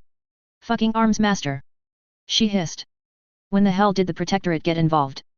They never go this far into the docks. Growling, she dropped the radio, letting it hang at her side as she stomped over to the duo of dumbasses. Stopping before the slumped over and tied up pair, she shot a glance at her thugs. You idiots with the guns, go be useful for once. Barricade the front door, take Courier 6 down. She hissed. Shoot out of the windows, do whatever you have to, but if you kill him, I'll use you as lab rats. She didn't expect the half-dozen men, armed with a couple pistols, submachine guns, and a single AK to do more than slow a brute like Courier 6 for a few moments, but that was all the time she needed. The bomber turned to the others, armed mostly with knives, pipes, and other makeshift clubs. Plus one Bakuda bomb each. The rest of you, hide around the place. Inside a closet, under the table, I don't give a shit. When Courier 6 gets inside, jump him and hold him down. Don't even think about running. Her orders given, Bakuda took a moment to gauge which of the two hostages looked more awake and kicked him in the jaw. Uber groaned in pain, his head still lolling from the anesthesia. Fuck. What the hell do you want now? What's the fucking Protectorate doing here? She spat, pulling him in close. What the hell are you? The Protectorate? What? I've got Courier fucking 6 and Arms Master sitting outside. I don't know what you pulled to get them on your payroll, but you're going to go out there and tell them to surrender if you don't want to lose your head. Arms Master. The gamer asked, almost incredulous. I don't know what the hell he's doing here. Bakuda cut him off with a punch to the gut. Gah. Jesus. Fucking psycho bitch, he groaned. 6. He's not working for us, it's the other way around. He showed up, like, a week ago, wanted Lead to build him some sort of teleporter. That's all I know, I swear. An Arms Master. The bomber pressed. I don't know. Uber whined, grimacing in pain. Maybe he and 6 are buddies or something. The villain coughed, spitting out glob of blood and saliva. Ask 6 yourself, if he doesn't just shoot you. Bakuda planted a foot in his gut as one last parting gift. The villain trailed off, groaning, his face was a patchwork of bruises and scrapes thanks to the ABB, and his partner was in arguably worse shape, still insensate from his beating and subsequent sedation. Bakuda growled, turning away and checking her weapon. She hadn't brought very many of her more lethal bombs, no point in coming all this way to recruit these two just to end up killing them, after all. How the hell was she supposed to anticipate that they'd end up in a siege like this? Screw it. She'd always planned to take down Courier 6 sooner or later anyway, and if she had to crack a few eggs in the meantime? Well, life's a bitch like that. Crouching behind the door frame that connected with the rest of the building, she watched as the gun-armed thugs fell one by one, their locations, or rather, the locations of the bombs in their heads, marked by an overlay in her goggles, the cacophony of gunfire slowly dwindling away, save for a single weapon. Every time it boomed, almost like a death knell, she watched a numbered blip signifying one of her men drop to the floor. Number 38, down. 43, down. 27, down. It didn't take long for the gunfire to drop off entirely, the building going quiet save for the sounds of grenades and panicked gunfire going off in the distance, likely Oni Lee and Arms Master fighting too far away to matter, and the groans of the soon-to-be dead up front. They'd be put out of their misery soon enough, one way or another. Almost as if on cue, the reinforced metal door let out a quick rap rap rap, followed by a slightly drunken lilt. Hello? Anybody home? I've got a special delivery. The voice, undoubtedly Courier 6, laughed. At the same time, the knocking at the door grew more insistent, less a knock and more an attempt to kick down the door entirely. From the corner he'd been left to rot in, Uber let out a shout. 6. He wheezed, his voice cracking as he did. Back here. Be careful, there's bomb. He didn't get any further, as the bomber in question closed the distance between them, launching a savage kick at his temple. Shut up. She hissed. She couldn't afford to waste a bomb on him right now, and while the kick probably wouldn't kill him, it was enough to shut him up. The building was quiet once more, only for the knocking to continue mere moments later, methodical and far louder this time. WHP crunch. Metal screeched as something massive and heavy collided with the front door. Again, Courier 6 laughed. WHP crunch. Ah, this reminds of a kid's story I heard once. How'd it go? WHP crunch. MMH. Let's see. Little pigs, let me in. WHP crunch. Or I'll huff. And I'll heave. Rather than the sound of metal against metal, the sound that came this time was muted, joined by the sound of splintering wood and loose sheet metal clattering to the ground. And I'll slaughter you all. One of the conscripts, number 36, finally lost her nerve. Screeching, she dove from her hiding spot towards 6. Even as Bakuda watched the encounter play out from a distance, the girl represented by a single numbered dot jittering around behind the wall. For a moment, the two struggled, only for the girl to be thrown against something that shattered with a wooden crack, quickly followed by the boom of a gun going off. The girl's shouting was interrupted by a scream, quickly devolving into pitiful cries of pain and fear, as the girl begged for mercy. Seemed a bit pointless, considering that last shot had probably painted a good chunk of the wall's ABB thug red, but Bakuda ruthlessly quashed any lingering feelings of guilt or empathy. Those would just get her killed. Couldn't let that happen, not yet. Not before she was done. Just focus on the numbers for now. Selecting the bomb planted in 30Six's skull, alongside those of the armed thugs from before, she sent the detonation signal as the girl's begging and screaming grew even shriller. Bakuda could imagine Courier 6 looming over the girl, moments from putting her out of her misery. Right in the blast radius. For all of the short second it took for the bombs to activate, the building was quiet, save for the conscripts' screams. Then, like that, they were swiftly cut off by a chain of explosions, ranging from low humps of concussive force to piercing cracks, and the dry crunching of drywall being destroyed. The building shook with the force, lights flickering as the multiple pressure waves blew a cloud of dust and debris through the doorway. For a few moments, the building was silent. The brain bombs didn't have the same yields as some of the other stuff she built, they had to be small enough to fit into people's heads after all. She'd gone with more or less regular explosions for most of them, but at least a few had some more exotic effects. If Courier 6 had gotten caught in one of those, or even just a limb. Bakuda listened closely, looking for any sign of success. Loose pieces of building clattered to the floor here and there, settling from the blast. Faintly, she thought she heard the sound of rubble crunching underfoot, but it might have just been debris settling. It was quiet. Might have just been her imagination, but better safe than sorry. She'd have to. Elijah. Courier 6's roar cut through the dusty, clouded air like a knife. Didn't learn your fucking lesson at the Madre. He let out a laugh. Good. I never got the chance to enjoy killing you properly. Bakuda heard rubble being thrown aside, Courier 6 audibly grunting with the effort. He wasn't dead. But he had to be pretty beat up. Peeking out of the doorway, and lining up her grenade launcher's sights with the end of the hallway, she waited. The moment Courier 6 showed his fucking face, bam. She'd have him dead to rights. Listening for Courier 6's approach, Bakuda grabbed the radio once more, keeping one ear open for the Cape's furious rambling that echoed through the building. 63, 23, 30, move your asses, she murmured, box him in, and maybe you'll live to see tomorrow. Always knew I shouldn't have left you in the vault. Courier 6 continued, oblivious. Saw it in my nightmares, knew I hadn't quite finished the job. On her HUD, Bakuda watched number 34 start to move, the conscript creeping forward, only to suddenly leap into his target with a grunt, making an attempt to tackle Courier 6 to the ground. It was a pitiful attempt, barely slowing the other Cape for the moment it took to throw the ganger back off, but it was long enough for her to detonate his bomb, sending another sharp crack echoing through the building. 6 let out a pained cry, grunting barely audible curses as the bomber watched 62, 23, and 30 creep towards the waster. Clever bastard, ain't cha Elijah? He chuckled, audibly panting. Hard to kill. Like a fucking roach. Don't worry, I'll be good and thorough this time.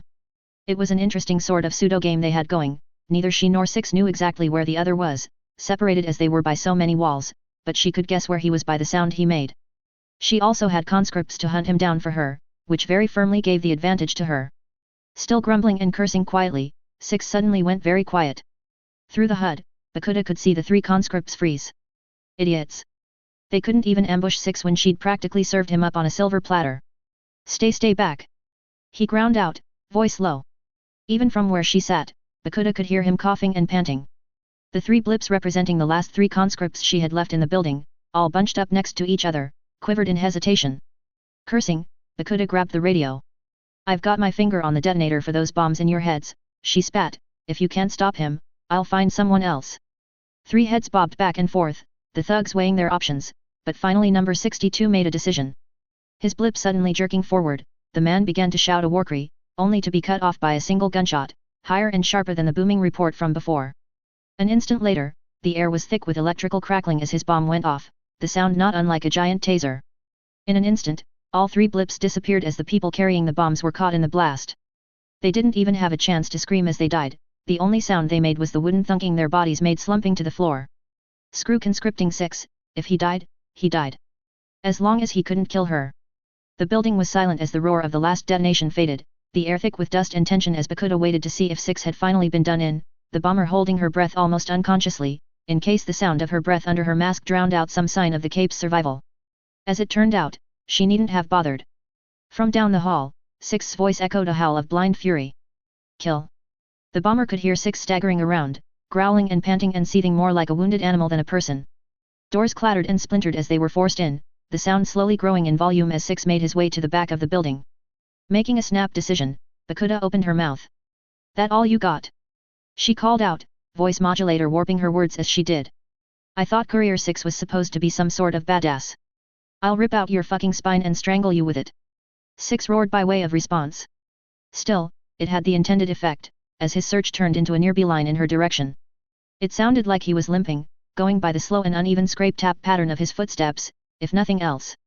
All she needed was one good shot. The bombs she had loaded may have been intended to be non-lethal, but that didn't mean they couldn't put even Courier fucking 6 down. As he drew closer and closer, snarling like some kind of feral dog, Bakuda clutched her grenade launcher tight, digging the stock into her shoulder as her nerves frayed from the anticipation, waiting for even the barest glimpse of her target. Her hands were shaking, the sights on her grenade launcher quivering as she watched through them. Why the fuck was she shaking? Lungs scarier than this scruffy piece of shit. Get a fucking grip, woman. No one's going to take you seriously if you can't get a handle on yourself. Don't think about it. Don't think about their faces. Don't think about their screams. Theory just all you can kriho and eat sal over G to fuckinggripiout. Then, she saw him, just an arm, granted, and just for an instant, but there was only one person it could belong to. Her finger, wrapped tight around the launcher's trigger, twitched on reflex. Thunk went the launcher, as it sent the grenade sailing down the hall. A second later, it exploded, heralded by the sound of thick, gloopy adhesive covering everything in sight. The building was quiet, but just for good measure she launched a second grenade to follow the first, the Tinkertech hitting the ground and exploding in cacophony of light and sound that made burning magnesium look dim and gunshots sound quiet. Even from where she crouched a dozen feet away from the epicenter of the explosion, Bakuda still found her ears ringing. And then Courier 6 stepped out into the hall. He looked beat to all hell, the other blasts had clearly taken their toll on him. His coat showed obvious signs of charring, especially along the right side, and his arm was obviously broken, his right forearm bent at a sickening angle. The way he focused his weight on one leg suggested the other one wasn't in much better a state. In his other hand, though, he carried a huge revolver, which he wasted no time in leveling down the hall. You! Cursing, Bakuda launched another grenade, ducking out of the doorframe just in time to avoid the volley of gunshots 6 let fly in return, the bullets punching clean holes in the drywall where she'd been an instant earlier. The grenade detonated down the hall, another glue bomb, too far away to have hit 6, by the sound of it. That all you got? He screeched. You can't kill me. You're nothing. His weapon audibly clicked empty, and 6 let out a furious growl, throwing it aside even as he limped down the hall, closer and closer. Taking a breath, she stepped back out of cover, pulling the grenade launcher's trigger again and again, until it too clicked empty. Fuck off! She screamed, as 3 grenades went flying. The first 2 went wide, sailing over 6's shoulder to detonate impotently, but the third sailed straight and true, right for center mass. The waster had already drawn another revolver, taking aim, and as Bakuda watched that last grenade soar, she could swear the barrel of his weapon twitched, correcting just enough for his bullet to impact her bomb mid-flight. The grenade detonated in mid-air, erupting in a wave of pure force that sent both courier and bomber flying in opposite directions and all but disintegrated the walls. Bakuda found herself thrown into the wall behind her, particles of drywall dusting her head and shoulders as 6 skidded down the hall, back the way he had come. Shaking her head in an attempt to clear it, Bakuda clawed her way out of the wreckage, even as 6 scrabbled back to his feet, hissing and spitting and growling like some demon that had thrown away its disguise. His every movement was frenzied and jerky, and almost the second he had gotten back to his feet, 6 began to lope down the hall like some kind of revenant, one hand outstretched as if to seize his target and rip her limb from limb. Hell, for all she knew, he might well be able to do that. Eyes wide and breathing frantically, Bakuda pawed at the handful of bombs still strapped to her chest, and grabbed one at random. Fuck you! Fuck you! Fuck you! Fuck you! She screamed, priming the bomb and lobbing it as hard as her bruised body would allow. 6 barely paid it any attention as it bumped into his boot, laser-focused as her was on its creator, that proved to be his undoing, as the bomb detonated behind him. It was a direct hit. A dome of crackling lightning formed in the hall, the epicenter focused on 6 himself as he screamed in agony. And then it cleared. Courier 6 stumbled forward, as if dazed. He fell to his knees. And then he fell, face down, and was still. For a few long moments, Bakuda didn't dare move, watching wide-eyed. She half expected 6 to push himself back to his feet once more. Courier 6 shifted and let out a pitiful groan, before going quiet once more. She sagged in relief. She'd done it. The mad bomber had beaten the courier. Suppressing a hysterical giggle, she rose to her feet, stumbling closer to get a look at the boogeyman of Brockton Bay. Not, she coughed, not so tough, are you, hey? Piece of shit, you're mine now. She aimed a vengeful kick at his helmet, letting the giggles come. Why yet? I won. Nobody fucking messes with Bakuda and the ABB, you hear me? Courier 6 merely groaned in response. Turning back to the pair of third-rate villains that had kicked this whole debacle off, she saw them watching in wide-eyed terror, struggling in their bindings. She laughed. See that? She pointed to 6. That's what happens when you fuck with me. Now you bet. She froze, as something clamped around her ankle. Suddenly, her calf exploded in searing pain, her leg giving out as it suddenly refused to support her weight. Giving a shout of pain, Bakuda twisted as she fell, only to see 6, not quite as unconscious as she had thought, with the knife clutched in one hand as the other clamped tight as a vice around her ankle. Acting on instinct, she kicked out her free leg, planting her foot directly on 6's face, though the impact barely seemed to faze him. Again, she kicked him. And again. And again, as he pulled her closer, pulling the knife from her leg and driving it into her side. She screamed in pain, and the waster screamed in fury, pulling himself up, over her with his one good hand. Not done yet, dash. He seethed. Seizing her by the straps of her armor, he heaved, driving his helmet into her face. Bakuda heard something snap, as pain bloomed where her nose would be. She screamed. He screamed. Screaming. Pain. Terror. He launched another savage headbutt, her goggles cracking under the impact. Blood had begun leaking under her goggles, clouding her vision as the courier reared back for one last savage blow. Instead, though, he paused. And then, he keeled over. Beaten, bruised, and bleeding, Bakuda could only wheeze painfully as she struggled to push Courier 6's collapsed form off of her body. Need to tie him up. She murmured. Stop him getting back up again. She could feel her vision tunneling, unconsciousness threatening to swallow her up as well. Next to her head, the floor shifted, as though something heavy were standing there. Her eyes drifted over, standing over was the duo, rubbing their wrists uncomfortably. You fucking suck at tying knots. One of them growled, by way of explanation. And this is revenge for earlier. Lifting his foot, the villain brought it down on her temple. And then she felt nothing. Chapter 23. Taylor had to stop herself from jumping as the sound of another explosion echoed over the rooftops. Not from the building below, thankfully, but the fact that Arms Master was still busy fighting Oni Lee wasn't necessarily good news either. His fight with Oni Lee had led him through the alleys of the docks, and out of range of her swarm, though Taylor could still guess where they were by the sound of explosions as they clashed. What had her more concerned was Uber and Leeds' now silent hideout. 6 was still in there, and he might be hurt. Taylor didn't even have eyes on the inside now to check. The majority of the small swarm she'd assembled on the inside, poised to help 6 if he needed it, had been wiped out in that first chain of explosions. The only thing holding back her panic after that had been the sounds of gunshots afterwards, reassuring her that 6 was still alive and kicking. Slowly, though, the frequency of both had dropped off, and after that last bomb, Uber and Leeds' hideout had gone concerningly quiet. Watching things from afar was one of the few things her power could do well, but now when it counted, she had nothing. It was mind-bogglingly frustrating. Still, she wasn't going to give up yet. Between Glory Girl, her swarm, and 6 cutting a swathe through the mob out front in his beeline for the front door, the thugs Arms Master had ordered them to take out had barely put up a fight, and already Taylor had directed a sizable portion away from the incapacitated thugs and into the building itself. Glory Girl floated up in front of the window they'd been spying from earlier, her outfit still nearly pristine thanks to her force field. Her expression, though, was troubled. I think that's all of them. Arms Master needs help, though. I don't know how long he can handle Oni Lee on his own. What about 6? Taylor retorted. I lost sight of him after all those explosions, he might need help too. The heroine turned, looking down at the now silent building. I think we're a little too late to be any help. She decided after a moment, her brows knit in thought. It's been quiet for a few minutes now, so I don't think there's any fighting going on. That means either he won, and it'll be a waste of time, or he lost, and if he lost, then we don't want to tangle with whatever took him down.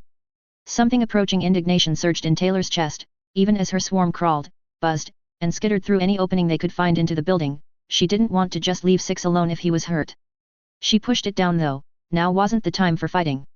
Either way, we're wasting time talking here. The blonde continued. I'm going to go help Arms Master, you can come with me or stay here, but you need to choose, quick. Taylor spared another glance down at the hideout. Her bugs had managed to get past the outer walls, and what they were finding inside didn't bode well. Burnt and broken bodies littered the floors, several of them missing their heads. They were unnaturally still, the way only corpses were. She trailed off, grimacing at the forced choice. If Six was in danger, they'd need all the help they could get. Cold logic agreed with Glory Girl's assessment, but that didn't mean she had to like it. All right. Taylor sighed, holding out her hand for Glory Girl to grab. You're right, let's go help Arms Master. I'm sure Courier Six'll be all right. The blonde rationalized, though she didn't sound entirely sure. He's got to be a brute too, at least. A few bombs shouldn't slow him down for too long. Taylor grunted ambiguously. Six hadn't even broken stride after getting stabbed through the hand earlier. While she agreed that he could survive quite a bit more damage than a normal person, Six himself had made it clear that even that only went so far. Taylor trailed off, as Glory Girl began to rise, holding her by the wrists. It doesn't feel right, leaving Six. He might need our help too. I know. I always hate having to choose like this. The other girl groused, gaining speed.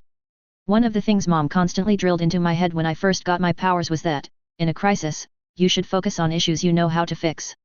Taylor hummed. She supposed there was some logic to that, as cold as it was. But, even if Six is hurt, how much could we do? She continued. I know to keep pressure on a stab wound, but whatever those bombs might have done, I think it's probably a bit beyond basic first aid. We know how to help Arms Master. If we beat up Oni Lee, that'll free him up, and he can probably do more for Six than we can. Taylor nodded. It didn't entirely quash the feeling in her chest that she was turning her back on Six. He had saved her life and offered to teach her how to fight, as much he was probably crazy, Taylor trusted Six. He'd done so much for her, but when he needed help in return it seemed like all she could do was run away and find someone else. I'm going to set you down a little ways away from the fighting. Glory Girl's voice interrupted her thoughts. Maybe you can slow Oni Lee down with your bugs? Or attack him if he gets too close to Arms Master, or something. Taylor nodded as they closed in on the roof of a building near the fighting, close enough that both Arms Master and Oni Lee were well within her range. As Glory Girl let her go, Taylor dropped the couple feet to the roof, looking back up at the heroine. Do you still have that communicator Arms Master gave you? Maybe I can help him track Oni Lee. The blonde nodded, fiddling with the earpiece for a moment before dropping it into Taylor's waiting hands. Good idea. I'll try to jump him from above, or something like that. As Glory Girl flew off, Taylor affixed the device to her own ear. Already, she was gathering as large a swarm as she could. Arms Master, are you there? Cazador. His voice crackled, the sound coming through slightly patchy. I don't have time to talk. Oni Lee. I know, Taylor interrupted, Glory Girl and I came to help. What? We took out the thugs like you said to. She explained.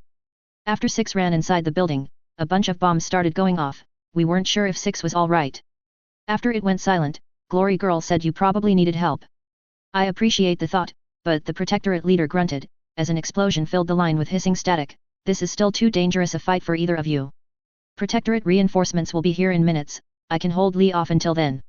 You both need to get out of here. Taylor opened her mouth to argue. She'd built up a decently sized swarm by now, moving the majority of them into a ring around where Arms Master stood. Whenever Oni Lee teleported in for an attack, he'd have to step into her swarm. There. 1 second, there was nothing. The next, Taylor felt an unfamiliar figure standing amongst her swarm, almost as if he had been there all along, and she'd only now just noticed him. Behind. She began, but before she could finish, Arms Master had already started to move, striking out with his halberd towards the villain. As the blade connected with the villain, Taylor felt his body dissolving into ash through the swarm. I've developed tools specifically for countering Oni Lee's powers and tactics. The proximity sensors in my suit allow me to react to his teleportation much faster than an unaided person like you could. The way he said it was flat, and matter of fact, but it didn't stop Taylor feeling a flare of indignation at his dismissal. You're putting yourself in unnecessary danger here. Again, Oni Lee teleported into Taylor's swarm, and rather than argue with Arms Master, she ordered the bugs to attack the villain. In an instant, Taylor felt a new swarm, identical to the ones attacking the villain, appear on the opposite roof. Seconds later, the original swarm, along with the copy of Lee, simply vanished. Her eyes widened at the realization. Cazador. Are you listening to me? Wait, I can track Lee when he teleports. Taylor hissed. Already, Oni Lee had swatted or brushed off all the bugs that had been trying to chew through his costume and teleport away, but there were plenty more where they had come from. What? How? Just now, when Oni Lee teleported, some of my bugs went with him. Wherever he goes, I can still track him, as long as he's within range. Useful. The older hero grunted. Fine. I assume you're keeping your distance. Yet, about a block away, on the roof of a building. Arms Master hummed agreeably. Glory girls above, she should be relatively safe, so long as she stays away from the ground. Cazador, I want you to relay Oni Lee's position to me as best you can. Use standard clock positions, 12 o'clock is my front, 6 is to my rear. If I can track his movements, I may be able to predict where he'll attack from. Got it. Taylor replied, spreading her swarm out as much as she could to jump on the villain the moment he came within range. It took longer than Taylor expected for Lee to reappear, evidently the attack from the swarm had been enough to scare him, or at least throw him off balance. Eventually, though, the unfamiliar form simply appeared in her swarm once more, and again Taylor ordered every bug to crawl onto the villain and into whatever crevices they could find. The harder it was for them to be brushed off, the better.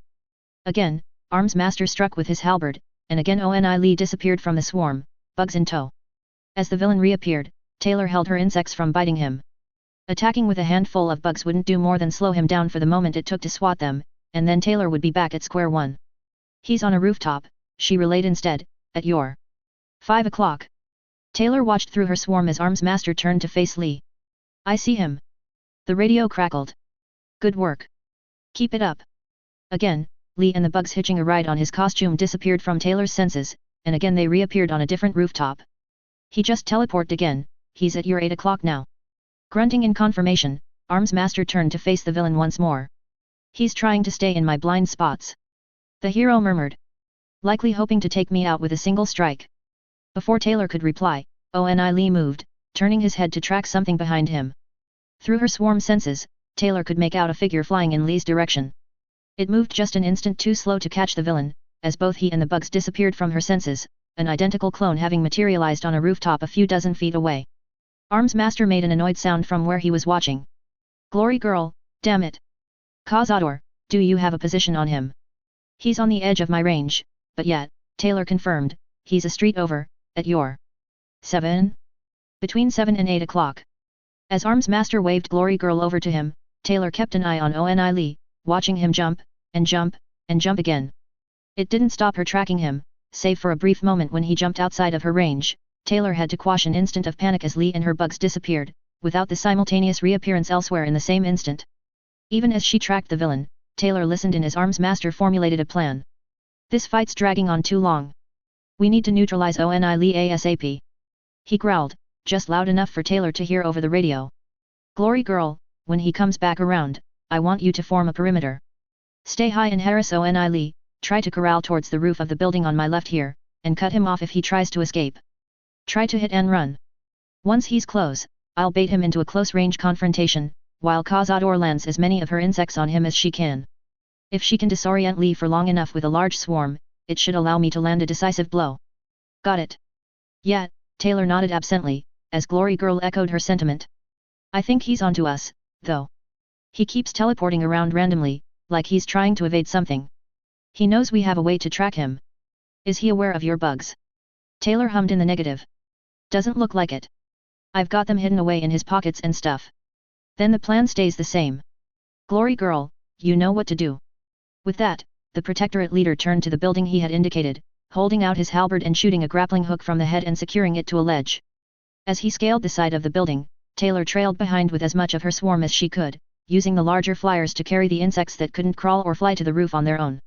Once on the roof, she spread the swarm out as much as she could, as Arms Master keyed the radio. Cazador. Do you have a location on Oni Lee? Taylor hummed. Yeah, I think Glory girl's already on him. He's at your 10 o'clock. More or less. Taylor watched intently through her power as Oni Lee jumped back and forth between rooftops, evidently dodging Glory girl's attacks, even as his movements slowly took him closer and closer to Arms Master. I see him. You'll likely only have one chance at this before Lee catches on, so don't strike unless you're certain you can stop him. Rather than reply, Taylor simply grunted an affirmative as she steeled herself.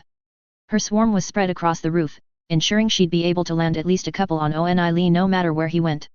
The flying insects, she ordered to spread out to the neighboring rooftops. The wider the net she cast, the more likely she'd be able to tag Lee.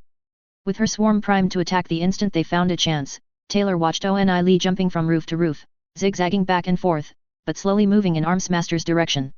At times, he was moving so quickly that there were 3 or 4 clones of the villain active at once before the first one could begin dissolving into ash. And then, like that, he was upon Armsmaster, a grenade already primed in one hand. Taylor ordered her swarm to attack, and as one they pounced on the villain. Though she managed to tag Lee a few times, his clone appeared barely an instant later, not nearly long enough to build up a serious swarm. Taylor could only watch as Armsmaster dove away from the old Lee, and a second later, the grenade in the villain's hand detonated with a bass Y crack loud enough to make Taylor wince, even as far away as she was. At the same time, a massive swathe of her swarm simply disintegrated from the explosion, enough that Taylor wasn't sure she'd be able to make up the difference, to say nothing of the Protectorate hero who'd also been hit by the blast. Armsmaster, are you all right? I'll live, he coughed, pushing himself back to his feet. Not the first time I've had to endure one of Lee's bombing runs, my equipment's been designed with those things in mind. What about your swarm? Can you still carry out your part? I don't know.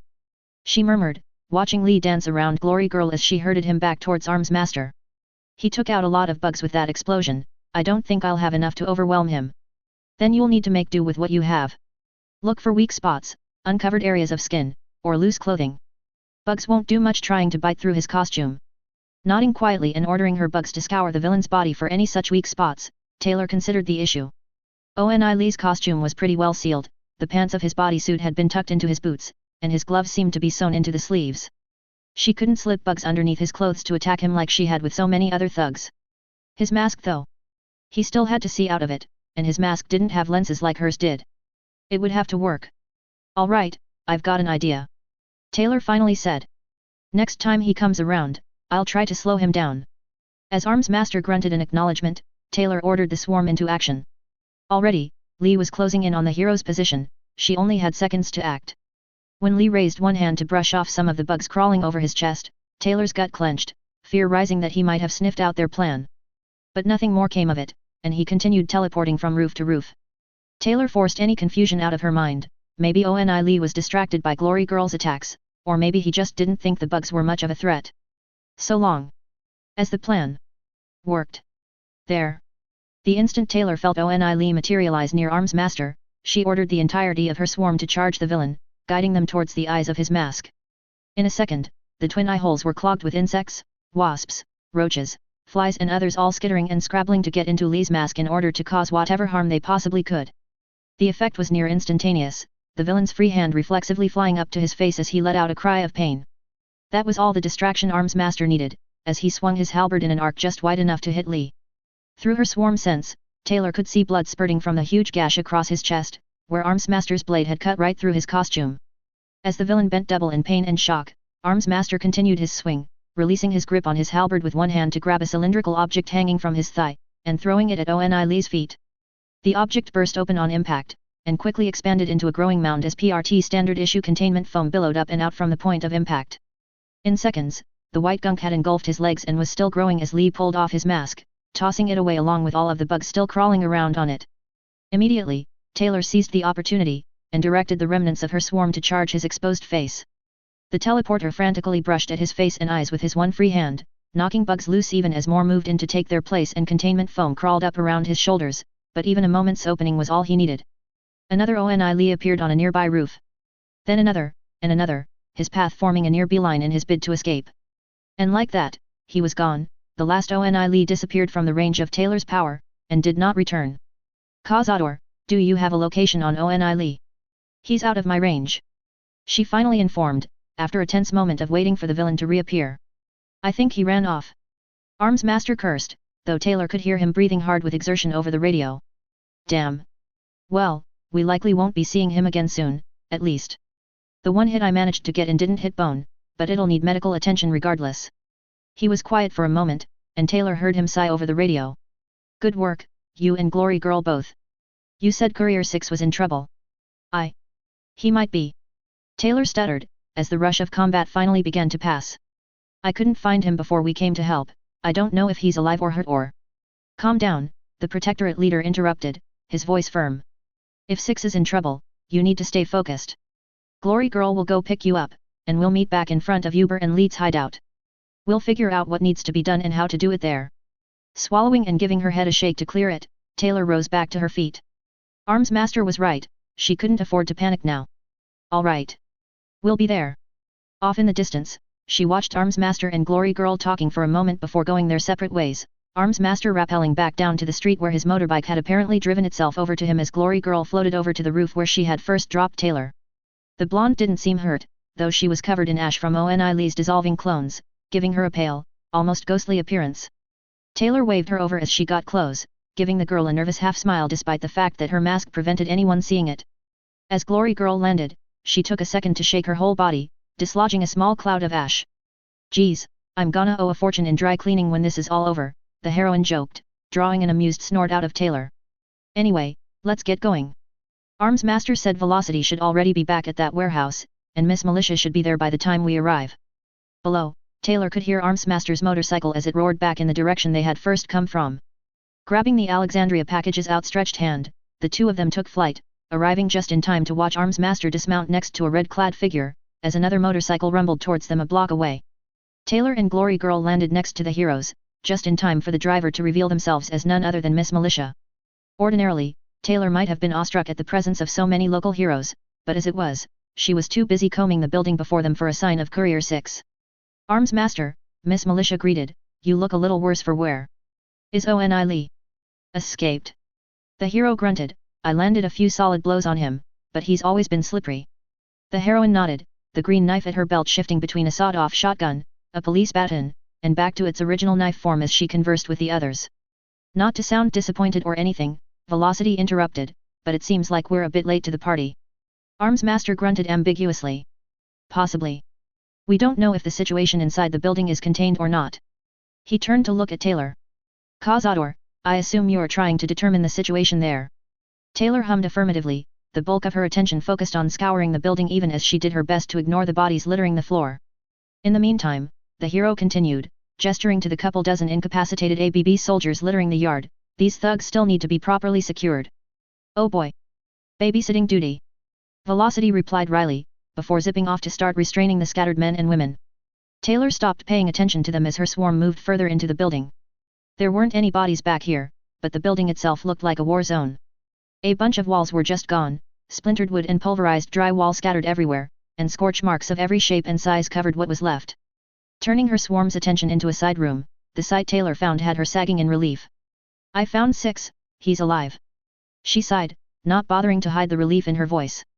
Indeed, a figure that could only be Courier Six, given his apparel, was pacing back and forth in front of another figure that had been tied to a chair. To one side of the room, a different figure that she didn't recognize sat with their back against the wall, breathing but obviously not in the best shape, even to the bug's senses. Further down the hall, she caught another person shuffling in Six's direction from further back in the building. It looks like Uber and Leet are alright too, they've got someone tied up in the back. Two of the figures, probably the ones not tied up, must have been Uber and Leet, they were the reason Six had come out here in the first place, after all. The last one, though, she didn't recognize at all. One of the ABB thugs, maybe? But why that one specifically, though? Only one? Miss Militia asked, curiously. I doubt there was only one ABB soldier in the building, what about the others? They're dead. Taylor trailed off quietly. Armsmaster let out an irritated growl. Of course he did. I don't think Six did it though. She retorted. There were all those bombs going off earlier. Armsmaster was silent for a moment, fuming. Then, he sighed. Fine. I'll give him the benefit of the doubt for the time being. Nodding thankfully, Taylor turned her attention back to Six and the tied-up figure inside. In his hand, he held some sort of metallic device, fiddling with it as he paced. Almost unceremoniously, he tossed it into the bound figure's lap. Taylor watched through her swarm as Six turned away from the slumped figure, even as she watched Armsmaster approaching the front door with her own eyes. There was a second of almost serene silence, as the Protectorate leader pulled the door open. Then the building rumbled with the sound of a detonation, a faint green light emanating from deeper within. All the heroes stood still for a brief moment, as if stunned. Armsmaster was one of the first to respond, flinging open the remains of the front door and sprinting inside, followed closely by Miss Militia. After a moment, the rest of Taylor's body caught up with her brain. Six! She shrieked, dashing inside after the others. She didn't pay attention to anyone or anything else, dodging over the bodies inside and around the wreckage without a single thought. What the hell just happened, Six? She heard Armsmaster demanding. Sprinting as fast as she could, Taylor rounded the corner just in time to catch Six coughing as he slumped against a wall, his voice a pained rasp that matched his appearance, beaten and abused, but very much still alive. Crazy bitch, said she wouldn't let us take ER alive. Something about a birdcage. Guess she got her wish. In the center of the room was the crazy bitch herself, evidently, a corpse charred to near featurelessness, almost certainly by the explosion, still tied to an equally blackened and burnt chair. Chapter 24. Taylor found herself staring blankly at the corpse for several long seconds. She had been tied up with her arms behind the chair, enough to keep her from moving, but evidently not enough to stop her from detonating that bomb. The only real identifying features left were the gas mask and goggles still strapped to her face, now melted and slagged by the blast, and the pieces of what might have been a costume once. What was still there was charred black, still smoldering in some places where the dying embers gave off a dim glow. In some places, even the flesh had been burnt away, to reveal blackened muscle. It almost reminded Taylor of those pictures she had seen in history books of mummies and other desiccated corpses dug up by archaeologists. It was sobering to consider that the body in front of her had been alive just minutes ago, rather than centuries. The fact that the room smelled strongly of a revolting mix of sulfur, blood, and several other unpleasant scents she didn't care to name didn't help. It turned her stomach, and Taylor had to step out of the room to catch a breath of fresher air, even as the adults argued inside. "Do you have an explanation for this, Courier 6? She heard Armsmaster's voice thundering through the doorway. "These people are dead because of you. Furthermore, you endangered the rest of the group by going off plan. I should have you arrested for what you did here." "Hey, I did what you asked." The waster shot back, "I used the fucking beanbags, and I had the lady alive until a minute ago. You aren't pinning this shit on MMMRGH. He made a choking, sort of retching sound. "Bucket." There was a sound, like metal scraping against wood, followed by the unmistakable wet splatting of someone emptying their stomach. "Phew." 6 coughed. "I really hate taking fixer." "Then why do it?" Miss Militia's voice was softer, though still accusational. "Backup was on the way, we might have been able to subdue these people without killing them." "You think I did this?" "Shit, I gave them the chance to walk away. You want me to just stand there and let them kill me instead?" "You pressured a hostage taker," Armsmaster explained. "If you'd allowed us to negotiate, we might have been able to resolve this peacefully. And I thought you were the one who said we wouldn't be getting any other help." 6 retched again, the sound of vomiting the only sound in the building besides the creaking of damaged timbers.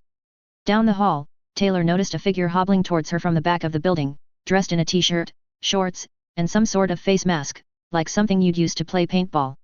"Hey," he grunted, stopping to lean against a more intact section of wall. "You with the heroes in there?" Taylor nodded wordlessly. "Well, thanks. Me and you'd probably be dead if it weren't for you guys." Still resting one shoulder against the wall, he held out his hand, as if for a handshake. "Leet. I'm sure you've heard of me." His tone was unusually light, given the situation, and clearly at least a little forced. Nonetheless, Taylor couldn't help but snort at the sudden non sequitur, the villain going from thanking her for saving his life to introducing himself as though she were a fan. "Cazador." She took his hand, shaking it as gingerly as she could. "Even so," Leet audibly hissed with pain at the contact. "Christ," the villain murmured, rubbing his arm, "when we called 6, I wasn't expecting him to bring the Protectorate along for the ride. How'd he swing that?" "I think it was more of a coincidence than anything. They were already at his house, after the Empire tried to attack him." "The Empire 88? He asked incredulously. "What did a bunch of thugs decide to pull a Fleur Part 2? "It was Kaiser, actually." 6 gouged his eye out. Despite the full face mask he was wearing, Leet's blank stare was obvious. Then he just crumpled over, bending in half as he let out a sound somewhere between a pained wheeze and a laugh as though he were a balloon someone had let the air out of. He actually did that? Holy shit! He managed, in between fits of coughing. And then he runs all the way over here to fight the ABB? Dude's a fucking badass. Taylor hummed a vague agreement, not quite paying attention anymore, but not entirely ignoring him as her bugs investigated the area. She'd found a lot of corpses, most of them mangled in various ways. For once, she was thankful that her swarm sense didn't come with crystal clear vision, though the things that bug senses could see that humans couldn't probably made up for it when it came to taking in all the grisly details. "Hey, Leet. That you out there?" A voice, not 6 or Armsmaster's, called out from the other room. By the sound of it, the argument from earlier had come to a close, or at least a pause for the time being. "Yeah, I'm here," the villain in question grunted, rising back to his feet and hobbling inside. "Everything in the lab looks all right. The lock wasn't tampered with, so I don't think they had a chance to get in before 6 showed up." Armsmaster grunted in acknowledgement. "Uber, Leet. I figure it's a given, considering the situation, but are you willing to cooperate with the authorities and allow us to investigate the building? One of them made an ambiguous hum. I dunno. This is solely for the sake of recovering any bodies, and checking to ensure there weren't any other bombs left laying around. The Protectorate hero explained. You won't be incriminated by anything we find that isn't related to today's events. Just barely, Taylor heard fabric rustling and what might have been Uber and Leet whispering. All right, fine, Uber conceded. Not like we've got a whole lot to hide. You stay out of the lab, though. Leet added. I don't need to explain why. It would be best if you at least let a team. Arms Master began. Nope. Uber and I are already going to be busy trying to put our base back together. I'm not babysitting a bunch of PRT investigators just to make sure they don't touch things they shouldn't. Arms Master grunted, annoyed. Fine. But you assume all risk and responsibility if anything happens as a result. Nothing new there, then. Leet groaned, sounding more than a little put upon. Taylor heard him as well. Another figure, most likely Uber, rise to their feet. I'm well aware of the risks of unstable Tinker Tech, but right now I'm more concerned with removing the bombs that relodged in our skulls. We'll be in the lab, knock if you need us. Miss Militia let out a small, shocked gasp as the villain duo shuffled out of the room, heading back the way Leet had come from. She put bombs in your heads? She asked, her tone a disgusted whisper. I think she's put them in just about everyone she could get her hands on. Uber agreed. All the ABB guys, at least, we were supposed to be her extra muscle. The heroine whispered something in a language Taylor didn't recognize. If she's planted bombs in every member of the ABB, then that's dozens of people walking around the city with Tinker explosives. Arms Master finished for her. Each one going off could mean dozens of fatalities, if it happens in a populated area. That's a crisis waiting to happen. Shifting, he pressed a button on his helmet. Velocity, Arms Master. I need you to check the ABB members you've tied up for surgical scars. They should be around the neck and base of the skull. He paused, silent for a moment. They do? All of them? Arms Master cursed. Right. We have reason to believe that the Cornell bomber has surgically implanted bombs into all the AB soldiers. Continue tying them up, but don't move them, we don't know how sensitive the bombs are to handling. Put out a call to HQ, inform them of the situation and have them deploy EOD and paramedics to our location. I recommend we enlist Panacea as well, if necessary, bringing them to a hospital would be too big a risk to public safety. Finally finished, Arms Master let out a sigh. Will we be telling the public about this? Miss Militia asked. I doubt many will be forthcoming with the information that they have a bomb in their head. That's ultimately the director's say. My recommendation will be to set up quarantine facilities a safe distance from any of the busier parts of the city. It's vital that we don't let hysteria take hold, though. The last thing we need is for the city's Asian population to face misguided reprisal attacks. Hopefully the risk of accidentally triggering the bombs will be an effective deterrent. The Protectorate heroine agreed. Hopefully. Courier Six snorted, taking a swig from some sort of flask or canteen before spitting the liquid into the bucket from earlier. People can be real damn stupid sometimes. You would know, wouldn't you? Arms Master grumbled, just loud enough to hear. Six sighed, annoyed. Oh, says the asshole who can't keep his own city under control. I get results. Your recklessness has caused dozens of unnecessary deaths today alone. Arms Master shot back. If you'd waited to let you bitch at me about your rules and shit? You haven't been at the mercy of these sorts of nut jobs before, have you? She'd have started popping heads the moment she felt threatened. So the ideal solution was for you to threaten her. No. No, Six trailed off for a second, as if searching for the right words. Look, it was.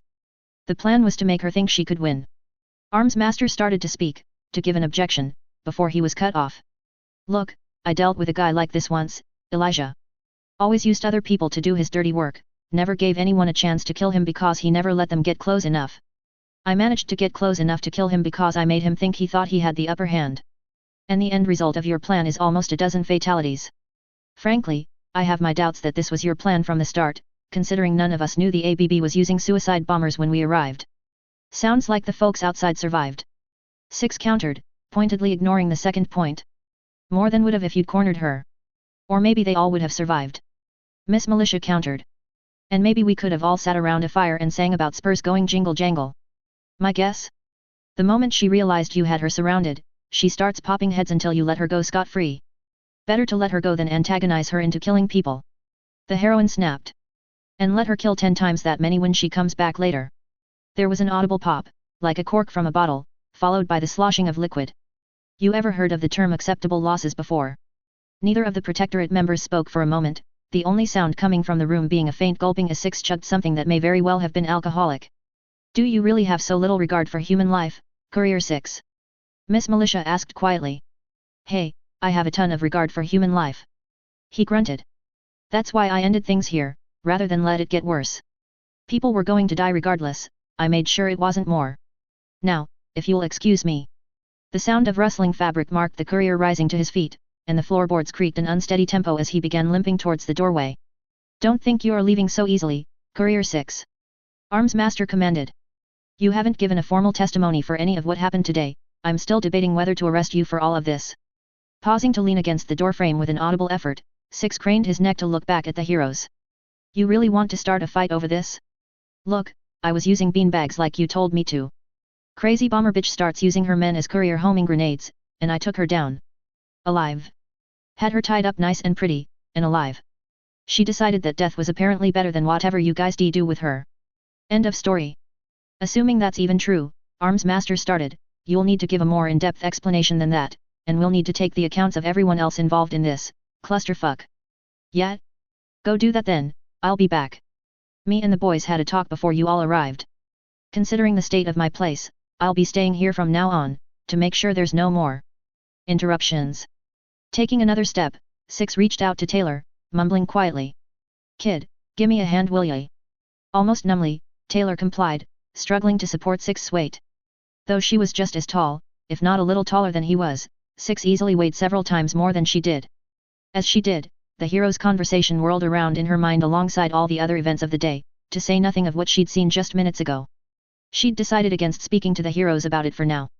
Six was. Taylor wasn't sure she'd call him a good guy, but she wanted to at least let him explain it for himself before she made a call. She owed him that much.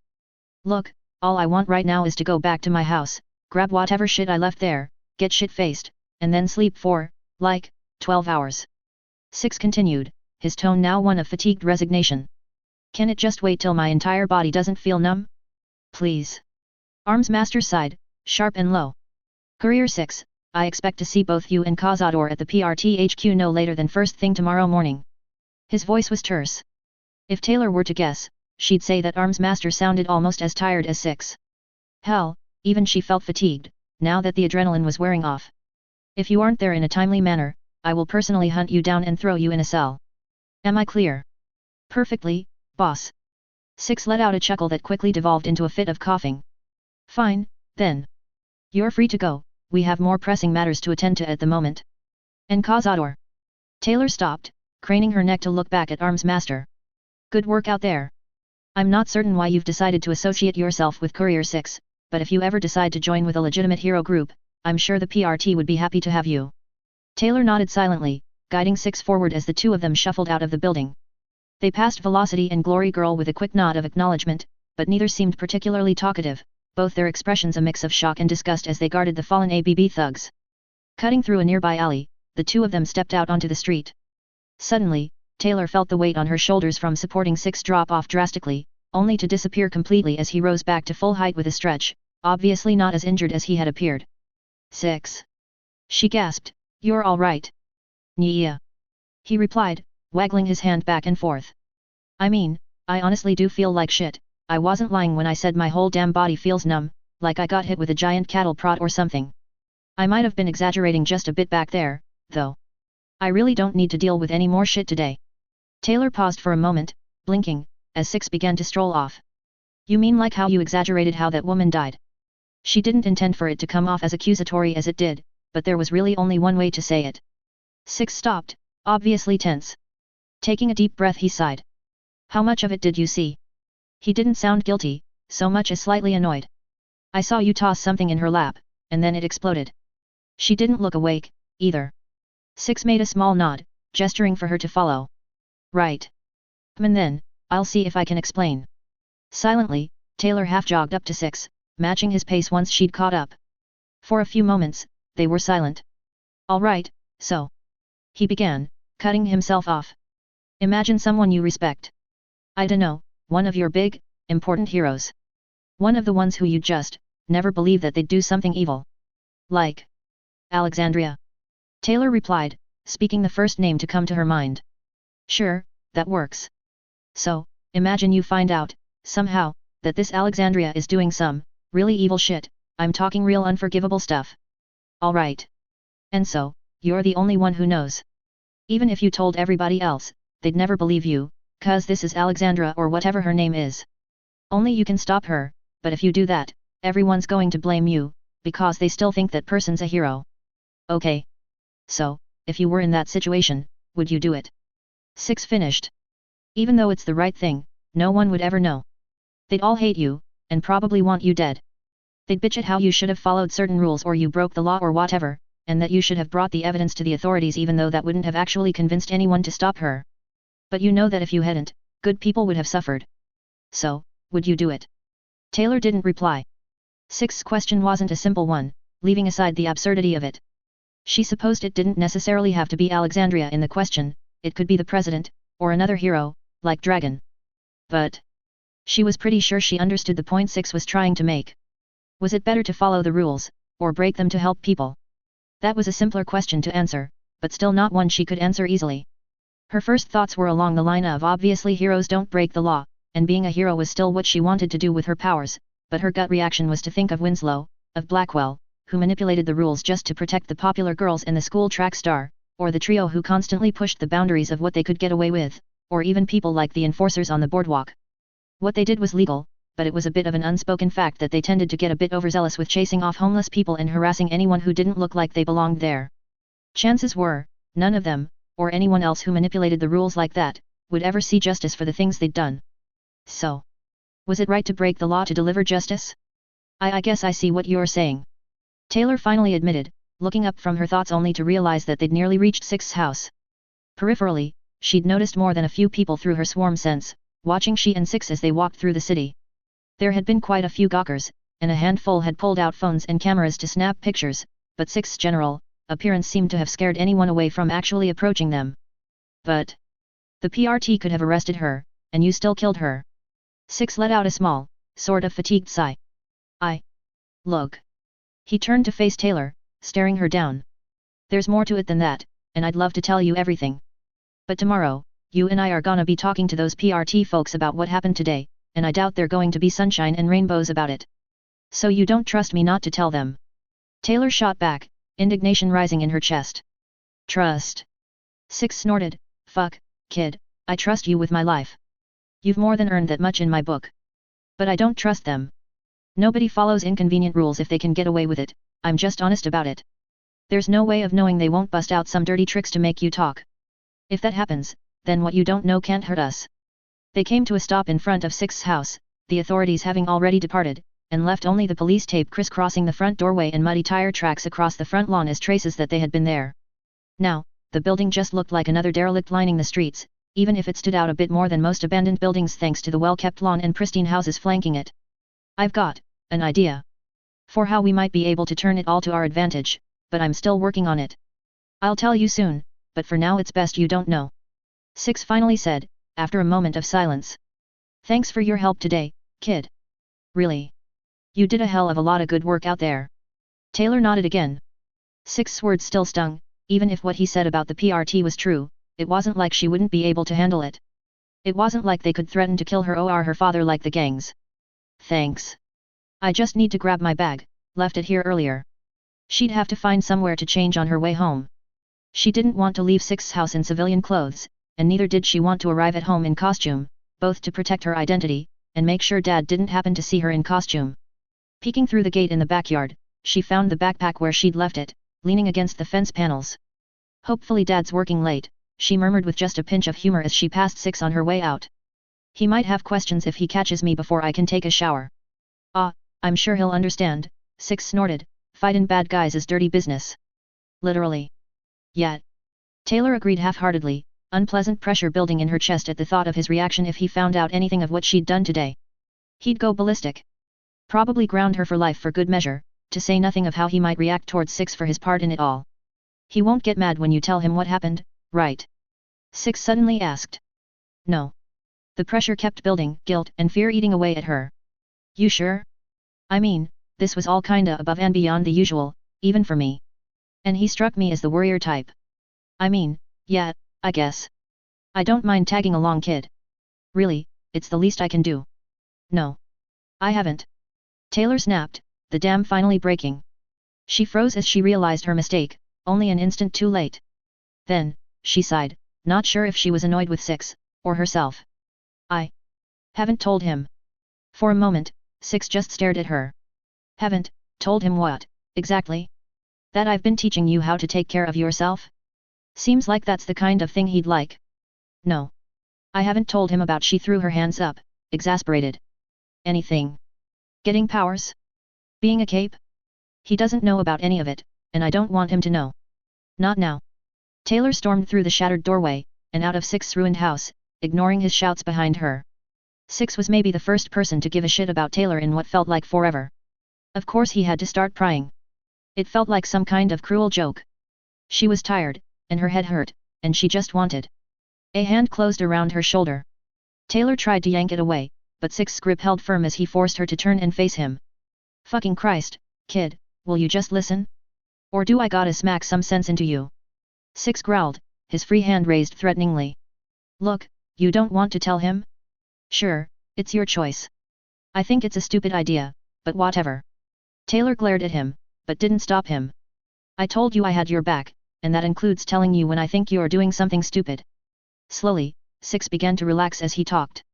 Look, how about we walk and talk? If you're still sure about it when we get there, I'll drop it. As much as she wanted to, Taylor couldn't make herself say no.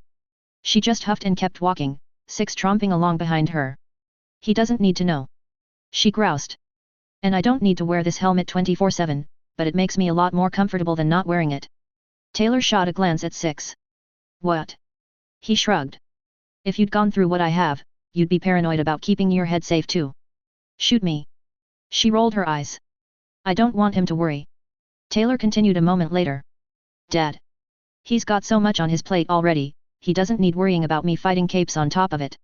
What he doesn't know won't hurt him. Six agreed, with the right tone.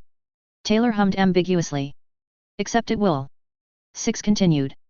No such thing as the perfect lie, kid. Sooner or later, he's gonna find out. I know. She snapped. I never intended to lie to him forever. Just long enough to prove he doesn't need to worry. So, never. Taylor turned, flashing another glare at Six, but he held her gaze without faltering for a second. I don't know if it's hit you yet, kid, but you could die doing this. I probably will die doing this, eventually. Either of us could have died today, and it could just as easily happen tomorrow. That's a fact of life when you do what we do. What I mean is, I just need to have a victory, Taylor sighed. Something I can use to prove to him that I can hold my own as a cape. Like today. No. Maybe. Taylor shook her head. I mean, I guess, but I didn't really do much fighting. Mostly it was just helping you. Rigging the fight in your favor before it even starts is fighting, kid, Six said flatly. It's called fighting smart, like I've been trying to show you. They lapsed into a thoughtful silence after that, strolling through the city. Six made infuriatingly good points, but the biggest reason of them all for why she hadn't told her father was also one that couldn't be logic away. She was scared. Terrified of the worst-case scenario, that her father would reject her being a cape, or might even force her to give it up altogether. Taylor wanted to be a hero, to help people with her powers. Now that she had them, she couldn't imagine doing anything else. And she didn't want to have to choose between that and her father. But again, Six was probably right.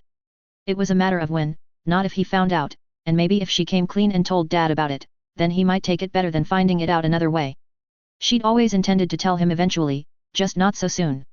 If I do come clean to Dad, she began, after a while. Do you think you could stick around to help explain things to him? Maybe he'll take it a little better if he knows I'm not just running around alone. I mean, you've been training me, right? Six nodded, giving her a thumbs up. Sure thing, kid. You ask for it, and I'll do whatever I can to help. Thank you, Six. She swallowed. I appreciate this. A lot. Nothing I wouldn't do for any of my other partners, kid. Six chuckled. I'll have to introduce you to them all once I've got a way back. I think you'd like them, they're all good people, helping me try to make the Mojave into a half-decent place. Taylor hummed. Really? What are they like? She could use a distraction from debating whether to admit the truth to her father. Well, there's Raoul. Raoul the Ghoul. Six chuckled at the rhyme. Lived before the Great War. You know, he's got a costume of his own, actually. He'd probably love this place. Really? I thought you said you didn't have capes in your world. That felt strange to say. But Taylor supposed that Six being from another Earth made as much sense as anything. If Arms Master said it was true, though. Doesn't mean we don't have costumed nuts running around. Case in point. Six countered, gesturing to himself. Taylor couldn't stop herself laughing at that. Pretty sure I've seen some stuff that might be these powers you all get, too. But yet, the way he said it, he found an old Vaquero costume, and started wearing it. The two of them walked and chatted a while longer, Six describing all of his closest compatriots, from Arcade and the Enclave remnants. Wish I could have seen Lania's face when they opened fire. He really thought I was gonna fight him one-on-one. To Veronica, her life as a scribe of the Brotherhood of Steel and eventual split, still not sure what to do about them. Lot of them are decent people, but they won't give up their precious codex, and they won't stop making enemies either. And then on to Christine. Six let loose a few details about meeting her in the Sierra Madre, but stayed mostly tight-lipped about the location itself. Story for another time, kid. It'd take a while to explain everything going on there. Eventually, though, they turned onto Taylor's street, stopping at the corner. Just down the road, in plain sight, was her own house. Despite the fact that the sun had set a while ago, it wasn't hard to see her father's truck parked in the driveway, dashing any small hope that she might just be able to avoid the upcoming confrontation entirely. Taylor sighed. Well. Last chance, kid, Six sighed, I told you I'd leave the choice to you. If you want, I'll drop it here and I won't bring it up again.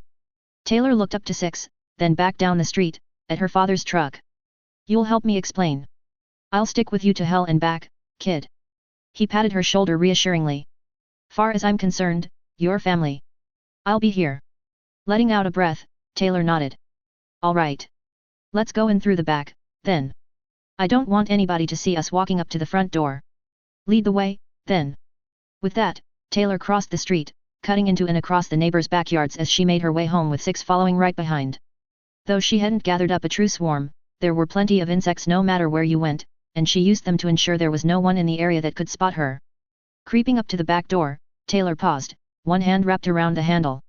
This was her last chance to back out. To keep her father ignorant.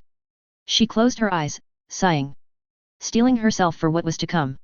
Inside, a handful of flies found her father in the living room, sitting in front of the TV. Then she pulled the door open. It creaked and rattled as she did, the door neglected just as so much of the house had been the past few years. It was probably a pretty accurate metaphor for the people living within. Maybe. Hopefully, that could change. Taylor? Is that you? Her father's voice called out, over the sound of the television playing some show or another. Yeah. Hey Dad. She called back. From the other room, she heard, and through her swarm sense saw, her father rising from his chair, moving to greet his daughter. I was starting to get worried. He murmured. You don't usually stay out this law. Standing in the doorway between the kitchen and the living room, Daniel Bear made a sound not unlike choking. Taylor? He asked, his voice wavering fearfully. Hey, Dad. She greeted, in a faint undertone. Lifting her mask, she met his eyes. Taylor what? He sputtered, his eyes flicking back and forth between Six and herself. What's going on? What's he doing here? Dad. Taylor closed her eyes, sucking in a breath before letting it back out as her father struggled not to babble questions. I'm a cape, Dad. Her father's eyes went wide, and he recoiled as if she'd struck him. Taylor? You. He looked at Six, then back to her again, finally making the connection. You're? Oh my God. No, no, no. He stumbled backwards, leaning against a chair for support. Taylor winced, every no stinging worse than anything the bullies could dish out. This was everything she'd feared. Not just a bad reaction, but an explosively bad one. I can't deal with this. He stuttered, almost hysterical. Not tonight. Taylor, go to your room. We'll deal with this later. Taylor felt tears burning at the corners of her eyes. She'd fucked up. Dad. Please. She protested, feeling Six brush past her arm. No. He cut her off. Taylor, I'm sorry. I'm not.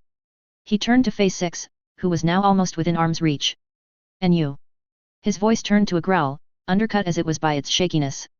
I don't know what you've got to do with this, but... He was cut off by a solid right hook to the jaw, which sent him sprawling to the floor. I'm the reason you're hearing about this at all, Six growled, so why don't you fucking listen? Chapter 25. Dad. Taylor stood, frozen, as her father hit the floor like a sack of potatoes. Courier 6 stood looming over the man, filling the air with an almost palpable tension. 6. Taylor hissed, leaping forward and dropping to her father's side. He groaned as she did, grimacing and rubbing his jaw, but nothing looked broken. He seemed more surprised than anything. You didn't need to do that. Taylor groused, glaring up at her supposed partner. Courier 6 only snorted in response, crouching down on her father's other side. Easy, easy, I didn't hit him that hard, he assured. Man was getting hysterical. Times like this, you gotta snap him out of it before things get out of hand, and someone does something they'll regret in the morning. And I don't mean that in the funny way. Taylor's father, for his part, had nearly recovered his senses as he blinked and worked his jaw to get the soreness out. He hadn't said anything yet, not beyond a few pained groans and grunts at least, but there was definitely some kind of response stewing in his head as he pushed himself into a sitting position. Now, here's how things are gonna work, 6 continued, in a tone that was just shy of threatening. Between her already frayed nerves from the day's events, and 6's penchant for brute force, to say that Taylor was on edge would be a massive understatement. She wanted to say she trusted 6. But could she? After today? And when her father was involved? If things got volatile, her probably ruined relationship with her father would be the least of her worries. You, and me, and your daughter here, we're all gonna sit down and have a drink. And maybe if you've got your head screwed on right and proper after that, we'll have a little talk. Daniel A. Bear stared at 6, wide-eyed, for a long moment. Then he turned to Taylor. She could see the pain and fear in his eyes. Fear of losing her like he'd lost Mom. It hurt knowing that she'd caused it. Please, Dad. She implored. At least, don't be mad at 6. It's not his fault. Again, her father looked back to 6. His voice cracked. I don't know. How long has all this been going on? You said you're a cape? Since when? Since the locker. Taylor admitted. And 6? And you? How long have you two? About a week or so. 6 replied. He hooked one arm under her father's, Taylor quickly following suit, and together they pulled her father to his feet. In his free hand, 6 held a couple of bottles full of a cloudy, yellowish liquid. Here. Have a drink, steady your nerves a bit, and then we can talk like the responsible adults we're pretending we are.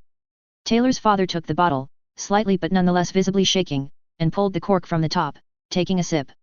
He then immediately spat it back out, eyes bulging as he doubled over in a fit of coughing. What the hell is that? He wheezed, hands on his knees. Tequila. 6 crowed, raising his own bottle. Wasteland style. Homebrewed. I think Danny coughed again. I'm pretty sure there's paint thinner that isn't that strong. I'll stick with beer, but... He stood up a bit straighter, looking Taylor in the eyes. Taylor, I figured you were up to something with all this skulking around you've been doing, but I never imagined it was this big. As disheveled and roughed up as he'd gotten, his expression was just bewildered. I know I've been absent these past few years, but I need you to tell me about this kind of thing. Then will you listen? Taylor shot back, almost without thinking. For just a moment, her father looked like he wanted to just shrivel up and disappear, pain and anger and fear written in every crease of his face. It almost seemed, Taylor had noticed, like he'd been aging faster, ever since Mom died. Every day that passed weighed on him twice as hard. Now though, it seemed like another 5 years had been piled onto that in just 5 minutes, as her father sighed wearily. All right. Okay. He finally conceded. Just let me get something to drink that isn't an industrial-strength disinfectant. You two can take a seat, I suppose. Taylor and 6 both nodded as he shuffled off. 6 found a seat on the couch, flopping carelessly into the cushion, and after a moment's thought, Taylor sat next to him, on the other end of the couch. From the kitchen, she could hear the fridge door opening with the rattle of bottles, jars, and cartons, and then closing a second later. When her father returned to the living room, plus 1 bottle of beer, he paused for a moment, and then moved to sit in the armchair opposite them. Okay, he sighed, gingerly sinking into the chair, so, please, explain. You're a cape, Taylor. She nodded, calling a handful of flies to move in an acrobatic circle between them. I can control bugs. Everything within a couple blocks or so. Sometimes I can call more. Danny watched the flies for a few moments, eyebrows raised. That's, hey. He finally concluded, taking a swig of his beer. That's all. I can sort of see through their senses, too. It's hard to really describe, but I can pick someone out in a crowd easy enough. Her father's eyes widened a fraction of an inch. I can see how that'd be useful. They were silent for a few moments, neither Taylor nor her father entirely sure how to continue. They'd become practically strangers living in the same house, and only now were they really realizing it. Six, for his part, seemed content to sip his tequila and spectate. You said that you and him, her father nodded towards Six, have been working together for about a week, but you got your powers after the locker. What were you doing in between, then? Preparing. Making my costume, mostly. Taylor shrugged off her coat to show off the bodysuit underneath. I read that spider silk was supposed to be almost as strong as steel, so I used a bunch of spiders to make as much silk as I could, and taught myself how to weave it into cloth. Her dad's expression widened even further, impressed, and he nodded along. Well, I'm glad you're trying to stay safe, he conceded, though Taylor caught his muttering afterwards. As safe as you can be in a cape fight. When I ran into Six the other day was the first night I'd actually gone out in costume.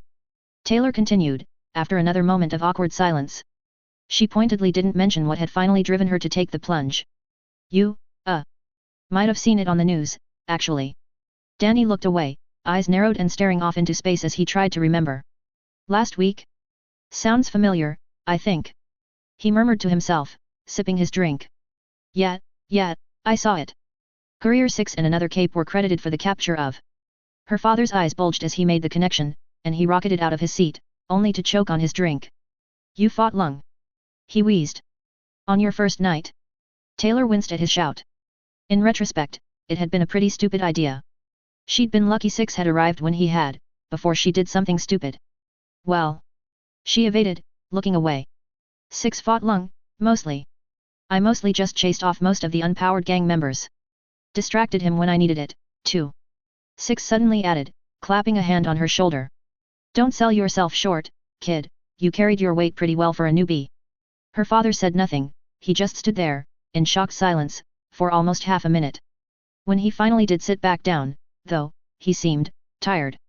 Sagging under a weight he'd been carrying for years that had just gotten heavier. Christ! He grunted, one hand over his eyes as he pressed his fingers to his temples. He almost sounded mournful. Some father I am. So wrapped up in my own bullshit that I don't even realize my own daughter's going out to fucking fight supervillains every night. His tone turning furious, Danny slammed his fist down on the side table, rattling his near-empty bottle with the force. For a brief instant, his face was a seething glower, and Taylor found even herself recoiling slightly from her father's sudden anger. She could probably count on one hand the number of times she'd seen him like this, so rarely did he let his anger get the best of him. Then, with a defeated sigh, he schooled his expression into one of neutrality. I'm sorry, Taylor. You shouldn't have to see that. His voice was hollow. Empty. Like the machine that had him running on autopilot these past few years was running out of steam. I'm just a broken down old man who can't even protect his daughter. I'm amazed you don't hate me for how much I've let you down. Dad. No, she sighed, and I don't hate you. I know how hard you work every day. I didn't want you to worry. Not working at the right things, obviously, her father muttered, flashing her a wan smile for a brief instant. But, I'm not just going to not worry. I can't sit back and accept you going out and risking your life every night. Have you looked at going to the PRT? The wards. Taylor shifted uncomfortably, looking away from her father's gaze. I thought about it. She grimaced, I don't want it to be more of the same, crap as school. You mean the bullies? I thought you said they backed off. For like, a week, yet. Taylor sighed. Nobody gives a shit. The teachers stopped pretending to care the moment the cops moved on, and they stopped hiding the moment the teachers stopped looking. Her father's nostrils flared for a second as he clenched his bottle tight. We're not done talking about that, he declared, but back to the wards, the PRT can train you, help protect you. Taylor, I love you, but I'm not going to let you risk your life needlessly. I'm not, though. She shot back, straightening up as she realized what her father was pressing for. Six's been teaching me. Her father turned to look at Six for confirmation. "'S true." He hummed. "How to fight properly, first aid. The basics, really. Can't survive in the wasteland without 'em." He shrugged, taking another gulp of liquor. "I'm sorry, Taylor, but that's not entirely reassuring to me. I'm not willing to trust your safety to the word of a single delusional cape, no matter how strong he might be. He thinks the apocalypse happened hundreds of years ago, for God's sake." "Wah. Delusional." Six grunted. Oh. Yeah, no, I figured that out. Turns out, I'm from, like, another dimension? I guess? Wat Shisnam, Arms Master, mentioned something about an Earth bet. I'm no expert in multidimensional quantum whatever the fuck science, so most of the details went over my head, but he seemed confident about it. Did I never tell you about that? The A-Bear patriarch stared incredulously. Then he turned back to Taylor, one eyebrow raised as if asking for clarification. Taylor could only shrug. She'd had suspicions based on what she'd heard from Arms Master, but now Six had finally confirmed it. You're from another Earth? Her father said slowly, not quite disbelieving, but clearly skeptical. How? The transportal ponder. Six replied simply. Supposed to teleport me between the Mojave and Big Empty, but it sent me here instead. Dunno why, but I've got some guys working on figuring out a way home right now. And everything you said about where you came from? Her father asked with some trepidation. All true. The war, the Legion, Hoover Dam, all of it. Swear on my own shallow grave. Six held up one hand and placed the other over his heart for emphasis. And then shrugged. At least, far as I know. Danny stared at Six, his face blank. Grabbing his beer, he went to take a gulp, only to find it empty instead. Slowly, his gaze tracked over to the bottle of tequila that Six had handed to him earlier. Picking it up, Taylor's father uncorked the bottle, and took a sip, visibly wincing as it went down. Then he took a longer swig, garnering a hoop from Six. A&D. Arms Master believes this? He finally asked, after setting the bottle back down. I think I heard him talking about it earlier today. Taylor confirmed. It sounded like he believed it to me. Her father nodded. Then his nodding slowed. As much as I'd like to assume the best here, what, exactly, were you doing talking with Arms Master today? Taylor grimaced. Her father had already freaked out about her encounter with Lung. She didn't want to find out how today's events stacked up to that. Thankfully, Six seemed happy to fill in. Kid probably know, she definitely saved my damn life, that's what she was doing. I'd walk straight into that trap if it weren't for her. Though Taylor kept her eyes averted, she couldn't stop the light blush growing on her face. Maybe Six was overstating her role a bit, but... well, it was nice to be recognized. But what, exactly, happened? Her father pressed. That. Looking up, Taylor followed Six's pointed finger to the television. It continued playing on mute since she and Six had arrived and confronted her father, bathing the room in a dull glow. The show that had been on earlier had ended, and now it had been replaced by the evening news. More specifically, it had been replaced by a news report on the Empire's attack earlier. Taking up the majority of the screen was a bird's-eye view of none other than Six's house, debris and PRT vans littering the front yard. Danny fumbled with the remote for a moment, before unmuting the speakers. Resulted in the capture of not one, but two capes of the Empire 88, and the hospitalization of two more. In a recent statement released by the PRT, they stated that the cause of the injuries was, quote, not a result of PRT or Protectorate action, but credited local independent capes Courier 6 and Cazador for their quick response to the attack, allowing the PRT to mitigate collateral damage in the surrounding residential area. Furthermore, eyewitness reports describe Courier 6 engaged with the villain Kaiser prior to the PRT's arrival on scene, as well as swarms of insects believed to be the work of Cazador. The TV went silent once more as Danny hit mute. Cazador. He breathed, sounding almost faint. That's you, I'm guessing. Taylor nodded. Her father leaned back in his chair, processing the new information. 4. You, and him, fought 4 capes. And won. The way he said it, it sounded almost like he couldn't comprehend what he was hearing. I don't know what to say. Maybe try thank you, daughter, for actually telling me all this for a start. Six offered, with more than a little sarcasm. And follow that with a thank you so very much, Mr. Courier 6, for convincing my very stubborn daughter that maybe keeping all of this a secret isn't the best idea she's ever had if you're looking to go double or nothing. Both Taylor and her father shot him a glare, for roughly the same reason, though neither of them put any real heat into it. He is right. Her father finally admitted, Taylor, I'm glad, really glad, that you came clean with this, and that you're at least taking precautions to stay safe, but... the PRT and wards, maybe I can't protect you, but they can. Dad. He held up a hand to preempt Taylor's argument. Already, she could see his resolve visibly hardening. I'm not budging on this, Taylor. I'm proud of you, for everything you've done so far, but... I can't lose you. Taylor opened her mouth to argue, but she could already feel the arguments dying on her lips. She could understand her father's reasoning. Hell, if their roles were reversed, she might even make the same call. She let out a sigh, feeling tears pooling in the corners of her eyes. That didn't make it chafe any less though. You know, I get what you're trying to do here, Six suddenly interjected, but I think you might have your priorities a little out of whack, Danny. Her father glowered at the waster. No, he growled, I don't think caring about my daughter's well-being is having the wrong priorities, Courier 6. Not saying you shouldn't care about that, 6 shot back, holding up his hands defensively, just that you're doing it the wrong way, is all. You're so concerned about protecting the kid, but one day, you're gonna fail, the PRT will too, sooner or later. So you're saying I should just let her go out, and, what? Just accept that my daughter's going to die? Fuck no. 6 snapped, leaning forward. I'm saying don't try to stop it happening, teach her to keep herself alive when it happens, and pick herself back up after. Both Taylor and her father blinked, digesting 6's words. You know. Maybe it's just the alcohol speaking, but this all feels very familiar. 6 continued with a drawl, reminds me of another guy named Daniel, funny enough. What happened? Taylor asked, after a moment's silence. 6 didn't reply at first. Then he let out a short sigh. Right, so you've got this tribe, the Sorrows, living in an isolated little valley called Zion. These folks were practically kids, they lived in their own isolated little patch of paradise that provided everything they could ever need, they never had to go to war with other tribes, and their only interactions with people outside their group were mostly missionaries. Of course, one day the White Legs, another tribe, arrive.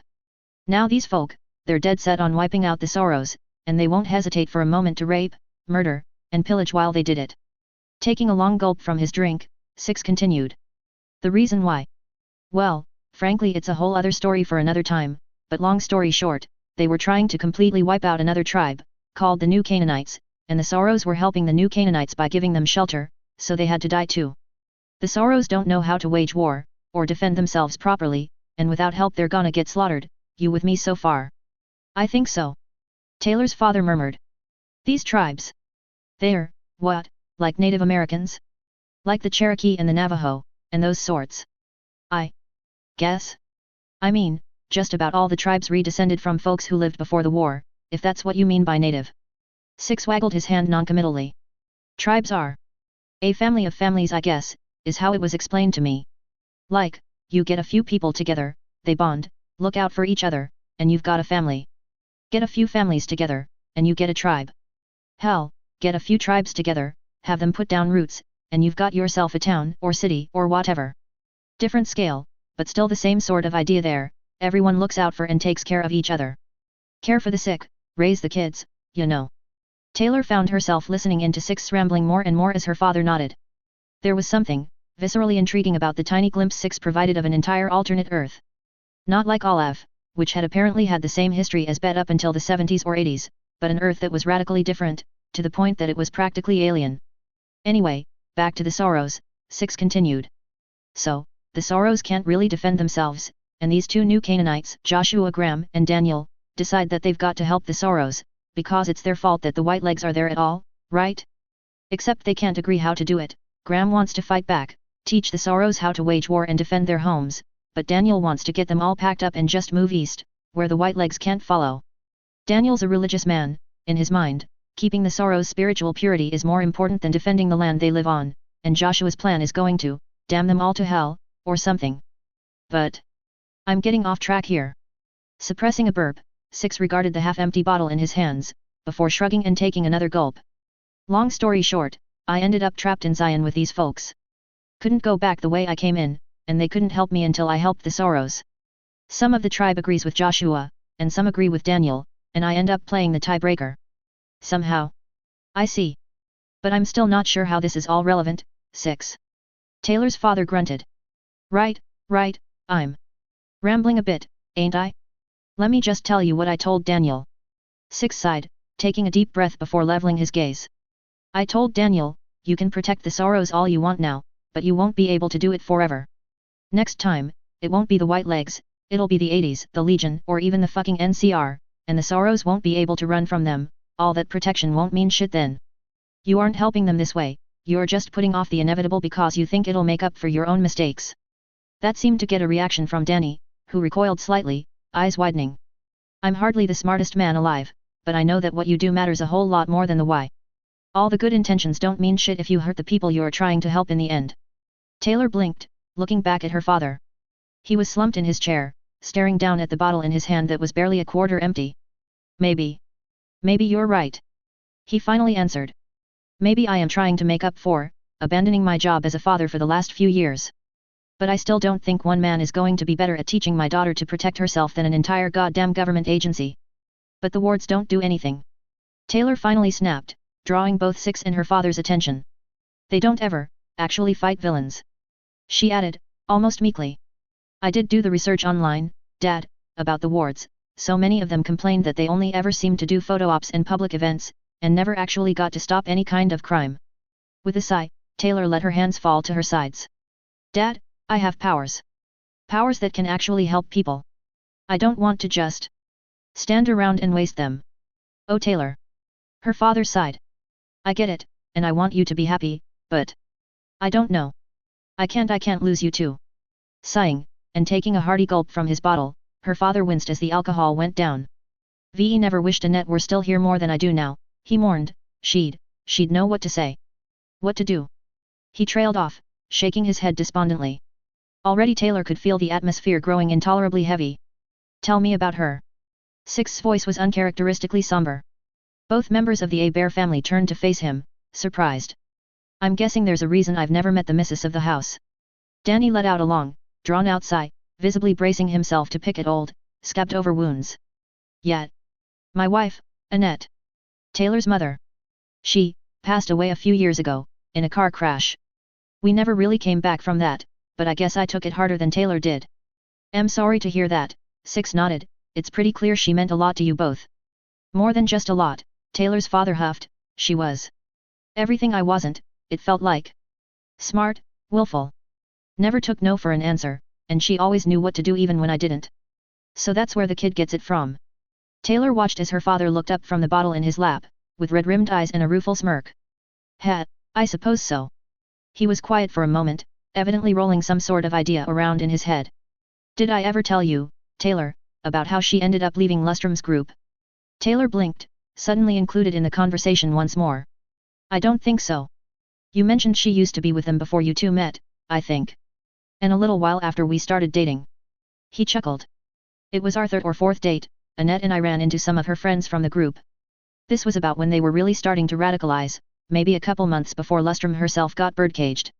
They gave her crap, about how she was a traitor to their cause and all that for dating me, because I was a guy. I was about ready to just walk away there, I didn't want her going through all that from her friends because of me, but your mother stopped me. Laughing a bit more openly, Taylor's took yet another swig of his drink. She told me to wait right here, would you Danny, all nice and polite, and then strutted right up to the ringleader. Eileen, I think her name was. The woman probably had about 50 pounds on Annette, and your mother just hauls off and slugs the woman, right in the nose. Probably broke it, too, from what I heard. Next thing I know, Annette's sprinting in the other direction, dragging me along as the rest of the group's trying to figure out what the hell just happened. Even Taylor couldn't help chuckling at the thought, while her father let out a laugh. After we lost them, she told me that there was no one who could tell her what to do, no matter what was between their legs. Her father lapsed back into silence after that, but it wasn't quite as oppressive as it had been. Taylor turned to Six, only to realize he was already staring at her. Then he nodded in her father's direction. It took a second for Taylor to realize what he meant, and another couple as she scrambled to think of something else to ask him about. Hey, Dad? Do you remember the first time I went away to camp, back when I was little? He stared off into space for a moment, confused, before suddenly breaking out into a smirk, chuckling. I do. You were acting like we were never going to see each other again, even though you were the one who wanted to go in the first place. If it weren't for your mother, I might not be even gotten you to the camp. The rest of the night after that was filled by old stories as the three of them talked until past midnight. Some were funny, some were bittersweet, and even Six contributed a few stories of life in the Mojave, though his sense of humor tended towards the darker, with stories like his visit to Black Mountain. The elder Hebert's stories definitely made up the majority, and Taylor couldn't bring herself to complain. This was the first time in years that Dad had talked so openly about Mom, at least since the funeral. It felt like there had been a pressure that had built up in the gap between them over the years, and only now was it finally being released. It was cathartic, plain and simple. Probably at least as much for Taylor as it was for her father. And it wasn't until Six was helping her passed out father up the stairs and into his own bed that she suspected that perhaps that had been the plan. Hey, Six. The courier looked up from his spot halfway up the stairs with a curious hum, one Daniel A-Bear hanging over his shoulder and snoring away. Taylor wanted to say so many things, to ask him so many questions, but thanks for tonight. And everything else, too. Six merely let out a quiet chuckle. Told ya, kid. I've got your back. I don't mean that lightly. I know, she said, but still. Thanks. Anytime. Taylor watched from her doorway as Six guided her father into his own bedroom, and then staggered back out a couple minutes later. Good night, Six. She yawned. Good night, kid. She watched, silently, as the waster maneuvered his way back down the stairs, turning out any lights before audibly flopping onto the couch. Only once the snores of both men reached her ears did she silently close the door and curl up in bed, lighter than she'd felt in a long time. Sidestary Bakuda's true fate. It was a ruse all along. A body swap. Bakuda's hiding in Six's pockets. I hope she doesn't get lost. Also, I wouldn't have minded if, somehow, Courier just goes mine now and walks away with her on his shoulder. One-use trans-dimensional portal bombs are a thing, right? Later, in the house of Courier 6. C6 quietly looks around for any surveillance equipment, then opens one side of his coat and gives it a shake. Taylor, 6 what? Asterisk. The tied-up body of Bakuda falls out. Strangely alive and not burnt beyond all recognition, unlike the corpse that was in her place. Asterisk. Bakuda, oh god, I'll take the birdcage. I'll take the birdcage. C6, are you done? You and I need to have a chat. Bakuda, fuck you, you sick bastard. C6, no, you're not done. Alright, back into the coat you go. Bakuda, no. Not again. Not again. Muffled coat stuffing noises. Taylor, what? Sidestary, the harem comedy everyone's been waiting for. For some reason I have this cracky little idea in my head that the Courier ends up with a bunch of other shards trying to get closer, because harems of cosmic data collectors can't be the strangest thing that ever happened in the Wormverse, and they all want to tap that data. Other shards, query. QA, negative. Depart. Other shards, approval. Acquisition. QA, negative. Acquired. Random shard 1, acquisition. Random shard 2, negative. Acquisition. Random shard 3, acquire. Necessary. Priority. QA, reproduce and depart. Data specimen acquired. Other shards, what is that? QA, no, there's nothing. Go away. Other shards, oh nice. I want IT.